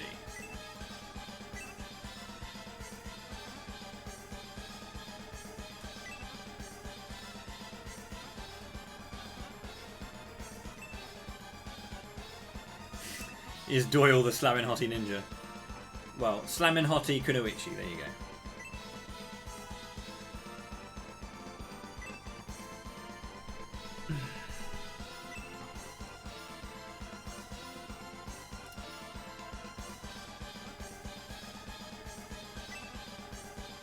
I won't pull any punches. You and Rhodey. You have done well.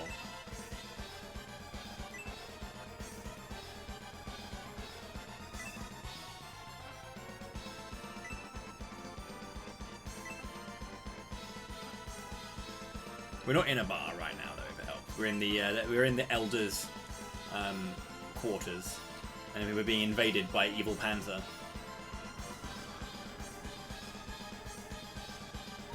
I can't let you do that, Star Fox. Sexy ninja.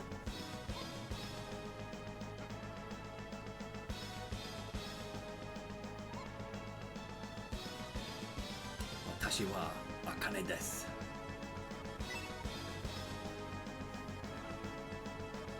My eyes are finally opened. I realized that there was a path I had to follow.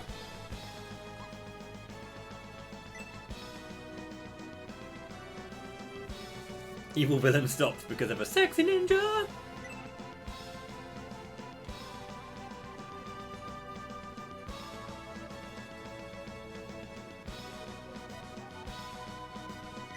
I don't want to fight you, Akane. I'll leave this for another time.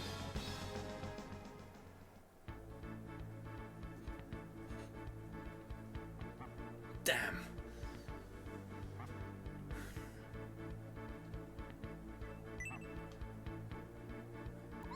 She's honestly a great character. She has the first access to healing, to AoE healing, I think, because Lisa gets aura, but she gets praying, and praying is, I think, a bit earlier learning, but I think it's slightly more expensive. But yeah, she's great.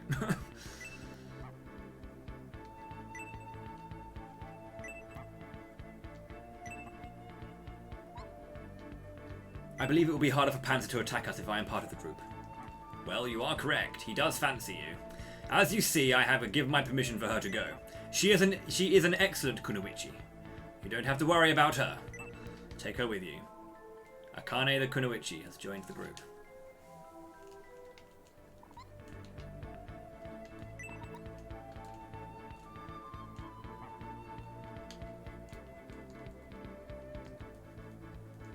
You can come back here to get Doyle. Doyle is technically a secret character because you don't actually have access to him until you come back here. After the events, yeah, you have this. This thing. So you only get those after you get the sacred sword. Great, good to know. Hell yeah, she is level 14, which is low. But she is as strong as Rhodey, although Rhodey doesn't have a weapon upgrade, so that's fine. Good tech, bad luck again. So that's just apparently how ninjas roll right now.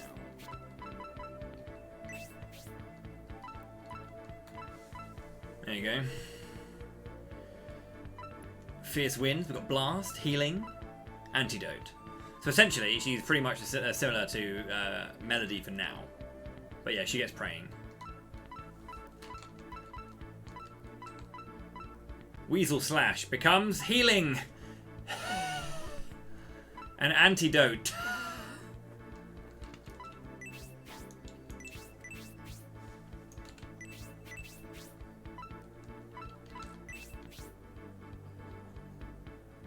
Oh shit, I missed 2 succubuses. You don't know those 2 kanji. Psycho means great. Isn't that is that what she promotes into? Because she obviously when she promotes, she becomes like a high kunoichi, I think it's called, or something like that. Might be her unless you're just saying she's a great kunoichi, because you like her. Everyone likes Akane. She's great.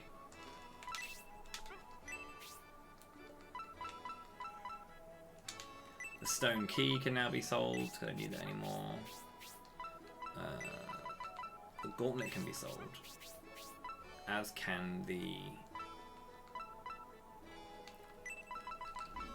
gravity stone.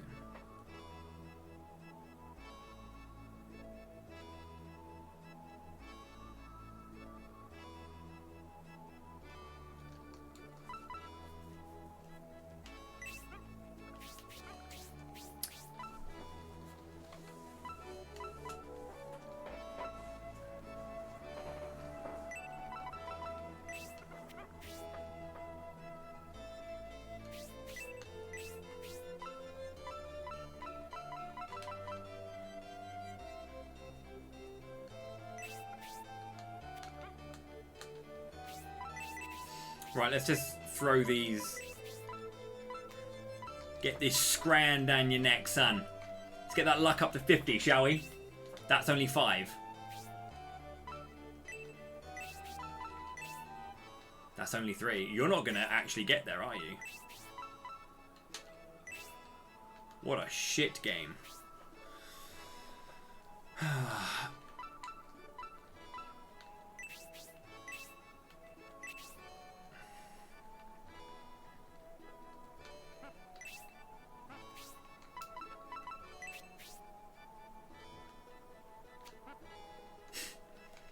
Worst Shining game.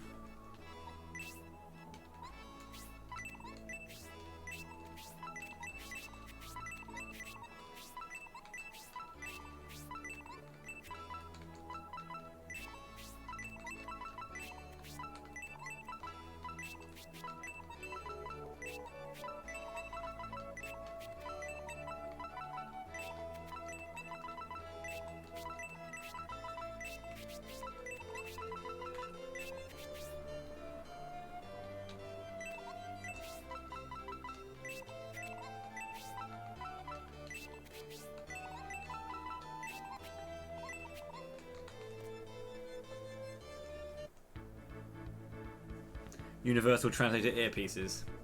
I'd like to get to a point in my life where I can speak another language. Because the UK language learning structure is pretty poor.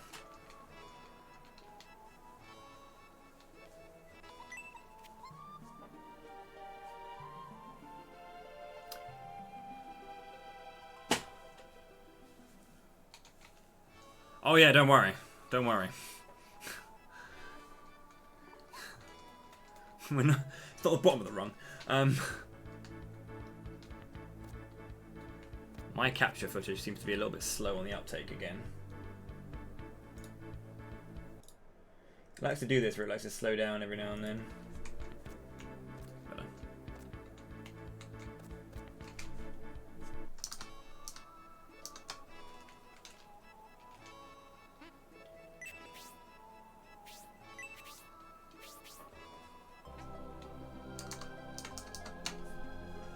So yeah, normally what I'd do is I'd hit level 19 and brave apple up after a grind, because the reason we try to be as low level as possible to finish the witch is so that we're, you know, a similar level to Arcane really. That's not why we do it, but like when we do the grind afterwards, at least when I did the grind, I grinded for the first bit on Viking ants in this cave on the way back. And then when we got level 3 moves, went on to fight the air polyps in Western Shrine. Individual character inventories. They have like there's a bunch of space they have, so it's pretty good in all honesty. So yeah, go in here and we'll find where the Viking ants are and then grind on them because they're pretty good for it.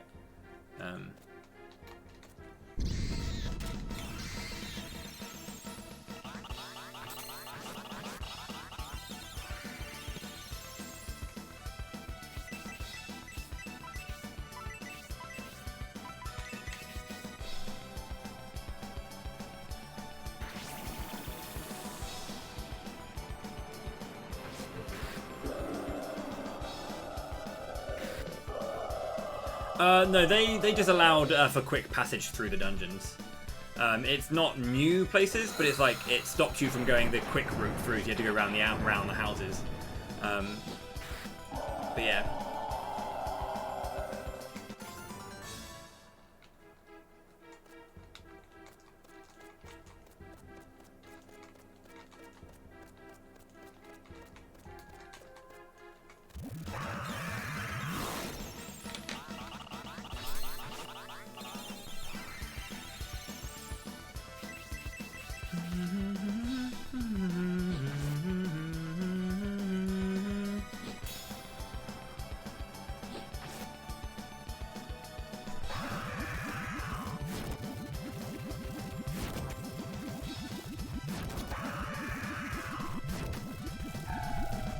Yeah.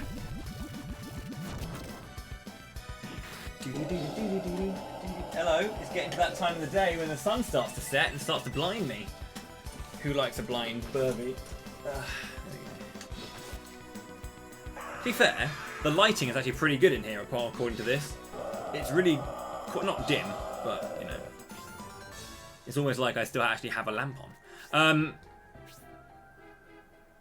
Yeah. I'm gonna go check an area because there was a thing that I mentioned which is bugging me. I recall in the A section, if this is the right section. Yeah, this is the one. So I thought there was like an item down here or something. I didn't go down this way apparently. Yeah, I feel like I missed something in this area. Like,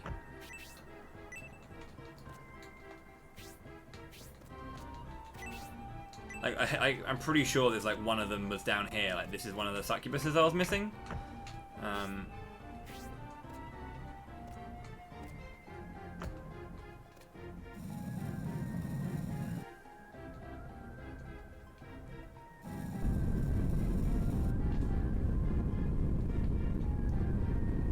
A couple of these in this dungeon. I think that's it.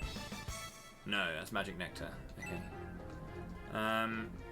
Okay, so yeah, I just remember there was like, there's definitely one of my pixies down here because I remember the A, and I remember when in my first playthrough basically I vividly remember that being a thing. So I'm just gonna search the walls down here. Also, was this not where the Viking ants were? Where was our grind spot actually? Do you remember where it was, Draciel? You know the spot that I used for the Viking ants? I'd walk back and forth on like a long corridor. It might have been here. I thought I could, actually, to be fair, I think it's on the top floor, but right. I'm just gonna check these walls as hell.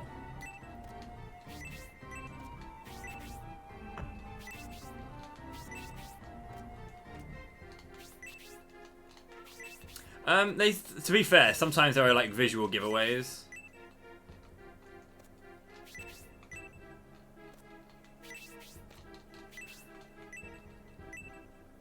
Cool. Okay. See, I remember you. You think it was below?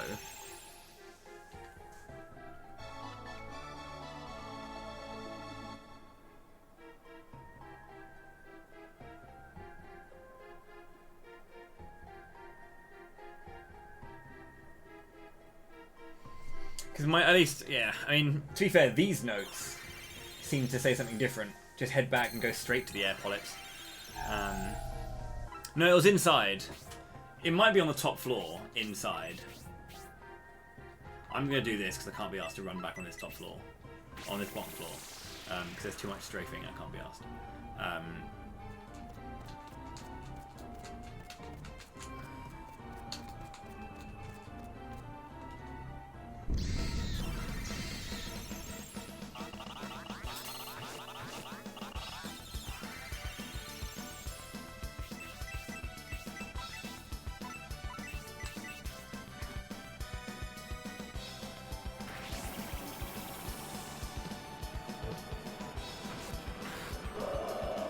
Do you do the Viking ant grind as well, Draciel? Or was it just me who did that? Because I know that we both do polyps, but I wasn't sure if you went straight to polyps. Because I normally wanted to wait for Brutal Fire 3 before I went to the polyps.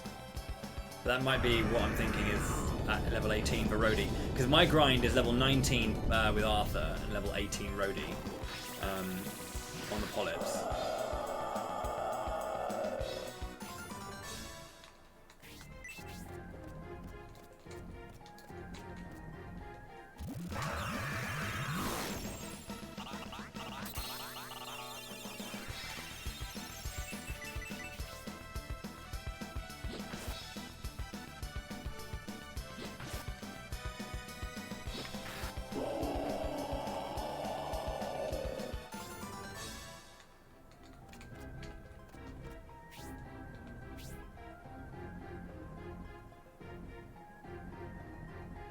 Don't think you did.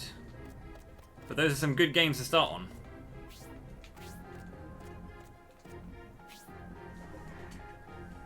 Yeah, I think you're right actually. I think it might be below. You do the Viking ants, yeah. I want to say it's like... Oh, it's there. It's there. It's on that corner. So the bottom right purple bit up, where that little crook is, that little question mark crook just before the purple corner, on that second one, on the bottom right, just above the picture. I think it's there. It's a ways to go. Let's have a look. Let's have a look.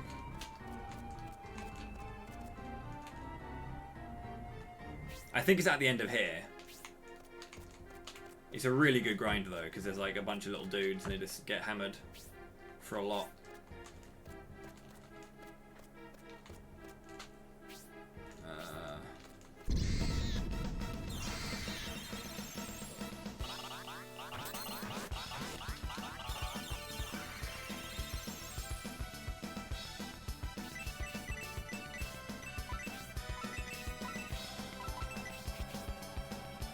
I think that's right. I just remember it being on like a corner, you know? Like you move forward and you can then go right and it catches it in the middle. That's just what I remember. But yeah, the Viking ads are really good because you can get the Shinobi Glove drops for money and they're just really quick because they normally come in like groups of 3 and they can even summon more kind of thing.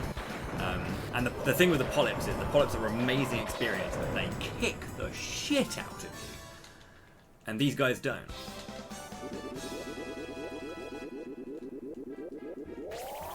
Support magic too.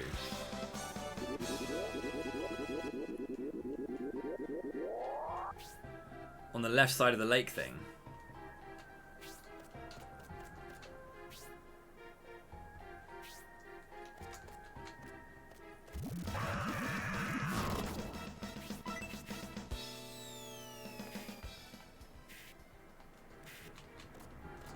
Like I think it's here, not here, but here, right? Here. Yeah.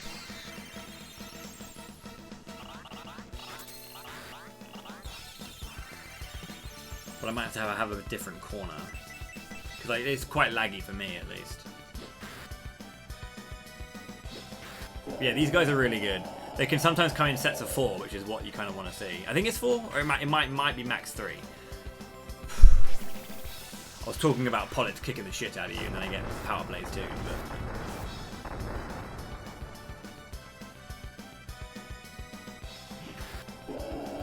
Again, you can use like Rhodey and Melody to clean these guys out if you want. But yeah, they're worth quite a good amount of experience. Palmer's level 19, hell yeah. Suppress magic. So now we can also like stop enemies from appearing. Can you do it this way?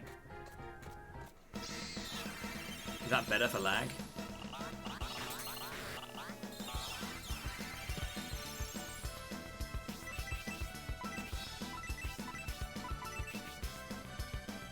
If Hellblast 3 and Lightning is enough, that can make this grind even faster as well. It is 3 max, yeah. Well, I mean, of course, yeah, if they bring more, which honestly you'd kind of like to see. That does kill them. It would allow for a first fast start to it.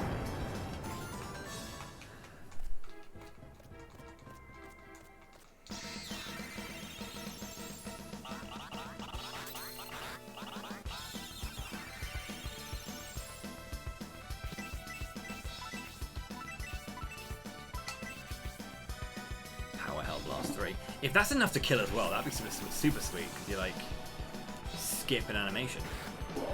It is.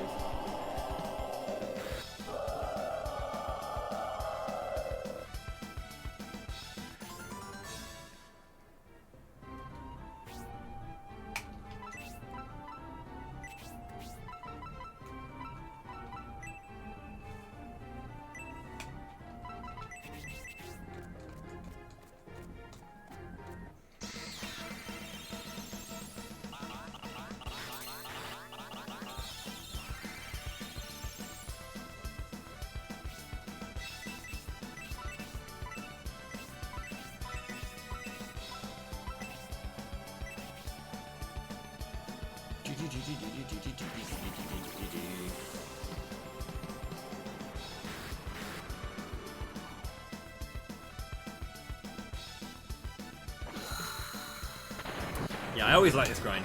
I mean, I'm not sure what the drop rate is. I assume it's like a 1 in 16, like more normal things. But, There you go. Shinobi gloves. Again, they're super nice. And I can't actually remember this, Draciel, you might. Is it, you don't get less experience for being in the back row in this game, do you? Well, no, or if you do, it's not half, it's like 2/3.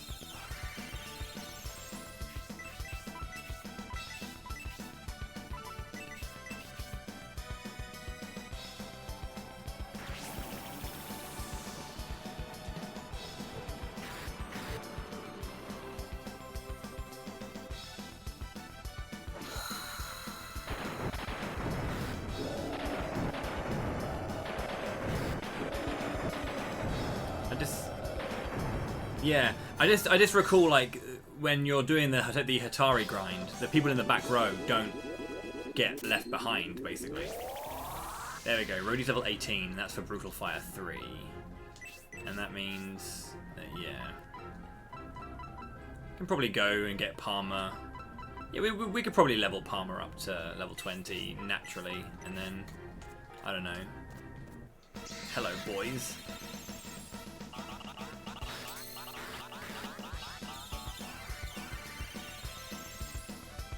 I think I did a grind here once, and I ended up coming out of the grind with, like, yo, Kinor, with a gift sub to Draciel. Now, Draciel, when you're pondering, you can be thinking as Arthur. Cheers for that very much indeed, Kinor. That's very kind of you, dude. That's a lot of gift subs. Thank you. And Soap for the tier 2! Thank you so much, sir. I appreciate that.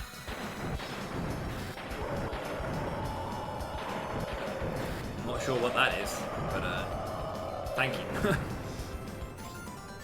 And yeah, so cheers, dude. That's 35 months is a long time. Thank you so much for the support. It's much appreciated. Thank you. When I say appreciated too many times, I kind of like stop saying it properly, and then I just kind of end up going appreciate. Words are hard when you have a speech impediment.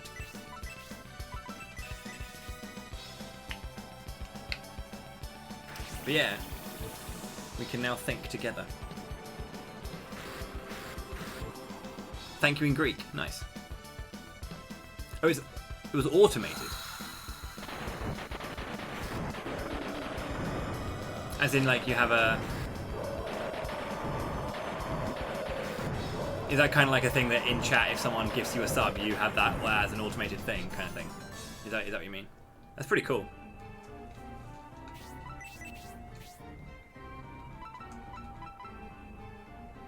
Oh, right, yeah, sure. Yeah, that makes sense.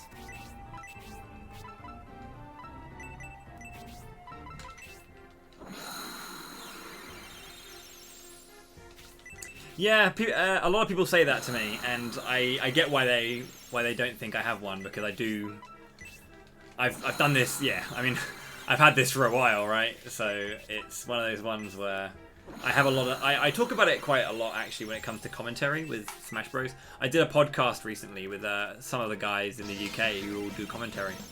And I was talking about how when it comes to voice work and it comes to presentation in that regard, that actually your speech impediment is like a big part of your character as a commentator. It's actually a big part of what you do. So own it rather than kind of be shy about it, kind of thing. And the reason people don't, and yeah, I get picked up loads of times in my commentary because I will say strange things or say things that don't sound immediately right, or things that you would never say because that's just not the terminology. But it's mostly because that's things where I know each day, just by the feel of how it feels for my voice, what is currently working and not. If that makes sense. So I have a stammer, or a stutter, if you will, but I don't have... I sometimes do, but I don't have the regular one where you go... I have one where I can't say a letter, or letters in particular become difficult if they're at the beginning of word or in the middle of a string of a sentence. So there are times when my own name becomes difficult to say, because B's are difficult for me that day. So it changes, and I don't know why. But if I recognise that a particular letter or a particular word is giving me trouble, I will then find ways to get through the word in future. So there'll be times when you might hear me do it, then I won't do it again, or I'll do it less afterwards, because I think a big example of it is I used to answer the phone and say my name, like, hi, this is Bowie speaking. But if I was to say, this is Bowie speaking, sometimes the B doesn't work. So I can't go into the B with this is. I have to change how I get into it. So I trick my brain, so my brain doesn't get caught up where it thinks it should be getting caught up, because it normally does. And an example of this in commentary is I was doing some Smash commentary, and we were talking about, I think Zero Suit Samus was on stage, and I was talking about her, her Zair, right, the Z air. Now, Americans say Z air, or Z, the letter. I tend to always say Zair. You call it the Zair, right? No one ever calls it Z air. But I knew that if I was to say Zair, I would have knocked it out, and it wouldn't have happened, because I knew that I felt it coming. So I changed it to say Z air rather than that, because the combination of Z into A was tricky for me that day. And yeah, people were then like, hey, why are you saying this? That's stupid. I'm like, it's because I've got an impediment and I had to work around it, kind of thing. But yeah, it's just an example of how I get around it. You don't often hear it because I know how to. I normally, before I start streaming, I'll temper it and I know where it is, and I can work around it as I go. But yeah, sorry, Balrog. I was in the middle of explaining a whole thing. I apologise. But yeah, the legacy of Kain, as we call it, or as I'm calling it, which is a massive speedrun of all games. Yeah, it's why I love. She's so cool, dude. It's why I love language. Honestly, it's why I love speech. It's why I kind of like am. So you know how I'm always joking about like American pronunciation and silly things like that. It doesn't come from the mockery doesn't come from, or like the joking about it doesn't come from mockery of America, but it comes from my interest in language, because I like the way that people do things differently all the time and how they work at it. So yeah.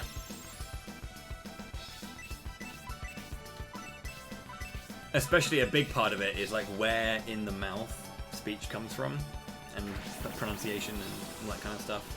Accents as well, because accents are very like position in the mouth driven, which I think is really cool. But the only reason I have that interest is because I've struggled with speech my entire life, so that's why I like it. Look at all these shinobi gloves, dude. I am fucking rolling in them. One more fight and then I'm going to be level 20! I'll get Arcane up another level as well, because I can.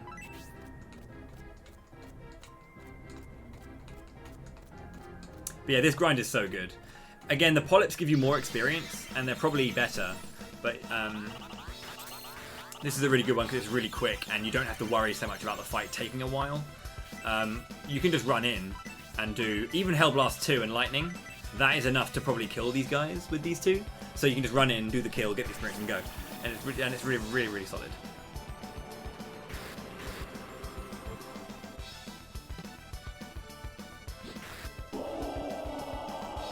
Here to pick up a prescription, yeah.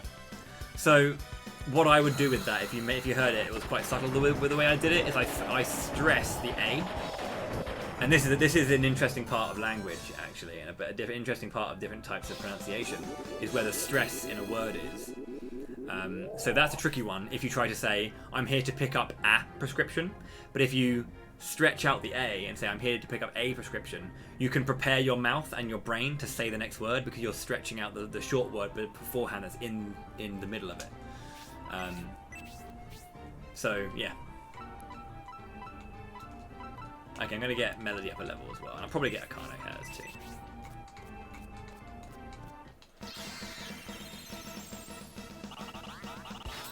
And that's something that my sight reading as an actor, right? I have to do a lot of script reading from sight, where I just go into an audition, and then someone's like, "Hey, read this script," and I'm like, "Okay, cool."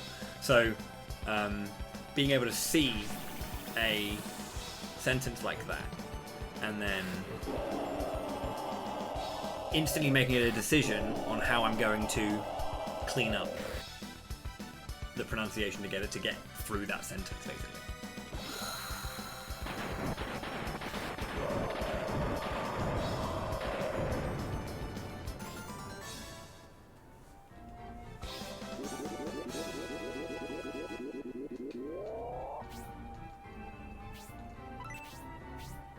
Northern as fuck. Oh yeah, because you're a northerner, yeah, so you have an issue with that.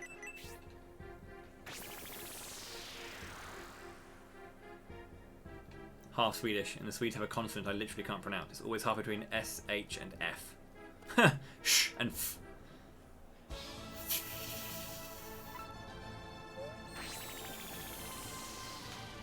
Okay, time to promote big boys into big men.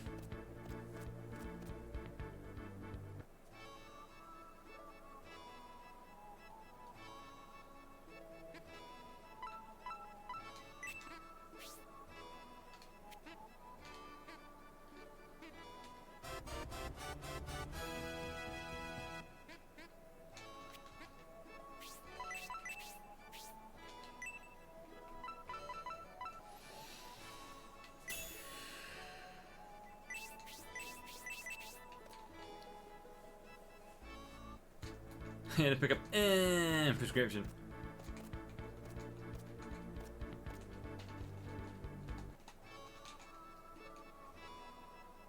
Prescription.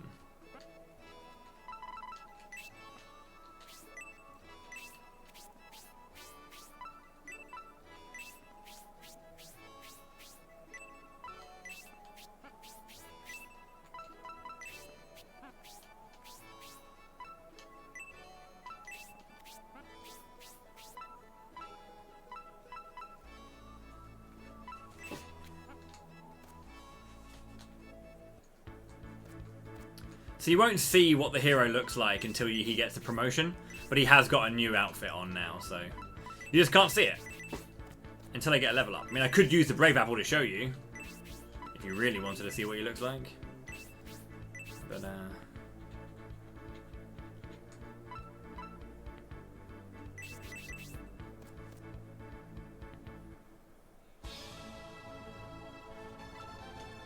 I mean, you can see him there actually. Forgot about that.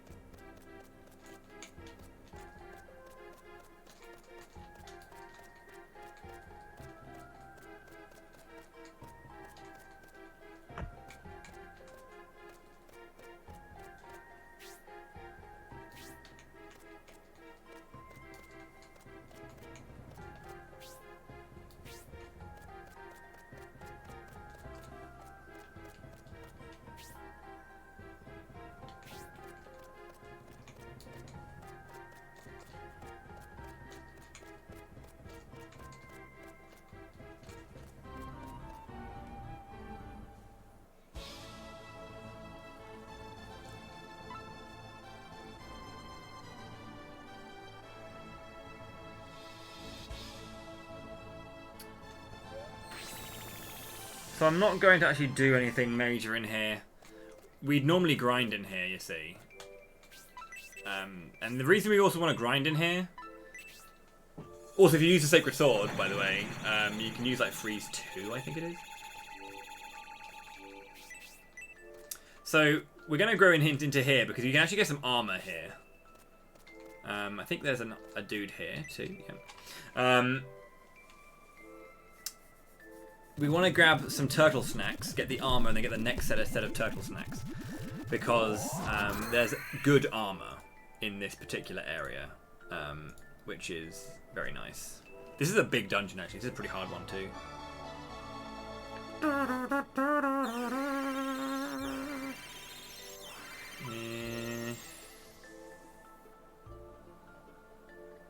Where are the snacks here? We have to go upstairs, I think. There is... Where is it? here? No, it's not there. So Polyps can jump from the left. These bad boys. So you remember these guys that were dealing like 1 billion damage to us? Well, they're here now, and they're really fucking strong still. Let's have a look at how much damage we deal. Hell Blast, Brutal Fire, Wheel Slash.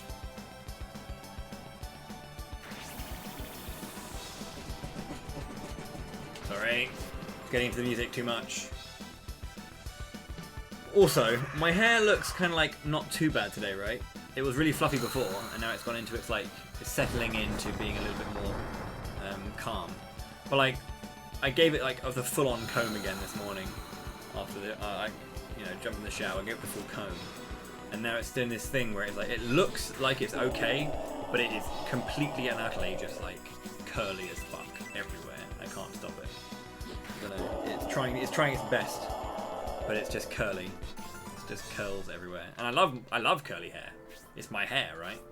But my god. No! Don't be a bastard! I hate these guys.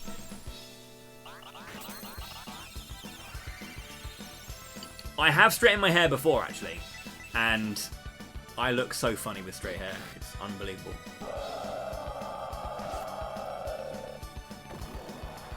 The drop!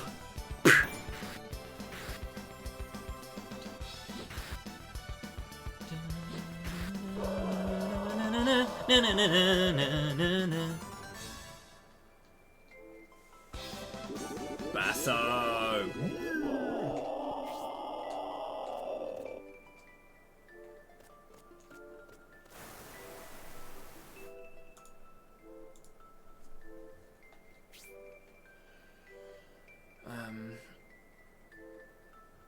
Where are we?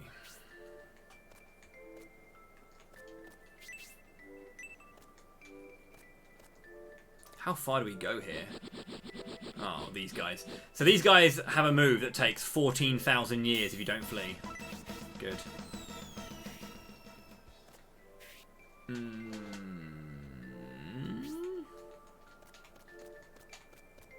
Oh no, you need turtle snacks are there. No!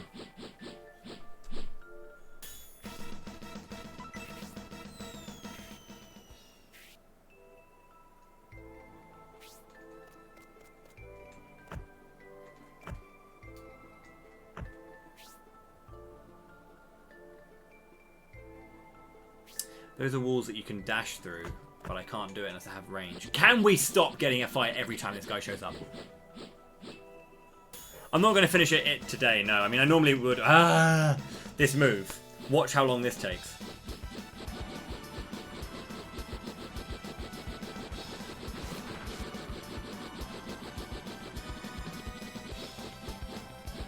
We good?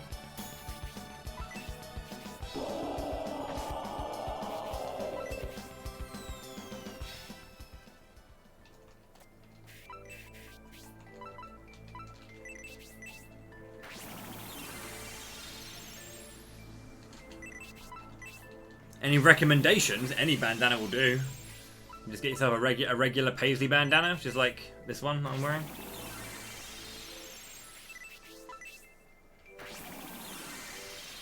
I don't really know brands of bandanas in all honesty. Just grab bandanas if I see them. If I like one, grab it.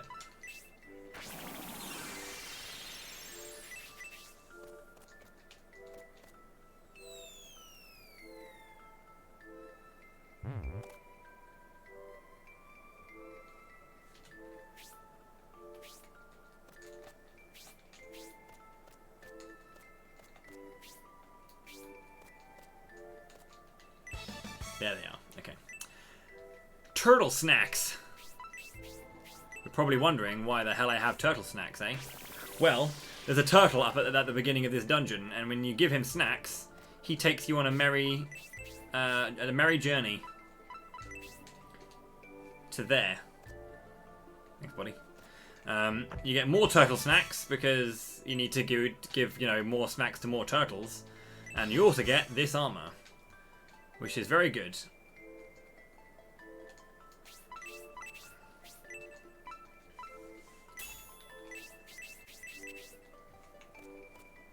Thank you, mate.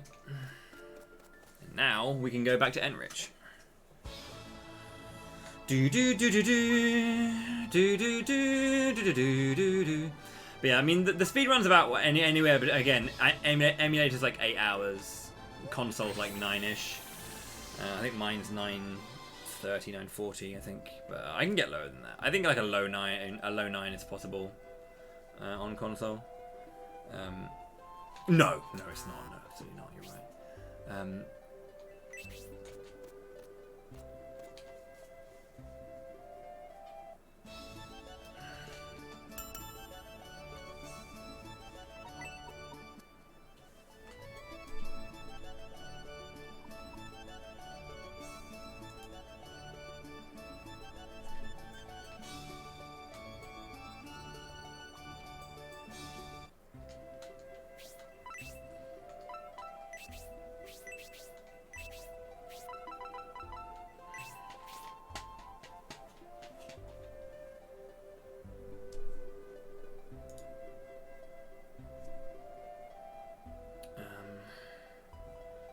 So I'm also apparently missing another Pixie. What the hell? Where was Pear?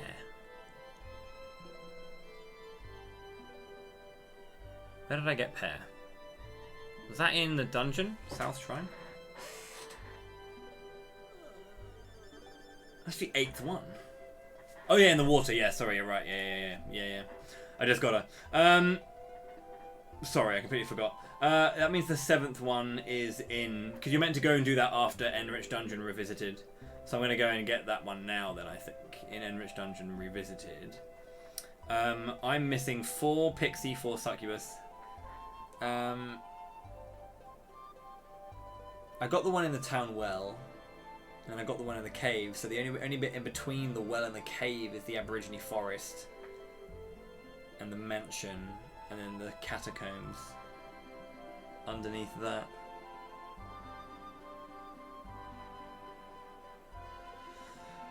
And then Pixie 4.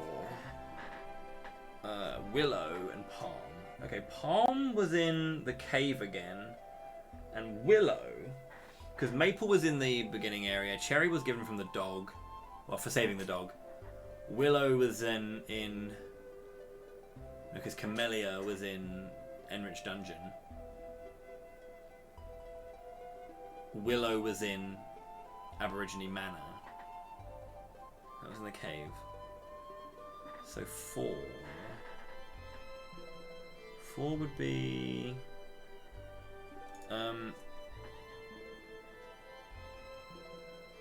4 would be... Okay, yeah, I mean...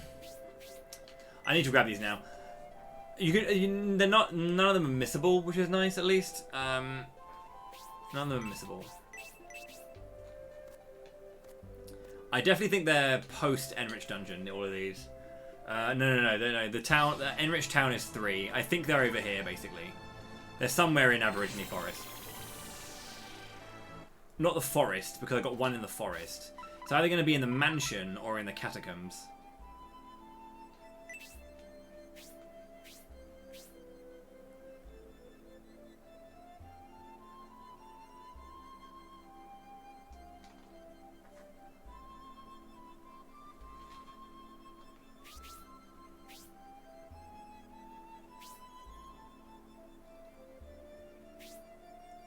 Did I not do everything in the catacombs?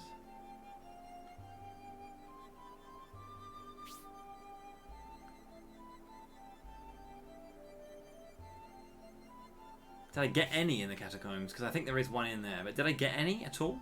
Or did I just get none in there? So I got the quick ring. Also, I have the life ring that I haven't actually used yet. I should probably give that to someone. That's pretty good.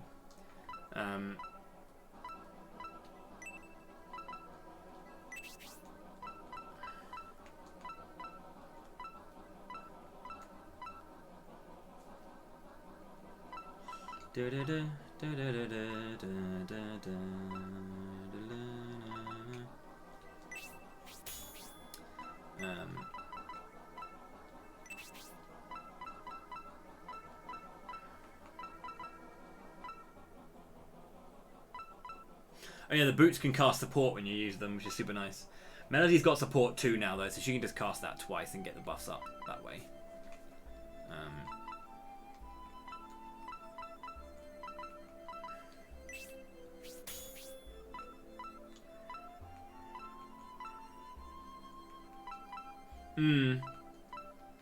I feel like it's the catacombs because I don't actually remember getting any in the catacombs. I wish you could check from in here. I get why you can't, but like, because Lickness and Zircon, they are the incubus and the leprechaun from the mansion, and technically the catacombs comes as before the mansion, so either a pixie or a succubus is in the catacombs because again, the mansion counts as further on than the catacombs, and I know that you do have a disproportionate amount going into the thing, so it might be in the catacombs. Yeah. All Pixies was the thing for this run. I just missed a couple, so I'm trying to remind myself about where it was. Yeah, yeah. Am I right in thinking that I missed one in the catacombs at least? I'll ask that.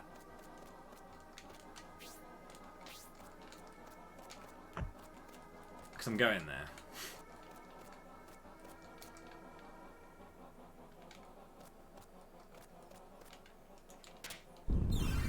Yeah.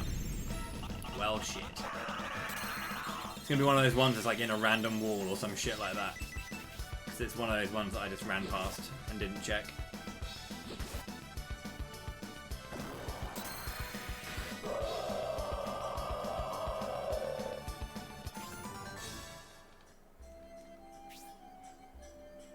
Yeah, some are straightforward and some are quite obvious, and there are some that are just completely stupid.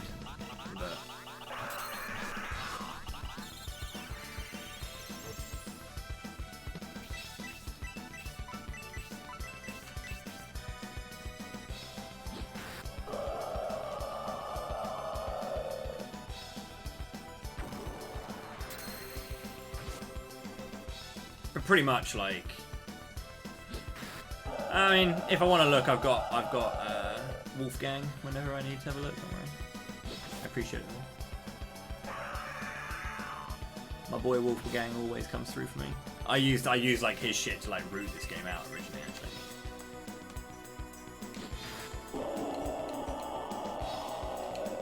Or is it kind of like one of those things where it just gives you a list of where they are, rather than like maps? Because I know that Wolfgang has maps for every single one, which is super sick.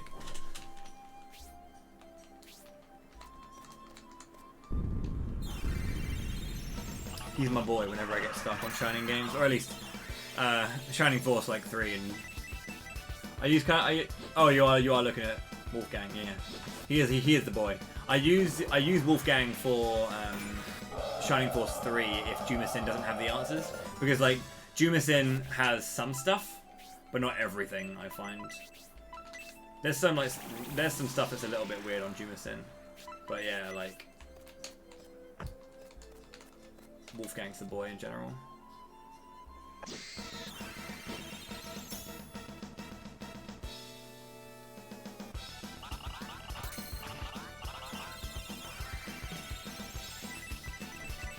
How's it going there, Car? Welcome to Camelot Month. Playing lots of games. Funnily enough, it's kind of crazy, but in 2 weeks out of the month. That is a Bravely Default and a Bravely Second Collector's Edition, yeah. I actually haven't taken out my statue for a while. Ever since I moved to this flat, I actually haven't taken out many of my statues. Only the Aegis is up here.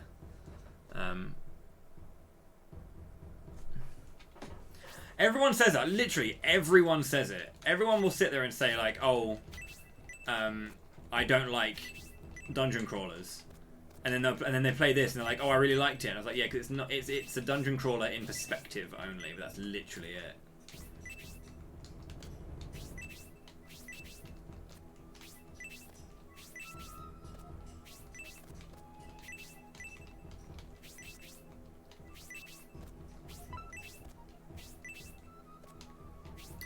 Depends on the mission, I guess. I have different things. I have different challenges for every single thing. Golden Sun 1 will be an any % no S&Q speedrun with the bonus of doing Crossbone Isle, as well as doing Crossbone Isle in the middle of a speedrun.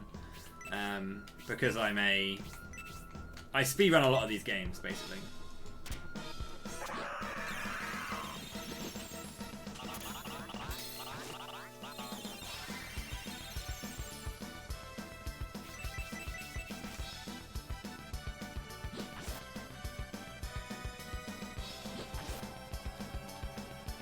I'm actually not going to kill these things because, yeah, 80 attack power is a lot. But, wow, yeah, of course.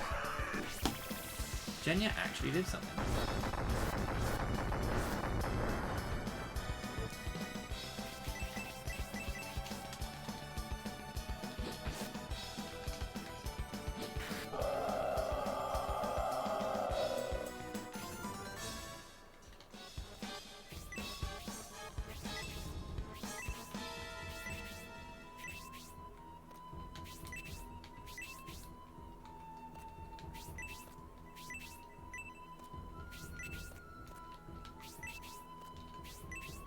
Right, okay, let's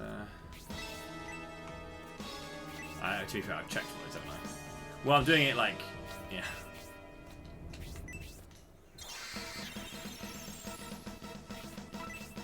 Really?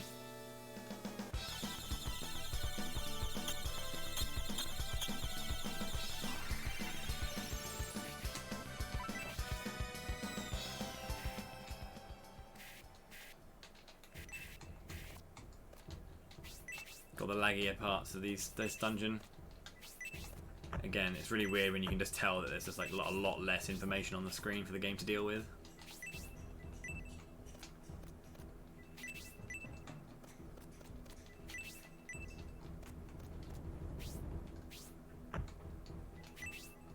Is it you?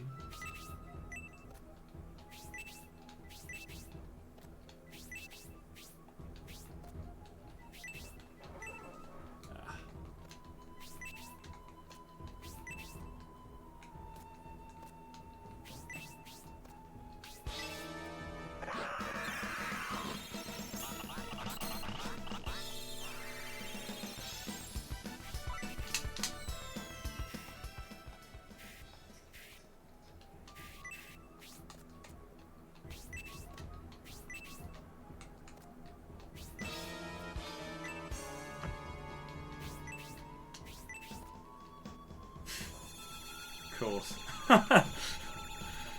Of course.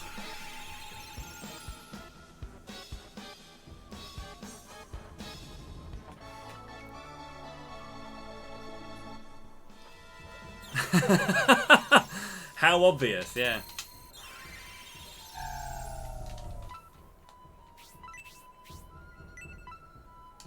Wait a second, isn't the actual place you have to go in here as well? Like a bonus area in here that when you come back. Is this the place?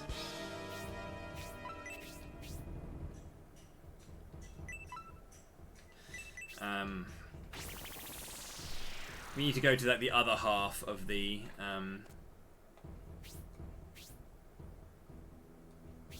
why do I seem to recall that, yeah, we do come back here at some point. It's in the back of my head. There's like another way into the other side of Enrich dungeon.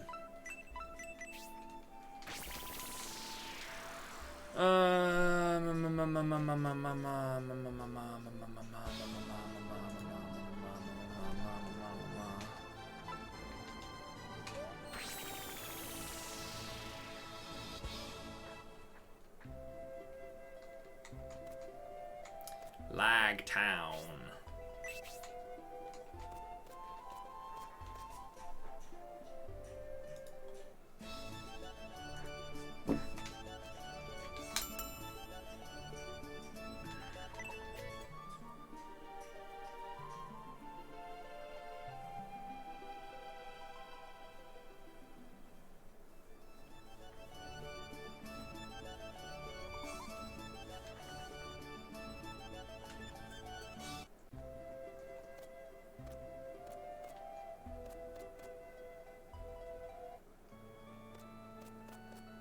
trying to think then, because it's got...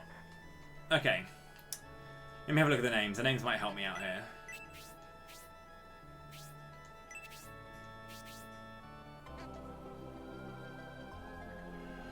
Names might help me out. Right, so... I'm missing the fourth one.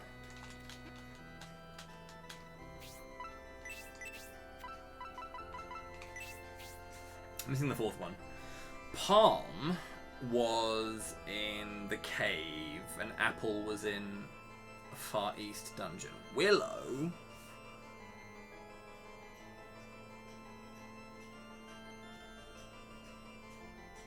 was in the... I want to say the cave? Like before Enrich? Because like Maple is the first one. Is like obviously you get that really early on inside Desire or Desire Forest, and then Cherry you get from the dog. So you get Willow in the cave. So that's 3. And then Palm was on the was in the mountain cave. So it's either in Enrich in the dungeon or in Aborigine shit.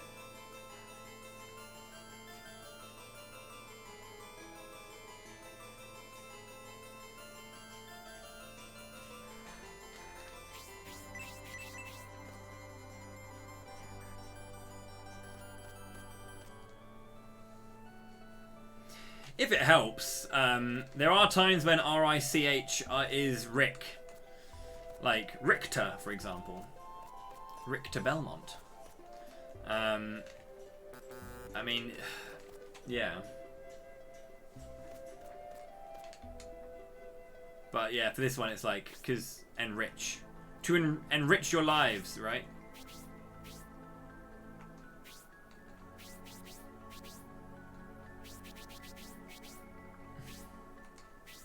So yeah, I'm pretty sure I got all the ones in the dungeon itself. Like I'm fairly certain I got all of those.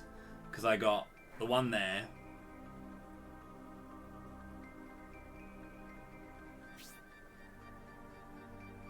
I'm pretty sure just the one.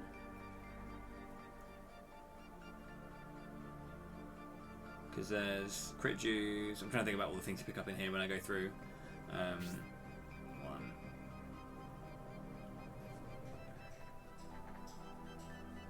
A slightly trolly one in the well. Because I got the one in here. The one down there on the bottom right. Because there was a succubus there. Is there one here as well? In the dungeon well?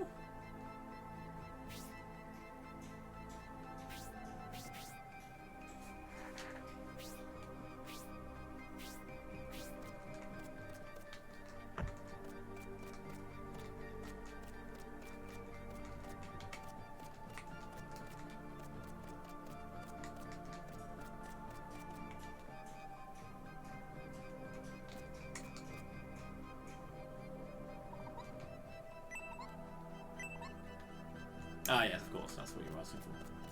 I mean, I need to go this way anyway for the story, so actually it's not so bad. I guess I missed one on the other side of the well then. On this side.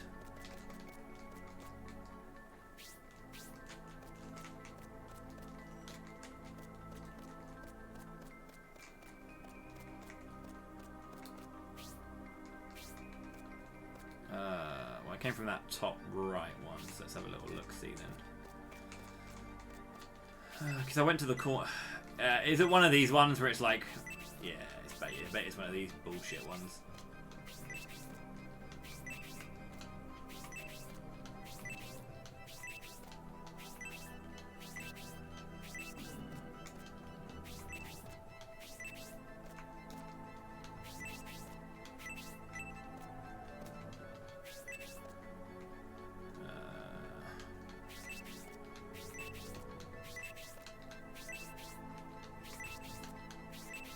There's not that many that are this bullshit.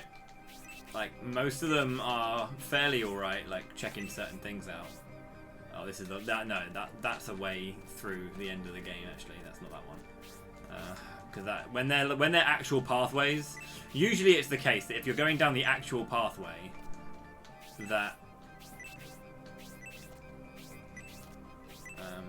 Yeah.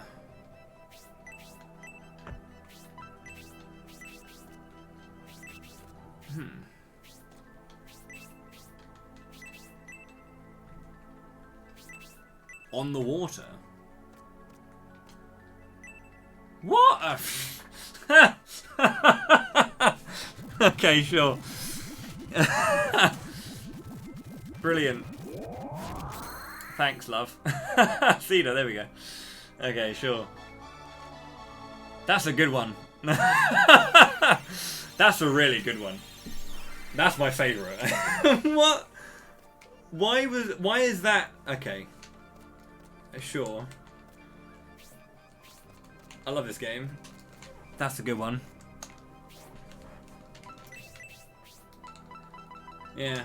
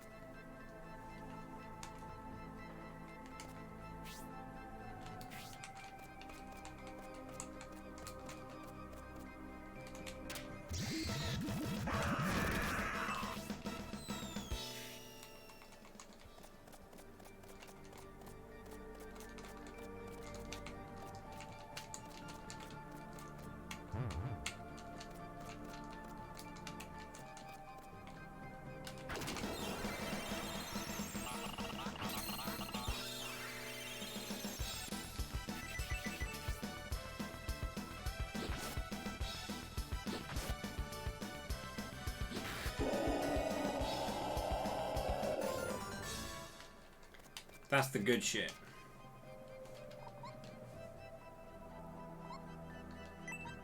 I will perform my ceremony to summon the boat. Spirits of water and air who protect these passages, I command you in the name of the king and the sage Sabato, let the hidden boat appear! Hell yeah, dude, we got a glowy boat. Let's go. Sure. Sure.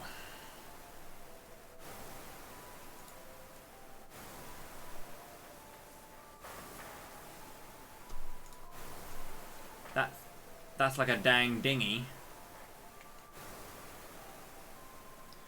That looks like a boat to me. A dinghy for me is like a rubber dinghy, like a rubber ring, right? Or like the floating rings. That's a dinghy in my mind.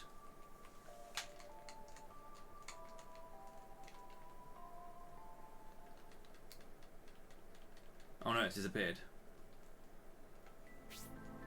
Okay. Welcome to Enrich Dungeon. I don't know, ×3. Ha! Yeah, sure.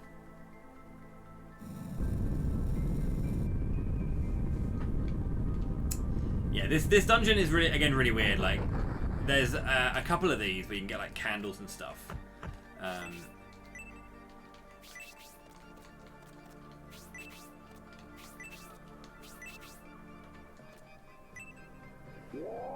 Hell yeah, sure. An ancient secret magic spell to summon a rowing boat. Yep. No worries, Genma. There's another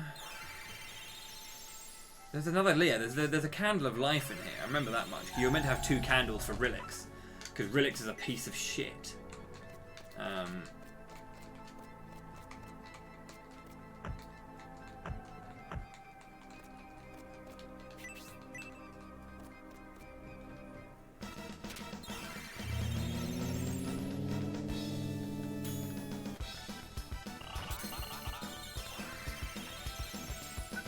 How's it going, Tainted?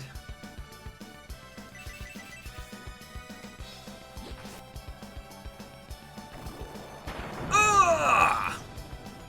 The sound of the thunder crack is so sick. Panic to get destroyed, Bonch. Come on, let's go for it. Let's go for the sacred sword crit. It's not the sacred sword crit.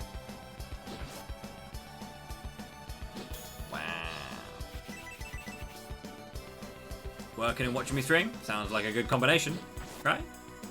Right? Kill it, Akane. Sexy ninja! Did not do her job.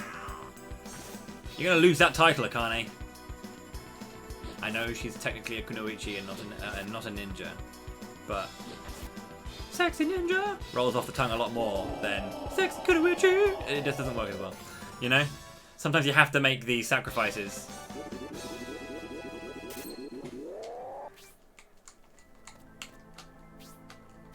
It can't be pushed, but it could be checked. I think.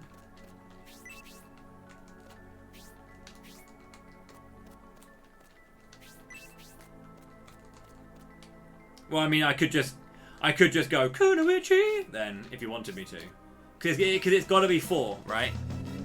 4 syllables. Sexy ninja. That's 4. So I could just go, yeah. Kunoichi. Bosh.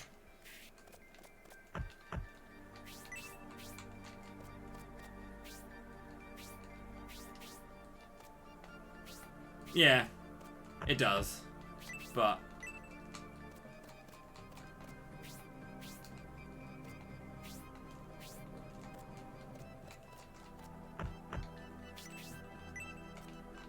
You don't actually need to fully inspect like that. You just need to press C, and if there's something to interact with, it will interact with it.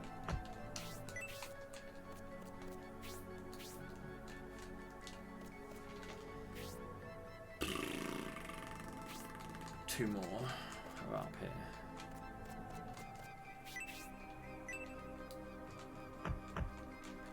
Sad face.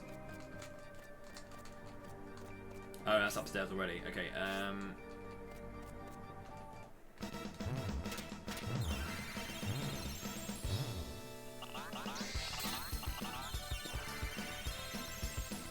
into crits like Slade class. I want to see big crits from you, Palmer. Don't let me down now. Big crit!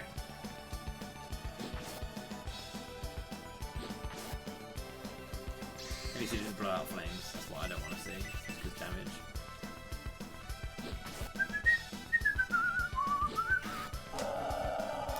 Hello?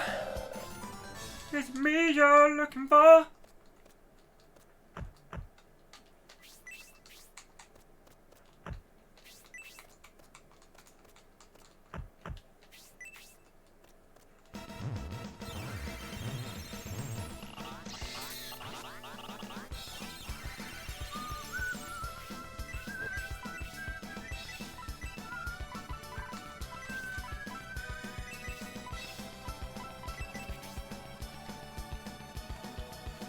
Agreed, Andrew.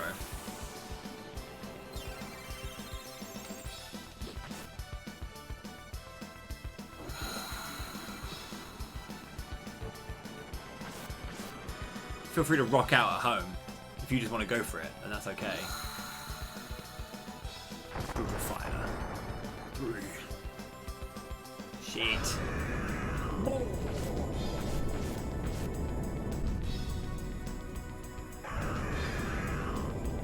This is why I want praying.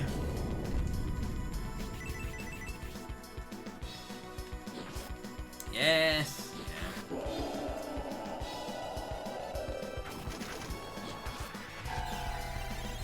Speed down and HP restore. What a crit.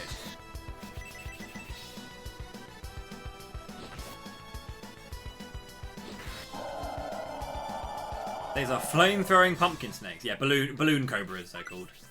They got little balloons. Sexy ninja crit.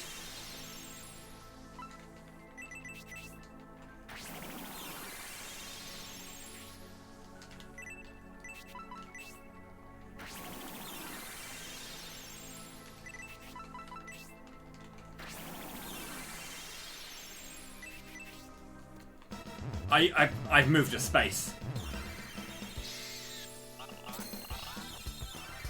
I need some large crits. Please give me a massive crit. Please, a crit would be lovely.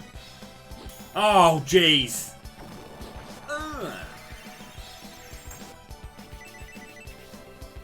Yeah, they is a ball python a thing? Is that a thing that exists?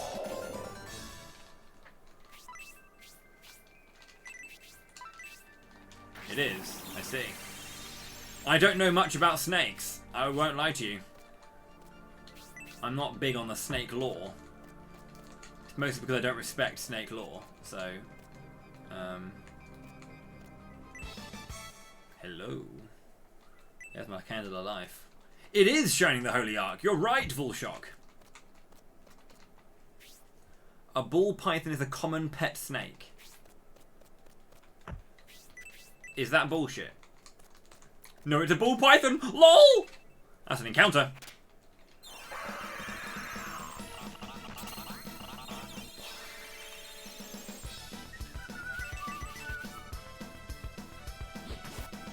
Being able to react quickly to the encounter that you're getting and being able to throw out the Pixies is cool. Soul Steel level 1. If that's on bloody Akane.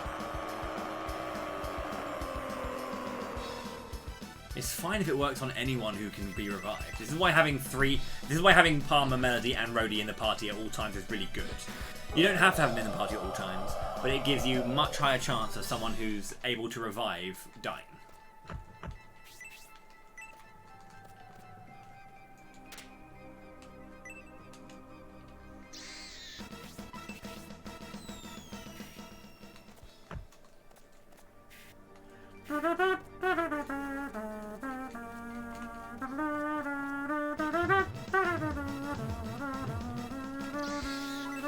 Shite!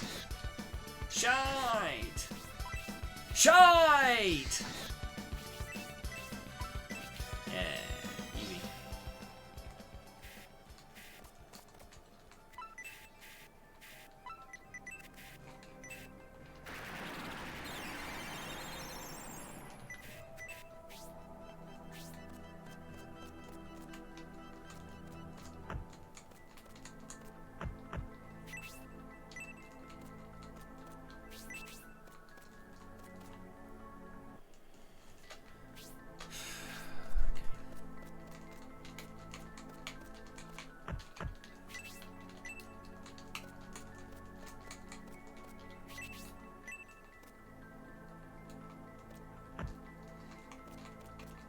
So there is a giveaway for pushing walls in this dungeon, to my knowledge. If you look at the floor, right, you can see that it goes to like a green outline, which means that that's the end of the road. But sometimes there are ones that have the green doesn't cut across; it stays grey, which means that it's meant to keep going. So you can use that as a visual cue sometimes when you're looking. I seem to remember that one being a thing.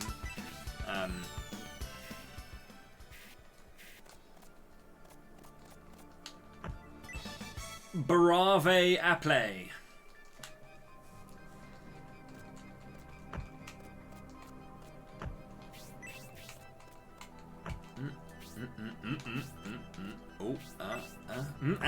Oh dear. Ah! That's very scary. Transformers!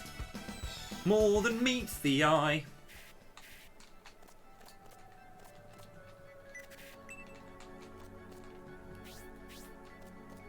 So you see there, look. Ha ha! I wonder what's to the left of me, which must mean that that chest in front of me is not real, right? So we can push that one.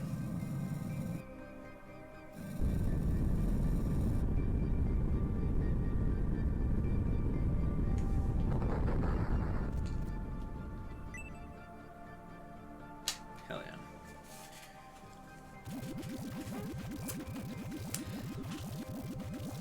They did not, no. The Shining Soul games are made by Sega. And they're cool little games. I would recommend Shining Soul. Lime. We've got apple, lime, cedar. Great names. What else have we got from them? That's pretty good. So that's caught up pretty well on the Pixies. We got fairy. I'm missing one fairy. I'm not sure if that's like mega far back or what. Bullshit, basically. To be fair though, you do sometimes get this. Again, I shouldn't have pair already. So actually I'm in line with that. And you can sometimes have like one step behind with them as well. So no worries, Tex. Thank you very much indeed for hanging out. Have a good day. This is going to be a fight, right? Yeah. I pressed the button. I disagree.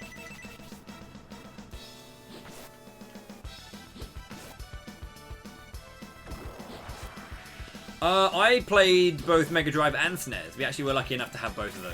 As I said, my dad put a lot of the money that my parents earned there. My dad kind of put towards getting games, so we had a Mega Drive as well. I'm not really a massive Sega kid overall. I just like Shining and other things. I grew up with Golden Axe and Streets of Rage and all that kind of stuff. But yeah, I wouldn't really call myself a Sega kid, if you know what I mean. I like Sega a lot. I think the biggest showcase that I'm not a Sega kid is when I think Sega, I don't think of Sonic. Which is really weird, as many people would say, but and many people tell me on the regular. What do you mean you don't like Sonic? Never said that. Just don't think of it.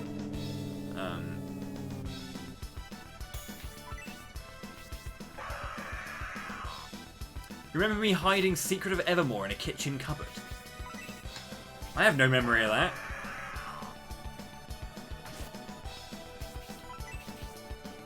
When did I do that? How old was I? Like 4?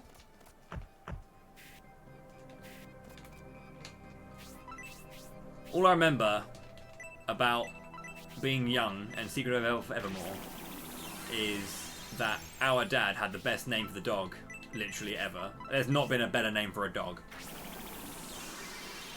Oh, Dad hid the game in the cupboard. Oh, right. I was to say me? Yeah. Well, I mean, yeah, sorry, mate.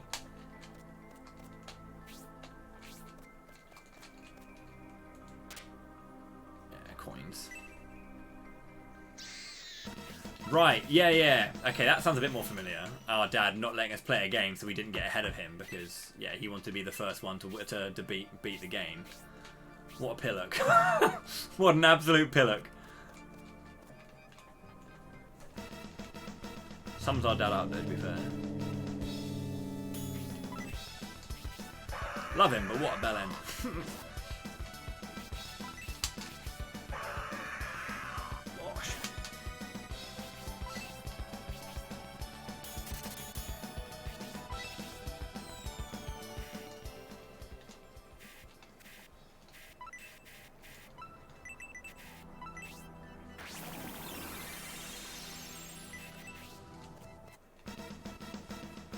Oh, let me flee first try. Thank you.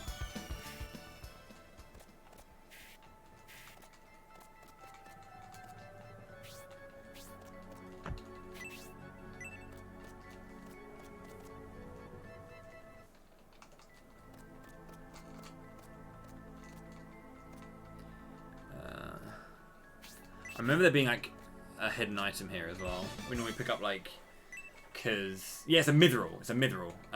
Here? Yes, here.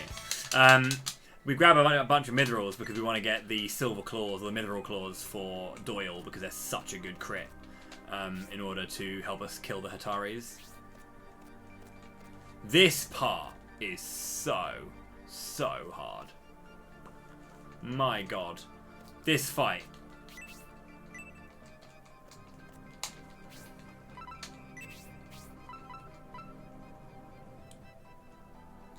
I almost don't want to have Akane in because of her HP, but at the same time, she's another good healer to have. Like, having 2 healers for this fight of this caliber is so solid. But then having Basso in to deal like chunky big boy damage is also super nice. I hope that I don't have my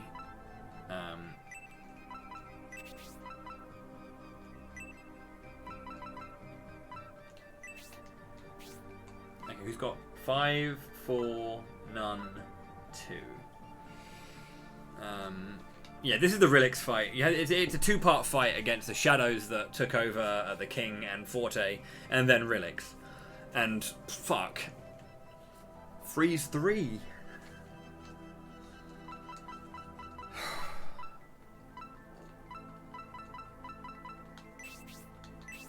This is at speedrun level. Like, you have to have the sacred sword.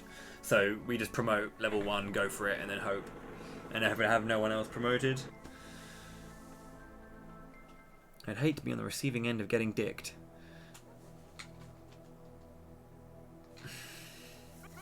But if it isn't Rhodey and Palmer, I see you even found the sacred sword. You'll need it to separate the spirits from the king and forte. You thought I wouldn't see through your childish scheme? Why do you think I let you go?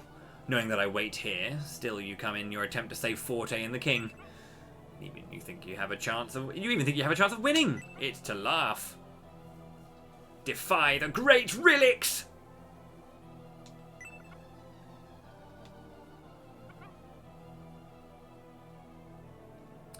Yeah, she wants to, so basically these guys have been chasing after the spirits, like the Holy Ark you saw at the beginning.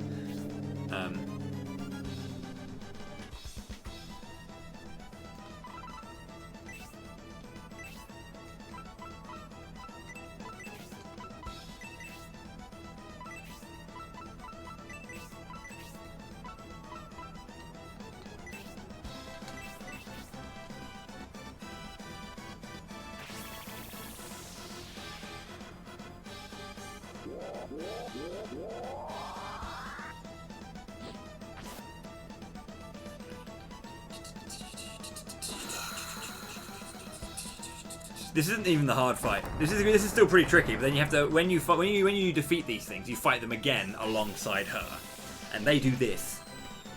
I think they can only cast it twice. I think each. They don't have that much MP, but if that's a double cast, someone's dying.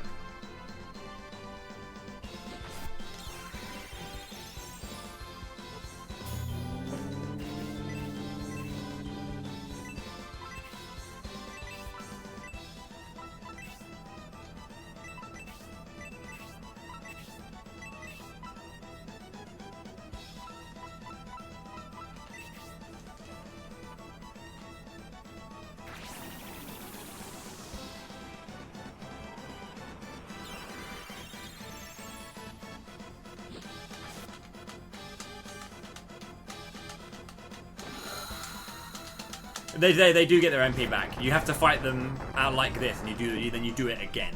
It's why it's so bullshit. Okay.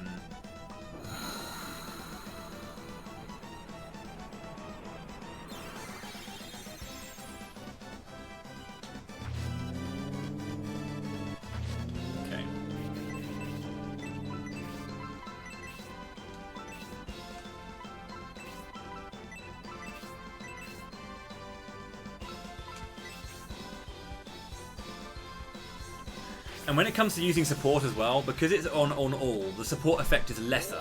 So you only need to use it twice on someone with a direct and manual cast for like individuals. But if you're doing it on everyone, you've got to do like 3 casts to get everyone up. I believe. Could be 3. But yeah, you need like a few more casts to get going. Energy drained. That's fine. It's only one target, so. Cool. We're on pace now. Keep everyone's HP up because the freeze 3 could happen at any time. And the freeze 3 is just devastating. It's so hard. Like when there's damage on the line. And again, the double support is super important to get the double support up as well, because you can see again how much of a difference it makes. These guys have, I want to say they have like 750 HP. Might be 500 given how quickly he just died. It could be that. Yeah, they don't have the most amount of HP considering how much I can hit by if I hit them, but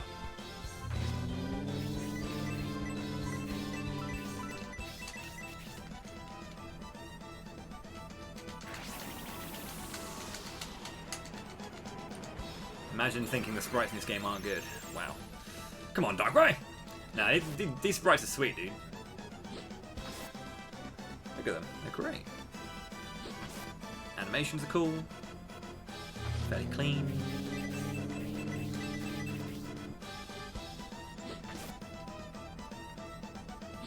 That's not ideal. If you're going to dodge someone, do not dodge Palmer. Come on.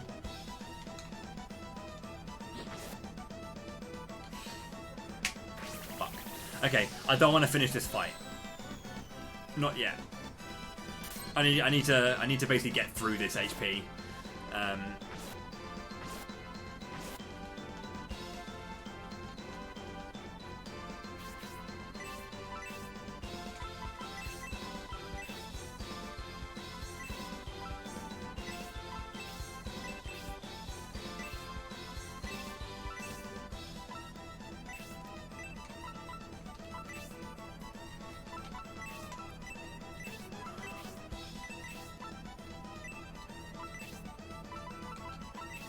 Don't want to burn that, but I kind of have to, which sucks.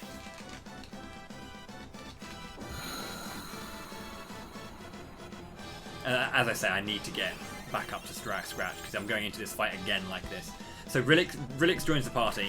I believe that the ghosts cannot double cast, I don't think. I haven't seen it, to my knowledge. It might be in the back of my mind. But what can happen is they can use Freeze 3 and Rilix can follow up with magic, and that is the bad one. I can use Freeze 3, I think, or an AoE spell by using the Sacred Sword as a tool. So my idea here is with the Turbo Boots, Melody's going to support all, then I'm going to support Melody with the boots. Then she's going to do it again, and hopefully I'll be able to do it one more time with Palmer before we get going, essentially. Hopefully the Turbo Boots don't crack turn 1, because I want to get as much as I can.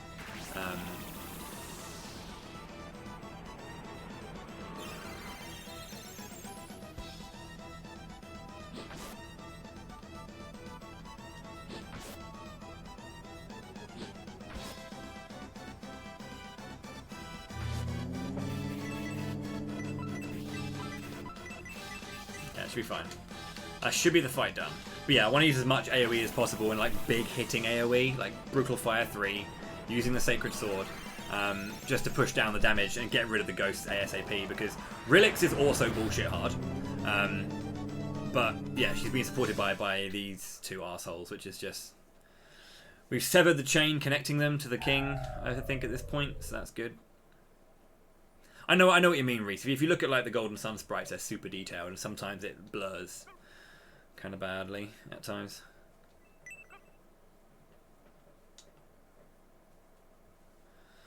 I realise that, Rilix. I came to offer advice.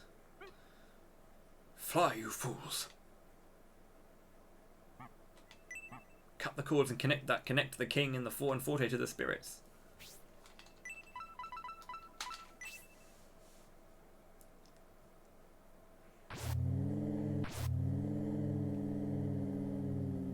See their gross little spines.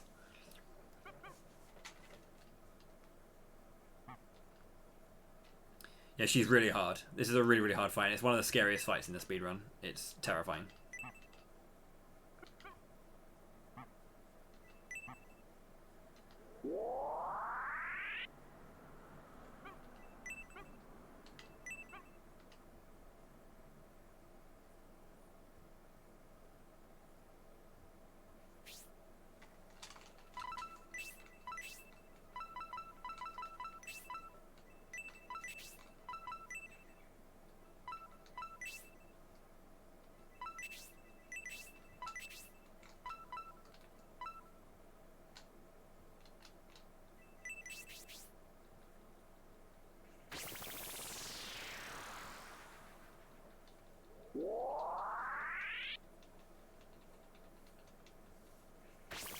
I don't know where the music is. There should be music, but I think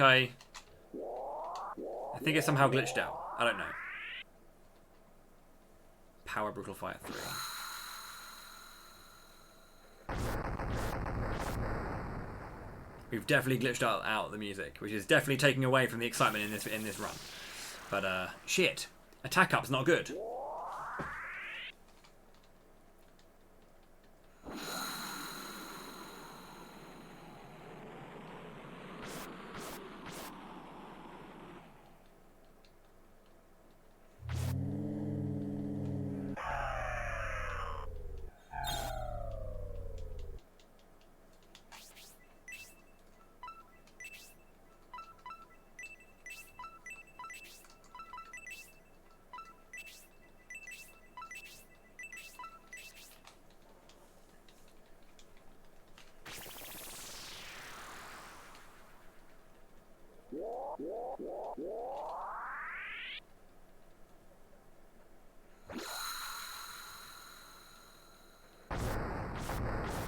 I guess so, mate. I guess because of the loading it took, I had a little bit of a stutter during the loading, and it got rid of the audio. I don't know what happened. I never had it before. But welcome to audio glitches, I guess. It's a cool track.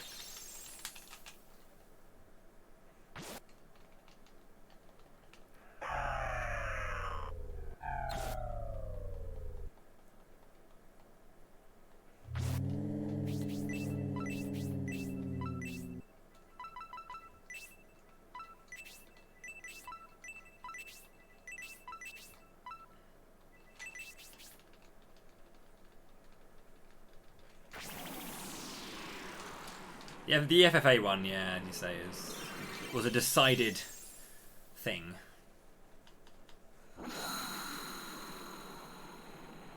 Should have healed with a Carne and then had Melody use Blast 3. But again, I don't want to use up too much MP attacking for the hero for those ones because they need to. Oh, it's Spark 2 rather than that. Power Brutal File 3. If the Sacred Sword cracks like on the first use, it's really sad. Good stuff so far with the damage. Support level 2. Gonna speed them, pull it up a little bit. They shouldn't outturn me because I've got double support up already, so I'm definitely going to be faster. 22 points of damage for Akane. That's not Akane, that's for Rhodey. Okay.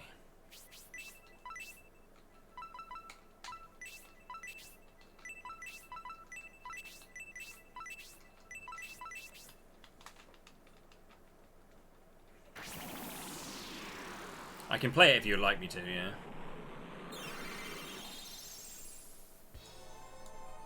There you go.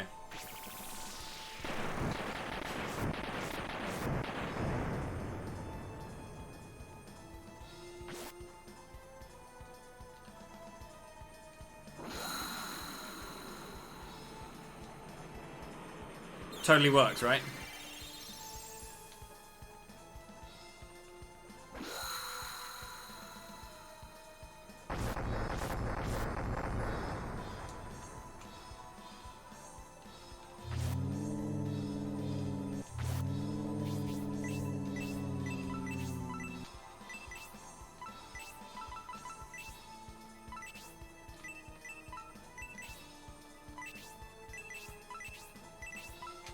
They haven't used Freeze 3 once, which is really nice.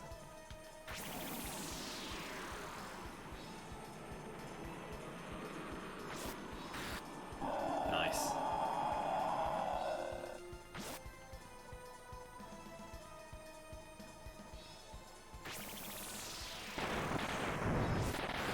That's been really amazing. They didn't use Freeze 3 once. That was so good.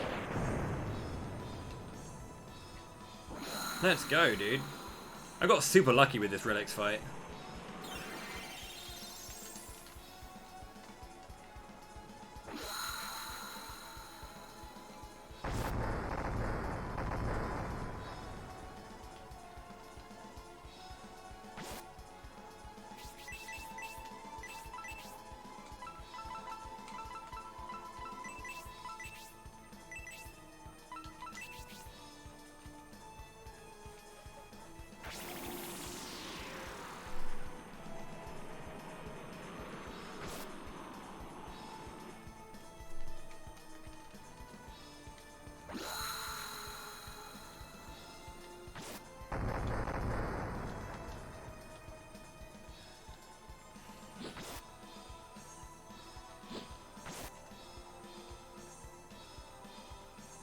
Spark 2.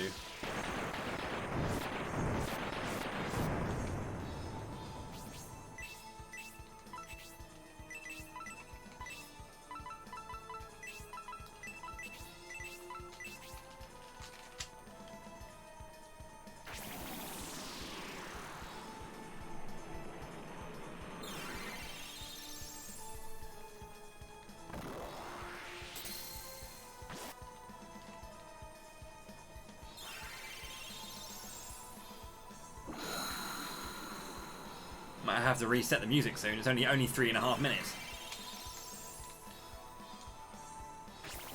shield level 2. That's MP or magic defense. So.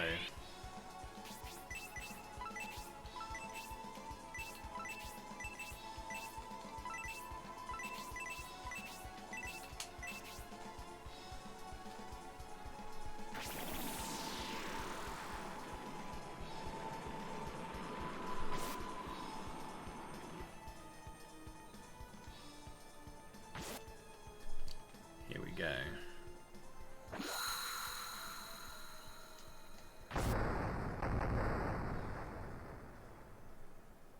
It's okay, I'll wait for it to do it. I'll do it the old-fashioned way, the old fogey way.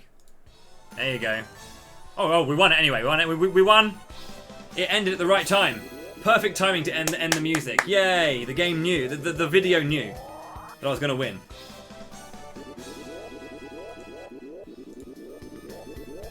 Oh, cool.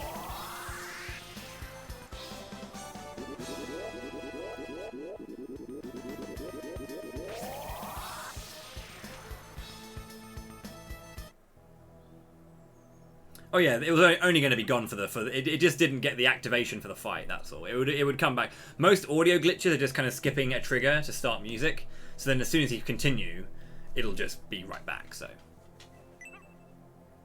yeah.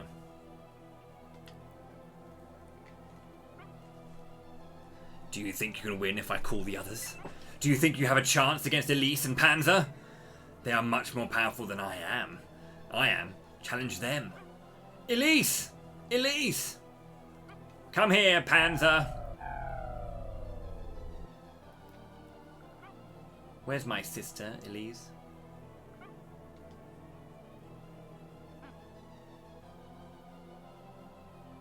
Of course, Magak. Promotion is just part of Camelot. Until Golden Sun. And I guess Shining Wisdom, but shh.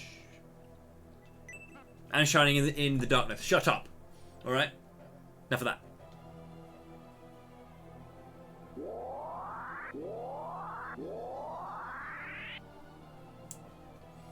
Right. That's the majority of my memory spent in terms of the other wider Pixies outside of the Leprechauns and the Incubus chain. So the rest of it, I might have to map it just for, you know, my own sake.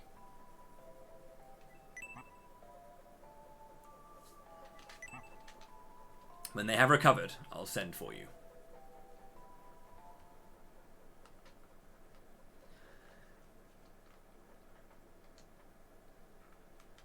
Relix's scheme has been thwarted and peace has been restored. It's been a very long and trying period for the people of Enrich. That night, the castle's wine cellars were opened to everyone, and the celebration went on through the night.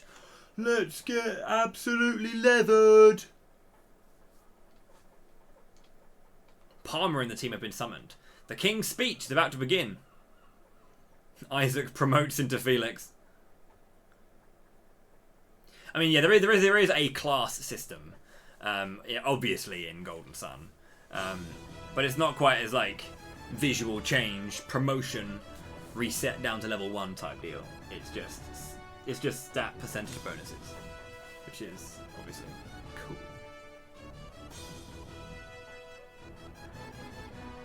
Now we get Captain Attack Spell. I still can't believe that I was possessed and controlled by that hag, Relix. I'm so ashamed. I owe you my life, and I hope that someday I can repay you. It's fine, mate.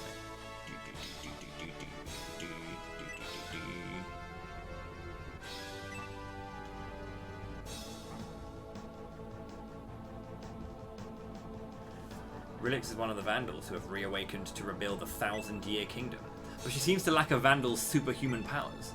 While her sister Elise looks like a young woman, Relix looks like an old crone, and this is a symptom of her lack of strength. However, all Vandals are still very powerful, and if you hadn't recovered the Sacred Sword, you would have been knackered, mate. How's it going there, Admix? How are you doing? You well? Sabato sent some soldiers to investigate. We received a report that the mine Panzer and Relix are heading for has been blocked off. So there's a secret part to the Desire Mine at the very beginning of the game. We need to be able to get access to get through there. Him? Yeah, absolutely. It'll just keep growing. Up and out.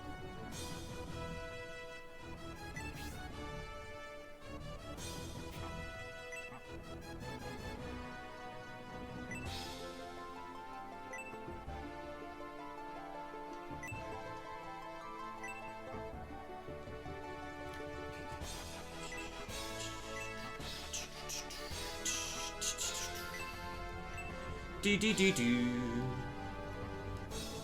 The three lights depicted in the last painting represented three heroes doing battle with the Vandals.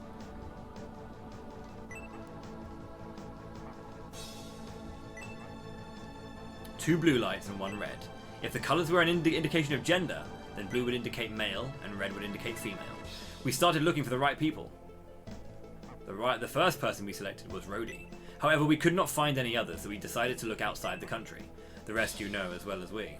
We've guessed correctly only once, but things seem to be moving anyway. That's all we know. Why would those ancient people leave behind these paintings? Was it a marker to a place of refuge? If so, they seem to be saying that we need to go there. In the paintings are pictures of the mural room itself. It seems to say that whomsoever assembles all three sacred treasures can somehow travel from the mural room to the Tower of Illusion standing alone in the desert. Although we have the spirits before us, they are useful. Before they are useful, their powers must be released. There's no magic in Enrich strong enough, so the Ancient Ones are telling us to go to this tower. Which has a very similar sound to the Thornwood dungeon. No actual relation, but just I want to have a musical thing. You must find the other two sacred treasures. Good luck.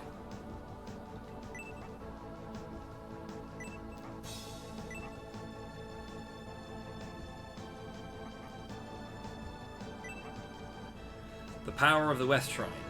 All I remember is the Kraken is bullshit. But we can get through it. We're going to go and grab Doyle. We're going to go and grab... Actually, can we grab the mineral claws now? I think you can go back there now, actually, yeah. The shortcut. There's like they open the shortcut over to get back to the beginning, to Desire Village. And Desire Village has a smith. As you saw at the beginning, and I would do resets for the Mithril Claw, which is for Doyle, which gives him a crit, which is like triple damage proc or something. It's huge, and that basically just murders the Hatari. The Hatari, again, as I mentioned, they are the metal slimes of this game. They run at like the earliest sign of anything even slightly scary, because they're rubbish. Check out these spells though, super hot.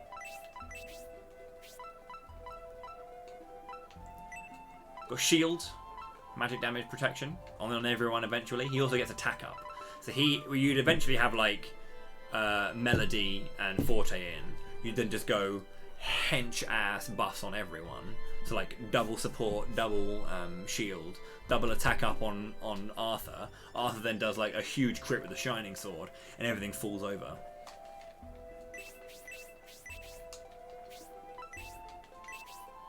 But yeah, looking good so far. People are ready to promote, it seems. We've got, well, one person. Let's go Melody! Melody!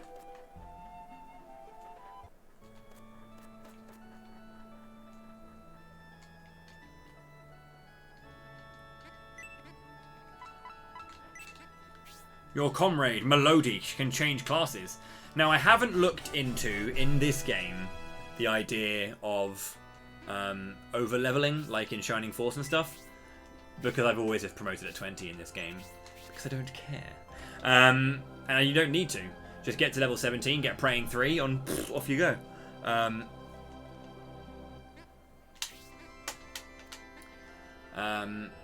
yeah. Sweet. That's a good place to leave it for the day. First half of the game done. So, yeah. That's pretty much the first half of the game. I know that it's weird because, like, you'd think if I'm halfway through the game, I'd have only half the Pixies, right? They really give you a lot of Pixies early on, and they kind of like spread them out a little bit less as you go on. So there's the Western Shrine, the Eastern Shrine, and then we've got the Tower of Illusion, and then things. Honestly, there's not much left, really. Apart from like the leveling up itself, but yeah, it's one of those things where I think it's 11. Sorry, 10. It's 10. It's 10. So 50 overall. 10 per type.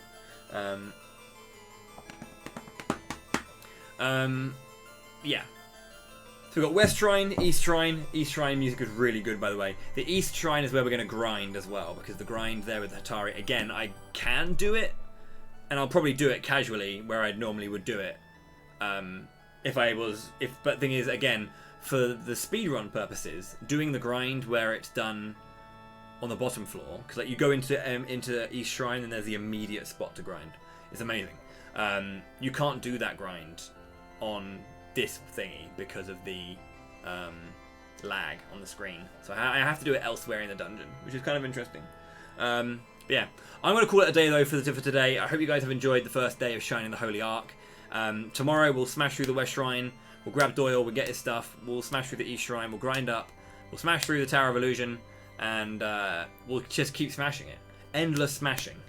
We're just talking, smash. Great.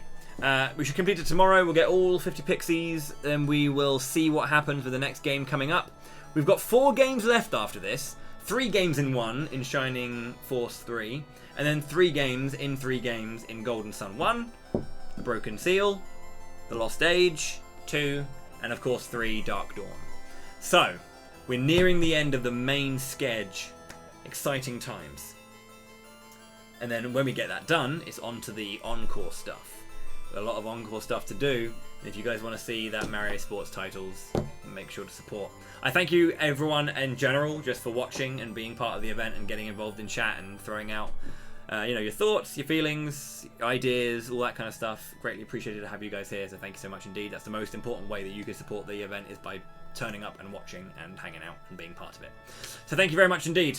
I will see you tomorrow again, as always, 10 AM BST here on this very, very channel. We will continue and we will complete Shining the Holy Ark, and then we'll move on to our next game. Sound good? Good. I'll call it there for the YouTube VOD as well. I'll finish up the stream afterwards. But yeah, cheers for watching. I remember I'm uploading every single stream every day immediately after the stream's done, so you won't miss any VODs if you miss out on one day. But yeah, cheers. I'll see you guys next time for Camelot Month 3.